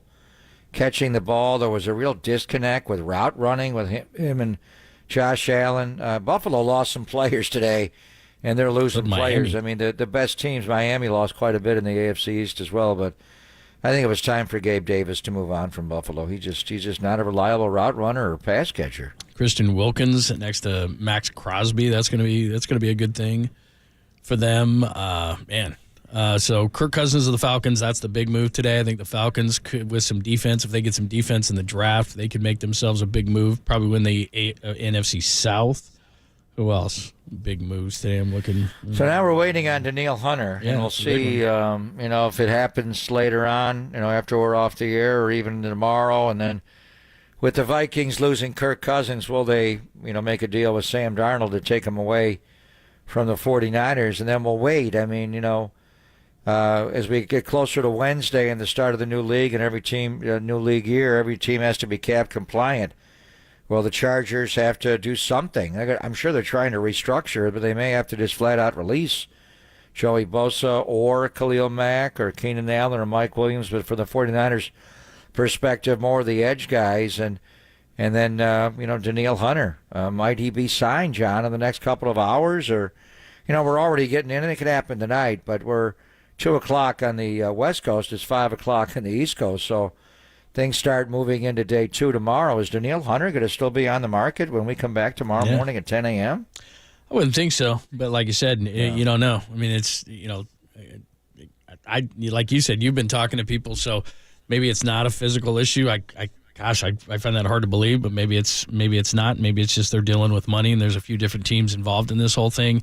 There's a lot of teams with a lot of money, so I'm surprised that he has not been signed, but who knows on that front. He may be asking for a lot of money. Maybe he's asking for too much. I mean, there's, like I said, with that $30 extra million, a lot of teams are flush with money. I'm surprised Seattle hasn't made a move because they have a ton of money. They cleared a bunch of cap room, so I thought they were going to be very aggressive today, especially defensively with Mike McDonald, their new coach, who comes over from Baltimore. I thought, there was a false report on Patrick Queen. They need edge rushers bad, so I thought that they would be in on Denil Hunter. They've got nothing as far as their defensive line is concerned. They need a defensive lineman. They're going to lose Bobby Wagner. They're going to lose a couple of linebackers on that team as well, so I thought they would be aggressive that way. They need safeties. They don't have any safeties. I thought they'd be aggressive in the safety market. They're not. So anyway, still a lot to come, but a lot of guys have been signed today. I'm looking at a big list of guys who have been signed today, a lot of big names, especially running backs, edge guys. A lot of guys have come off the board today. So 5 backs got signed, but the guy that got big money is Saquon. Mm-hmm. Is McCaffrey still the highest paid running back in the NFL, or did Saquon Barkley pass him today going to Philadelphia? He got paid today. Yeah, he got what did he get, a 4-year deal? So yeah, he got a bunch. 3-year deal, $37.5 million. I think it averages out to about 12, which is right where Christian was. Big payday for Saquon. Let's see, best deal today, probably Cousins, right? I mean, he transforms the Falcons overall right away. Value. Yeah, he got $100 million guaranteed. That's crazy. He signed his name and he got a $50 million deal, check from Arthur Blank. And so where does that put, looking at where the Niners are in the NFC, they're still the team to beat. But to your point, Philadelphia got better. They had to get better. Green Bay's an ascending team. Lions, Cowboys didn't do much today or anything yet, but we're just starting. Usually the bad teams have to overpay in free agency, at least their first few hours. But how good are the Atlanta Falcons getting Kirk Cousins with all their offensive weapons around the quarterback? Yep.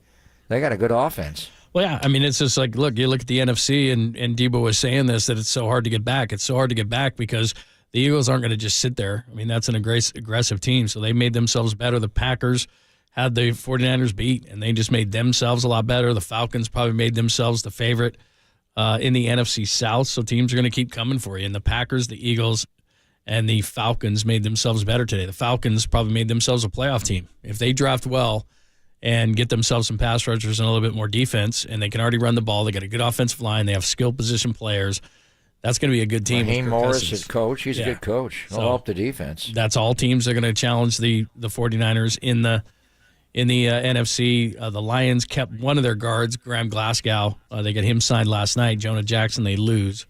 So they're still going to be formidable, obviously. So everybody's coming for the 49ers. Most of the teams that improved today were in the NFC, to be honest. So as I'm looking at this whole thing. So anyway, there you go. That is the update, and we'll keep you up to date, obviously.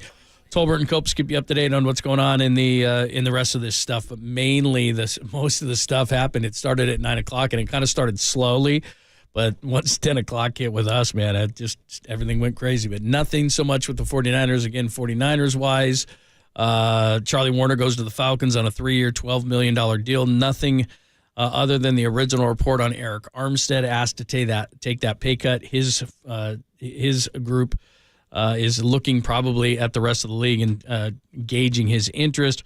Heard that Juice was asked to take a pay cut. Haven't seen anything there. And then the only signing, Brandon Allen, who was the third-string quarterback last year for the 49ers, is staying on a 1-year deal. So that's what we've got out of the 49ers so far. All right, Spurs and Warriors tonight. More Giants baseball, and that's about it. Logan Webb gave up 3 more earned runs today in 2 2/3. Matos just drove in a run, so Casey Schmidt and David Villar have hit homers and they lead. But Logan Webb, so far in the spring, John, and we have opening day coming up in 2.5 weeks, his ERA is holding steady at 9 for your ace. So see if the Warriors can win tonight minus Steph, but Wembanyama back for San Antonio. Do I have to be worried about Logan Webb? No. I don't know. I don't. No. Just spring training, right? ERA's 9, though. You're going to make me worry now. I don't have to worry.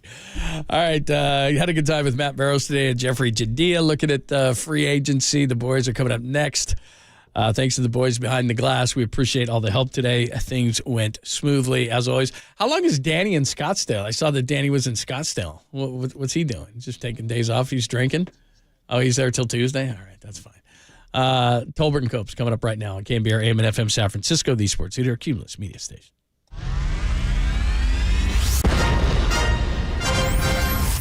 The NBA brought him to the Bay. While his co-host was born and raised here. Adam, that is great co-host work right there. That is amazing. You're lucky to have Adam, Tommy. Oh, absolutely. It's time for Tolbert and Copes. Let's get it on! Tom Tolbert. Yeah, thank you.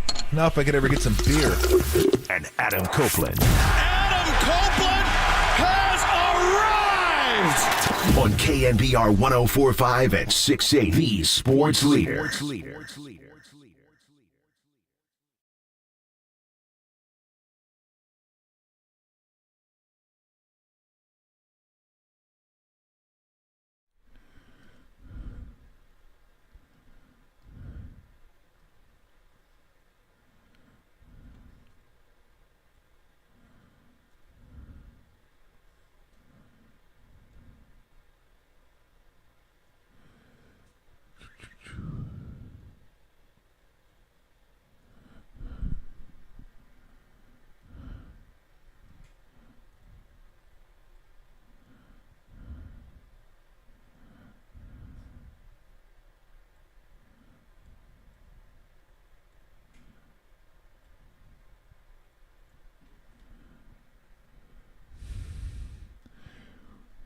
What is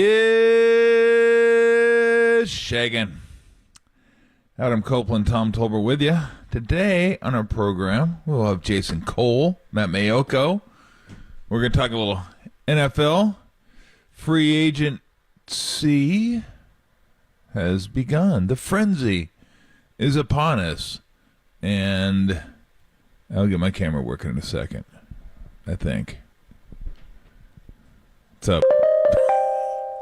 You're going to hear that throughout the course of the day, apparently. You're going to hear it right now because we have breaking news. Oh, right. We got more breaking news. Actually, right now we have breaking news. Derek just in my ear, and we'll have Derek tell us throughout the show as we get more breaking news and free agents that come in. Leonard Floyd has signed with the 49ers. How about that? Nice. That's a pretty good ad. Leonard Floyd to the 49ers. We'll get deeper into a lot of the moves. Great job, brother. Exits and additions today. And there were some trades and stuff and some signings that went down over the weekend. So we can talk more about those. But there you go. Immediate reaction there. Leonard Floyd to the 49ers here on day one of free agency. I mean, I like him. And I think he's a good ad. He's a good guy to have opposite Bosa. I just don't know what to make of like all these free agent things until like they're done. Until you kind of see what the team looks like at the end of free agency. You kind of figured they would add defensive linemen with the loss of Armstead. I mean, they don't play the same position, but he's a good player. He's a good player. I still wonder what they're going to do with the interior, but again, I try not to get too excited or, I mean, I don't really get excited or disappointed in free agency, but try to assess what a team has done until the end of free agency. Because you look at the Giants, I know it's a different sport, but it's like, oh, what are the Giants doing? You know, then they get Chapman, and who knows? They might not be done yet. So you got to wait to the end of it. But no, I like him. I like him. I think he's a good player. I thought maybe they would, look at Hunter possibly. Maybe they still Denil are. Hunter. Yep. I don't know who they're looking at. Maybe they look for a trade. Maybe I know Bosa and Mack are kind of out there now. I don't know if I have no idea what you'd be asking. The Chargers would be asking for him.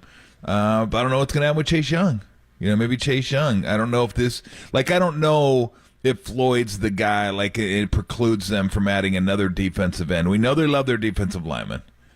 So it wouldn't surprise me if they added more defensive linemen. Well, here's the other thing, too, about Leonard Floyd. If you're just joining us, Leonard Floyd to the 49ers. Breaking news here. Spent last season with Buffalo and racked up 10.5 sacks as a defensive end an edge rusher. He was listed as a linebacker for the entirety of his career prior to this past season. So they are going to be without Dre Greenlaw for the foreseeable future. But this seems to me he's not that guy. No, he's not that guy. He's an edge pass rusher. He's more of an edge guy is what they brought him in to do. 10.5 sacks last year, 9 the year before, 9.5 the year before that, and 10.5 with the Rams the year before that. So 3 seasons in Los Angeles, and he joins the 49ers here. So I'm with you on the waiting and seeing what everything looks like. I'm not going to, stack the teams up on paper yet and say this team's better. We know what the 49ers are looking to add this offseason. We also knew and know what they've lost already in Eric Armstead, right, that they're going to have to replace. So, and they have a lot of draft picks. So we'll see what happens if they get creative and decide to try to fill some of those through the draft. And Matt Mayoko, I want to say, told us a couple of weeks ago, it could have been last week, said they're going to have to hit on some draft picks. And it doesn't necessarily have to mean they're starters or they're stars, but they have to be contributors, some of these guys, as soon as next year, because you're just not going to add everything with where the cap is in free agency. So Leonard Floyd joins the 49ers. We know Eric Armstead is out as a 49er after the Niners asked him to take a pay cut on the $17.5 million that he was owed for this season. So we'll get more into that and a lot more of the additions. But on paper, this is a good move. This is the type of edge rusher they were looking for. He's a vet. He's played for some competitive teams, came in with Chicago, and then the Rams, and they've been good in the last 4 years. And then last season with Buffalo. Also has played damn near every game of his career. He played 12 rookie seasons, started all 12, then 10. Then he goes 16, 16, 16, 17, 17. And this past year he missed 1, but I think it was because of the Bills sitting players at the end of the season. I'd be curious what the contract is, like how much they're investing in him. That'll kind of give you an idea if they're kind of done at the defensive end. And I think that'd be fine if they were. I mean, he's a quality player. There's no doubt about it. And with the savings they're going to save from releasing Armstead, and remember they still got to deal with Ayuk. That's going to be the big ticket item this year.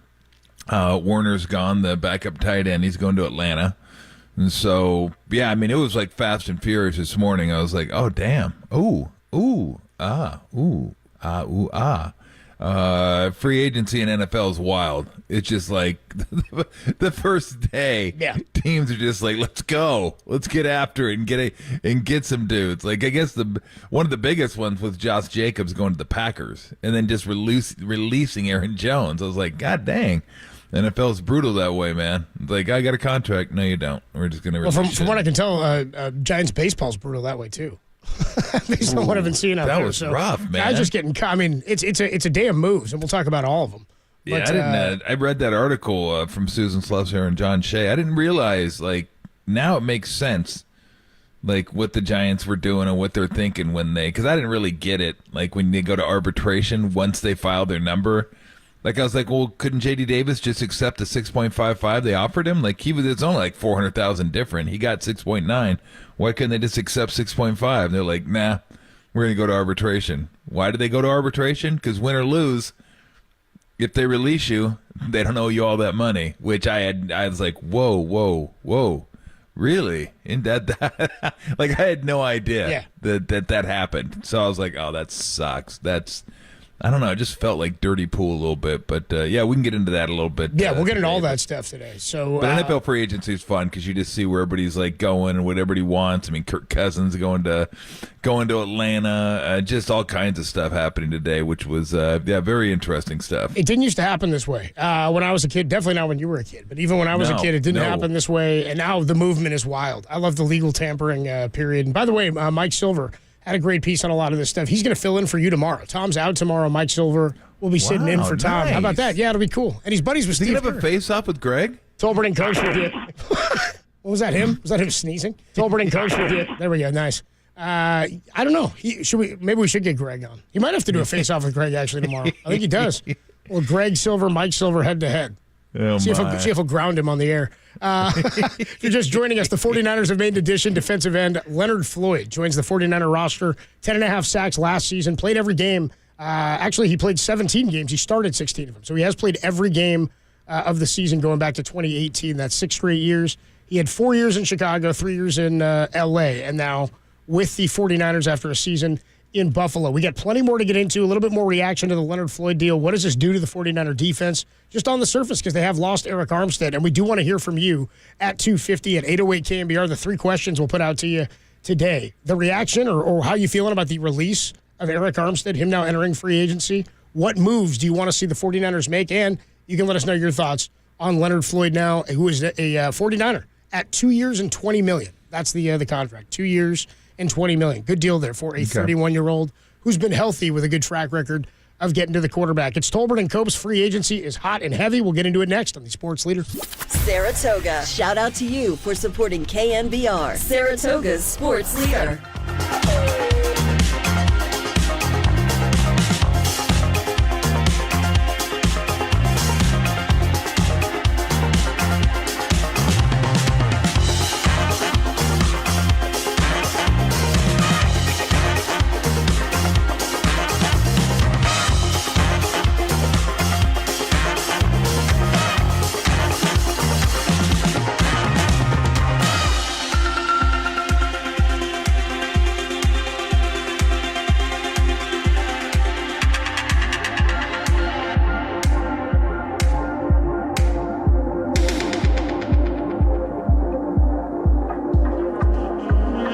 49ers have made an addition in free agency. Defensive end Leonard Floyd brings his 10.5 sacks to the 49ers. More on that trending, KNBR.com and the KNBR app.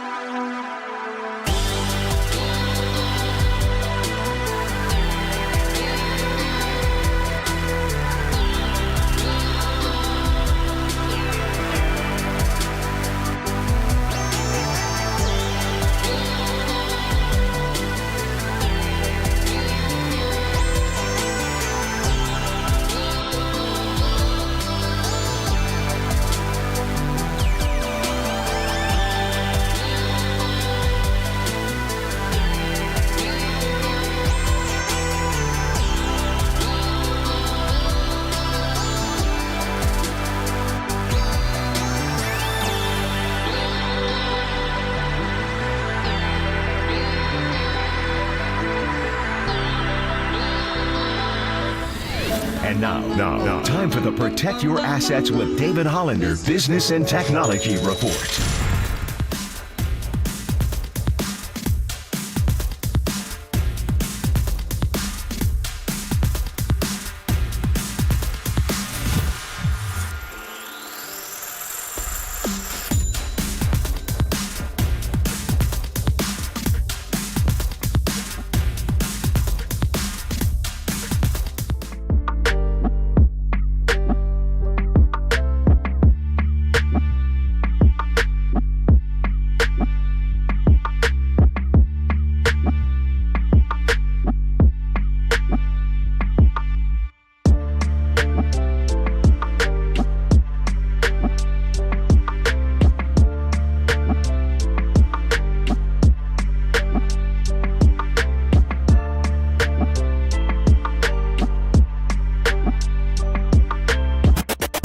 Tolbert and Copes, and they're back on The Sports Leader. Find us on Insta at KNBR on Instagram. This is KNBR 104.5 at 680.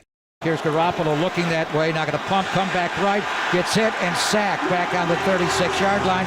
Leonard Floyd, who does not have a sack all year, picks up his first right there. On second and goal, 8-yard line. Garoppolo back. Garoppolo gets wrapped around and sacked. Back outside the 10-yard line. Leonard Floyd got it again. Tolbert and Copes with you Monday afternoon.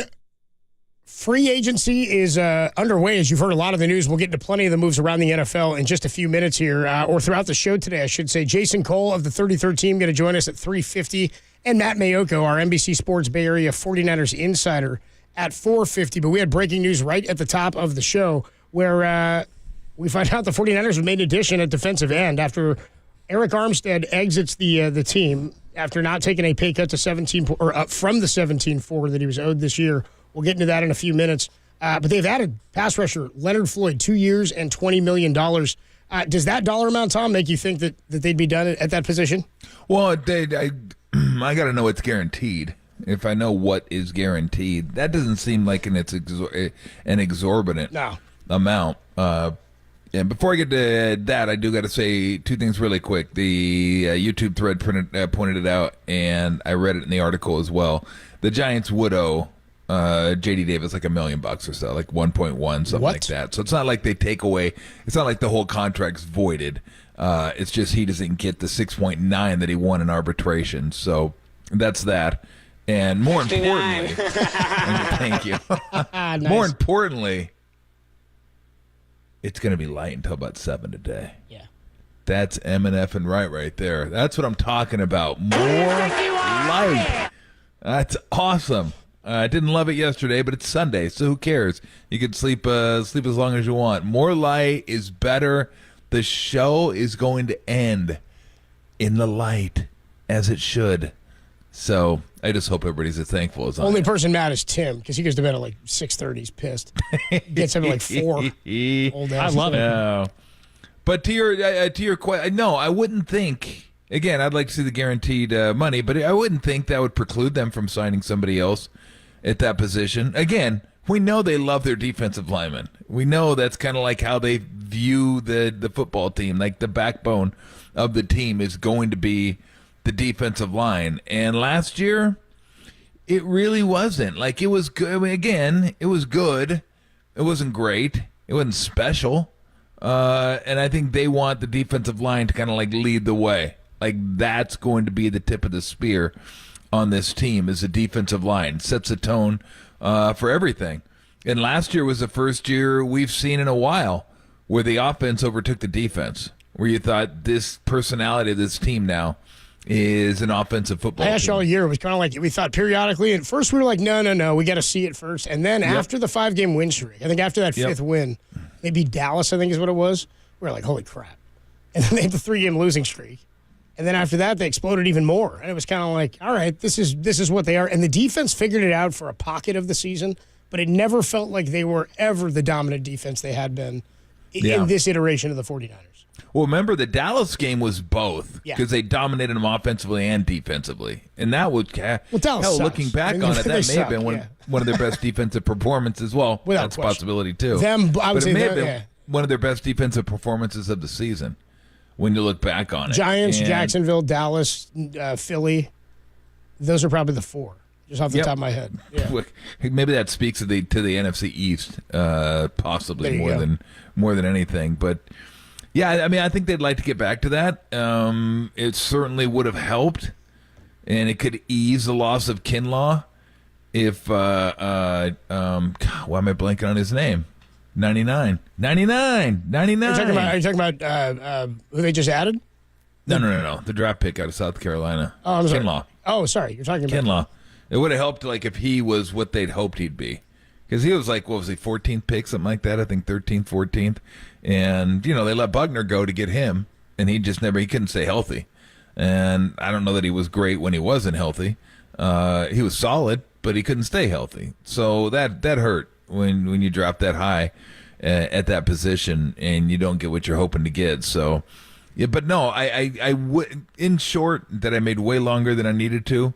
It doesn't seem like that money is like, okay, we got our guy for sure now. It's like we got a guy and we're happy with this guy because I think he's really good. And I think getting single covered all the time, he could very easily reach those 10 sacks on this team. But I think they like the rotation, man, where they can just keep guys coming in. And you know what? Maybe Chase Young still comes back. Maybe Chase Young still comes back like on a 1-year deal. 1-year deal, and not a make good, but a hey, I want to show everybody what I'm all about and what I can do. And if he does that, maybe he can go out and get a big deal. But they have somebody, a quality end outside of Bosa. So I think that's a good signing, absolutely. So let me ask you this then. Mike Silver, who I said is going to fill in for you tomorrow, he had a piece about where the 49ers could go next. He said, quote, I expect the 49ers to approach free agency. Legal tampering starts tomorrow morning. This is from yesterday, with a sense of urgency at the edge rusher position opposite Bosa. So we've seen them address that first and foremost, the absolute number one thing they came in and did. That doesn't mean that they will jump immediately or overpay. They want value. With players like Denil Hunter out there, they'd be poised to move quickly at the right price. They're also monitoring the potential trades/releases of Chargers edges Joey Bosa and Khalil Mack. They'll do something, I believe, with Brock Purdy still on. He said he believes they'll do something in terms of the pass rusher. With Brock Purdy still on the rookie deal, the Niners remain in win-now mode. However, patience may be a virtue this week. Biding their time in landing accomplished edge rushers at value would be cause for celebration. So, to your point, I don't think this precludes them from doing anything else. They love to have guys that can rotate in and out. They've said numerous times they want to have guys who play on the D-line about 70% of the snaps, and that's when they've been at their best, when they could rotate guys in situationally, come at you and throw two edge rushers. They can get after the quarterback, but we also saw where they went this year when they didn't have a guy like Cleve Ferrell able to set the edge on a run, and that was problematic for them late in the season. So when you hear those names, based on the price they spent here on Leonard Floyd, and if you're just joining us, the 49ers have added Leonard Floyd on a 2-year, $20 million deal. If it were via trade, and I know that contract is a factor there, and I don't know, again, I'm not a genius when it comes to the cap. We can talk to Jason Cole and Mayoko about that, but is that still somewhere you would want to address, even with Leonard Floyd there, via trade? Yeah. No, because then you have three. I mean, you'd like to be able to rotate guys. I don't think you, and probably don't want both playing 97% of the snaps. So if you have three guys, now you can have two in at all times. And I think that might be outside of quarterback the most important position in the NFL. Is an edge rusher or a guy that can get to the quarterback. Like Donald and Jones aren't edge guys, but they're guys that get to the quarterback. But not many guys can do what they do from the interior defensive line. So yeah, absolutely.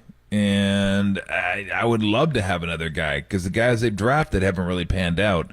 And it'd be nice to have one more guy, but would Kyle Shanahan say a month or so ago, like we can do it if we want to.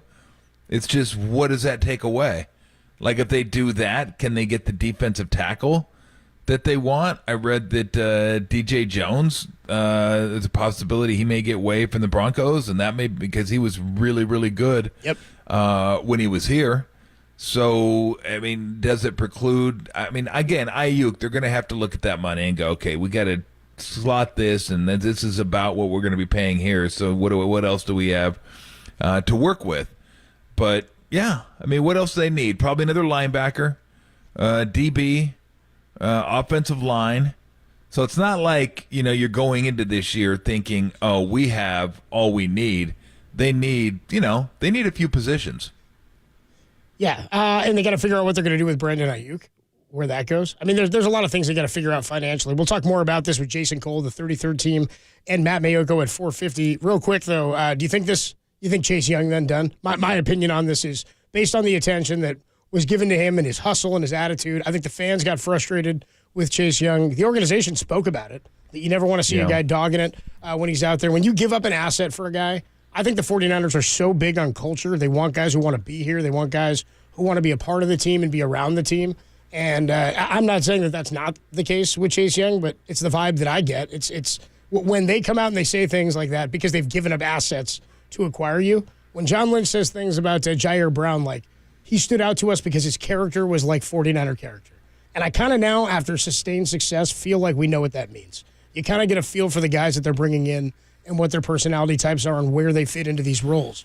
If that's not something that Chase Young fit into, and I don't know that he didn't blow our doors off or anything, to me, he's probably not back, especially after this deal. I don't know. I mean, you wouldn't want him if you couldn't get him for a year, though? I mean, I don't know. I can't speak to the character and account. Like, we're all going to remember the clip against the Lions. I mean, we all remember that. That was poor, is what it was.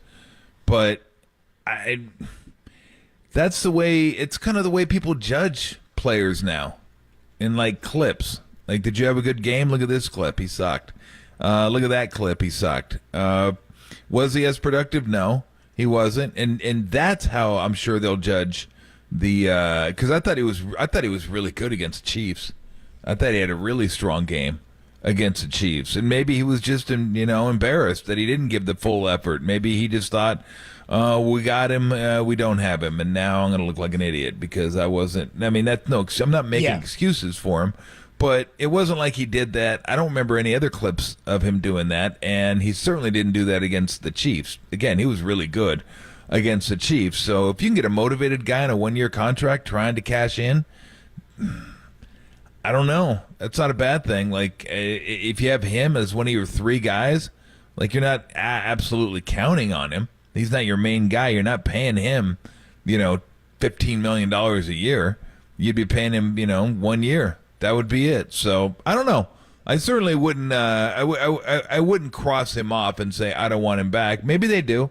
Maybe there's a possibility that he didn't fit in. I guess there's always that possibility. I'm just going by what I saw. And yeah, it wasn't great. But again, you're only investing 1 year in it, and if like that is either that or like a draft pick, because again, the draft you have no idea what you're getting with the draft pick. But again, we'll see. Like, I have no idea what the Chargers would be asking for Bosa or Mack. No idea. I don't know if teams even want that money on their books. Maybe they'll just wait until they get waived and then try. I don't know. It sounds like, I mean, I've read all kinds of players that Harbaugh's thinking about, like, letting go. Like, Harbaugh's like, yeah, let's do this. Anybody not on YouTube TV? If you don't have YouTube TV, you're gone. It's wild. You got to align with my thinking. I mean, there's just a lot of things. I mean, it's like if those guys were to be available for trade, right, you got to call just to see, like, okay, what do we do? And unfortunately, this isn't baseball. You can't say, okay, eat half of it. You can't. You trade and you get the contract is what you get. So it's going to be interesting to see what happens with those two. I mean, you put the Bosa brothers on each side, or put Mack and Bosa on that side. And although Mack and Bosa didn't work in San Diego, L.A., I don't know. Maybe a different Bosa in that Mack with Staley here, just like coming here too. Yeah, but again, maybe they're signing Floyd, and like he's like, hey, we got our guy. We're good now. If we can get another guy in there, but we got the two guys we envision as being the starters at defensive end. Like, these are going to be the guys, and that'd be good. That's fine too, because again, Floyd's been very productive. So I don't know, a lot of different ways they can go. And again, they also need defensive tackle. You can't completely forget about that because guess what? If you can't stop the run, you don't have to worry about getting to the quarterback because they're not going to pass enough for you to need to get to the quarterback. So that's something else they got to address.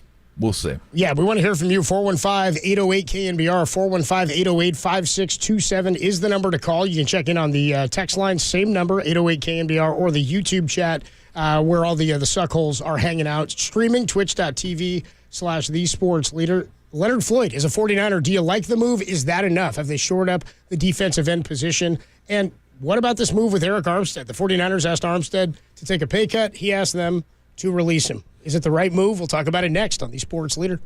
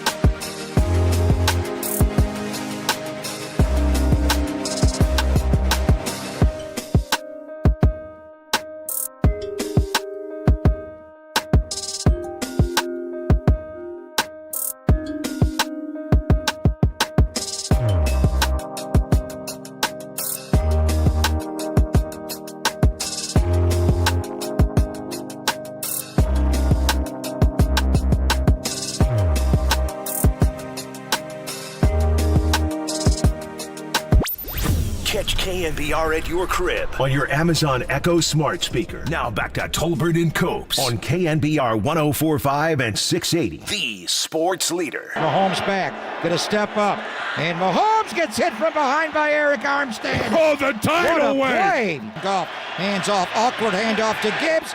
Ball! Oh, he fumbled the ball! He got hit, he fumbled the ball. The 49ers have the ball! Bang! Bang! Eric Armstead recovers the fumble! Boy, somebody said on the Golden State Lumber and Building Material text line, tough week for Elk Grove natives. J.D. Davis released by the 49ers and by the Giants. And Eric Armstead, the longest tenured 49er, will no longer be a 49er. He's expected to be released on Wednesday. He's expected to be released after the Niners over the weekend asked him to take a pay cut on a restructured deal. He was owed $17.4 million this coming season, and he said, no, I don't want to do that. I don't want to take a restructured deal. He'd missed a lot of games this year. The Niners could have used him. I mean, injury is something that can't be ignored when you look at what happened this past season and when they had their lulls both as a team and on defense specifically. They came when they were missing players like Armstead and expected. He played 21 games over the last 2 years, and he is the longest tenured San Francisco 49er since 2015. He was the number 17 overall pick out of Oregon, right? Is that right? Out of Oregon, Derek? That is correct. They had him and DeForest Buckner were sitting right there in the middle of that defense. So in 2020, as you recall, we were just talking about Javon Kinlaw. The 49ers decided to keep Eric Armstead, or give him an extension that year. He would have been due to be a free agent the following season. They go to Buckner and say, hey, we can't give you a deal. We're not going to keep you. They opt to keep Eric Armstead. They trade Buckner for the first-round pick, as John Lynch has told us on KNBR in the past. They said, if you can go find us a first-rounder, by all means. They went and he talked to the Colts. Colts ended up giving him a first-rounder, and they take Javon Kinlaw. Armstead at the time then signed a 5-year, $85 million contract with the Niners with $48.5 guaranteed, and it was a pretty damn good deal. When they moved him from the outside to the inside, his career changed, and the Niner defense changed. And a lot of that credit into what Tom is talking about and getting a lot of these players who maybe don't seem like they're at the top of their game. The funny thing about this Niner defense, and I think this happens with every team, when you draft well and you watch a guy grow, it's different because you know who he is. You're following the draft picks. You're excited to see him get here, and you watch his ups and downs and the rookie mistakes and whatnot. When you add a guy in free agency, like a Leonard Floyd, you have expectations. He comes in with 10.5 sacks. It's a position that the Niners need to be better than it has been in the last couple of seasons, and it's something that they tried to shore up and went out and got one of the best available on the market this year in Chase Young. Now, the issue with that is when you sign guys in free – well, what the Niners have found success in, and I kind of look at it as the way that Farhan has found success with sort of scrap heap pitchers, and I hate to say that about a player, but it's usually guys not at the peak of their game, is they've identified defensive line talent in spades, both at the interior and at the outside, more so on the inside, where they've been able to get that volume of depth in there. They haven't been able to do that in the last 2 years. So in having Eric Armstead gone, a guy who was a staple, and again had played 21 games in the last 2 seasons, this year it was a big deal that he had missed games. And I think if they wanted to extend this window and keep him around, and I do believe they wanted him here, I think they just wanted to restructure and figure out something different because they have to get creative. He's now been asked, or he's asked to hit the free agent market. Do you agree with the move, Tom? I mean, would you have, I don't know, like, do you pay Eric Armstead after the season he had with the games that he'd missed? Can you continue to pay him? Did they just go to the wrong guy? That's the problem, the games that he's missed. And that's, I mean, in football more so than any other sport, but again, I always say it because coaches say it, and it sounds stupid, but it's true. The best ability is availability. Like if you're out there, and you just mentioned Floyd, he plays. That's important. That's important when you know you're going to get a guy for a certain amount of games. Now, anything could happen, and you could miss a bunch of games like this year. Oh, man. But a lot of times you take a gamble on somebody that's missed some games, and maybe you get a little bit of a discount, but you're hoping they can stay healthy, and sometimes they do. Sometimes they don't. Remember what everybody said about McCaffrey when he came over here. I can't stay healthy. I don't remember missing a whole bunch of games with the Niners. No. Like, he's been incredibly available. I remember him fumbling on that opening drive in the Super Bowl, though. That kind of pissed me off. I gotta tell you, nobody ever brings that part up. I'm like, really? You're like mad at Kittle for talking ass. I'm like, the guy who fumbled. Well, on the football. That didn't help. Yeah, that didn't help. That certainly did not. But I'm with you. Help. They have to get back to defense, and the defensive line specifically being the strength of this team. And I think it starts with adding an edge rusher like they just did with Leonard Floyd. But you have a huge loss in the middle of that line. And it's not like you've locked up the grave digger for like 25 years. You know what I mean? Yep. He's not here for a long time. 808 KNBR is the number to call. You play general manager, callers. 415-808-5627. You think the Leonard Floyd deal is a good deal, and is it enough to shore up the defensive line from the edge rush position? What would you have done about Eric Armstead and the restructure of the 17.4? He's now gone, and because of that, what moves you want to see him make? You play general manager at 415-808-KNBR. I don't know enough about like interior D-line play. I know some guys that are out there. There's guys that you know just who are the big names. I mean, Javon Kinlaw is a guy that they were hoping based on size was going to be somebody at least as a piece that could slot in and help supplant some of what they lost. But really in the last few years, we've seen a lot of roster turnover, and they are in win-now mode. So, can you see them, I'm not saying going over or making some insane move, because I do think they really like to leave themselves in a position in season to get creative if they need to. which is what they did this year. It's what they did with McCaffrey. And I would expect John Lynch, based on how we've seen him operate, that he's probably picked up the phone and called on Joey Bosa and Khalil Mack. Oh yeah, you have to. I mean, you're gonna anytime someone like that's available and you're in win now mode, you're gonna make calls, especially if both of them are available. I mean, he's gonna call. I thought John Lynch would call. I'm not even sure who the GM is at. I don't know who the GM of the Chargers is now. I don't. Couldn't even hazard a guess. Let me just say Harbaugh, just because I don't know. Joe Horitz is his name. Okay, he's excited about his partnership with Jim Harbaugh. Okay, very good. He said that in Costa Mesa back on February 6th. Yeah. So maybe John Lynch calls Horitz and says, Nick's mom wanted me to call and inquire about Joey and then just kind of see what it would take and get a family discount. And what about Mac? Is he available? Which one of those? Yeah, can I have one of those? Well, I know he called on Mac the first time and made an offer for him. Yeah, who knows? Yeah, who knows what they? Again, I have no idea what people are worth in football. Like guys that are really good players, I see get traded. It's like for a fourth rounder. I'm like, wow, fourth rounder? That's great. Wow, that seems really low. But that's football for you. In football, man, it's hard. You don't have to give up first for hardly anybody, aside for like quarterback or maybe young premium talent. That's about it. So I don't know. But then again, I don't know what their contract status is. I know Bosa signed a massive extension. Yep. I think Mac is making some big money too. So it's not so much what you're giving up; it's what you have to bring back in terms of salary and how many years that's going to be. But yeah, I mean, you can envision. Like, I can't imagine that happening. But who knows? Can you imagine like a 3-man rotation of Bosa, Floyd? That'd be wild. I mean, Bosa, Mac, Floyd. Yes, I mean Bosa, Hunter, Floyd. I mean, that's having some depth. That was like not the names, but that's what Philly had a couple years ago. Where it's just like they had like a bunch of dudes that were like between 8 and 14 sacks. They had a whole bunch of guys on the team, and they're losing some of those guys now. Fletcher Cox retired. He's gone now. So. Yeah, I don't know. But I never underestimate the Niners' desire for defensive linemen. I just never underestimate that. It's like pitching, like you said. You can never have enough. Yeah, they're gonna try to load that up. And again, I don't feel like for them, they felt like they were loaded up last year. Like when you looked at the front four, you're like, that's pretty solid, except for the edge. The other edge was always a question mark. Even when they got Young, he wasn't quite that guy I'm sure they'd hoped he'd be. But the depth behind it, like that's the one thing about the Niners in the past. They had like 8 guys that were like they'd bring in dudes, and there was another dude, and those guys were making plays. You know, like a DJ Jones type, where he'd come in and he's a depth guy, and he made plays. He was like really good for them. It didn't seem like they had that last year, so I'm sure they'd love to get back to that, where they just have a bunch of guys. Furl coming back next year. Could be something too.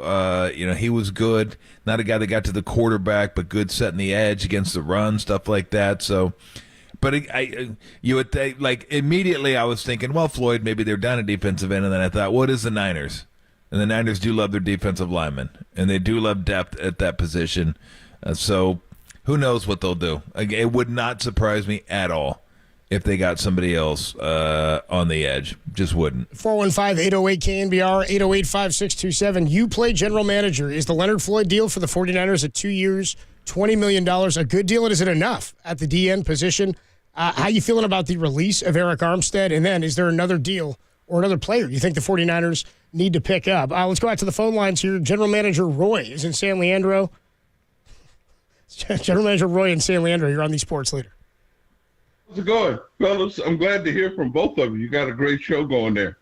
Hey, look, I just wanted to mention that I think that they need another defensive player, a tackle, or else another maybe defensive end. This stuff with Floyd is real good because there's no question about it. He's a good ball player.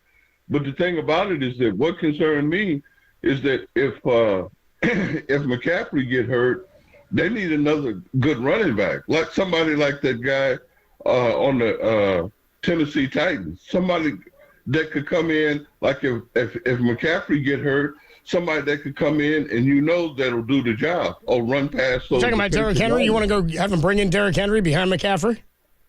Right. If the 49ers could afford it. I mean, because, the reason I'm saying is because that guy they got there who backing McCaffrey up, it just seemed like he dropped off. Elijah Mitchell? Yeah, I'm with you. Right. I'm with you, Roy. We got to run. I appreciate the call, Roy. General Manager Roy out in San Leandro. 808 KNBR is the number to call. Is there a player that you think the 49ers need to go get? How do you feel about the Leonard Floyd deal? Is it enough at the end? And the release of Eric Armstead. Where do they go next? Dude, I don't think that's going to happen, but how insane would that be? That's like a fantasy draft on like a Madden game, dude, where you start the season, you McCaffrey and Derrick Henry in your backfield. Henry's like your short yardage guy. He might break like a 90-yarder. You know what I mean? That'd be wild. That'd be wild just to watch him play. It'd be fun. 808 KNBR, a lot of you guys checking in here on the Golden State Lumber and Building Material text line. We will get to that as well as more of your calls. Sean in San Rafael, Mudville Mike, and we got a Mudville Mort. We'll get to all those next. Only here on the Sports Leader. Sure.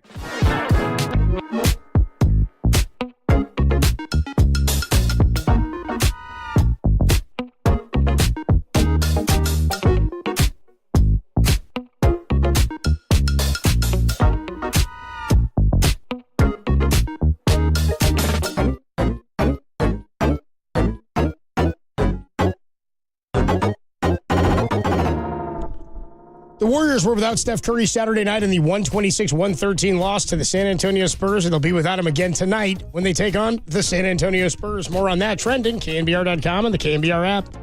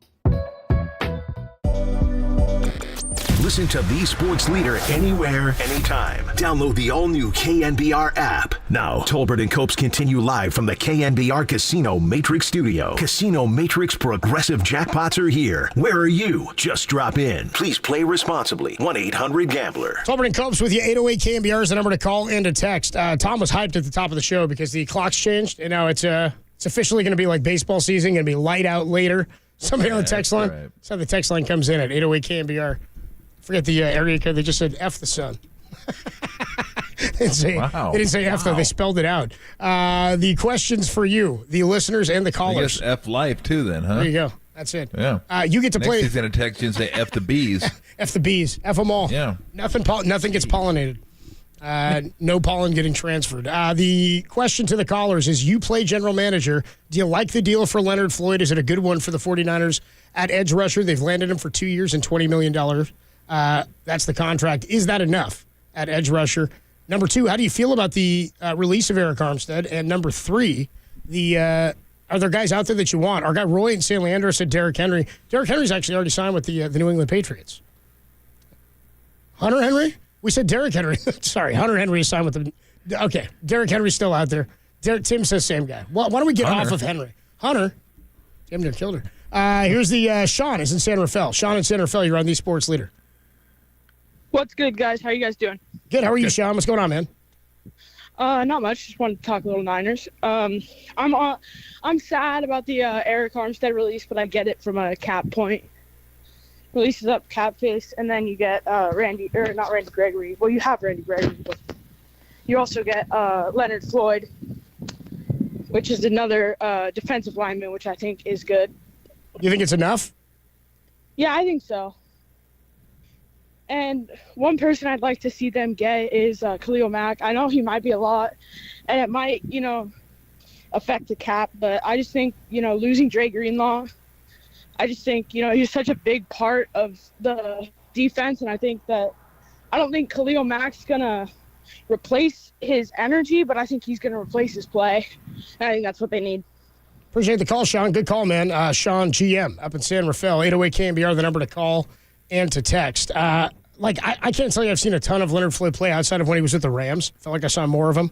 I didn't watch a ton in Chicago, but it feels like the Bears just have, for years, been able to draft good defensive linemen. It's like teams just that know how to do that. The Bears have done that for years. Had two good ones this year, too. Acquired another. So when it comes to the addition of somebody else on the D-line, they're going to have to. I don't know that they'll rely on a rookie in the middle of the defense. But to Mike Silver's point in his piece, you may have to be patient to see how some of these things shake out. 808 KNBR, Mudville Mike is in Valley Springs. Mudville Mike, you play GM. What did you think of the Floyd deal, the Eric Armstead move, and who else do you want to see? I like the Floyd deal. Definitely, they need help on the edge. But I'll tell you, as a season ticket holder, I've watched the line play, and this is not the same defense up front since they lost DJ Jones. That kind of guy. They don't get the kind of push up the middle.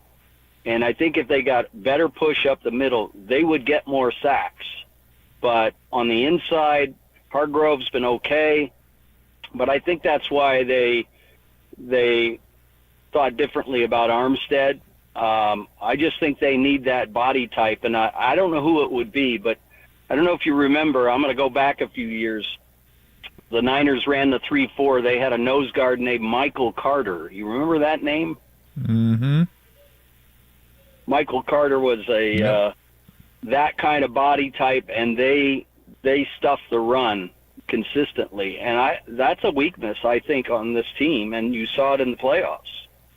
They did not get a push up front, and they got shredded on the ground, certainly on the edge when the running back would break outside. But they need help on the inside.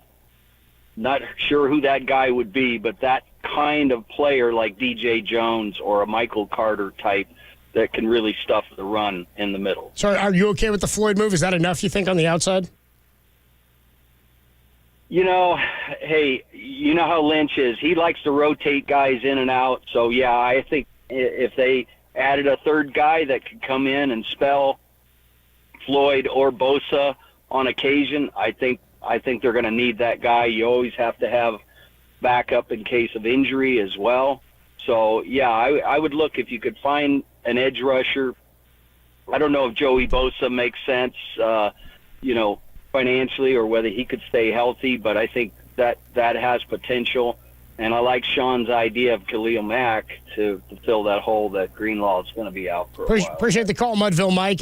So Mudville Mike, again, agrees. TJ Jones would be a good fit. And I do wonder, Tom, if they'll wait, like when Mike Silver talks about patience for this, I wonder if, I would imagine this is the case, but if somebody like that, who you already know was a fit in your organization, and you couldn't bring him back based on the contract and the situation that offseason, if he becomes available and there is an opportunity to get him, they've shown that they'll go back and get guys who have been here before, especially on the defensive side when they were getting a lot out of them. I just wonder if you see that situation and go, we may as well just wait. I mean, I have no idea who would be interested in him. If anybody else would be. I liked him when he was here. He was really good when he was here. And look, a couple people have said this now. Khalil Mack and Greenlaw don't play the same positions. Khalil Mack's a defensive end, basically. I mean, you can call him an outside linebacker if you want to, but he doesn't do what Greenlaw does. Those two are like totally. You can't get Khalil Mack and say, okay, we filled in for Drake Greenlaw. He's not a coverage guy. No, he's different. Greenlaw's a linebacker, like a flat linebacker, and Khalil Mack's the guy that rushes the quarterback with his hand down. So those two guys aren't the same. That being said, I'd still like Khalil Mack. I'd still love to have that guy. But yeah, I mean, your linebacker depth is something that, and they'll probably draft a couple linebackers, I would think now. And they've had good success drafting linebackers. Al-Shair, Greenlaw, why am I forgetting the Predator? Fred Warner? Fred Warner. I have the one guy, like the main guy. So they've had good success drafting linebackers. Yeah, exactly. Warner, anyway. So I think they're going to draft defensive line. They're going to draft offensive line. But to me, this doesn't mean they're done at the defensive end position. Like, it just, I just, something tells me that they're going to load up and, like, get back to what they've, like, because that just wasn't, when they've been their most dominant, that wasn't it. It was, again, it wasn't bad. It was solid. Maybe it was better than solid. It just wasn't what, like, when you think of a 49er defensive line that's been, like, dominant, that wasn't quite it. And they're going to have to draft a defensive tackle probably now, I would think. But it's going to be interesting. It will be. I mean, you still got the key pieces. You know, Warner in the middle, Bosa on the outside, Hufanga's coming back. Ward's really good on the outside. So they have great pieces. They're win now, yeah. Yeah, absolutely they're win now. Because you want to win right now before Purdy starts making $40+ million a year.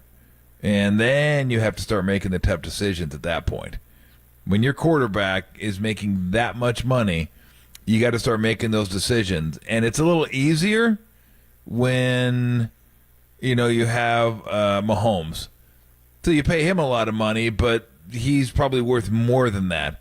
So you don't need as much around him because he can make it work, as he did last year, without all the weapons that he's had. What was Pacheco? Like a 7th-round pick? He was. 6th-round pick? 6th or 7th. Yeah, something like that. And he was really, really good for them. Really good for them. And they have receivers that you don't know. 7th rounder, 251. Yeah, that's what I thought. I thought it was like really, really late. But like Mahomes makes a lot of this stuff work. But there's only one of that dude. So, yeah, I would say next year's as important as this year. I mean, they're all important. I don't want to say one's more important than the other, but like next year is like a year like you're going to be able to load up. And then when you got to pay Purdy, you're going to have to start making some tougher decisions. Like, what's more important to you? What do you want to keep? Who do you want to let go? Those decisions are coming. They might not be coming next year. But after that, you're going to start having to figure out, okay, we got to prioritize. What do we want? What positions are more valuable than others? And what are we going to do with this roster? That's coming. But this year is the year to like load up and say, screw it. Let's just go ahead and spend and get after it and see what we can do. We're streaming on YouTube, twitch.tv/thesportsleader. Rockin' New Era on YouTube checks in and says, Hey, the Leonard Floyd deal makes you wonder about Brandon Staley wanting him from their time in Los Angeles with the Rams. It does make you wonder a little bit and how that connection could work. He did have 3 very good seasons with the LA Rams before one last year in Buffalo. He was in Chicago with Staley as well, so there you go. They've known each other for a long time, so there's a good ad by Brandon Staley, potentially an ad because of Brandon Staley. Back out to the phone lines here at 808 KNBR. You play general manager. What'd you think of the Eric Armstead move? Is it enough, the Leonard Floyd deal? And would you go anywhere else? Is there somebody else specific that you'd like to add? Let's go to Gary. Gary's in Tracy. Gary, you play GM. You're on the Sports Leader. Hey, guys. Thanks for taking my call. Long-time listener. Appreciate you guys' show. I think the Floyd move was a good move. Definitely budget-friendly. I don't think they're done. Like Tom said, they're at their best when they're coming at you at waves on the defensive line, as was Philly 2 years ago, as we were in 2019 and 21 even with Art Key and those guys. Honestly, I wouldn't mind seeing, I don't know if you guys have thought about this or heard this name, but Leonard Williams played with the Seahawks last. I wouldn't mind having him and DJ Jones or either one. Considering that Armstead's gone, Kinlaw probably could make his way back. Kevin Givens is a good rotational player. As far as the edge goes, yeah, I mean, I think everybody would love to have Mac. I just don't think it may not be feasible cap-wise and budget-wise. I wouldn't mind seeing somebody on the cheaper side, maybe another, obviously, re-sign Cleveland Farrell maybe. And as far as linebackers go, I think we have linebackers. We drafted 2, I think, in the 3rd and the 5th last year that we're really high on, that the 49ers are really high on. I think that'd be great if we can start playing those guys and definitely go after O-line in the draft. We need that for the future. We need that this year if we're a big player. Maybe a corner or maybe a corner. I heard the corner out of Green Bay's name was brought up as a slot, so. I appreciate the call, Gary. Thanks so much, man. Yeah, I do think the Niners are going to be careful about leaving themselves room. And that's why they're going into restructure area here with some of the guys who are making more money, because you also know that a lot of these guys are nearing both age and retirement, and some of these guys are just getting to the end of some big deals that won't have contracts that look the same. You've mentioned Kittle several times in that his next contract, maybe that aligns a little bit with Klay Thompson, not in ability, but he's a guy who plays with his hair on fire and gets banged up a lot, and is just a different part of the offense, as important, but a different part than he was at the peak of his powers when he was setting receiving records a handful of years ago. Back out to the phone lines. LT, you play general manager. You're on the Sports Leader. What's going on? Thanks for taking my call. I think the Niners should mainly try and focus on zeroing in on Denil Hunter. I think he'd be a great add to the pass rush with him and Floyd. Floyd's a great depth signing, and hopefully he continues to stay healthy for us. I don't see Chase Young coming back, as well as Armstead, unfortunately. It's just like part of the business with Armstead. But I really think the Niners should focus on Denil Hunter and maybe trying to bring in one more vet linebacker like Levante David or Bob Wagner. Appreciate the call, LT. Thanks, man. Dude, when he said LT, I just kept expecting it to be like Waterboy at the very end. Which brings me to my next point. Don't smoke crack. Like anybody goes by LT. It's a good nickname. It's funny because, again, the names that are out there, and I don't know who's a fit. You don't know about relationships. In football, to me, it's I don't know that it's unique in this way. I mean, I know that the cross-pollinization of who you know and who you play for happens across all sports. I think we see it a lot more now in basketball with young players because there's so many camps, there's so many AAU teams that you can play for, tournaments you run in, and things that you go to. You cross paths with these guys. But football is different because the coaches are kind of like that, right? Like coaches latch on with certain guys or follow guys to different organizations. And I hadn't even thought about Brandon Staley with the Bears, having no Leonard Floyd. To me, that gives us a little bit more merit. Maybe this is the move then, based on, hey, we evaluate the guys that we think can help us, and Staley says this is the guy for this defense. Yeah, I mean, I didn't really even think about that either. To be honest. So I just know that's where they love to load up. They love to load up on the defensive line. Yeah. Like they've always been at their best when you felt like they can just rotate 8 guys. And certainly there's going to be a gap between the starters and the second unit, but the second unit can be just as good at times as the first unit. So it wouldn't surprise me, even though they have other needs, if that's what they kind of got back to. Because it feels like that's kind of Niners at their core. That's, Shanahan and Lynch, and that's kind of they want to be kind of a defensive football team that dominates from the front. And again, they didn't do that last year. It's weird talking about it because they weren't bad. They were good. They just weren't dominant. Like, you didn't look at them and go, oof, how are you going to move the ball against this team? These are first world problems we're talking here. You know what I mean? Like, no, this absolutely. Isn't But you're trying to win a Super Bowl here. Exactly. Right? You're not trying to make the playoffs. You're not trying to win a game in the playoffs. You're trying to win a Super Bowl. And maybe to do so, you're going to have to face Mahomes. You're going to have to face Burrow. You're going to have to face Lamar Jackson. You're going to have to face who else is there? Talking about on the schedule this year, or are you just talking about I'm just talking about AFC opponents? teams that if you want to get to Josh a Super Allen, Bowl, did you say Allen? Allen. Who knows? The AFC is just loaded. So if you want to win those games, and it's tough.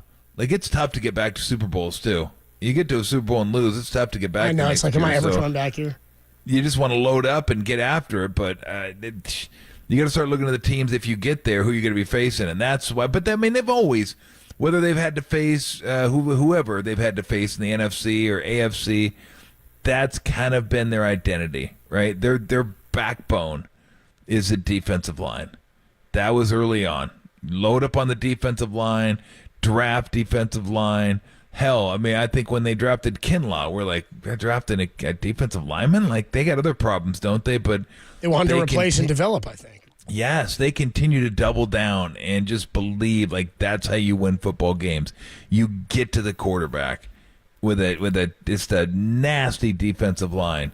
And again, last year they were good, they weren't great. That wasn't like, when I think of like a prototypical Niner defensive line, that wasn't it. That wasn't it.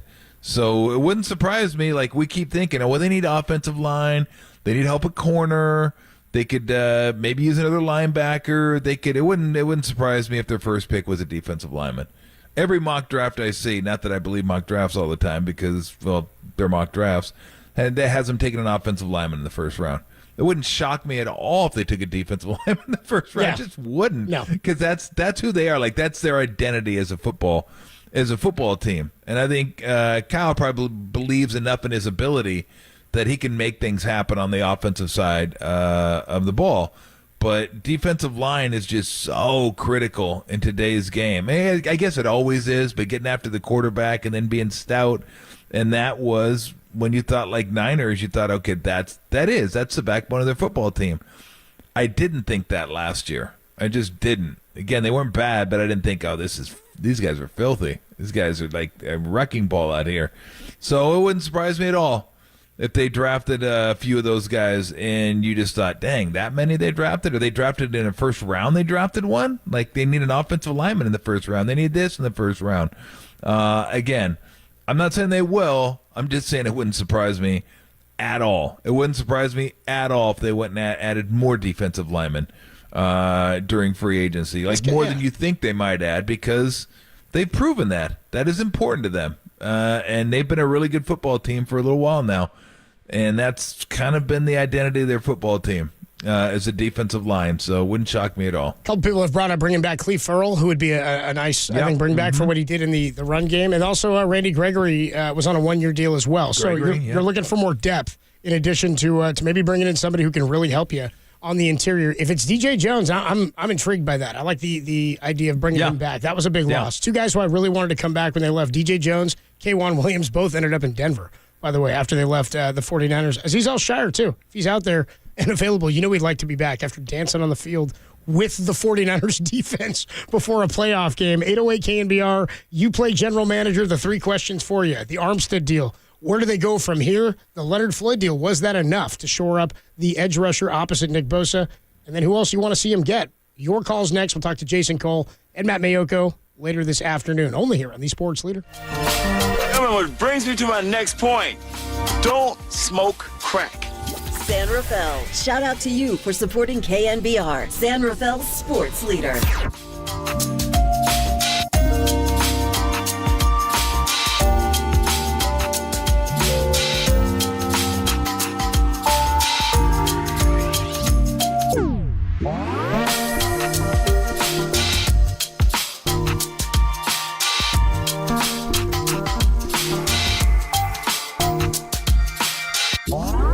After not finding a trade partner, the San Francisco Giants have officially released J.D. Davis. There's more on that story trending, KNBR.com and the KNBR app.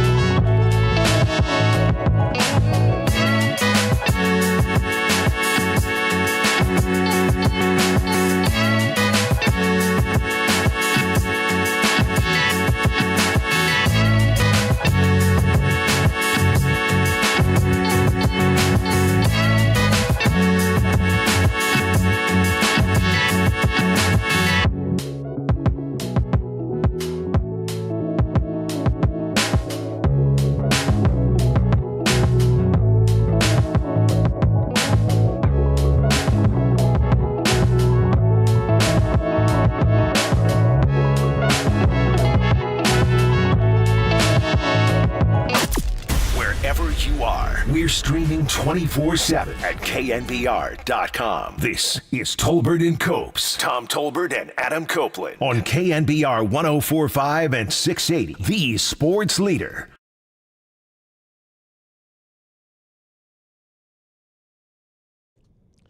Tolbert and Copes with you Monday afternoon. Free agency underway, and there's a lot to get to, and we will get you a bunch of moves in just a few minutes from around the NFL. Talk about what some of these new teams or some of these teams could look like with new additions to their roster. Quarterback movement, as always, and some big running back names jump into other teams. We'll talk about all that in just a few. 808 KNBR is the number to call and to text. Jason Cole's going to join us from the 33rd team at 3:50, and Matt Mayoko at 4:50. And we have good news as it relates to the 49er roster and Juwan Jennings. Per Matt Mayoko, who's going to join us at 4:50, Juwan Jennings has been tendered by the 49ers, so he's coming on back. We were talking about that as we entered the offseason, as we've seen them. Kendrick Bourne's the one that comes to mind from a couple of years ago. They had to move on from him. He got a contract from the Patriots, but had the Niners won the Super Bowl, Juwan Jennings was like trending towards Super Bowl MVP.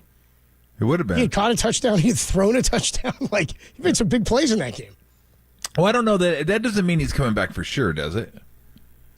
Just means they tendered him at a second round, so I think a team has to offer them a second rounder for them to sign. That is correct. But I don't. That's good news. I'm kind of with you that I think it's trending toward yes, he's coming back. I don't see another team offering a second rounder for Juwan Jennings. As much as I like him and I think he fits this offense really, really well. Like, again, second round. This isn't the second rounder in the NBA where you're like, nah, what is kicking a second rounder? Like, second rounders in NFL are like, that's a big deal. NBA, they don't mean anything. No. Well, they actually mean more than they used to now, because teams really want them because it's cheap labor. Yeah. Everybody's like looking for cheap labor out there. So, I mean, second rounders are actually, because I used to think the same thing, like, whatever, second rounder. Now teams actually kind of want second rounders, but yes, to your point, second round of the NBA is kind of like a fifth rounder in the NFL. Yeah, that's a good call. Like, second rounders is like, hell, Justin Fields probably maybe fetch a second rounder. That's a quarterback that you may get a second rounder for. So the fact that they tendered him now, I'm assuming, and we'll talk to Matt Mayoko about this, Jason Cole can answer it as well, that's got to come with a certain price tag. If you tender him at a second rounder, you're probably going to have to pay him a little bit more than you would if you tendered him lower than that, if there are tenders lower than that. But I like him. I think I think he fits this offense really well. He's a guy that's a really good slot receiver, and I think if one or the other receivers were to not be here for whatever reason, I think he can fit in there. He's a big, physical guy. You'd love to have a speed guy to go with him, because he's not a guy that's going to, one of my favorite terms in the NFL, take the lid off the defense. He's not that he's guy. He's going to take the lid off the defense. Yeah, but he's really physical. He's tough. I think he fits what they like to do. So, now, it looks like I would agree. I mean, he's not back for sure, but I don't think anybody's going to offer a second rounder to sign him. So, he more than likely will be back with the 49ers. That's good news. I like him. Two pieces of good news for the Niners. They tender Juwan Jennings, and they add a pass rusher, an edge rusher in Leonard Floyd. Comes over from the Buffalo Bills, 2 years, $20 million. Let's go to Tyler in Sacramento. Tyler, you play general manager. You're on the Sports Leader. How you guys doing? What's up, dude? Good. If I'm the GM, I'm bringing back Aziz with Greenlaw going down. I'm maybe going to add alignment, too. I'd bring back Trent Brown, too. I know we just added McKivitz. But, yeah, I'd add Trent Brown, Aziz, and then maybe even the Shark, too, or even DJ Jones. I know we're weak in all those positions. I like Jones. I haven't kept up with him as much since he's been in Denver. But I loved him when he was here. It was really good. And Al-Shaair, that makes sense. That just makes sense. And I know, I don't know what it was. Somebody said on Twitter when he posted a picture of the Niners in their NFC Championship Super Bowl. I have no idea. Man, it's all goofy stuff. Sounds like you do know. Yeah, it doesn't. Well, it kind of. Well, it's one of those things where you kind of know, but you don't really. Yeah, I don't really. Did you do that? I don't care. Yeah, it's like one of those things. Like, it's kind of the fragments are like swimming around in my head. I just can't put them together. But no, that one makes sense to me. Like that one would make sense to me. He knows the system. I think they liked him when he was here, played well when he was here. It's just you only have so many resources and you have to make decisions. But now that Greenlaw's down, that one, I thought of the same thing. Like, that one would make sense. Absolutely. Wait, Tyler, anybody ever tell you you sound like Nick Bosa? Nobody ever said that, no. Can't agree more. Check the YouTube chat, because a lot of them are saying it. Thanks for the call, Tyler in Sacramento. He was like, I was letting him go, too. He's like, he had the cadence, too. I was thinking they get Aziz, Elshire. I was like, DJ Jones. Like, you just want your buddies back on the team, Nick? Let's go to Paul. Paul's in Santa Clara. Paul, you're on the Sports Leader. Play general manager for us. Question for you. Okay. What do you think about trading for T. Higgins over Ayuk? T. Higgins has requested a trade from the Bengals. Yes, he did. Yeah. And also, we also need a lot of help on the defensive line, with Bosa's really doing really good. And our offensive line could use some help. What do you guys think? So you would trade Ayuk for T. Higgins? I sure would. Probably would. I'm sure there's other stuff that would have to be involved in that, but that's an interesting question. Thanks for the call, Paul. Tom, your thoughts on that? I think Ayuk gives you a different element that T. Higgins does. I mean, different type of receiver. Ayuk knows now, and it's taken him. You finally got Ayuk to where Ayuk is right now. Like, he's a legit dude, and he had to go through it here for a year and a half or so. Like, it wasn't like he just popped in here and he was the guy. And, like, I've seen a lot of Bengal games, so T. Higgins is really good. I know that. Is he better than Ayuk? Does he fit this offense better than Ayuk? I don't know. But I just know what Ayuk can give the 49ers, and it'd be a bummer now that you finally get to that point. And I think he's probably getting better, too. I don't know. That one just seems like a swap for me. Like, both are really good. And I don't know that I'd want to make that. I don't know. I like Ayuk. I hate saying it, and it really hurts saying that about an ASU guy. But I like him, and I'd like to keep him here. Like, if they have one receiver they could keep, I'd keep him over Debo. And a lot of it's because of health. That the way Debo plays, he might even get hurt more as his career goes on because he's just so physical. And I love it, but that comes with a price. So, I don't know. I wouldn't do that. And I like Higgins. I think Higgins is really, really good. But I already know what I have in Ayuk, and I like what they have in Ayuk.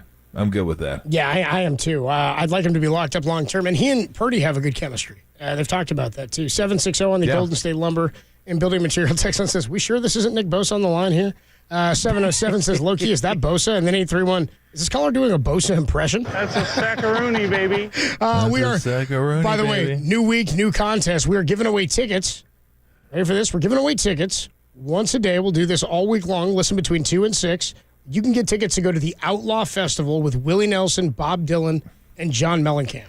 Wow. Pretty good. Willie Nelson, Bob Dylan, John Mellencamp. You want to go. Listen all week long between 2 and 6. It's going down August 3rd at the Shoreline Amphitheater. That sounds like a great summer concert. That's very solid. Right as you get into August there. August 3rd, 2024 at Shoreline. We'll give you the cue to call. And then when you hear that, be caller 10 to 415-896-KNBR. That's the contest line. 415-896-KNBR, and you'll win. It's furnished by Live Nation. You can get the official rules at KNBR.com, and you can get tickets at livenation.com for the Outlaw Festival. Tim, what's our cue to call for day one? Man, I remember when a dime bag cost a dime. You know what I mean? You know how much condoms used to cost back in them days? How much? I don't know. We never used them. Oh, no. When you hear that, you hear that little ditty. Give us a call, 415-896-KNBR. Give Willie Nelson a whole new meaning. You can go to the Outlaw Festival, Willie Nelson, Bob Dylan, and John Mellencamp. Again, livenation.com is where you can buy tickets. All right, when we come on back, there's been a lot of moves that have gone on across the NFL today. We'll get into those next. Kirk Cousins, Saquon Barkley, DeAndre Swift, Josh Jacobs, some big names on the move. And what does Kirk Cousins' contract mean for Brock Purdy? We'll talk about it next on the Sports Leader.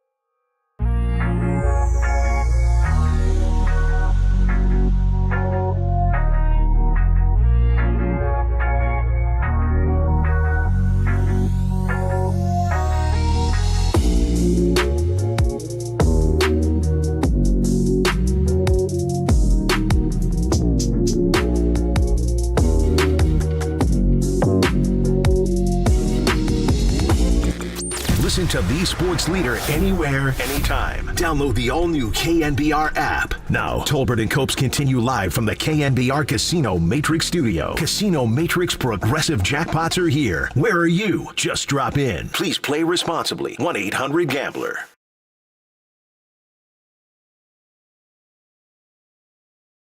Tolbert and Copes with you Monday afternoon. We're going to be joined by Jason Cole at 3:50.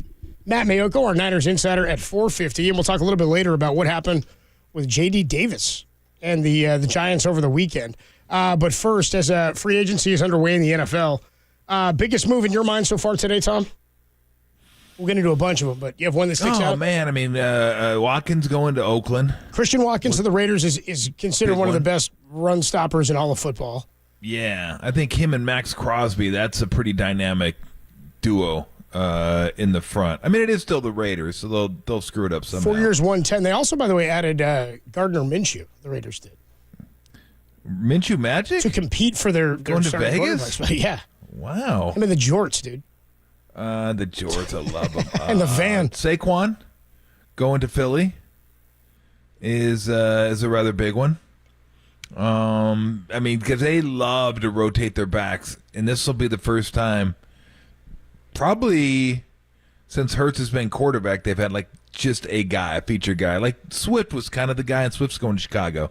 But I think it'll be interesting to see Barkley with the Eagles and that offense, and he's going to get a lot of touches. Jacobs going to Green Bay, I think, is really interesting. So Josh Jacobs, 4 years, 48 to the Packers. Yeah. And they release Aaron Jones. They waived him. I know. That one surprised me. I bet you he goes to Baltimore. Because I saw the Gus Bus went to L.A. Yep. With the Chargers. So Gus Bus is gone. Jones will be leaving. Wouldn't surprise me at all if he went to Baltimore. But Jacobs, with that group of receivers they have and Love, that offense seemed to really be coming on toward the end of last year. So I thought that was an interesting one. Trying to think some of the other ones that were like kind of jumped out. Well, so the big ones really that have gone down, and by the way, a little bit of breaking news here as it relates to the trade market. The New York Giants have just acquired via the trade, or a trade, with the Carolina Panthers pass rusher Brian Burns. He had asked for a trade. He's been speculative. It's been speculated he's been on the trade block, it seems like, or his name has come up for like 2 years in potential trades. Really, since they tore it down. Gave up? I'll get you the trade details. Yeah, I'd be curious see if they gave up, because maybe that'll inform us a little bit as to what you may be looking at for Bosa or Mack. What the market looks like on the trade market. Yeah, I think he's younger than both those guys. Second and a fifth. He is younger than both. Second and a fifth is what Brian Burns netted. So the New York Giants acquire Brian Burns for a second and a fifth rounder from the Carolina Panthers. And maybe you're right. Maybe that does give us a little bit. We'll talk to Jason Cole about that in a few minutes. About 15 minutes or so. So he gets to go from Carolina to New York. Well, I guess, as they would say on The Simpsons, advantage Burns. Nice. I didn't know you went Simpsons. We could, besides the. I go Simpsons. I mean, not every Sunday Simpsons, but when I watch it, see, I do like The Simpsons. Nothing at all. Yeah, I mean, it kills me. It's hilarious. Like, I used to watch it all the time. Yeah, it's really probably funny. The first 5, Still 6, works. 7 Still years. Plays. And then, you know what? I got to say, I was late to the train on this one, and my buddy watches it, and Steve Kerr was trying to get me to watch it, and I just kept saying, my buddy Todd, who, comes in with me every once in a while from South Carolina, visits, and he's like, oh, new season of Larry David. I'm like, yeah, I don't really watch Larry David. You got into Curb Your Enthusiasm? He goes, give it a shot. It's half an hour. So I watched it. I'm like, you know what? It's actually pretty funny. So was it this season? Yeah, new season. So I'm gonna go back and watch the first 6 seasons at some point. Dude, there's 9 seasons for Curb Your Enthusiasm. Is there 9? This was season 10, the final season. Yeah. Oh, there's man. 9. That's like falling in love with a band when you miss their first 6 albums. You're like, oh damn, I got a lot of new music to catch up on. Oh, dude, and there's this. By the way, I haven't watched this season yet. I'm told this one is like I'm glad you love it because people are saying it's the worst. I don't really care. I'll get in and watch it. Is it really? Well, if it's the worst, then I'm really going to love the rest of them. Reconfirms it's the 12th season. That's right. They did like 9 or 10. Then he took a decade off. What? Then he came back and did a few more. Really? Dude, the original run, though, it's insane. Hilarious. Yeah, I think this is, he cracks me up. Yeah, So, you're gonna I like go, well, that's awesome then. Yeah. If this is the worst season, then I'm good Oh, to you're go. in I for got some a lot treats. of- Yeah, you're a in lot for of some viewing treats. then. Advantage Tom. Advantage Tolbert. Nothing at all. Advantage Tolbert. So Brian Burns goes to the New York Giants. Gabe Davis, how about this one? Traded to the Jaguars. Signs with the Jaguars. Yes. Gabe Davis, I former saw that. Buffalo 3 Bills, for signed 39. 3 for 39. You mentioned DeAndre Swift to the Bears. And by the way, the Bears, it's expected that they will trade Justin Fields, that they're going to move on from him. The Raiders may be in on Justin Fields as well. Really? How about that? Interesting. I don't think Minshew would be competing for a ton if that's the case. No, probably They'd not. probably just let Fields do it. Yeah. Let Minshew sacking behind him. Yep. Josh Jacobs, as you mentioned, to the Packers. And those are the big ones until you get to Kirk Cousins to the Falcons at 4 years, $180 million, Yeah. $100 guaranteed. Let's keep Well, the guaranteeing one guy this guy signed money. for the Texans, signed with the Vikings. Can't remember his name, the defensive end. From the Texans went to the. I'll get you the details. It's like 4 years. I think he got 76 or 82, something like that. That was a pretty big deal. I didn't know Greenwall, not Greenwall, but Greenald or Greenald. I can't remember his name. I'm probably not even close. Yeah, Greenard is who you're talking about. Greenard, okay, yeah. Yeah. So that was a pretty big deal for the Vikings. That's why I thought, Hunter. They're going to sign him. Maybe Hunter will be available possibly. So, those are kind of the big ones. And they were just like flying by. Like you refresh your phone every like 3 or 4 minutes. See what the hell? What would you think of Kirk Cousins? What would you think of that move? I mean, to Atlanta. That was a great deal for Atlanta. Like Atlanta last year, I mean, Ritter's just not it. I'm saying, like, you hate to say that's it after a few years, but that's it. He's got to be a backup, learn how to play, maybe learn from somebody, and then be in a different system. But that was not it. So I think with Bijan Robinson, you got London, you got Pitts. They got some really good weapons. I mean, I like the signing. Here's the only thing.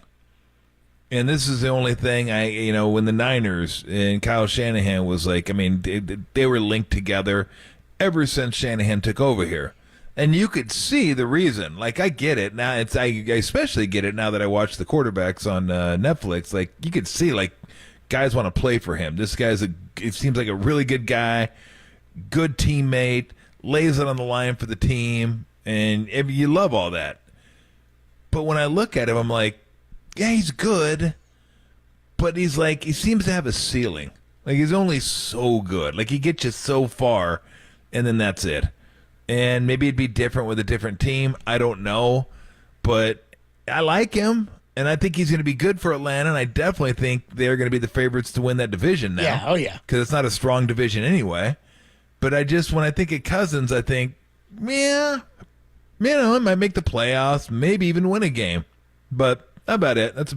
That's about as far as you're going to go with Kirk Cousins. And could be wrong, but you have got to prove it first.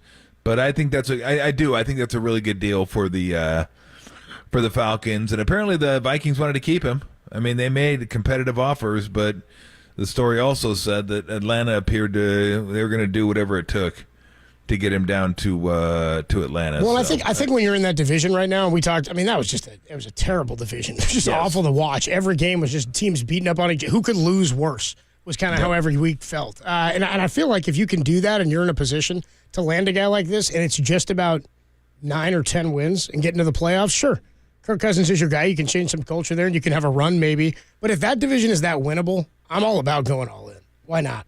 It's not like you were holding on to anything special. Well, especially when your team, when's the last time they made the playoffs? I mean, it's been a while down there. So, and Blanks is like, I mean, he's a guy that's like, hey, I ain't build this new cathedral down here to come in third in the division or second, not make the playoffs. This ain't just for CFPs. You know what I mean? Yeah, exactly. Let's go. We need more of the SEC championship. For Super Bowls and CFPs. We're trying to run some here? games, bro. Damn Peach Bowl. What the hell's going on down here? Get us to the playoffs. So, no, I get it. I totally get it. I mean, you feel like with him, you got a great chance now to get to the playoffs. Great chance. I mean, you get Tampa gets Evans back and gets Baker back. So, I mean, they'll be viable. as well. And then whatever you think of the Saints, with Carr and that group. I mean, their defense has been really good, but it's okay. It gives you let's put it this way. I think they'll be favored. I think with him, they will be favored to win that division. You win the division, you're in the playoffs. You're good to go and get a little excitement back. Because that's the thing about Atlanta. Atlanta, to me, for the teams that they've had there, and the Hawks had never been great. They were pretty good when I was playing, Dominique and all that. And the Braves we all know about the Braves in the 90s and now, recently. And then the Falcons, they've had kind of their runs here and there. But to me, it's not a great sports city. It's kind of a transient sports city. And it's not, I never think of Atlanta, like a lot of passion there for their pro sports teams. So you got to really work to get these guys engaged with what you're doing, and not making the playoffs for a number of years running at under 500, at 500, that ain't doing it. So this will give them a chance to get to the playoffs and then see what they have there. But no, I like that. I like when you feel like, hey, we got a good team, we just need a quarterback. Go get a damn quarterback then. I mean, if you can, even if you got to overpay a little bit, go get a quarterback for a couple years. Suck it up, take a hit, but the rest of their team, I watched a couple other games last year, 3 or 4, because I had money on them, unfortunately. God dang, they killed me last year. The Falcons were not good to me last year at all. It's just when you thought they're going to win the game, they do something stupid. It's like, oh, what are you doing? Oh, Falcons. Oh, poor Falcons. Poor me. I'm an idiot for trusting the Falcons. But and the Panthers a lot was a quarterback. Ritter was just not. You could not count on him to be consistent. Just couldn't. That's the one thing you can count on Kirk Cousins to be. He's consistent. And you look at his numbers throughout his career, they're pretty consistent throughout the course of his career. Solid guy, solid leader. And again, anybody who watch that show on Netflix, I would like to play with that guy. Yeah. Like to play for that guy, like to play with that guy. So he'll bring that kind of culture to the locker room too. So no, I did. I like that signing a lot for them. He completed nearly 70% of his passes in 8 games this year. Tim was at 69.5. 69. Thank you. Thank you. Quick on the trigger. Low case of the Mondays, huh, Tim? 4-time Pro Bowler Kirk Cousins joins the Atlanta Falcons. So, I mean, the Niners were obviously keeping an eye on them. Leonard Floyd gets added as a DN. They've tendered Juwan Jennings, and it sounds like the reports are that they're going to release Eric Armstead on Wednesday. Has anybody else in the NFC made a move that, I don't want to say threatens the 49ers' chances, because I don't think there's anything that big right now. But to me, the biggest move right now would be Saquon to the Eagles. Yeah. But that doesn't terrify me. You know what I mean? It really doesn't. And look, we'll have to look and see what else happens. I mean, you lose Kelsey, you lose Fletcher Cox. Yep. I mean, those are two. I can't speak to what those guys meant in the locker room for clubhouse culture and all that, but it seems like they were voices of I don't want to say reason, but voices that are heard in a locker room, that resonate in a locker room. And you lose one guy on the defensive line, one guy on the offensive line. I don't know how much that hurts. It's got to hurt some. I mean, it has to. Those guys were still really good players and respected players and veteran leaders on that team. And even if you have equal talent, I don't think you replace that kind of wisdom overnight. So that's something. It'll be interesting to see how they try and replace those two guys. But yeah, I mean, Saquon going there, I mean, that's that's terrifying. You get Jalen Hurts running a read play with Saquon. That's either guy could take it. Well, Saquon go to the house. I mean, but Hurts could hit you for 20, 30 yards on that as well. So, yeah, I think the offense is going to be really good. But we'll see. Look, that's another team. What do? They load up on defensive linemen. They added Bryce Huff from the Jets. Yeah. Right? Just load up. Yeah. Load it up. So roll it in. There you go. Just tap it in. Just a quick update on the free agency stuff. The Niners add Leonard Floyd, pass rusher, edge rusher. They've tendered Juwan Jennings. The Eagles have added, we just mentioned it, Saquon Barkley on a 3-year contract for $37.75, 26 guaranteed. Christian Wilkins to the Raiders. The Bengals have a trade request from T. Higgins as he wants out after they tendered him the franchise tag last week. Devin Singletary goes to the Giants after Saquon's exit.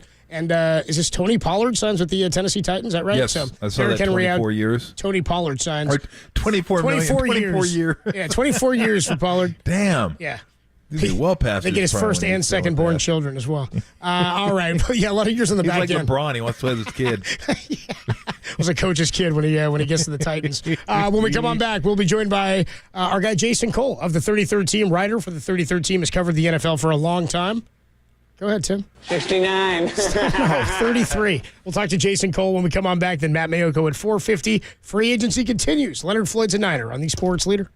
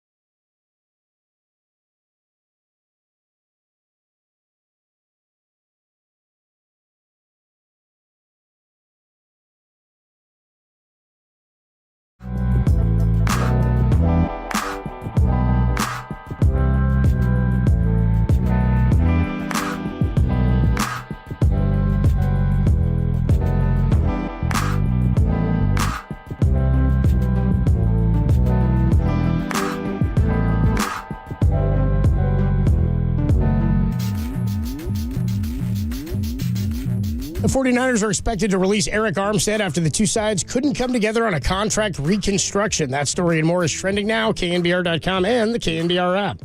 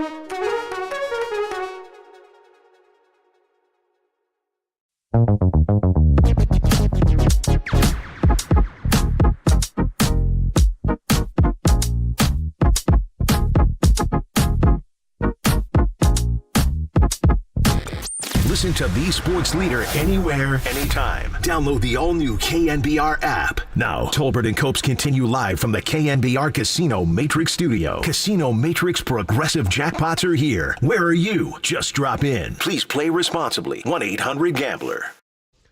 Tolbert and Copes with you Monday afternoon, and NFL free agency got going. The 49ers have already made a move. Leonard Floyd comes to the 49ers on a 2-year, $20 million deal, but Eric Armstead looking to be released on Wednesday is the report. We'll talk about all that as well as some of the other big moves with Jason Cole, who joins us courtesy of the Yuma guest line, writer for the 33rd team. What's up, Jason? Welcome back, man.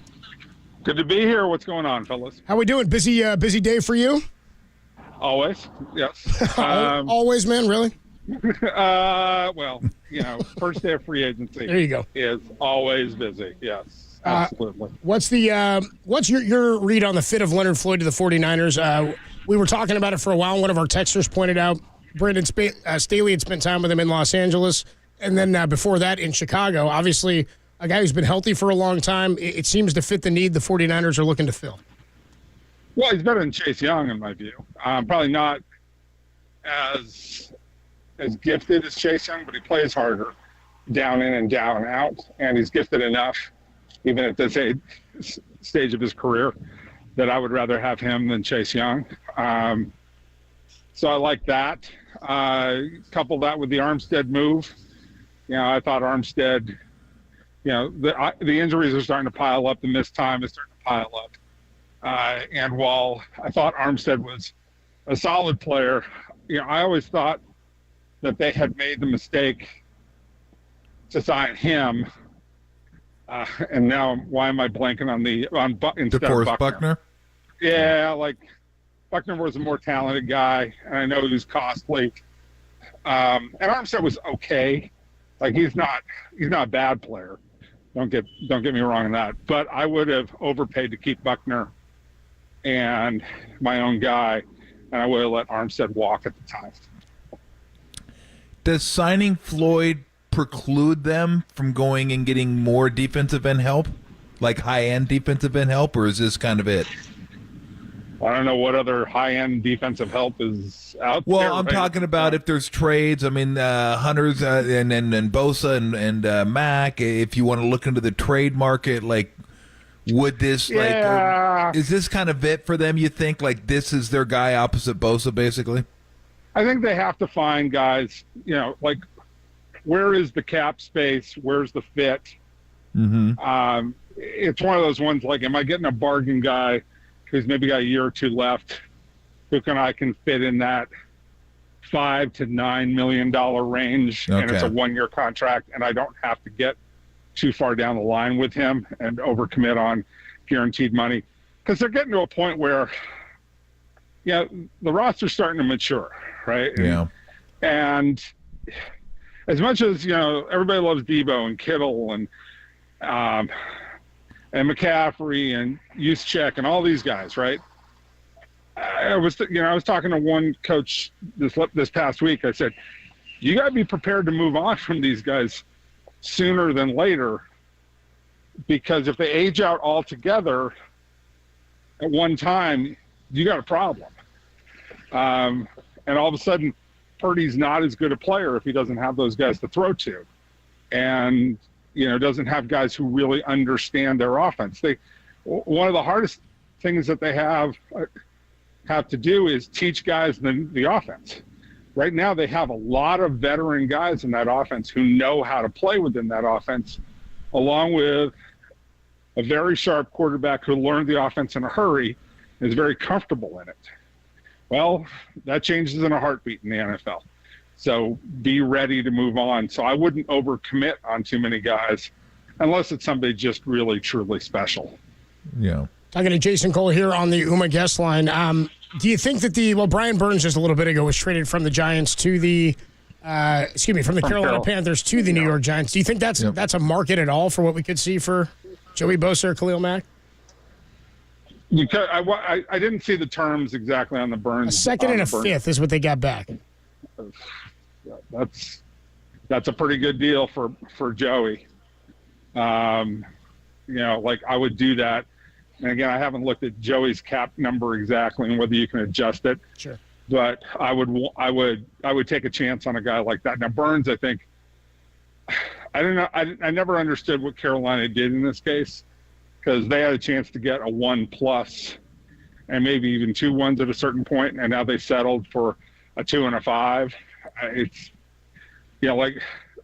that's an example of selling low on a player. But if they set the market that way, then that could be that could help the 49ers pick up a guy like Bosa. Well, like I like to say, Jason, bad teams do bad things. There you go. Yes, they do. Yeah, this is why you always come back to, Tom. The most important person in any team is always the owner. Does he know what he's doing? Exactly. Does he hire people? Does he hire people who know what they're doing? Exactly. And the Carolina Panthers just churn through people because the owner is way too impatient. Yeah. So let me ask you, because I know baseball and football trades are different. You can't eat some of the contract and all that. So if you were to trade for a player, let's say he makes $20 million, has 2 years left on his contract, do you assume the cap hit with those numbers along with the contract? Does a previous team still have the cap hit? I know they say dead cap hit. I don't really understand that, but take me through that, and maybe everybody else understands it and I don't. But if you trade for a guy, and let's just say he's making, let's say $30 million over the next 2 years, what does that do to your salary cap other than the fact you're going to owe him that money, whatever is guaranteed of it over the next couple of years? The team that paid him, if you paid the dollars out on a contract, so like if I give you a 7-year, $70 million contract, and I paid $30 million of that in guaranteed, I'm responsible for that $30 million. This is a really basic way to look at it. Okay. The remainder of whatever has not been paid is on you now. Now, there have been trades where teams have sent money. The Brock Osweiler deal is the most famous, where they just sent cash as part of the deal because they were trying to get money off the books, right? Okay. And so you can fiddle with it. It is extraordinarily rare.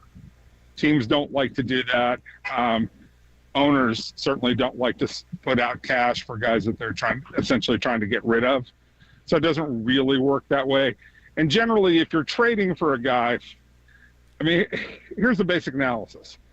If I'm trading for a guy who's, say, got $8 million a year left for 4 years, he's got $32 million left on his contract, I'm only trading for him because I think he's actually worth the money. Or he's worth whatever I'm going to pay him in the first year, and I can always cut him after 1 year. If I don't think he's worth the money, I'm going to look at you and say, look, you're cutting him anyways. Yeah. So you go ahead and cut him, and I'll re-sign him.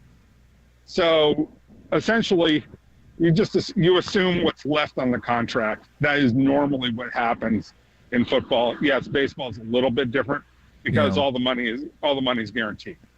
Got it. Okay, that makes a little more sense to me.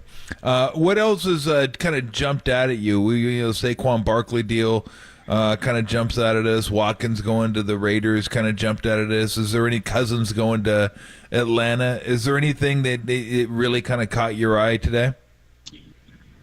Cousins kind of proved my point. I put out on Twitter like a month and a half ago, this guy's going to get $40+ million a year, and people laughed at me. I was like, this could go as high as 50 if he's got a couple of competitors. So, I mean, 40 he made easy. He got to 45 a year. I'm not surprised, maybe a little vindicated on that. This is the market for quarterbacks. Now, Barkley, I think, is a brilliant move for Philadelphia, given the combination of power and receiving skills that he has. Now, there is always a question with Saquon, do you stay healthy? But that you take that with any player, right? I mean, the 49ers took that with McCaffrey. He hadn't been healthy for a couple of years, but then he comes here and he's okay. But I think he fits with what Philly wants to do, because what they were missing in their offense a lot last year was power in their running game. And the other side is, I don't think that I don't know, the brotherly shove. Yep. I think that with Kelsey being gone, that you're going to see less and less of that, unless they somehow find a power center. I mean, Kelsey hated that play to begin with. Did he really? Oh God, yeah. Yeah, And he I didn't said, know that. he basically said, he got called like F my life. Like he just, I mean, because it was just like, every time you do that, you can just probably feel your vertebra compacting, right? Like, yeah, you're probably right. Like that's just not. It's just not the place you want to be running, because they're trying to get as low as they can, and you got to get lower than. I mean, it's a bone crunching play. Yeah. So there's no way around that, and so unless they find somebody who is sort of mentally equipped to do that, I don't think they do that. So you have to get a better power back to run your short yardage stuff now, and this is all on top of the fact that Sirianni's got some issues that they've written about there, and guys in the locker room saying, you start blaming it all on us. And, they tuned him out at the end of last year in a large way. So he's got to earn a lot of respect back from the players. So this gets complicated, especially when you lose two veteran guys like Kelsey and Fletcher Cox, and Fletcher Cox was basically on Sirianni's side, and Kelsey went along with the program. So Sirianni's got a lot of trouble coming in this year to keep those guys together, but they are talented. Real quick, I just wanted to follow up on that, because I didn't know the answer to this, because I talked about Kelsey and Fletcher Cox as well. I assume they're veterans, respected voices in the locker room, but Kelsey, I think I've heard he is, but I don't know about Cox. Are those guys, I mean, how much do they lose if they were indeed voices in that locker room? Because sometimes you can replace the talent. It's harder to replace that. Well, you know it better than I do, because I've never actually been in a pro locker room, right? So, and you can speak to this in any sport. But you know that when you go through like a 5-game losing streak in basketball, or you lose a couple in a row in football, everybody thinks it's all falling apart, right? Yeah. Like everything is about to implode. We'll never win again. You get a lot of that. Unless you're on a veteran team, or you've got some veteran guys who can walk in and go, guys, calm down. We lost a couple of games because of this, and this. Stay with the program. We're going to be okay. You have to have guys like that, in my view, unless you have a coach who everybody truly believes in, or manages to be like a Jimmy Johnson and scares the crap out of everybody and keeps them in line that way. To me, on a normal team, you have to have guys who just settle everything down. And like with Kansas City this last year, you noticed they started to fray in the middle of the season when it was one mistake after another, like one drop pass after another drop pass, with Kadarius Toney lining up off sides. And you saw Kelsey in the middle of the season, and even Mahomes in the middle of the season, start to lose it. And they just, they were angry and pissed off. And it's like, well, Andy Reid's really great at, okay, guys, calm down. We're just not catching the ball. If we catch the ball, we're going to be okay. And, or just do basic things. If we line up correctly, we're going to be okay. And that's exactly what happened in the playoffs. They started doing things that, teams normally do. They normally catch the ball. They normally line up in the right place. And if you get through those mistakes, hang with it, you're going to be all right. Talking to Jason Cole here on the Uma guest line. A few more minutes. Can you tell us anything about the DJ Jones situation in Denver, and if you think that'd be a target for the Niners to bring him back? I can't tell you a lot about that situation, so I'm out on that one, but I go for it. I like it. I like the advice. I'll try to pass that on to the Niners. How about the Kirk Cousins? I mean, you're saying this is the price for quarterbacks now. The Kirk Cousins deal doesn't shock me, but we now are keeping an eye on this stuff for when Brock Purdy's contract comes up. Still on the rookie deal. Are we looking even at something like that? Is that a good starting point even right now to think about for Brock? I would say, yeah. I mean, why not? I mean, if I'm Purdy's agent and I'm looking and going, Kirk Cousins is getting $45 million. My guy's worth that. My guy's just as good. In fact, my guy has been to a Super Bowl. My guy does. Now, I would be cautious a little bit if I was Kyle Strongen and say, I got to make sure that my guy has weapons around him and that this is a well-run, organization. In particular, is Kyle there because Kyle trusts Purdy and Purdy trusts Kyle. Like the one problem you have is I'm not sure if Purdy's skill set necessarily travels quickly, if that makes sense.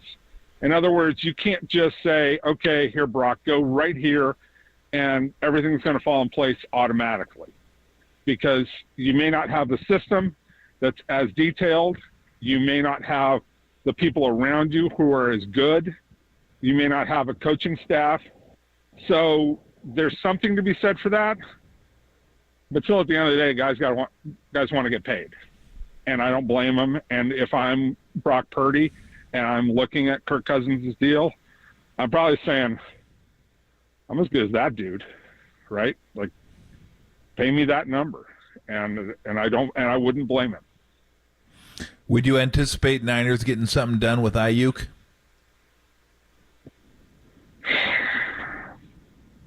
This is where they get frustrated because Kyle Shanahan looks at it this way and says, my dad won championships with Ed McCaffrey and Rod Smith at wide receivers. And granted, they had Shannon Sharp in the middle who was getting paid. But those guys weren't making a lot of money. He's already paid Debo. He's, paid Kittle. He's paid Trent Williams. He's paying a bunch of guys on defense. He's going to have to pay Purdy. Do you want to go in on that? And it's tough because I think that Ayuk is the one guy who has benefited the most from having Brock Purdy as his quarterback. Because even when Ayuk has run bad routes or not right through, when Ayuk makes mistakes, Purdy looks at him and says, dude, you better get it right because I'm coming right back to you. And he holds that guy accountable, and it's made him a good player. And there are throws that he makes into the middle that he hits Ayuk right in stride. Like they are as in sync as any quarterback wide receiver combo. And you don't want to let that go. But it's tough because you think I can go replace that kind of talent and find another one. So I don't know how Kyle's going to work this one out in his brain because he doesn't want to pay everybody. And he wants to save money in certain places. As much as he likes the player, he's looking at it going, how do I handle this with the cap? Well, it's interesting because I'm curious. You may differ from my opinion because I said out of the two receivers, I'll take Ayuk over Debo, and mainly the reason was Debo's so damn physical, and he's been hurt recently that I'm not sure how healthy he's going to be able to stay because that's who he is. Like him and Kittle, like they have some sort of burning desire to get the extra third of a yard every single time, and while it's admirable, it's also that physicality takes its toll on you. And so I think Ayuk's just kind of coming into his own. And while I love Debo, I still think he's like one of the heartbeats of the team. If I had to choose, I got to choose Ayuk just because I think he's going to be healthier than Debo going forward. Maybe you see it differently. I don't necessarily, but I see that Debo's skill set is unique and incredibly difficult to replace. And the way that they run their offense, they put a premium on hit receivers in stride and let them go run for yards, right? And Debo's great at that. Yeah. But you're not wrong. Okay, so this is the really tough part of the way that they form their offense and their roster. Is I love Debo, but I also see Ayuk is blossoming, right, and becoming a really dangerous weapon. But if I'm going to let Debo go, I better know what is my plan to replace that guy, whether it's in the draft or, find somebody else who can do the same things, or I'm going to change up my offense slightly because I can't replace that skill set, right? Yeah. So I get what you're saying. I don't disagree with you. And the same would be true with Ayuk. I just think it's easier to find Ayuk's skill set. Yeah. But at the same time, he's learned your offense. He's been around. He works with Purdy really well. Maybe that's the sacrifice I make. And yes, Ayuk's skill set will probably hold up better over the next 3 to 5 years than Debo's. Yeah. Talking to Jason Cole, one more. I just wanted to ask you about Jacobs going to Green Bay, because that one jumped out to me too with that offense, the way Jordan Love played last year. They got a slew of receivers that all seem to be really good, can do different things. And just kind of to dovetail off that, with Jacobs signing there, I'm curious what kind of impact you think that'll have, and do you think Aaron Jones might be a fit in Baltimore, who let Gus Edwards go to the Chargers? Look, this is just the rotation of running backs in the NFL. And the way people value, it's like, give me the next cheapest guy with the least amount of mileage on him.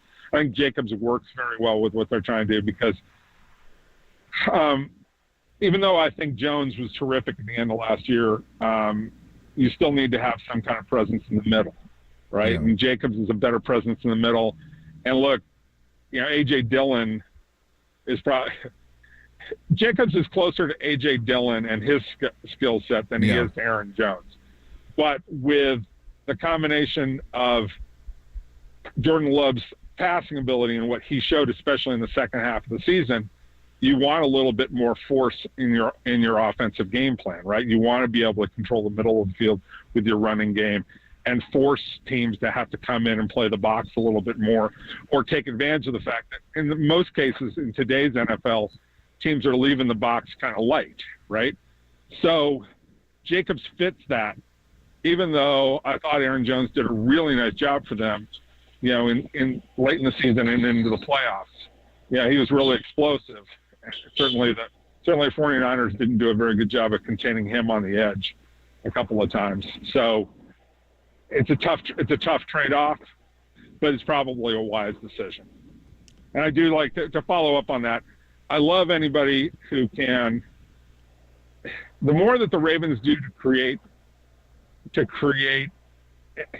some other people who can do work on the edge rather than Lamar Jackson, the less Lamar Jackson feels compelled to do that. And Lamar Jackson did a great job last year of scramble to set up the pass, don't scramble to then take off to run, and preserve yourself a little bit and be a little bit smarter. And I think that Aaron Jones helps him with that. Yeah. Always fun having Jason Cole on. See, we went through the whole thing, talk free agency, and I didn't even say anything about the ACC this time. I think you should compliment me. And I didn't say anything about the Big 12. Enjoy that. well, that's because we're right next to the Big 12. We don't have 13 states between us and our nearest conference rival outside Cal. Look, it's a joke. Okay, it's a joke. I know it is. And so is Arizona to the Big 12. And so it's all a joke. Pac-12, it's all a joke. And the fact is, in 3 years, it's all going to be different. Yep. So we can all have fun with this, but we're just as likely to have some version of the Pac-12 come back in 3 to 5 years, because they'll realign all the teams again when the networks get done figuring out who should play where. And that's the real problem is the networks are in charge right now. Yep. Jason, it's going to be 20-team Big Ten, 20-team SEC. They're going to have their playoffs, and then the winner of each will play for like a Super Bowl junior, and then they won't give a crap what happens to every other sport outside of a college bat. It's sad, but it's horrible. It's horrible. Now, here's the question, though. Do Stanford or Arizona get to that 40-team look? And my answer is, I think definitely not us. And I think Arizona's in a lot of trouble, too. Yeah. No, I don't think Arizona makes it either. But look, Stanford and Arizona, when you have something to be a premium educational school, you don't worry as much about it. I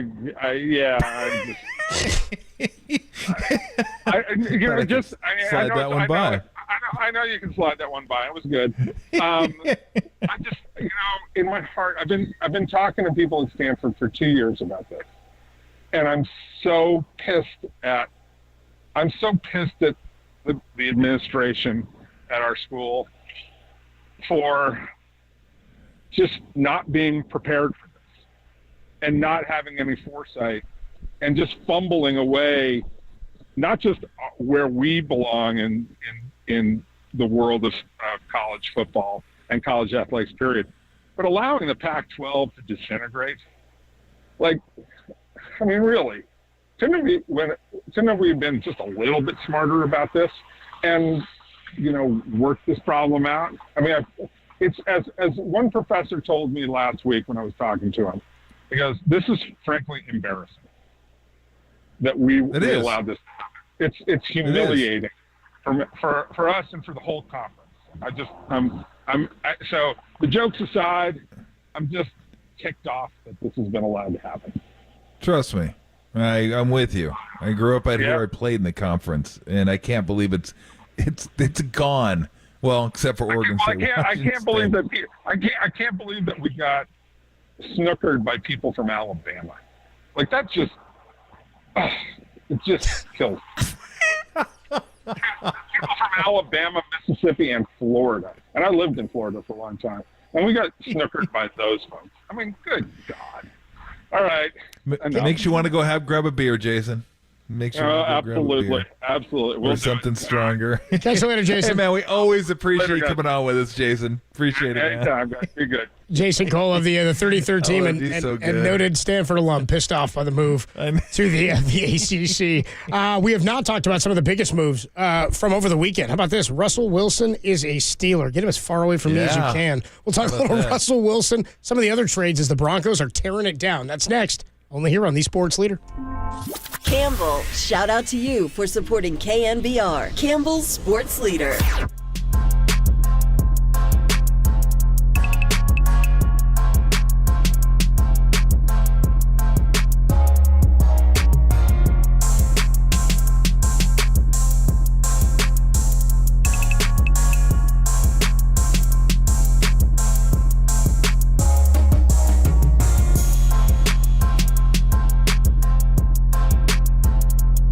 49ers have made an addition in free agency. Defensive end Leonard Floyd brings his 10.5 sacks to the 49ers. More on that trending, KNBR.com and the KNBR app.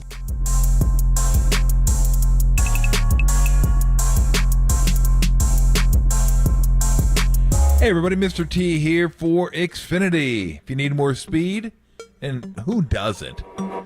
Who doesn't want more speed? It's really only one or two things where you don't. Speed is your enemy. Generally speaking, speed is good. And if you need more speed, you're in luck because Xfinity has just increased their internet speeds. No one's going to complain with faster Wi-Fi. Here I go. Yeah, please. How fast can you get? You get a trillion bits of that and some of those megas and throw those in there and just make it really fast, really reliable. That's really all I want. Don't give me the details. But they can do that. It's super fast internet with a reliable connection, and everyone can enjoy it in the home.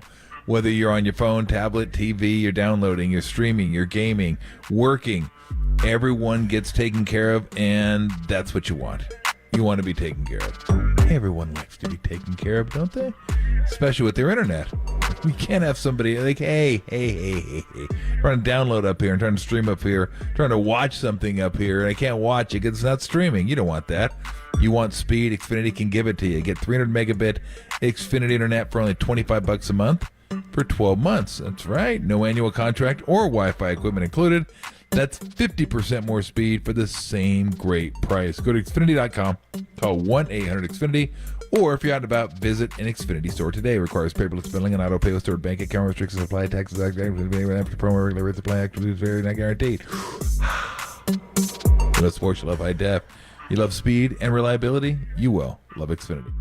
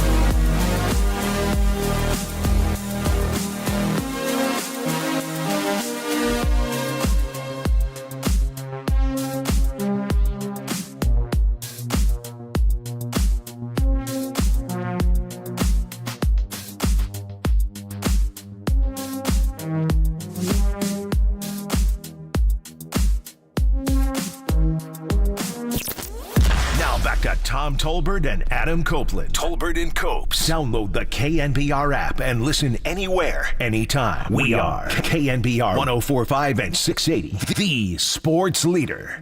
Tolbert and Copes is sponsored by Xfinity. Go to KNBR.com/contest to register today to play against me for the KNBR $1 Million Bracket Challenge presented by Xfinity. At home or on the go, you'll get the fastest internet to all your devices. Tolbert and Copes with you Monday afternoon of the start, on the day of the start of free agency in the NFL. Niners have added Leonard Floyd, an edge rusher, started his career in Chicago, and Brandon Staley was on the coaching staff there. Then he went to the Rams. Brandon Staley on the coaching staff there. He went off to Buffalo for a season, 10.5 sacks last year, and now 2 years, $20 million. He rejoins Brandon Staley with the 49ers organization. They have tendered Juwan Jennings as well, so a team would have to trade them a second rounder in order to sign Juwan Jennings. 808 KNBR is a number to call in to text if you want to check in on any of this that's gone down. But how about the big news from over the weekend, Tom? Russell Wilson signs for the veteran minimum with the Pittsburgh Steelers, $1.2 million. That'll give him an opportunity to try to start while potentially they can still develop Kenny Pickett a bit. I don't know what your feelings are on him, but how about that move? Russell Wilson to the Steelers. Your thoughts? I think it's a really good move for them. Like, look, we got on Wilson last year for the run, the pass, the make an appointment to see my secretary. Who's calling? Your running back? Yeah, just tell him. Which one? Get a hold of the secretary. Rashad Penny? Yeah, he's just he just seems like a weird guy. But he was actually pretty good last year. Not great, but pretty good. And he's not going to have to do as much in this offense. I mean, we know the MO for the Steelers, right? Hand the ball off. You got two pretty good running backs. The receivers, I don't know what they're going to do with Johnson. Johnson seems to be like more of a pain in the ass than anything, but we'll see if they end up keeping him. But it's really about the defense, ball control, and I think he'll fit in well there. Like, he's better than Pickett. See that? I think he's better than Pickett. Pickett's okay. Yep. But I think Wilson's better. Wilson was an MVP candidate like 4 years ago. Like, some of that's still in there. I think a lot of it was Hackett, like him, new system, expectations. Hackett comes in. It was just a mess from the get-go. It never got any better. And he had his own office and, his work. That whole thing was a weird deal. Like, they basically gave him whatever he wanted when they traded for him. And that rarely works out. And it didn't. And then Peyton comes in and says, that crap is gone. I ain't doing that anymore. And you knew that was done. What was it, like 4 or 5 weeks into the season when he aired him out on the sideline? Yeah. I was like, ooh, man. You don't see coaches air out their quarterbacks like that on the sideline. And at that point, like, okay, this thing's not going to work. But you go back and look at the numbers and everything. He wasn't awful. No, he wasn't awful. I'm not going to say it was great, but he was pretty good. Like, he was okay. 7-8. You go in football games with what he was doing at the end of the year last year. 7-8 as a starter. On the season, 66.4% completion. It was the fewest yards he'd passed for in his career at 3,070, but did throw 26 touchdowns to 8 picks, which is like on par with what he was doing when he was at the peak of his success with Seattle. They did sit him at the end of the year, but still played 15 games, started 15 games. So there's only a couple. So I think he fits there. I mean, Pittsburgh has a certain way of doing things. I mean, and what the expectations are there. I mean, can you imagine him going in there with Tomlin as a head coach saying, I need my own office, I need my own guys working me out? I mean, Tomlin would probably likely to just punch him in the face. I'd kill for that meeting, dude. I'd kill to sit there in that meeting. Just let him tell Tomlin his demands. Yeah. He'd be like, oh, you do you? Really? Mm-hmm. Okay. We don't give out offices here. Like, or whatever the hell. Tom's got that, like, she's got sort of booming voice, The good news is you're fired. He's also scared to death of Mike Tomlin. So, I mean, they already have their culture, like, well established there in Pittsburgh. And he's going to have to fit into that. It's not going to be fitting around him. They do things there a certain way. So, yeah. Like, I think that'll be good for him. I think it'll be good for them. I mean, look at that damn division. You got Burrow, Jackson, and then who knows what's going to happen with Watson next year. I mean, he wasn't great when he played this year. But Stefanski, hell, he got him to the playoffs with like 5 different quarterbacks. So that's a tough division. And you look at Pickett, and you're like, okay, can we really make inroads in this division with Pickett? Like, we might be able to make the playoffs, maybe a 9-8, 10-7, something like that, but it's going to be tough with Cincinnati and Baltimore. So do I think Wilson is the equal of those two? Not by a long shot. No way. In fact, Wilson's probably still the 4th best quarterback in that division. But I think it gets him closer to a guy that's been there, a guy that has that pedigree, a guy that still, I think, can get things done. Not Seattle get things done, but get things done. And it's a veteran presence. So, and he probably just needed to get away from Denver, too. I mean, he got traded. He got what he wanted. He got a boatload of money. And, hell, this year he's getting like $36, $39 million from the Broncos just to go away. They're like, please go away. Take this with you as a parting gift. Which door you want me to leave? What door you want me to leave through? Exactly. He was totally at Orgeron. He was totally, I'm out of here. Old Pittsburgh. That sounds good to me. Yeah. So, yeah, I mean, no. I think it's going to be good. I think it'll be good. That division is going to be fascinating to watch. Like, they literally unless somebody gets hurt, of course, but every game in that division is going to be fun to watch. They're going to go, oh, damn, I want to see that one. Ooh, I want to see that one. Ooh, that's a good one, too.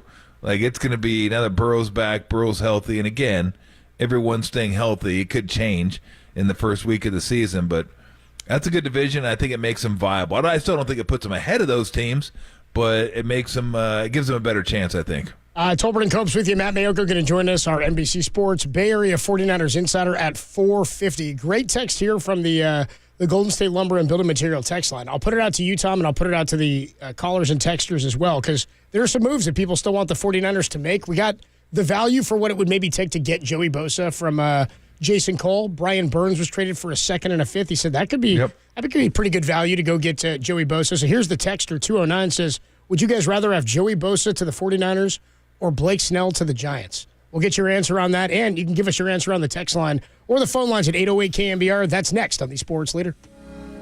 No, run or pass. Nice and loud. Pass!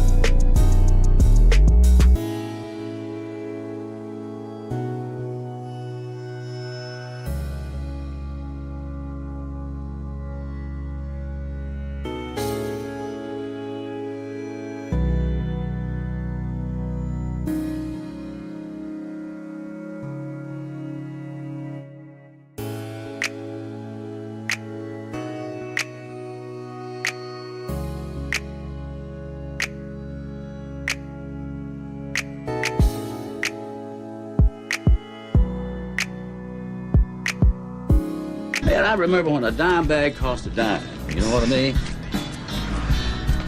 You know how much condoms used to cost back in them days? How much? I don't know. We never used them.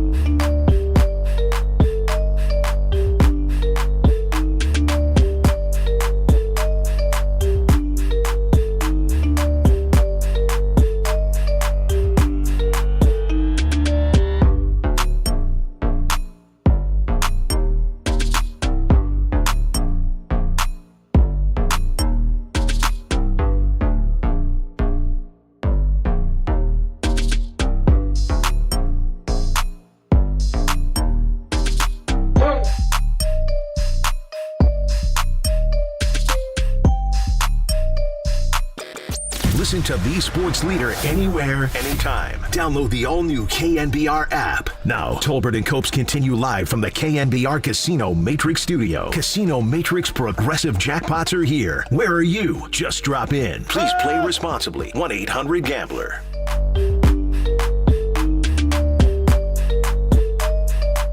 Tolbert comes back with you on a Monday afternoon. Matt Mayoko, our 49ers insider, going to join us in just a few minutes. Actually, 4:50 in about 15 minutes. We'll catch up with Matt Mayoko. Tom Tolbert going to be out tomorrow, by the way. Mike Silver going to join us. Mike Silver sitting in for Tom tomorrow. We'll get some more thoughts from him on NFL free agency. Had a great piece in the Chronicle today about the 49ers, or yesterday, I should say, about their aggressiveness in free agency, and does think that they believe they're in win-now mode, that they still have to be aggressive now. I believe that part of that aggressiveness is talking to Eric Armstead about where it is what his feelings were on restructuring a deal. They still wanted him here. He would not accept less, so he's going to be a free agent when they release him on Wednesday. Azeez Al-Shire has been signed. He was a free agent signed by the Houston Texans. How about that? So no terms yet on that deal, but Azeez Al-Shire goes back to join his former defensive coordinator in D'Amico. Does that seem like that's where Eric Armstead's going to? Damn it. Doesn't it? I mean, it does to me. Who knows? But damn, Houston's going to be pretty damn good. They get Azeez Al-Shire. If they land Eric Armstead also, you got to be feeling pretty good about that. I mean, they were already a playoff team. No, absolutely. Although it's tough to get there and then do it again. Now you got a little bit of a target on your back. And guys, never underestimate like guys having some success, maybe not working quite as hard. Not everybody. It's tough. Specifically in the NFL to like, okay, we're here. Now we just keep going forward. Usually there's like one step back and then you start kind of pushing and getting it done, because that's not a super easy division that you're playing in either. And so that it'll be interesting to watch them though next year. I think C.J. Stroud's the real deal. And I like their weapons on the outside, but yeah, I mean, add those two. Again, with Armstead, nobody questions what he can do. Again, he's not great anymore. I mean, and I agree with Jason Cole. Like, I think looking back on it, if you had it, I mean, I hate to say that, and I'm not going to say it, because when you say, if I had to do all over again, well, yeah, of course you do something different. Or, I bet he wishes he had that pitch back. Well, yeah, no bleep. He missed it. Do you think they do, though? Because they went to three NFC championships and a Super Bowl in that span, in that conference. No, I know. Like, I don't know if they did, yeah. I think Buckner was, I think Buckner's a better player. Sure. But I think as opposed to 17, I think he was like 20, early, low 20s. So maybe not. Maybe I just think Buckner was probably, but who knows? So that you got to replace him. And maybe I shouldn't say that yet. You don't know. He may not have an offer that he likes, and maybe he says, you know what, I want to win, and this is my best place to win, and maybe I can get an incentive based deal here in the Bay Area. So I just thought he's probably gone, but maybe, who knows? Maybe not. Maybe there isn't anybody out there. Maybe the other teams look at his injuries too and say, nah. I don't want to pay that much for a guy that's not hasn't been super healthy, and he is getting older. So maybe the injuries keep coming, and again, maybe there's not an offer out there that he loves. Maybe an offer that pays a little bit more than the Niners, but Niners offer him a better chance to win a Super Bowl. And let's not forget, he's not too far from here, Sacramento. So maybe he has a certain affinity for the 49ers. I don't know. It's going to be interesting the way this thing works out. But I shouldn't assume that he's gone just because they released him. Like, he can go negotiate and sign with anybody now. Sure. But, again, we shouldn't just assume that somebody out there is going to go, oh, Armstead's there, let's give him a boatload of money. And if they don't, sometimes comfort and the chance to win means a little bit more to you than the money does. So let's wait and see on that one. What would you rather see, Joey Bosa to the Niners or Blake Snell to the Giants?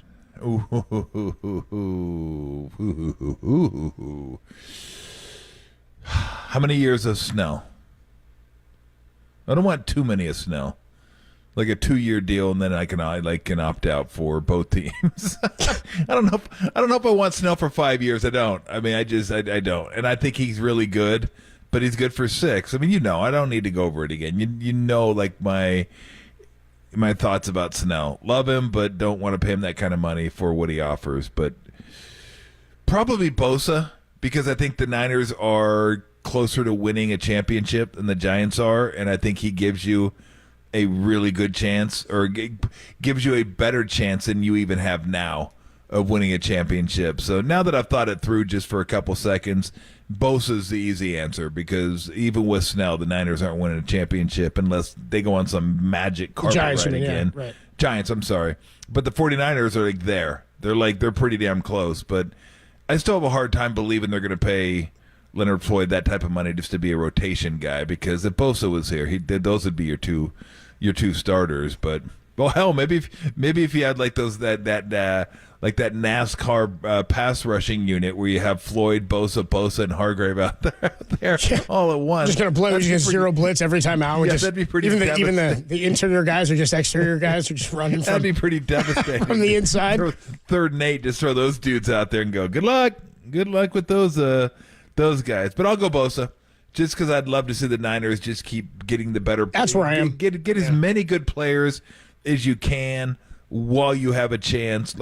And not just a chance. They're not a team that has a chance to win a Super Bowl. They're going to be the Super Bowl favorite this year along with the Chiefs. I think them and the Chiefs will probably have the best odds to win the Super Bowl. That doesn't guarantee you anything, but it just shows you where they're at right now in terms of their talent and expectations.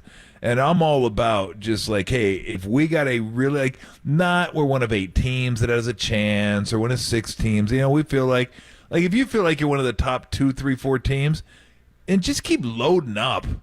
You know what? You only get these chances so often. Right. So just get as good as you can be, in the confines of the salary cap, of course. But, yeah, they get Bosa. How good is that? No one could match that on the outside. No one could match Bosa, and Floyd on the outside. That'd be an incredible rotation to have. And then, again, you could go 3rd and 8, 3rd and 10, 3rd and long. You just stick 3 of those guys in there together. Go get the quarterback, and you're good to go. So, yeah, I'll go Bosa. They're closer to winning a championship.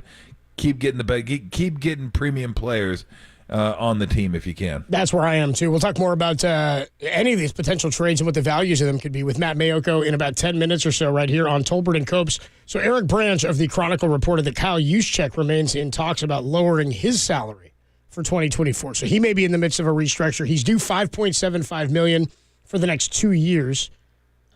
You think as a fullback he wouldn't have a lot of leverage, but he's one of the best, and he's in this offense. I feel like he's got all the leverage he wants, because I know there's not a lot of other teams out there that would use him, but I think there are many that would take his services because of what it is that he offers. You think they'd survive okay without Juszczyk? Boy.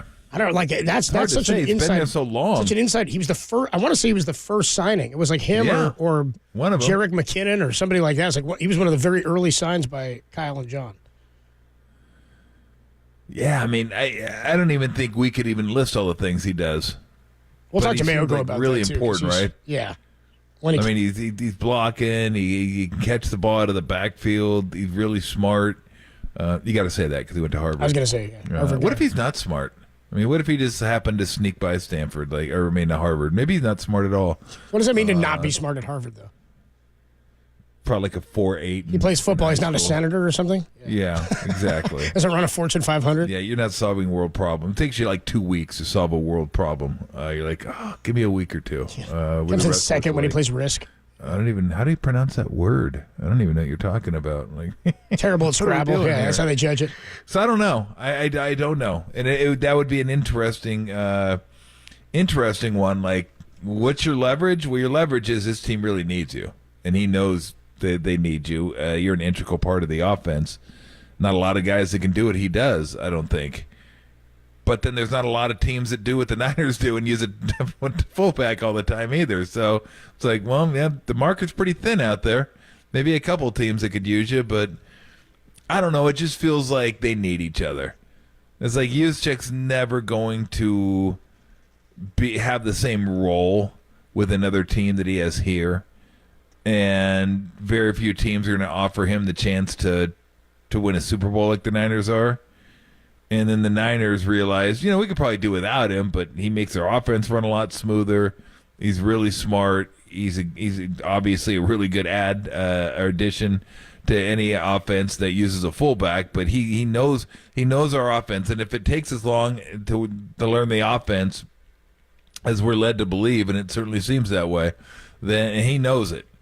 And you got to get another guy in here to try to learn some of the stuff that he does. So I don't know. It just seems like it's a good fit.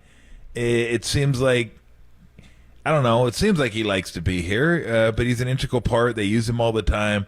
I just think that'll get done somehow. Yeah, I think so somehow, too. some way. I'd imagine if they're negotiating, he wants to be here, and they'll figure that out. The other question is what happens here. We've seen T. Higgins request a trade or demand a trade away from the Bengals. There's the Brandon Ayuk situation. Can the 49ers afford to pay 2 receivers? What do they do on the interior of the defensive line after they shore up the outside now with Leonard Floyd coming in? These are all things we can talk about with Matt Mayoko, our 49ers insider from NBC Sports Bay Area. That's next, only here on the Sports Leader.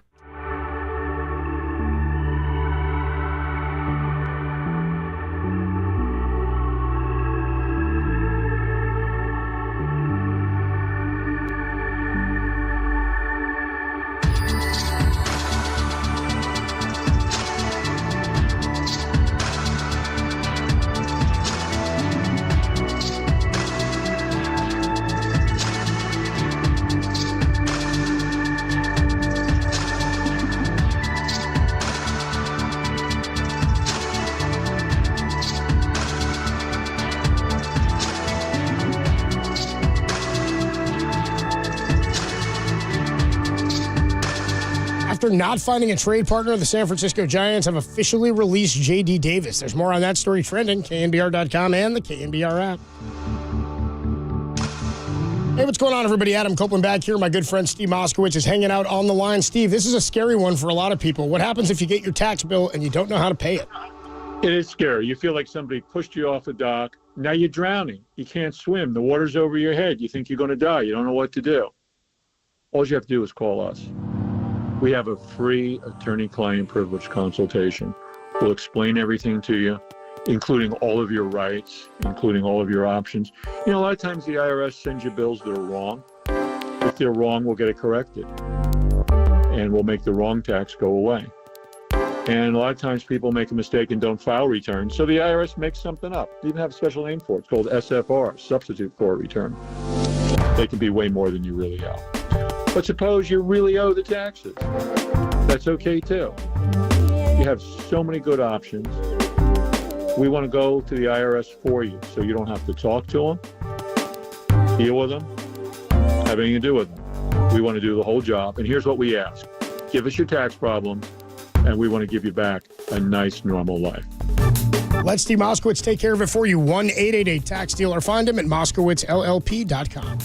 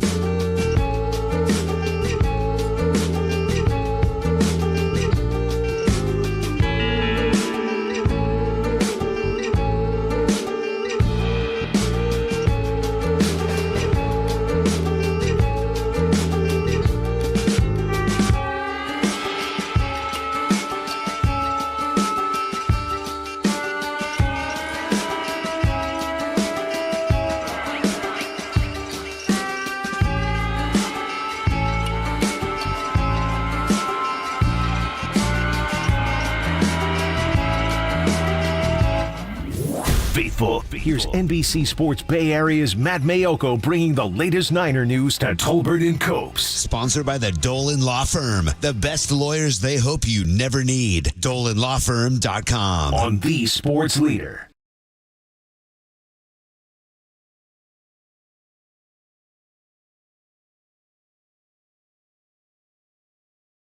Tolbert and Copes back Monday afternoon. We do it every Monday. Talk to our guy Matt Mayoko, our 49ers insider from NBC Sports Bay Area. And a good day to have him with a free agency ongoing here in the NFL. Matt joins us courtesy of the UMA guest line. What's up, Matt? How you doing, man? I'm doing well. How's everybody there? Everyone doing fine? Everybody's surviving the first day of the open negotiating period. Yeah, we are. We're surviving it. We're surviving it. Good. Our guy Mike Silver is filling in tomorrow for Tom, and he asked me. He's like, "Can we play OPP for legal tampering?" I was like, "Yeah, sure, Mike, we can do that." Yeah, I know, right? I was like, only Silver's thinking of that. Exactly. 49ers land Leonard Floyd. Good addition there for the edge rush. 10.5 sacks last season with Buffalo. Had a good run with the Rams and Chicago. He knows Brandon Staley from his time in both of those organizations. What do you make of the move? What have you heard? And are the 49ers done at that position? I don't think they're done at that position. I mean, they just, right now, I think, they have, 3 starting defensive linemen. They have Drake Jackson, Kalia Davis, Robert Beal. I mean, they need more guys. They need, with Eric Armstead, more than likely, leaving the organization. They don't have a second starting defensive tackle. And this is a team that usually takes 12 NFL caliber defensive linemen to training camp. And then, they have competition. They whittle it down and usually take 9 or 10 for the start of the regular season. So they're not done there yet. Do I expect a big splash like Joey Bosa or Denil Hunter?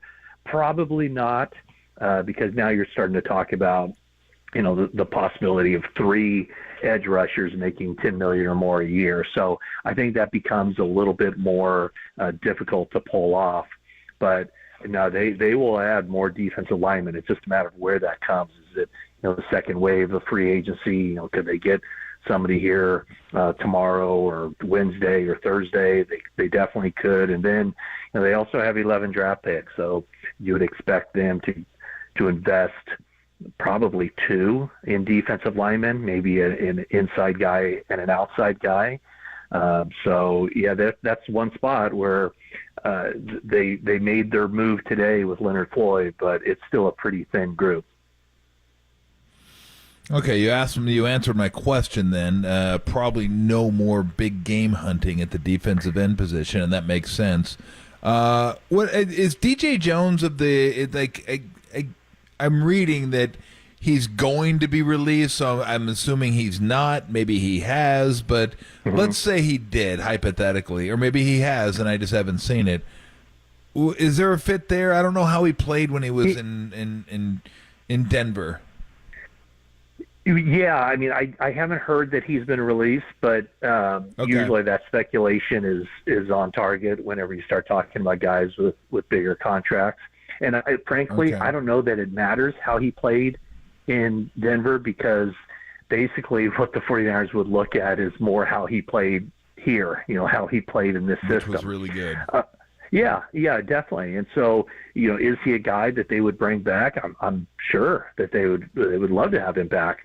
The question is, what would it take to get him at this point?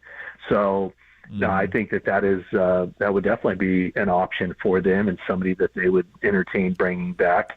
Like you said, I mean, they do need more bodies. They do need more players, and if they can get him at a price that fits into what they're trying to do on the salary cap, then absolutely, I could see him coming back to the team. Talking to Matt Mayoko on the UMA guest line. What can you tell us about what went down with the Eric Armstead negotiations and what's led to his, I guess, potential release here or incoming release on Wednesday? Yeah, I mean, it's one of those contracts where you look at and you go, boy, he's missed a lot of time over the past 2 seasons with the foot injury, and this year with the knee injury as well, torn meniscus in that Week 13 game against the Eagles. And last I talked to him, he was going to have surgery, and that was going to be kind of a detailed surgery that was going to take a couple months, I think, to bounce back from. So if you look at his salary, $17.4 million plus $850,000 in workout and roster bonuses, the 49ers determined that that was an area where they should get some savings, and so they went to him and asked about a pay cut, if he would accept a pay cut. And I don't know what their offer was of what they would allow him or what they would want him to play for, but whatever it was, at least initially, Armstead said, thanks but no thanks. And so whenever a team comes to a player and says, hey, this is the number we want you to play at, and the player declines, and that means that the team is prepared to release him. So they didn't do it today, but it's my understanding that nothing has changed on that front, and he's still expected to be released. Probably, I don't know if that'll come tomorrow or whether that'll come on Wednesday, and then he would be a free agent able to sign anywhere. But it's basically the team wanted him to take a pretty substantial pay cut that he wasn't willing to take, thinking his worth is more on the open market than what the 49ers are offering. So it does appear as if his time has come to an end. And if your next question is about Kyle Juszczyk, I think it's a similar situation. Speaking of Kyle Juszczyk, it's funny you brought him up. What's the deal with Kyle Juszczyk and his contract? Hey, there we go. Yeah, I mean, it's a very similar situation where the 49ers look at that position and what he's scheduled to make, and they think that a fair price is less than that. So I haven't heard anything on him as far as where I heard last night that Armstead declined the contract proposal. I haven't heard that on Juszczyk, only that it's still kind of in the works and still trying to figure out what both teams want, and if there's still a middle ground that they can come to reach an agreement and keep them around for at least another year. That's an interesting one, isn't it? Because not a lot of teams use a fullback. Yeah. He's probably going to be more valued here than he is other places. Yeah. So he knows that. He knows this offense doesn't work as well without someone like him who knows the offense inside and out, super smart. So it's kind of interesting. Like, I think they both know they're better with each other, but they got to – and usually when that happens, Matt, I just expect they'll figure out a way to come to some agreement, unless either the player isn't willing to budge or the team's driving a really hard bargain. But being that it's not a super high-priced contract fullback, and they both know they're probably better off with each other, doesn't this seem like one that'll get done? I agree with you, and I think that when you look at Armstead, I know it's more nuanced than this, but just every team has two defensive tackles, right? So there's 64 starting opportunities for Eric Armstead if he's not back with the 49ers. For Juszczyk, that number is greatly reduced. That number is, I don't even know how many teams use fullbacks, to be honest with you. I probably used to know that number. But it's probably, I don't know, what would you say, 8? Something like that, if that. And certainly no team use the fullback as much as the 49ers. So I would think that a guy who's made the Pro Bowl 8 years, and every year he's been with the 49ers, that, kind of his best bet to create an incredible legacy of all these Pro Bowls, all the All Pros now. The fullback is recognized as well. It seems to be just a pretty good union to keep that thing going. So I guess my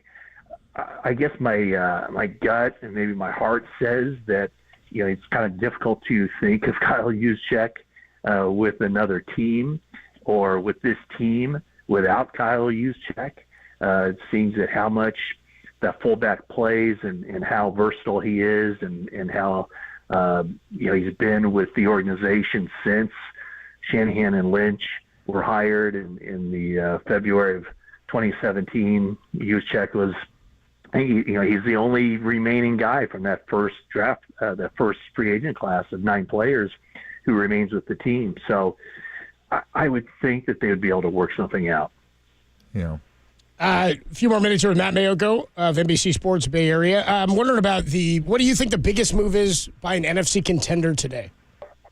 Biggest move by an NFC contender? Well, do we consider the Falcons a contender now with Kirk Cousins? What do you think? The offense is legit. The weapons are there. I think the offense is legit. I mean, boy, they basically played the last couple seasons without a quarterback. I mean, ever since Matt Ryan left Atlanta, they had nothing going on there at that position. I don't know. I don't think that it was other than them. They made the big move there.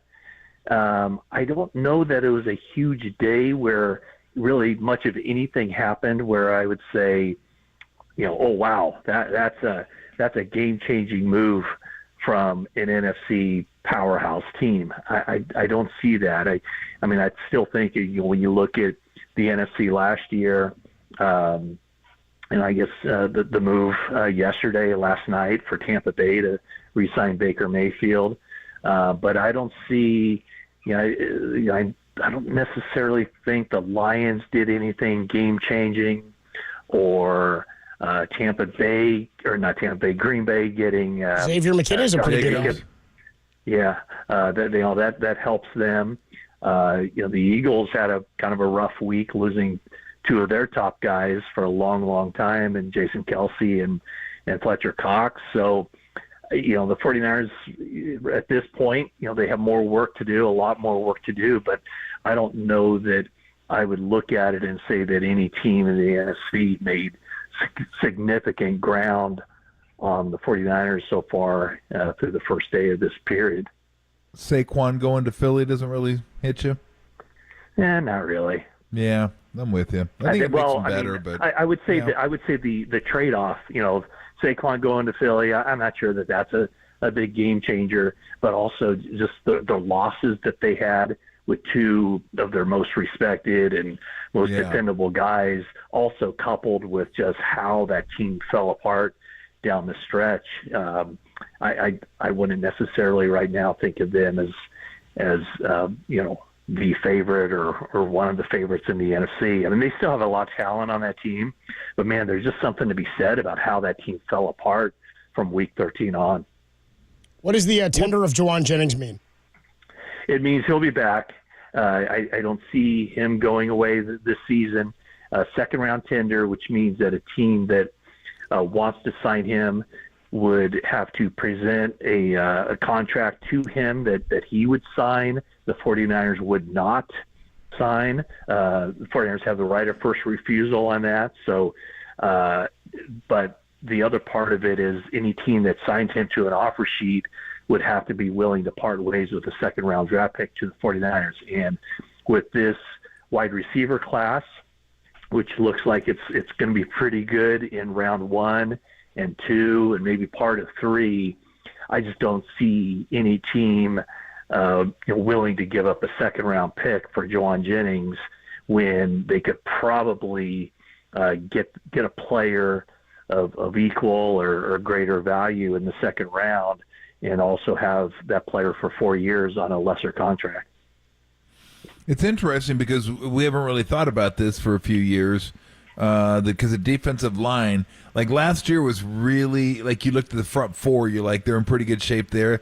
Didn't seem to have the depth that it's had in years past where it's really deep and you just keep rotating guys in. But that it seems like the offensive or the defensive line heading into the draft and the rest of free agency almost as big a need as the offensive line. Like it seems like both those are like kind of, you have like really good players, but they're also positions of need. Yeah, I mean, I would say the defensive line, as far as needing more bodies, is more of a need than the 49ers offensive line, and the reason is, I mean, you get 5 offensive linemen and you're set. Obviously you want some depth. Last year, they felt like they had good depth going in at offensive line with Feliciano, a guy who started a lot of games as the interior guy, and the way the season started, Matt Pryor, who started a lot of games at tackle in the NFL as the outside guy. And now, it looks like Colton McKivitz will be back at right tackle. I think the way he finished the season, especially his performance against the Lions in the NFC Championship game, basically pitching a shutout against Aiden Hutchinson, that gives the organization reason for optimism that as a first-year starter, year 2, he'll be better. And then I think on the offensive line, if they bring back Feliciano, that's fine. But also, that's still probably the spot I'd look at number 31 overall. You can take a guy, either an interior guy, a natural interior guy, and have him start year 1 at right guard, or you can take a guy who's was an offensive tackle in college and have him start off the guard and then maybe eventually move to tackle in a future season. So, the 49ers don't, they maybe need one more piece on the offensive line, but they probably need, 5 or 6 more pieces on the defensive line.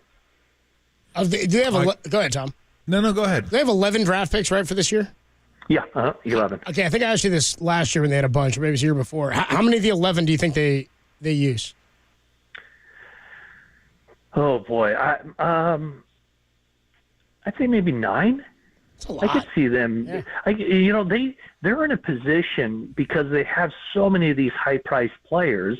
They might be parting ways with one or more of them very soon. But you need that influx of young guys coming in because of the way NFL rosters are structured now. I mean, you have your dozen guys making $10 million or more a year, and then you need a whole bunch of guys on rookie contracts. So I could see them, trading up, using a couple of picks, maybe a 7th round pick to go up in the 6th round or something like that. But I think they're going to use the vast majority of those and then expect a lot of those guys to make the team. And I think they have 6 picks within the first 4 rounds of the draft. That's where they need to make their hay. Those guys need to be, a couple rotational guys on the defensive line, potentially an offensive line starter, maybe a tight end who could be the backup to Kittle, maybe a kicker. A third. Yeah, I don't know that they'll do that again.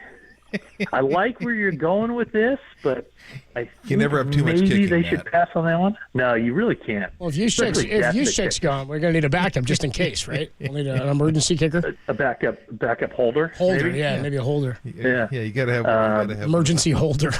I think they need another wide receiver. There's. I agree. Here's where they definitely need a nickel back, and whether they get that in free agency, I think their best option in the 3rd round, 4th round, 3rd round probably is the sweet spot to get, a guy who isn't necessarily considered an outside corner, but there are a lot of guys. It seemed like at that combine that were very. In fact, Tom, I watched the combine, so you didn't have to, and I'm here to tell you that there were probably 3 or 4 or 5 guys who are probably year 1 starters and nickelback, and the 49ers need to get one of those guys because that's a position that really dropped off. Think about how good they were when K'Wan Williams was the nickel, and then Jimmy Ward was even better at nickel in his 1 year, and last year that position was kind of a disaster. Yeah. You going to be following the Gales around? I am not in Vegas, but wherever they go next week, I will be there. Nice. That's nice. You have that. You got that planned, and Randy's done a nice job of kind of making sure it happens. Like he does the hard part. He actually has to get to the tournament, and then you just go to the tournament. I was concerned that if they play Santa Clara here in about an hour, that if they lose that maybe they're in that game in Dayton. But it's everything I'm seeing and reading sounds like they're pretty certain to be in and not have to be in that first 4. Yeah, I think they're pretty secure, but it is St. Mary's, so you never know. I mean, there have been times before where I thought they've been good and they haven't quite pulled through. But now that's That's fun. That's hopefully it'll be close to home. But if screw close to home. Hopefully it'll be somewhere that has really good beer. How about that? You'll take There we go. That's all that matters. Here's a little trivia for you. I think I'm almost positive this is true. The first NC2A tournament game I ever saw.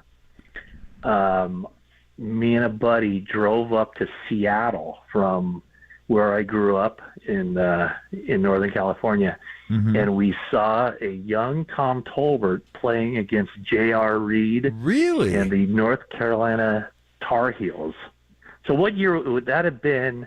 What year was that? 88. 88? 88, Yep. yeah. Yep, I was there. I seem to remember. Did you make some crazy shot with J.R. Reed on your back in that game? I did.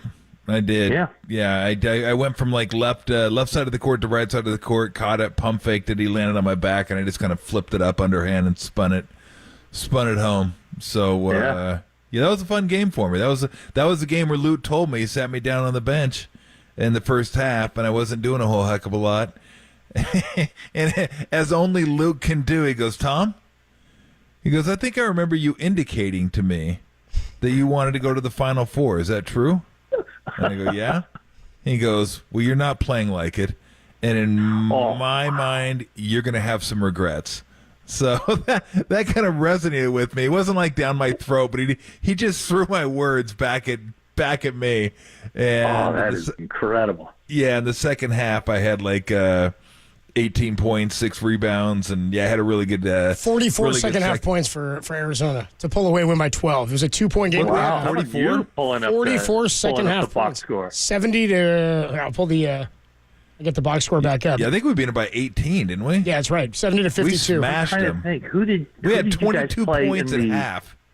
Or who 20. did you guys play in the round before that? Because that was a regional Iowa. Final. Iowa. Okay. You guys were down 2, 28-26 at the half, and you outscored them 44-24 in the second half. Yeah, we smashed Was that like them B.J. Armstrong's Iowa? Yes, B.J. Armstrong, Roy Marble. Yeah, Roy Marble. Also on the team. Yeah, we won the. Not only did we win the Pac-10 that year, we won the Big Ten.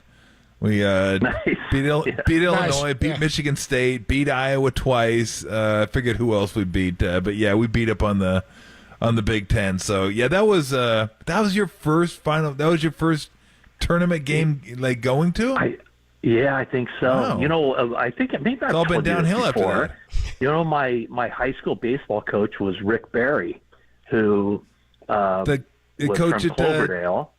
Okay. Yeah, I was so thinking he San knew Jose, obviously the Craig coach. McMillan and Bergman. Very well. Yeah. Okay. Yeah. One more note as we let you go, Matt. No bench player for Arizona scored a point in that game. Oh, wow. That bizarre. What a weird note. How many? Was that a 7-man rotation? Like how many guys? 13 minutes for Joe Turner. Kenny Lofton got 8. Yep. Jed Bushler had 4, and then Harvey Mason had 4. Muleback got in for a minute. A little garbage time. Okay. We couldn't sneak Bergie in there for that game. No, come on. It's only 18 points. Damn, that's true. There you go. So, Matt, we're going to let you run, Matt. We'll talk to you next Monday, man. Thanks so much. Okay, sounds great. Talk to you then. Thanks, Matt. 21 points for Tom Tolbert in that game. Hell of a performance.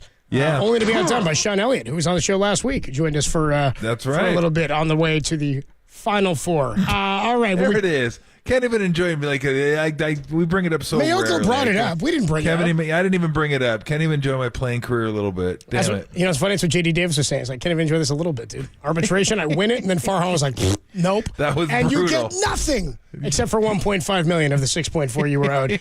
When we come on back, we will let you. We'll tell you what's going on with the J.D. Davis saga. No longer a San Francisco Giant. He's been released. But his agent now has made comments about how the Giants went about this process. Players within the organization have now commented on this whole situation. Somewhat of a mess. We'll tell you about it next. And then a Soup du Jour, only here on the Sports Leader. San Jose, shout out to you for supporting KNBR, San Jose's sports leader.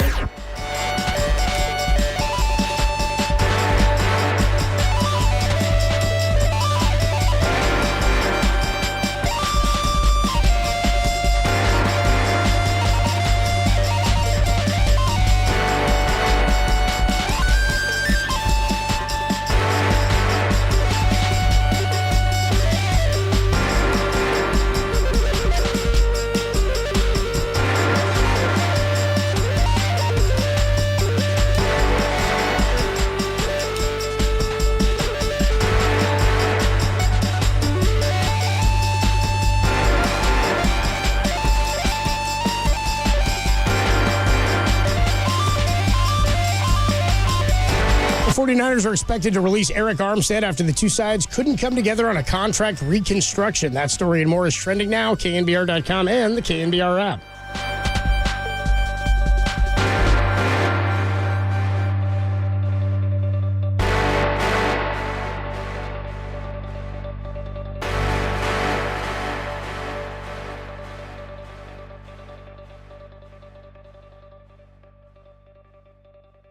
Hey everybody, Mr. T here for Xfinity. If you need more speed, and who doesn't? Who doesn't want more speed? And if you need more speed, you're in luck because Xfinity has just increased their internet speeds. No one's going to complain with faster Wi-Fi. It's super fast internet with a reliable connection, and everyone can enjoy it in the home. Whether you're on your phone, tablet, TV, you're downloading, you're streaming, you're gaming, working, everyone gets taken care of, and that's what you want. You want to be taken care of, especially with their internet.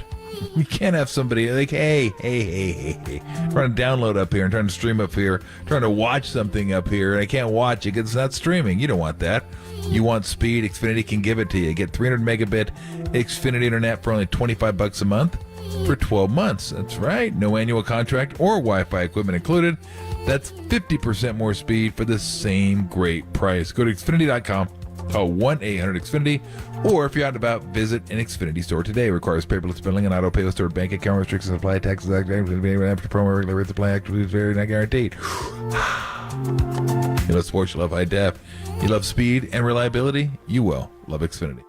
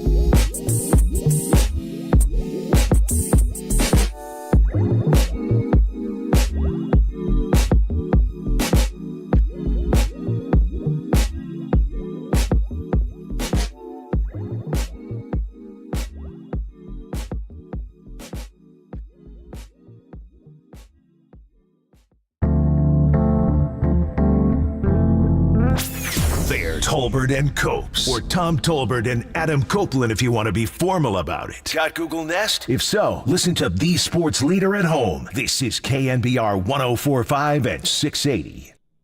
The first pitch on the way. Davis blasts one to center field. Going back on the ball. At the wall. Gone! J.D. Davis, grand slam. Amazing. Hadn't played for days. Hadn't seen a pitch for days. First one he sees here over the center field wall. It's 9-0 Giants. That was J.D. Davis, a grand slam against the Dodgers last season. That was in part, by the way, I think the Giants swept the Dodgers in that series. That opening series, that might have been it. I don't know if they did it again after that. This weekend, the Giants, after signing Matt Chapman last week, released J.D. Davis after they could not find a trade partner. They owe him a fraction of the $6.9 million salary. Go ahead, $6.9 million. 69. He won in arbitration. But then things got a little funky today, this afternoon, with, I should say yesterday, and then some comments today from Farhan as well. Here's what happened. There's a loophole in the collective bargaining agreement that allows a team to release a player without paying him the full salary if that player got the salary by winning it in an arbitration trial, like taking it actually to the arbitration case. So what happens is a lot of guys are arbitration eligible, and the teams and the player or the player's agent will negotiate a contract before getting to arbitration because the team might think, this guy's going to get a lot more if we let him go to arbitration and figure this thing out. So I think like Tim Lincecum's a good example. Giants at one point extended him for like 2 years and 50 or 2 years and 48, something like that.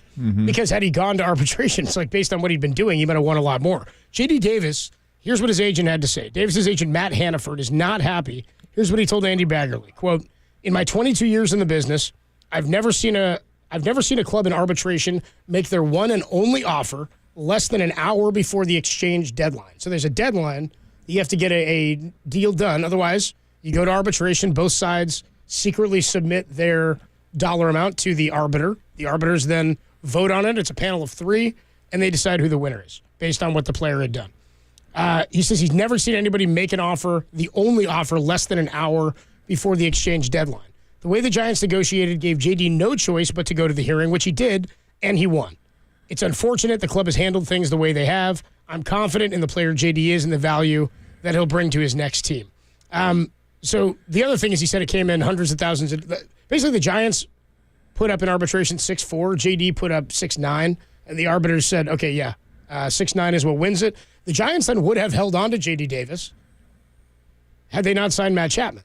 He would have been the backup plan, right, to hang on to him. But you've got Wilmer Flores, who plays both positions that JD does. And Farhan said with the construction of our roster, the move was just the move. This was just the way we had to go. Now, I don't think they were being shady to JD in any way. I know people are going to think that because they don't like Farhan and they're looking for reasons. And now the agent has come out and said this. There were players in the Giants clubhouse, and Austin Slater has been commented on this or quoted on this, as has Michael Conforto, in saying one guy on the team who didn't want to be named said, as soon as I saw this story or heard about this, I ran to Austin Slater, who used to be the team's player rep. And Austin Slater said, I thought, we had kind of gotten rid of the being able to release a guy without the full contract, but this is a loophole within the deal, that if a player goes to arbitration and hits the case, you're allowed to release him. They put him on waivers, which means had a team traded for him, they would have to take on the contract or the Giants would have to negotiate paying some of that. The deal here is, why would anybody trade for a guy who's making $6.9 million when you know that if the Giants can't trade him, they have to release him or will likely release him? And if they do, you can sign him for a fraction of what you were going to pay him anyway. Right? So to me, this is a bad situation. It's a bummer situation for JD. It's somebody getting caught in the gears of the business here, but this is the move I think the Giants had to make. If they could have gotten something for him, they would have. Farhan said there just weren't many bites. Here's where it gets possibly a little shady for me. And I'm not saying it's bad business because this is what you have to do. But the fact that it will not, like he couldn't even have accepted the 6.4 once they decided to go to arbitration. They said once you go to arbitration, the deal's off. That's it. We're going to arbitration. And at that point, the Giants win or lose know that if they sign Matt Chapman, there's a good possibility they won't need J.D. Davis, and that gives them the flexibility to cut him or release him and only have to pay him $1 million instead of the 6.9, 6.5. So from their standpoint, if you really wanted to get a deal done, you would have come in the middle somewhere, maybe even a little bit slanted towards your number. So let's say you go, okay, we'll give you 6.55 or 6.6. We're not going to give you 6.9, but we're going to get a little closer to our number, but we'll be in the middle somewhere. To come in lower than that seems to me like, hey, we want this to go to arbitration. We know you're not going to accept this. We want it to go to arbitration because even if we owe you 6.9, it's only $500,000 more than 6.4. It's not like we're talking $3 or $4 million here. And then I'm sure at that point they were still, involved with Matt Chapman, and gives them the ability, if they do sign Matt Chapman, to save $5 million.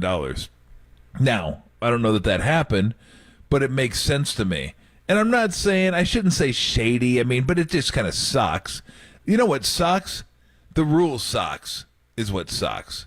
They need to get, but apparently Austin Slater said they tried to get rid of that, and that was a hang-up during the CBA. The owners didn't want to get rid of that.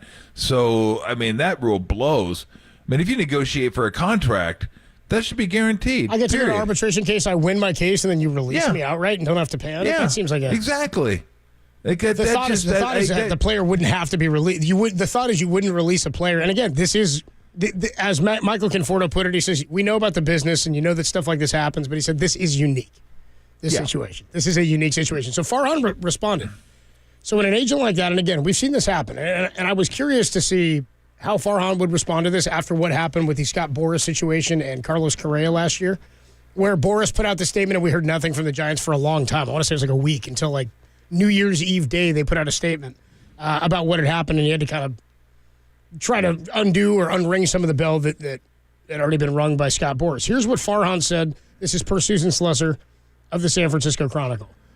In response to Matt Hannaford's comments, the agent for J.D. Davis, quote, we did formally offer J.D. just slightly under $6.4 million, matching the raise of what we believed to be one of the most relevant comps in the case. He goes on to say, we did not offer this as a, quote, best and final with no room to negotiate.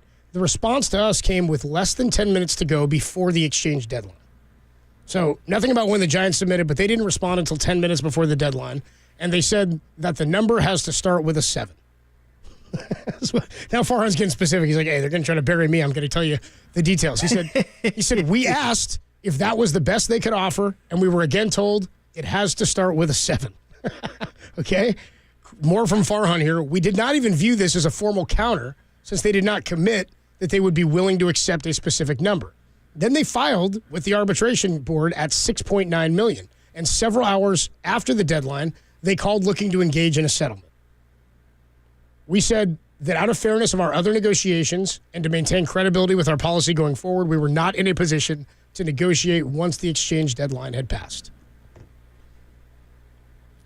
So I guess that's a question. Why is that policy?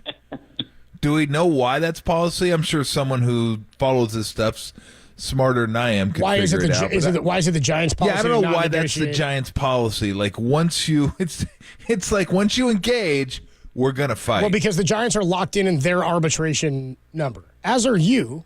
But you know what your number is. Do you know what I'm saying? Like the Giants. But don't they know what their? Doesn't everybody know what the number is? Everybody knows what their own number is. They do. It is secret. Like you don't know what the other side's number is. They might. I think they tell you at some point. I think it all becomes public at some point. But when you submit, you don't know. That's the point of there being a deadline. You have to submit your number by a certain point. Okay, so let's say you don't know. So I put in. I'm Farhan. I put in 6.4. You're J.D. Davis. You put in 6.9. Okay, I don't know what you put in. You don't know what I put in. Right. So why? My point is, why is that the Giants' policy to not negotiate? That I don't know. They're like that I'd like to know. Like I don't know what the downside is to negotiating, unless you're like, okay, let's just go to arbitration. Then we'll see where it lands, and we always have the option to waive you or cut you, and we'll save a whole bunch of money if we need that. Like I don't know if that's part of it. Like, hey, if we're going to arbitration and we're willing to go to arbitration, maybe it's not a player we feel that strongly about. Like we like him. But if we felt that strongly about him, then we would definitely try to get a deal done. But if we're going to go here, let's just go ahead and do it. And then we have this. I don't know. I mean, I'm grasping at straws here. Arbitration, in principle, is designed to benefit the player, right? I mean, it's for the team has team control over you. You get major league experience, and after 3 years of major league experience, you're not a free agent. But they can say, like Tim Lincecum, had Lincecum never gotten to arbitration, and just the Giants get to squeeze out all of his years, it'd be like, well, you just get the minimum because that's what we had you at. You get your annual raises. But then at some point, you have to get to a situation where, based on my performance at this level, I get paid. So if they were a free agent, like if J.D. Davis were a free agent, I think the Giants look at that and go, you wouldn't be making $7 million. And he's probably not going to get that right now on the market. Now, the market's different than it was. But I don't know. Yeah, I'm not sure what the policy. But that's all fine. I mean, all that's good. Your point, I don't know what the policy, what the reason for the policy. Yeah, that's maybe next time we have Farhan, I will ask him that because that's it's got to be a manipulation. It's got to be a manipulation thing as to why a team that would. I mean, I don't know. I really. Well, it benefits. It has to benefit them somehow, or at least they believe it benefits or prevents them. Something. It's like I always say. If they come out with a new game in Vegas or a new addition to a new game or something like that, like Pygal I always used to play, they go, oh, cards are at Pygal. I can see what's going on. I go, that doesn't, trust me. There's a reason. You're not winning. They're not coming up with ways for you to win. No. They're coming up with ways for them to take more money from you. Just assume that every time. So when a team does something, I assume it benefits them because why would they do it to benefit the player? They wouldn't. So I'm just curious. I'm trying to understand what it is about the process that once you engage, that's it. You're engaged. We're going through with this. No last minute call from the governor. Deal's done. We got it. No, we're going into this. I'm just curious. I mean, maybe Baggs knows. Maybe John Shea. Maybe Susan Slusser. Who we all have them all on. But I'd be curious to find that out. I think that's kind of interesting. And I wonder how many teams have that policy. How many don't? Because I'd never really even thought about it before. But now that the article came out talking about this, I'm curious how many teams have that policy. How many don't have that policy? Why they have? Do they all have it for the same reason? Is it?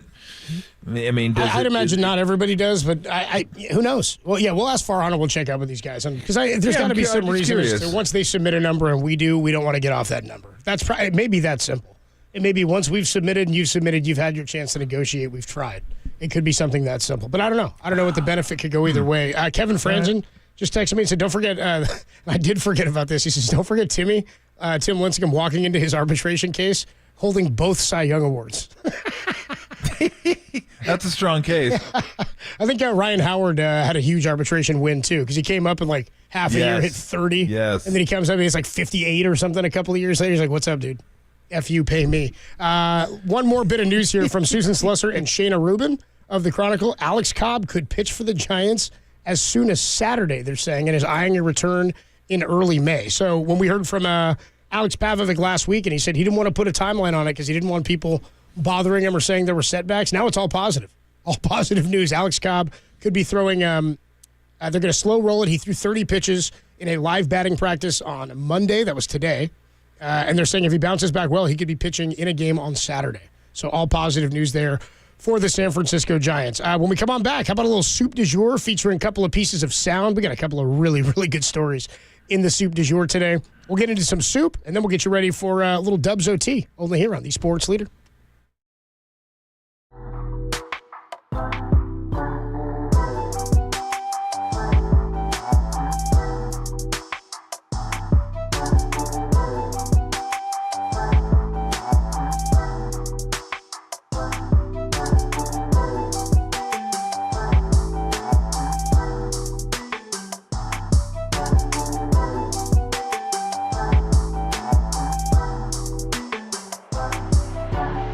What's going on, everybody? Adam Copeland here for Underdog Fantasy. Look, it's the best place to be playing fantasy sports and trying to make a little money all week long. That's right, a fantasy game where you can win real money. Underdog Fantasy in their Pick'em game is great for the NBA season because we got games on each and every night. The Pick'em game is where you select between 2 and 5 players from at least 2 different teams. You select higher or lower on the player stats. If the picks hit, you can win up to 100 times your money. It's awesome. It's legal in California, and it's great to play along as you watch teams like the Dubs, who are back in action tonight. Underdog is super easy to play, and it's even easier to get started. All you have to do is go to UnderdogFantasy.com or download the Underdog Fantasy mobile app. Sign up with promo code KNBR, and Underdog will match your first deposit up to $100. Plus, they'll give you a mystery special pick to use with your first pick'em entry. That's Underdog Fantasy. Promo code KNBR to get your first deposit of $10 or more, up to $100 match, plus your special pick. You must be 18 or older and present in a state where Underdog Fantasy operates. Terms apply. Concerned with your play, call 1-800-GAMBLER or visit www.ncpgambling.org.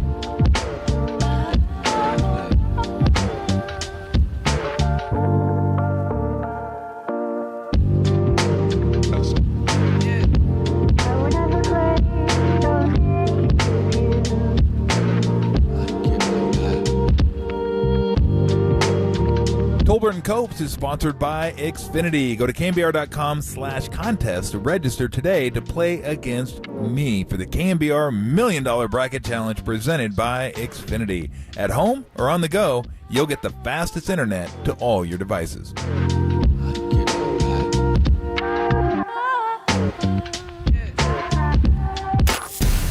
Excuse me, Flo? It's that time of day. What is the soup du jour? It's the soup of the day. Tolbert and Cope's Soup du Jour. That sounds good. I'll have that.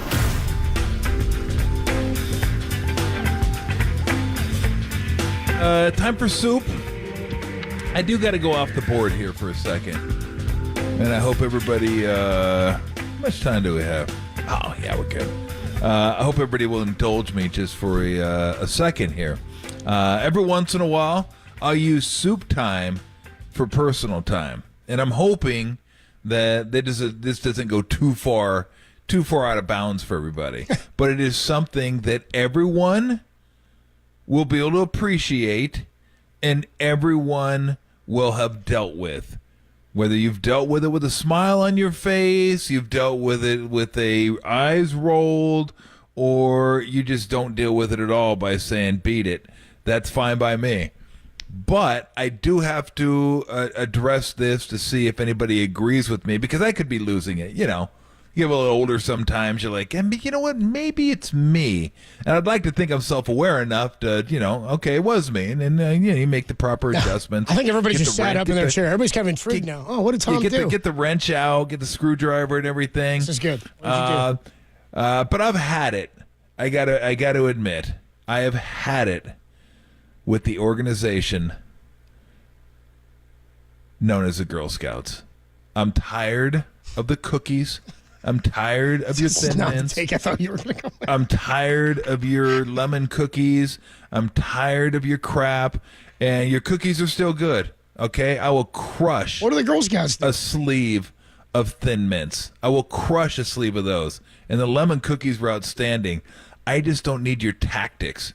Stop hawking me. When I tell you I don't want your cookies because I've already bought cookies, don't ask me 3 minutes later if I want your freaking cookies. I don't want your cookies. I have your cookies. And at $8 a box, I can only afford so many cookies. Maybe if they were like $4 or $5 a box like they used to be, I'd get some and just throw them out the car window and let somebody else pick them up. But I can't afford that anymore, can I?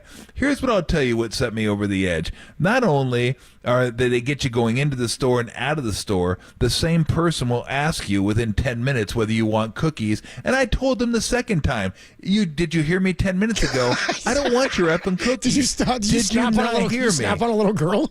No, I wouldn't. I thought about it, but I didn't. They're little girls. I love the little girls. They're fine. But let's be honest. when do you ever see them except for cookie season? We don't know what they're doing. We don't know what the Boy Scouts are doing. Boy Scouts pick up Christmas trees. Girl Scouts give out cookies. Other than that, when do you they see could be. Look, what are they doing? It's possible. Yeah. I highly doubt this, but it's possible they could be cooking up some sarin gas somewhere. Probably not, but who knows? I never see them. Do you ever see Girl Scouts at any other time except for cookie season? Yeah. No, you don't. Do you ever see Boy Scouts other than time to pick up your Christmas tree? No, you don't. Yeah. But I'll tell you what. Here's what got me, and I didn't say anything because I'm not that low. I'm low enough to rant about it, though, obviously. But I'm out eating in an outdoor restaurant yesterday, and the Girl Scouts, one of the Girl Scouts is there, and her mom's there. Mom's making a little girl do the work. But so it's an outdoor restaurant. What's up, Mom? And you can't help but see the cookie stand. You can't help but see it. It's right there. All the cookies are on this table that they set out. They got the green cover, and then all the cookies there. And then the girl has a sign over her shoulders. It was like that sign that Bruce Willis had to wear in downtown New York, except it had different lettering and didn't say the same thing in Die Hard 2 or 3. I forget what one it was. It said 3. It's with a vengeance. Yeah, thank you. He didn't say, hey, Zeus. He said, hey, Zeus. Yes, exactly. But she had the cookies and the prices on it and stuff. And she's walking outdoor, like between all the tables. And like, I can see where the cookies are at. If I want your cookies, I can take 30 steps to get your cookies. I don't need you coming right in front of my table asking if I want cookies. Oh, see, now you're a captive audience and they're walking to your table? Yes. That's not okay. And not only that, I said, no, thank you. And then she came back a second time before I had a second bite of my damn omelet. I'm like, let me get through my omelet, okay? Then I'll answer you. It's going to be, no, I don't want your stupid cookies because I already have 5 boxes of them at home. Because, look, I'm an a-hole, but I'm not that big a-hole. I bought cookies, okay? I took care of the Girl Scouts, even though I don't want to put Thin Mints in my house because once you open them, it's like a drug. It's like, forget Ruffles. I mean, these things, you eat one of these things, you might as well eat 7 Thin Mints. You cannot get away with one Thin Mint. It's like everyone, they do it to us because it's one time a year you get Thin Mints, and everybody's like a crack addict for Thin Mints when it comes to that one time a year. You're like, oh, give me some Thin Mints. Give me some Thin Mints. Got boxes of frozen Thin Mints from last year. I think. Yeah, everybody loves the Thin Mints frozen. Yeah, I can't do that because then it'll last longer, and I don't need them to last longer. But I wanted to tell the little girl, we can see the table, right? Well, where are you going to go? It's right there. If I want your cookies, I will take literally, and I counted it because I'm that type of guy. I want to be, I want to be accurate. It was 22 steps from my table. 22 steps from my table that I could get to the table where the cookies were at. So I don't need you coming over here with your sign and your uniform with your little sash and pins on it, asking me if I want cookies, not once, not twice, not thrice, but 4 times while I'm eating. Now, I'm not going to blame you for that. I am, however, going to blame your mom for that. Your mom should have said, you know what, let these people eat a little bit. Comes from upbringing. Walk over there again. I mean, teach your daughter some manners, okay? And you know what? I'm really risking my neck here because this was at a golf course, outdoor restaurant, like a mile and a half from my house that I go to a lot. I might even know this woman. I do. I probably won't know her anymore after tonight. Yeah, but, yeah, right. But I'm sorry. Well, you got some support, Tom. A lot of support. I hate to say it. The girls are great.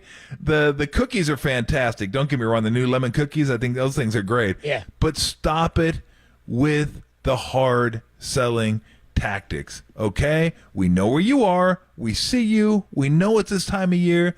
In and out of Safeway. That's fine. You asking me if I want your cookies doesn't make me more likely. In fact, it makes me less likely to buy the cookies. I see it, and I'll be like, you know what? Yeah, I want to get some cookies. Yeah, I'll go over there. I'll give you $20. Give me 4 boxes. I'm good to go. I'm out. But when you ask me in and then you ask me going out, and you like they're making me almost curse in front of like little girls. Like, it's their fault if I go no, if I don't, like, I'm not going to say F, I'm going to say the word. I don't really want any more of your bleeping cookies. Okay, Come on, quit f***ing around. I bet that'll back them off. I bet that'll get them off. I'm going to end up turning off into here. Dave Fleming here in a minute. Like, I just don't like kids, but I do. Hi, Again, I'm Dave Fleming, and I hate kids. Here's what the texters are saying, Tom. Texters are coming in now. 707 says you can always say you already bought cookies, but that already happened. 707. He said he'd done that numerous times. That same texter said, and that's all false about not doing anything. He says, my daughter's a Girl Scout cookie, or as a Girl Scout, and she sold nuts and candy in the fall. No, dude, not to me, she didn't. Dude, she's selling that nuts if the girl, and keep that ass away from my Safeway. I don't want to see a Girl Scout unless you get a box of Thin Mints. To Tom's point, so if you try to sell me nuts and what was the other thing? Nuts and candy outside nuts of a Safeway, bolts, I might flip I might flip your table over. I might be like, get the hell out. Come back in the summertime when you got some cookies. All right. 408. Here's one of my 415 checks in, Tom, on the sarin gas. Says, those the chemical warfare merit badge is always a tough one to obtain. I saw one of the Girl Scouts wearing a mask. I didn't know what it was, and I put two and two together. So I was just trying to. There you go. I was just trying to come up. But look, here's all I ask. I buy the cookies. The girls are fine. It's more on the parents here. Because look, when kids screw up, it's always on the parents. Let's be honest. Come on. Well, Tom, teach your kids some etiquette, okay? They don't be bothering us while we're eating, and that's on you. But here's the deal: we know where you are. I know what you're doing. The girls are so cute that if they ask, apparently not that. You're gonna feel guilt, and you'll reach into your wallet and grab the cookies. Like, I get it. I'm on to your scam. Okay, I get what you're doing there. I don't know if you get a merit badge for selling the most cookies, or you just want to get them the hell out of your house so you don't have to eat them. But here's an idea: just let us come to you, okay? Let us come to you. Hey, Tom, I'll buy your cookies. Stop pressuring me. We got Stop something for you. pressuring me to buy your cookies. You said you were becoming a Larry David fan. You were becoming a fan of Curb Your Enthusiasm. You're turning more into Larry David than you think, dude. I mean, some people are saying, get off my lawn, Tom, huh? A lot of people, some people are with you. 775 says, amen, preach, brother. There's actually an episode of Curb Your Enthusiasm in a previous season years ago. Stop. Larry David gets into it with the girl. Dude, everything comes back to Curb. I'm telling you. They're all real life situations. Here's Larry David. Getting into it. This is on his front porch, right? He's already ordered Girl Scout cookies and paid for them, like we used to with Jen Violet. Then they show up and they want him to buy more. Here's Larry David and the Girl Scouts. Sorry to say, I no longer want them. But Kira said you were interested in buying them. I was interested, and now, as a result of some difficulties with our father, I'm no longer interested. What? Is he not getting any money from me? You can't just do that. Be a gentleman. I am a gentleman, No, young you're lady. not. Oh, You're not. yes, A real gentleman would give us the money. I am a gentleman. No, you're not. Yes, I am a gentleman. You can't just do that. Yes, I'm doing it. No, You go talk to Joe O'Donnell. Ask him why there's not going to be any cookies. Okay, Go ahead. Too bad. Don't forget about, there's also one dude where the kids come to the house for Halloween, and he's like getting into it with them because they're not in a costume. He's like getting mad at them for coming up. He won't give them candy. So we got two other pieces of sound here. We'll just hit them real quickly. These are from last night at the Oscars, dude. I imagine you didn't catch any Oscars. You're not an Oscar guy. No, I missed it. We used to watch it all the time. I didn't watch it at all. It was actually a pretty good one. Jimmy Kimmel was pretty funny. A lot of good bits last night. Here's one of my favorite ones. We'll start with John Mulaney. John Mulaney, noted comedian. He comes out I forget what he's even giving away. But then he starts riffing on one of our all-time favorite movies, or one of the all-time great sports movies. Here's John Mulaney. Or what about that moment in Field of Dreams when we hear, if you build it, he will come? And then Costner does it. He builds a baseball field. Or I guess he doesn't build it. He mows down corn, and then there is a field. And then he's like, I'm going to watch Ghost play baseball. And the bank is like, you want to pay your mortgage? And he's like, nah, I'm going to watch Ghost play baseball. And then he finds James Earl Jones, who wrote The Boat Rocker, which I thought was a real book deep into my 20s. And he's like, people will come, Ray. He's the only one with a financial plan. But what's weird is Timothy Busfield pushes little Gabby Hoffman off the bleachers, and she falls down, and she's unconscious. Then Burt Lancaster is Moonlight Graham, and he comes up and he pats her on the back a couple times, and he's like, hot dogs stuck in the throat. And then he can't go back in the game, because I guess there's a rule in Ghost Baseball that if you leave the field at any point to become an elderly ghost and do the Heimlich maneuver, you can't return to the field. I love Field of Dreams. That should win Best Picture. I guess I'll probably go with something from this year, though. I think that was his punchline at the end there. Pretty good bit on Field of Dreams. If you've seen it. That's hilarious. Pretty ridiculous. And I gotta tell everybody, just so everybody knows, it's a bit. It's a joke. I love the Girl Scouts. Just stop pressuring me. I'll buy your cookies again next year. Hi, I'm Dave Fleming, and I hate kids. I don't hate kids. 209 says Tom hates everything about America. 916 says cookies are for closers, Tom. Cookies for closers. Oh, The man. good news is you're fired. Here we go. One more. So did you see who gave away the final Oscar Best Picture of the night? Who the presenter was? No. Dude, they went with our guy. Oh, Al Pacino. Oh. It's basically really? That's what he was doing. With all the screw-ups, too, as Derek points out, with the screw-ups of Moonlight and all that a couple of years ago, why would you keep giving it to, like, Warren Beatty and, like, Pacino? Dude comes out, he's, like, just as old as can be, and he doesn't do it. Here he is just announcing the winner. Doesn't even deliver. Basically, he doesn't even deliver the phrase right. The music starts playing, and then you can hear him in the background. What's going on? Here's Pacino. Only one will take the award for Best Picture. And I have to go to the envelope for that. And I will. Here it comes. And my eyes see Oppenheimer. Yes. Emma Thomas, Charles Grodin. You hear him in the background? Emma Thomas, he just starts saying the names, and he's like, what happened? The music's dude, couldn't even hear the music going, dude. My eyes see Oppenheimer. What and they're like, do we go? Here it comes. That's a tough deal, dude. Oh, man. All right. There is your soup du jour full of Tom hate and for children, of all things. We'll see when Greg Silver's going to take you all the way up until Dubs OT gets going in just a moment. We'll talk to him when we come on back, and we'll tell you about the new pass rusher, not Leonard Floyd. The Niners have added yet another pass rusher. We'll tell you about it next on the Sports Leader.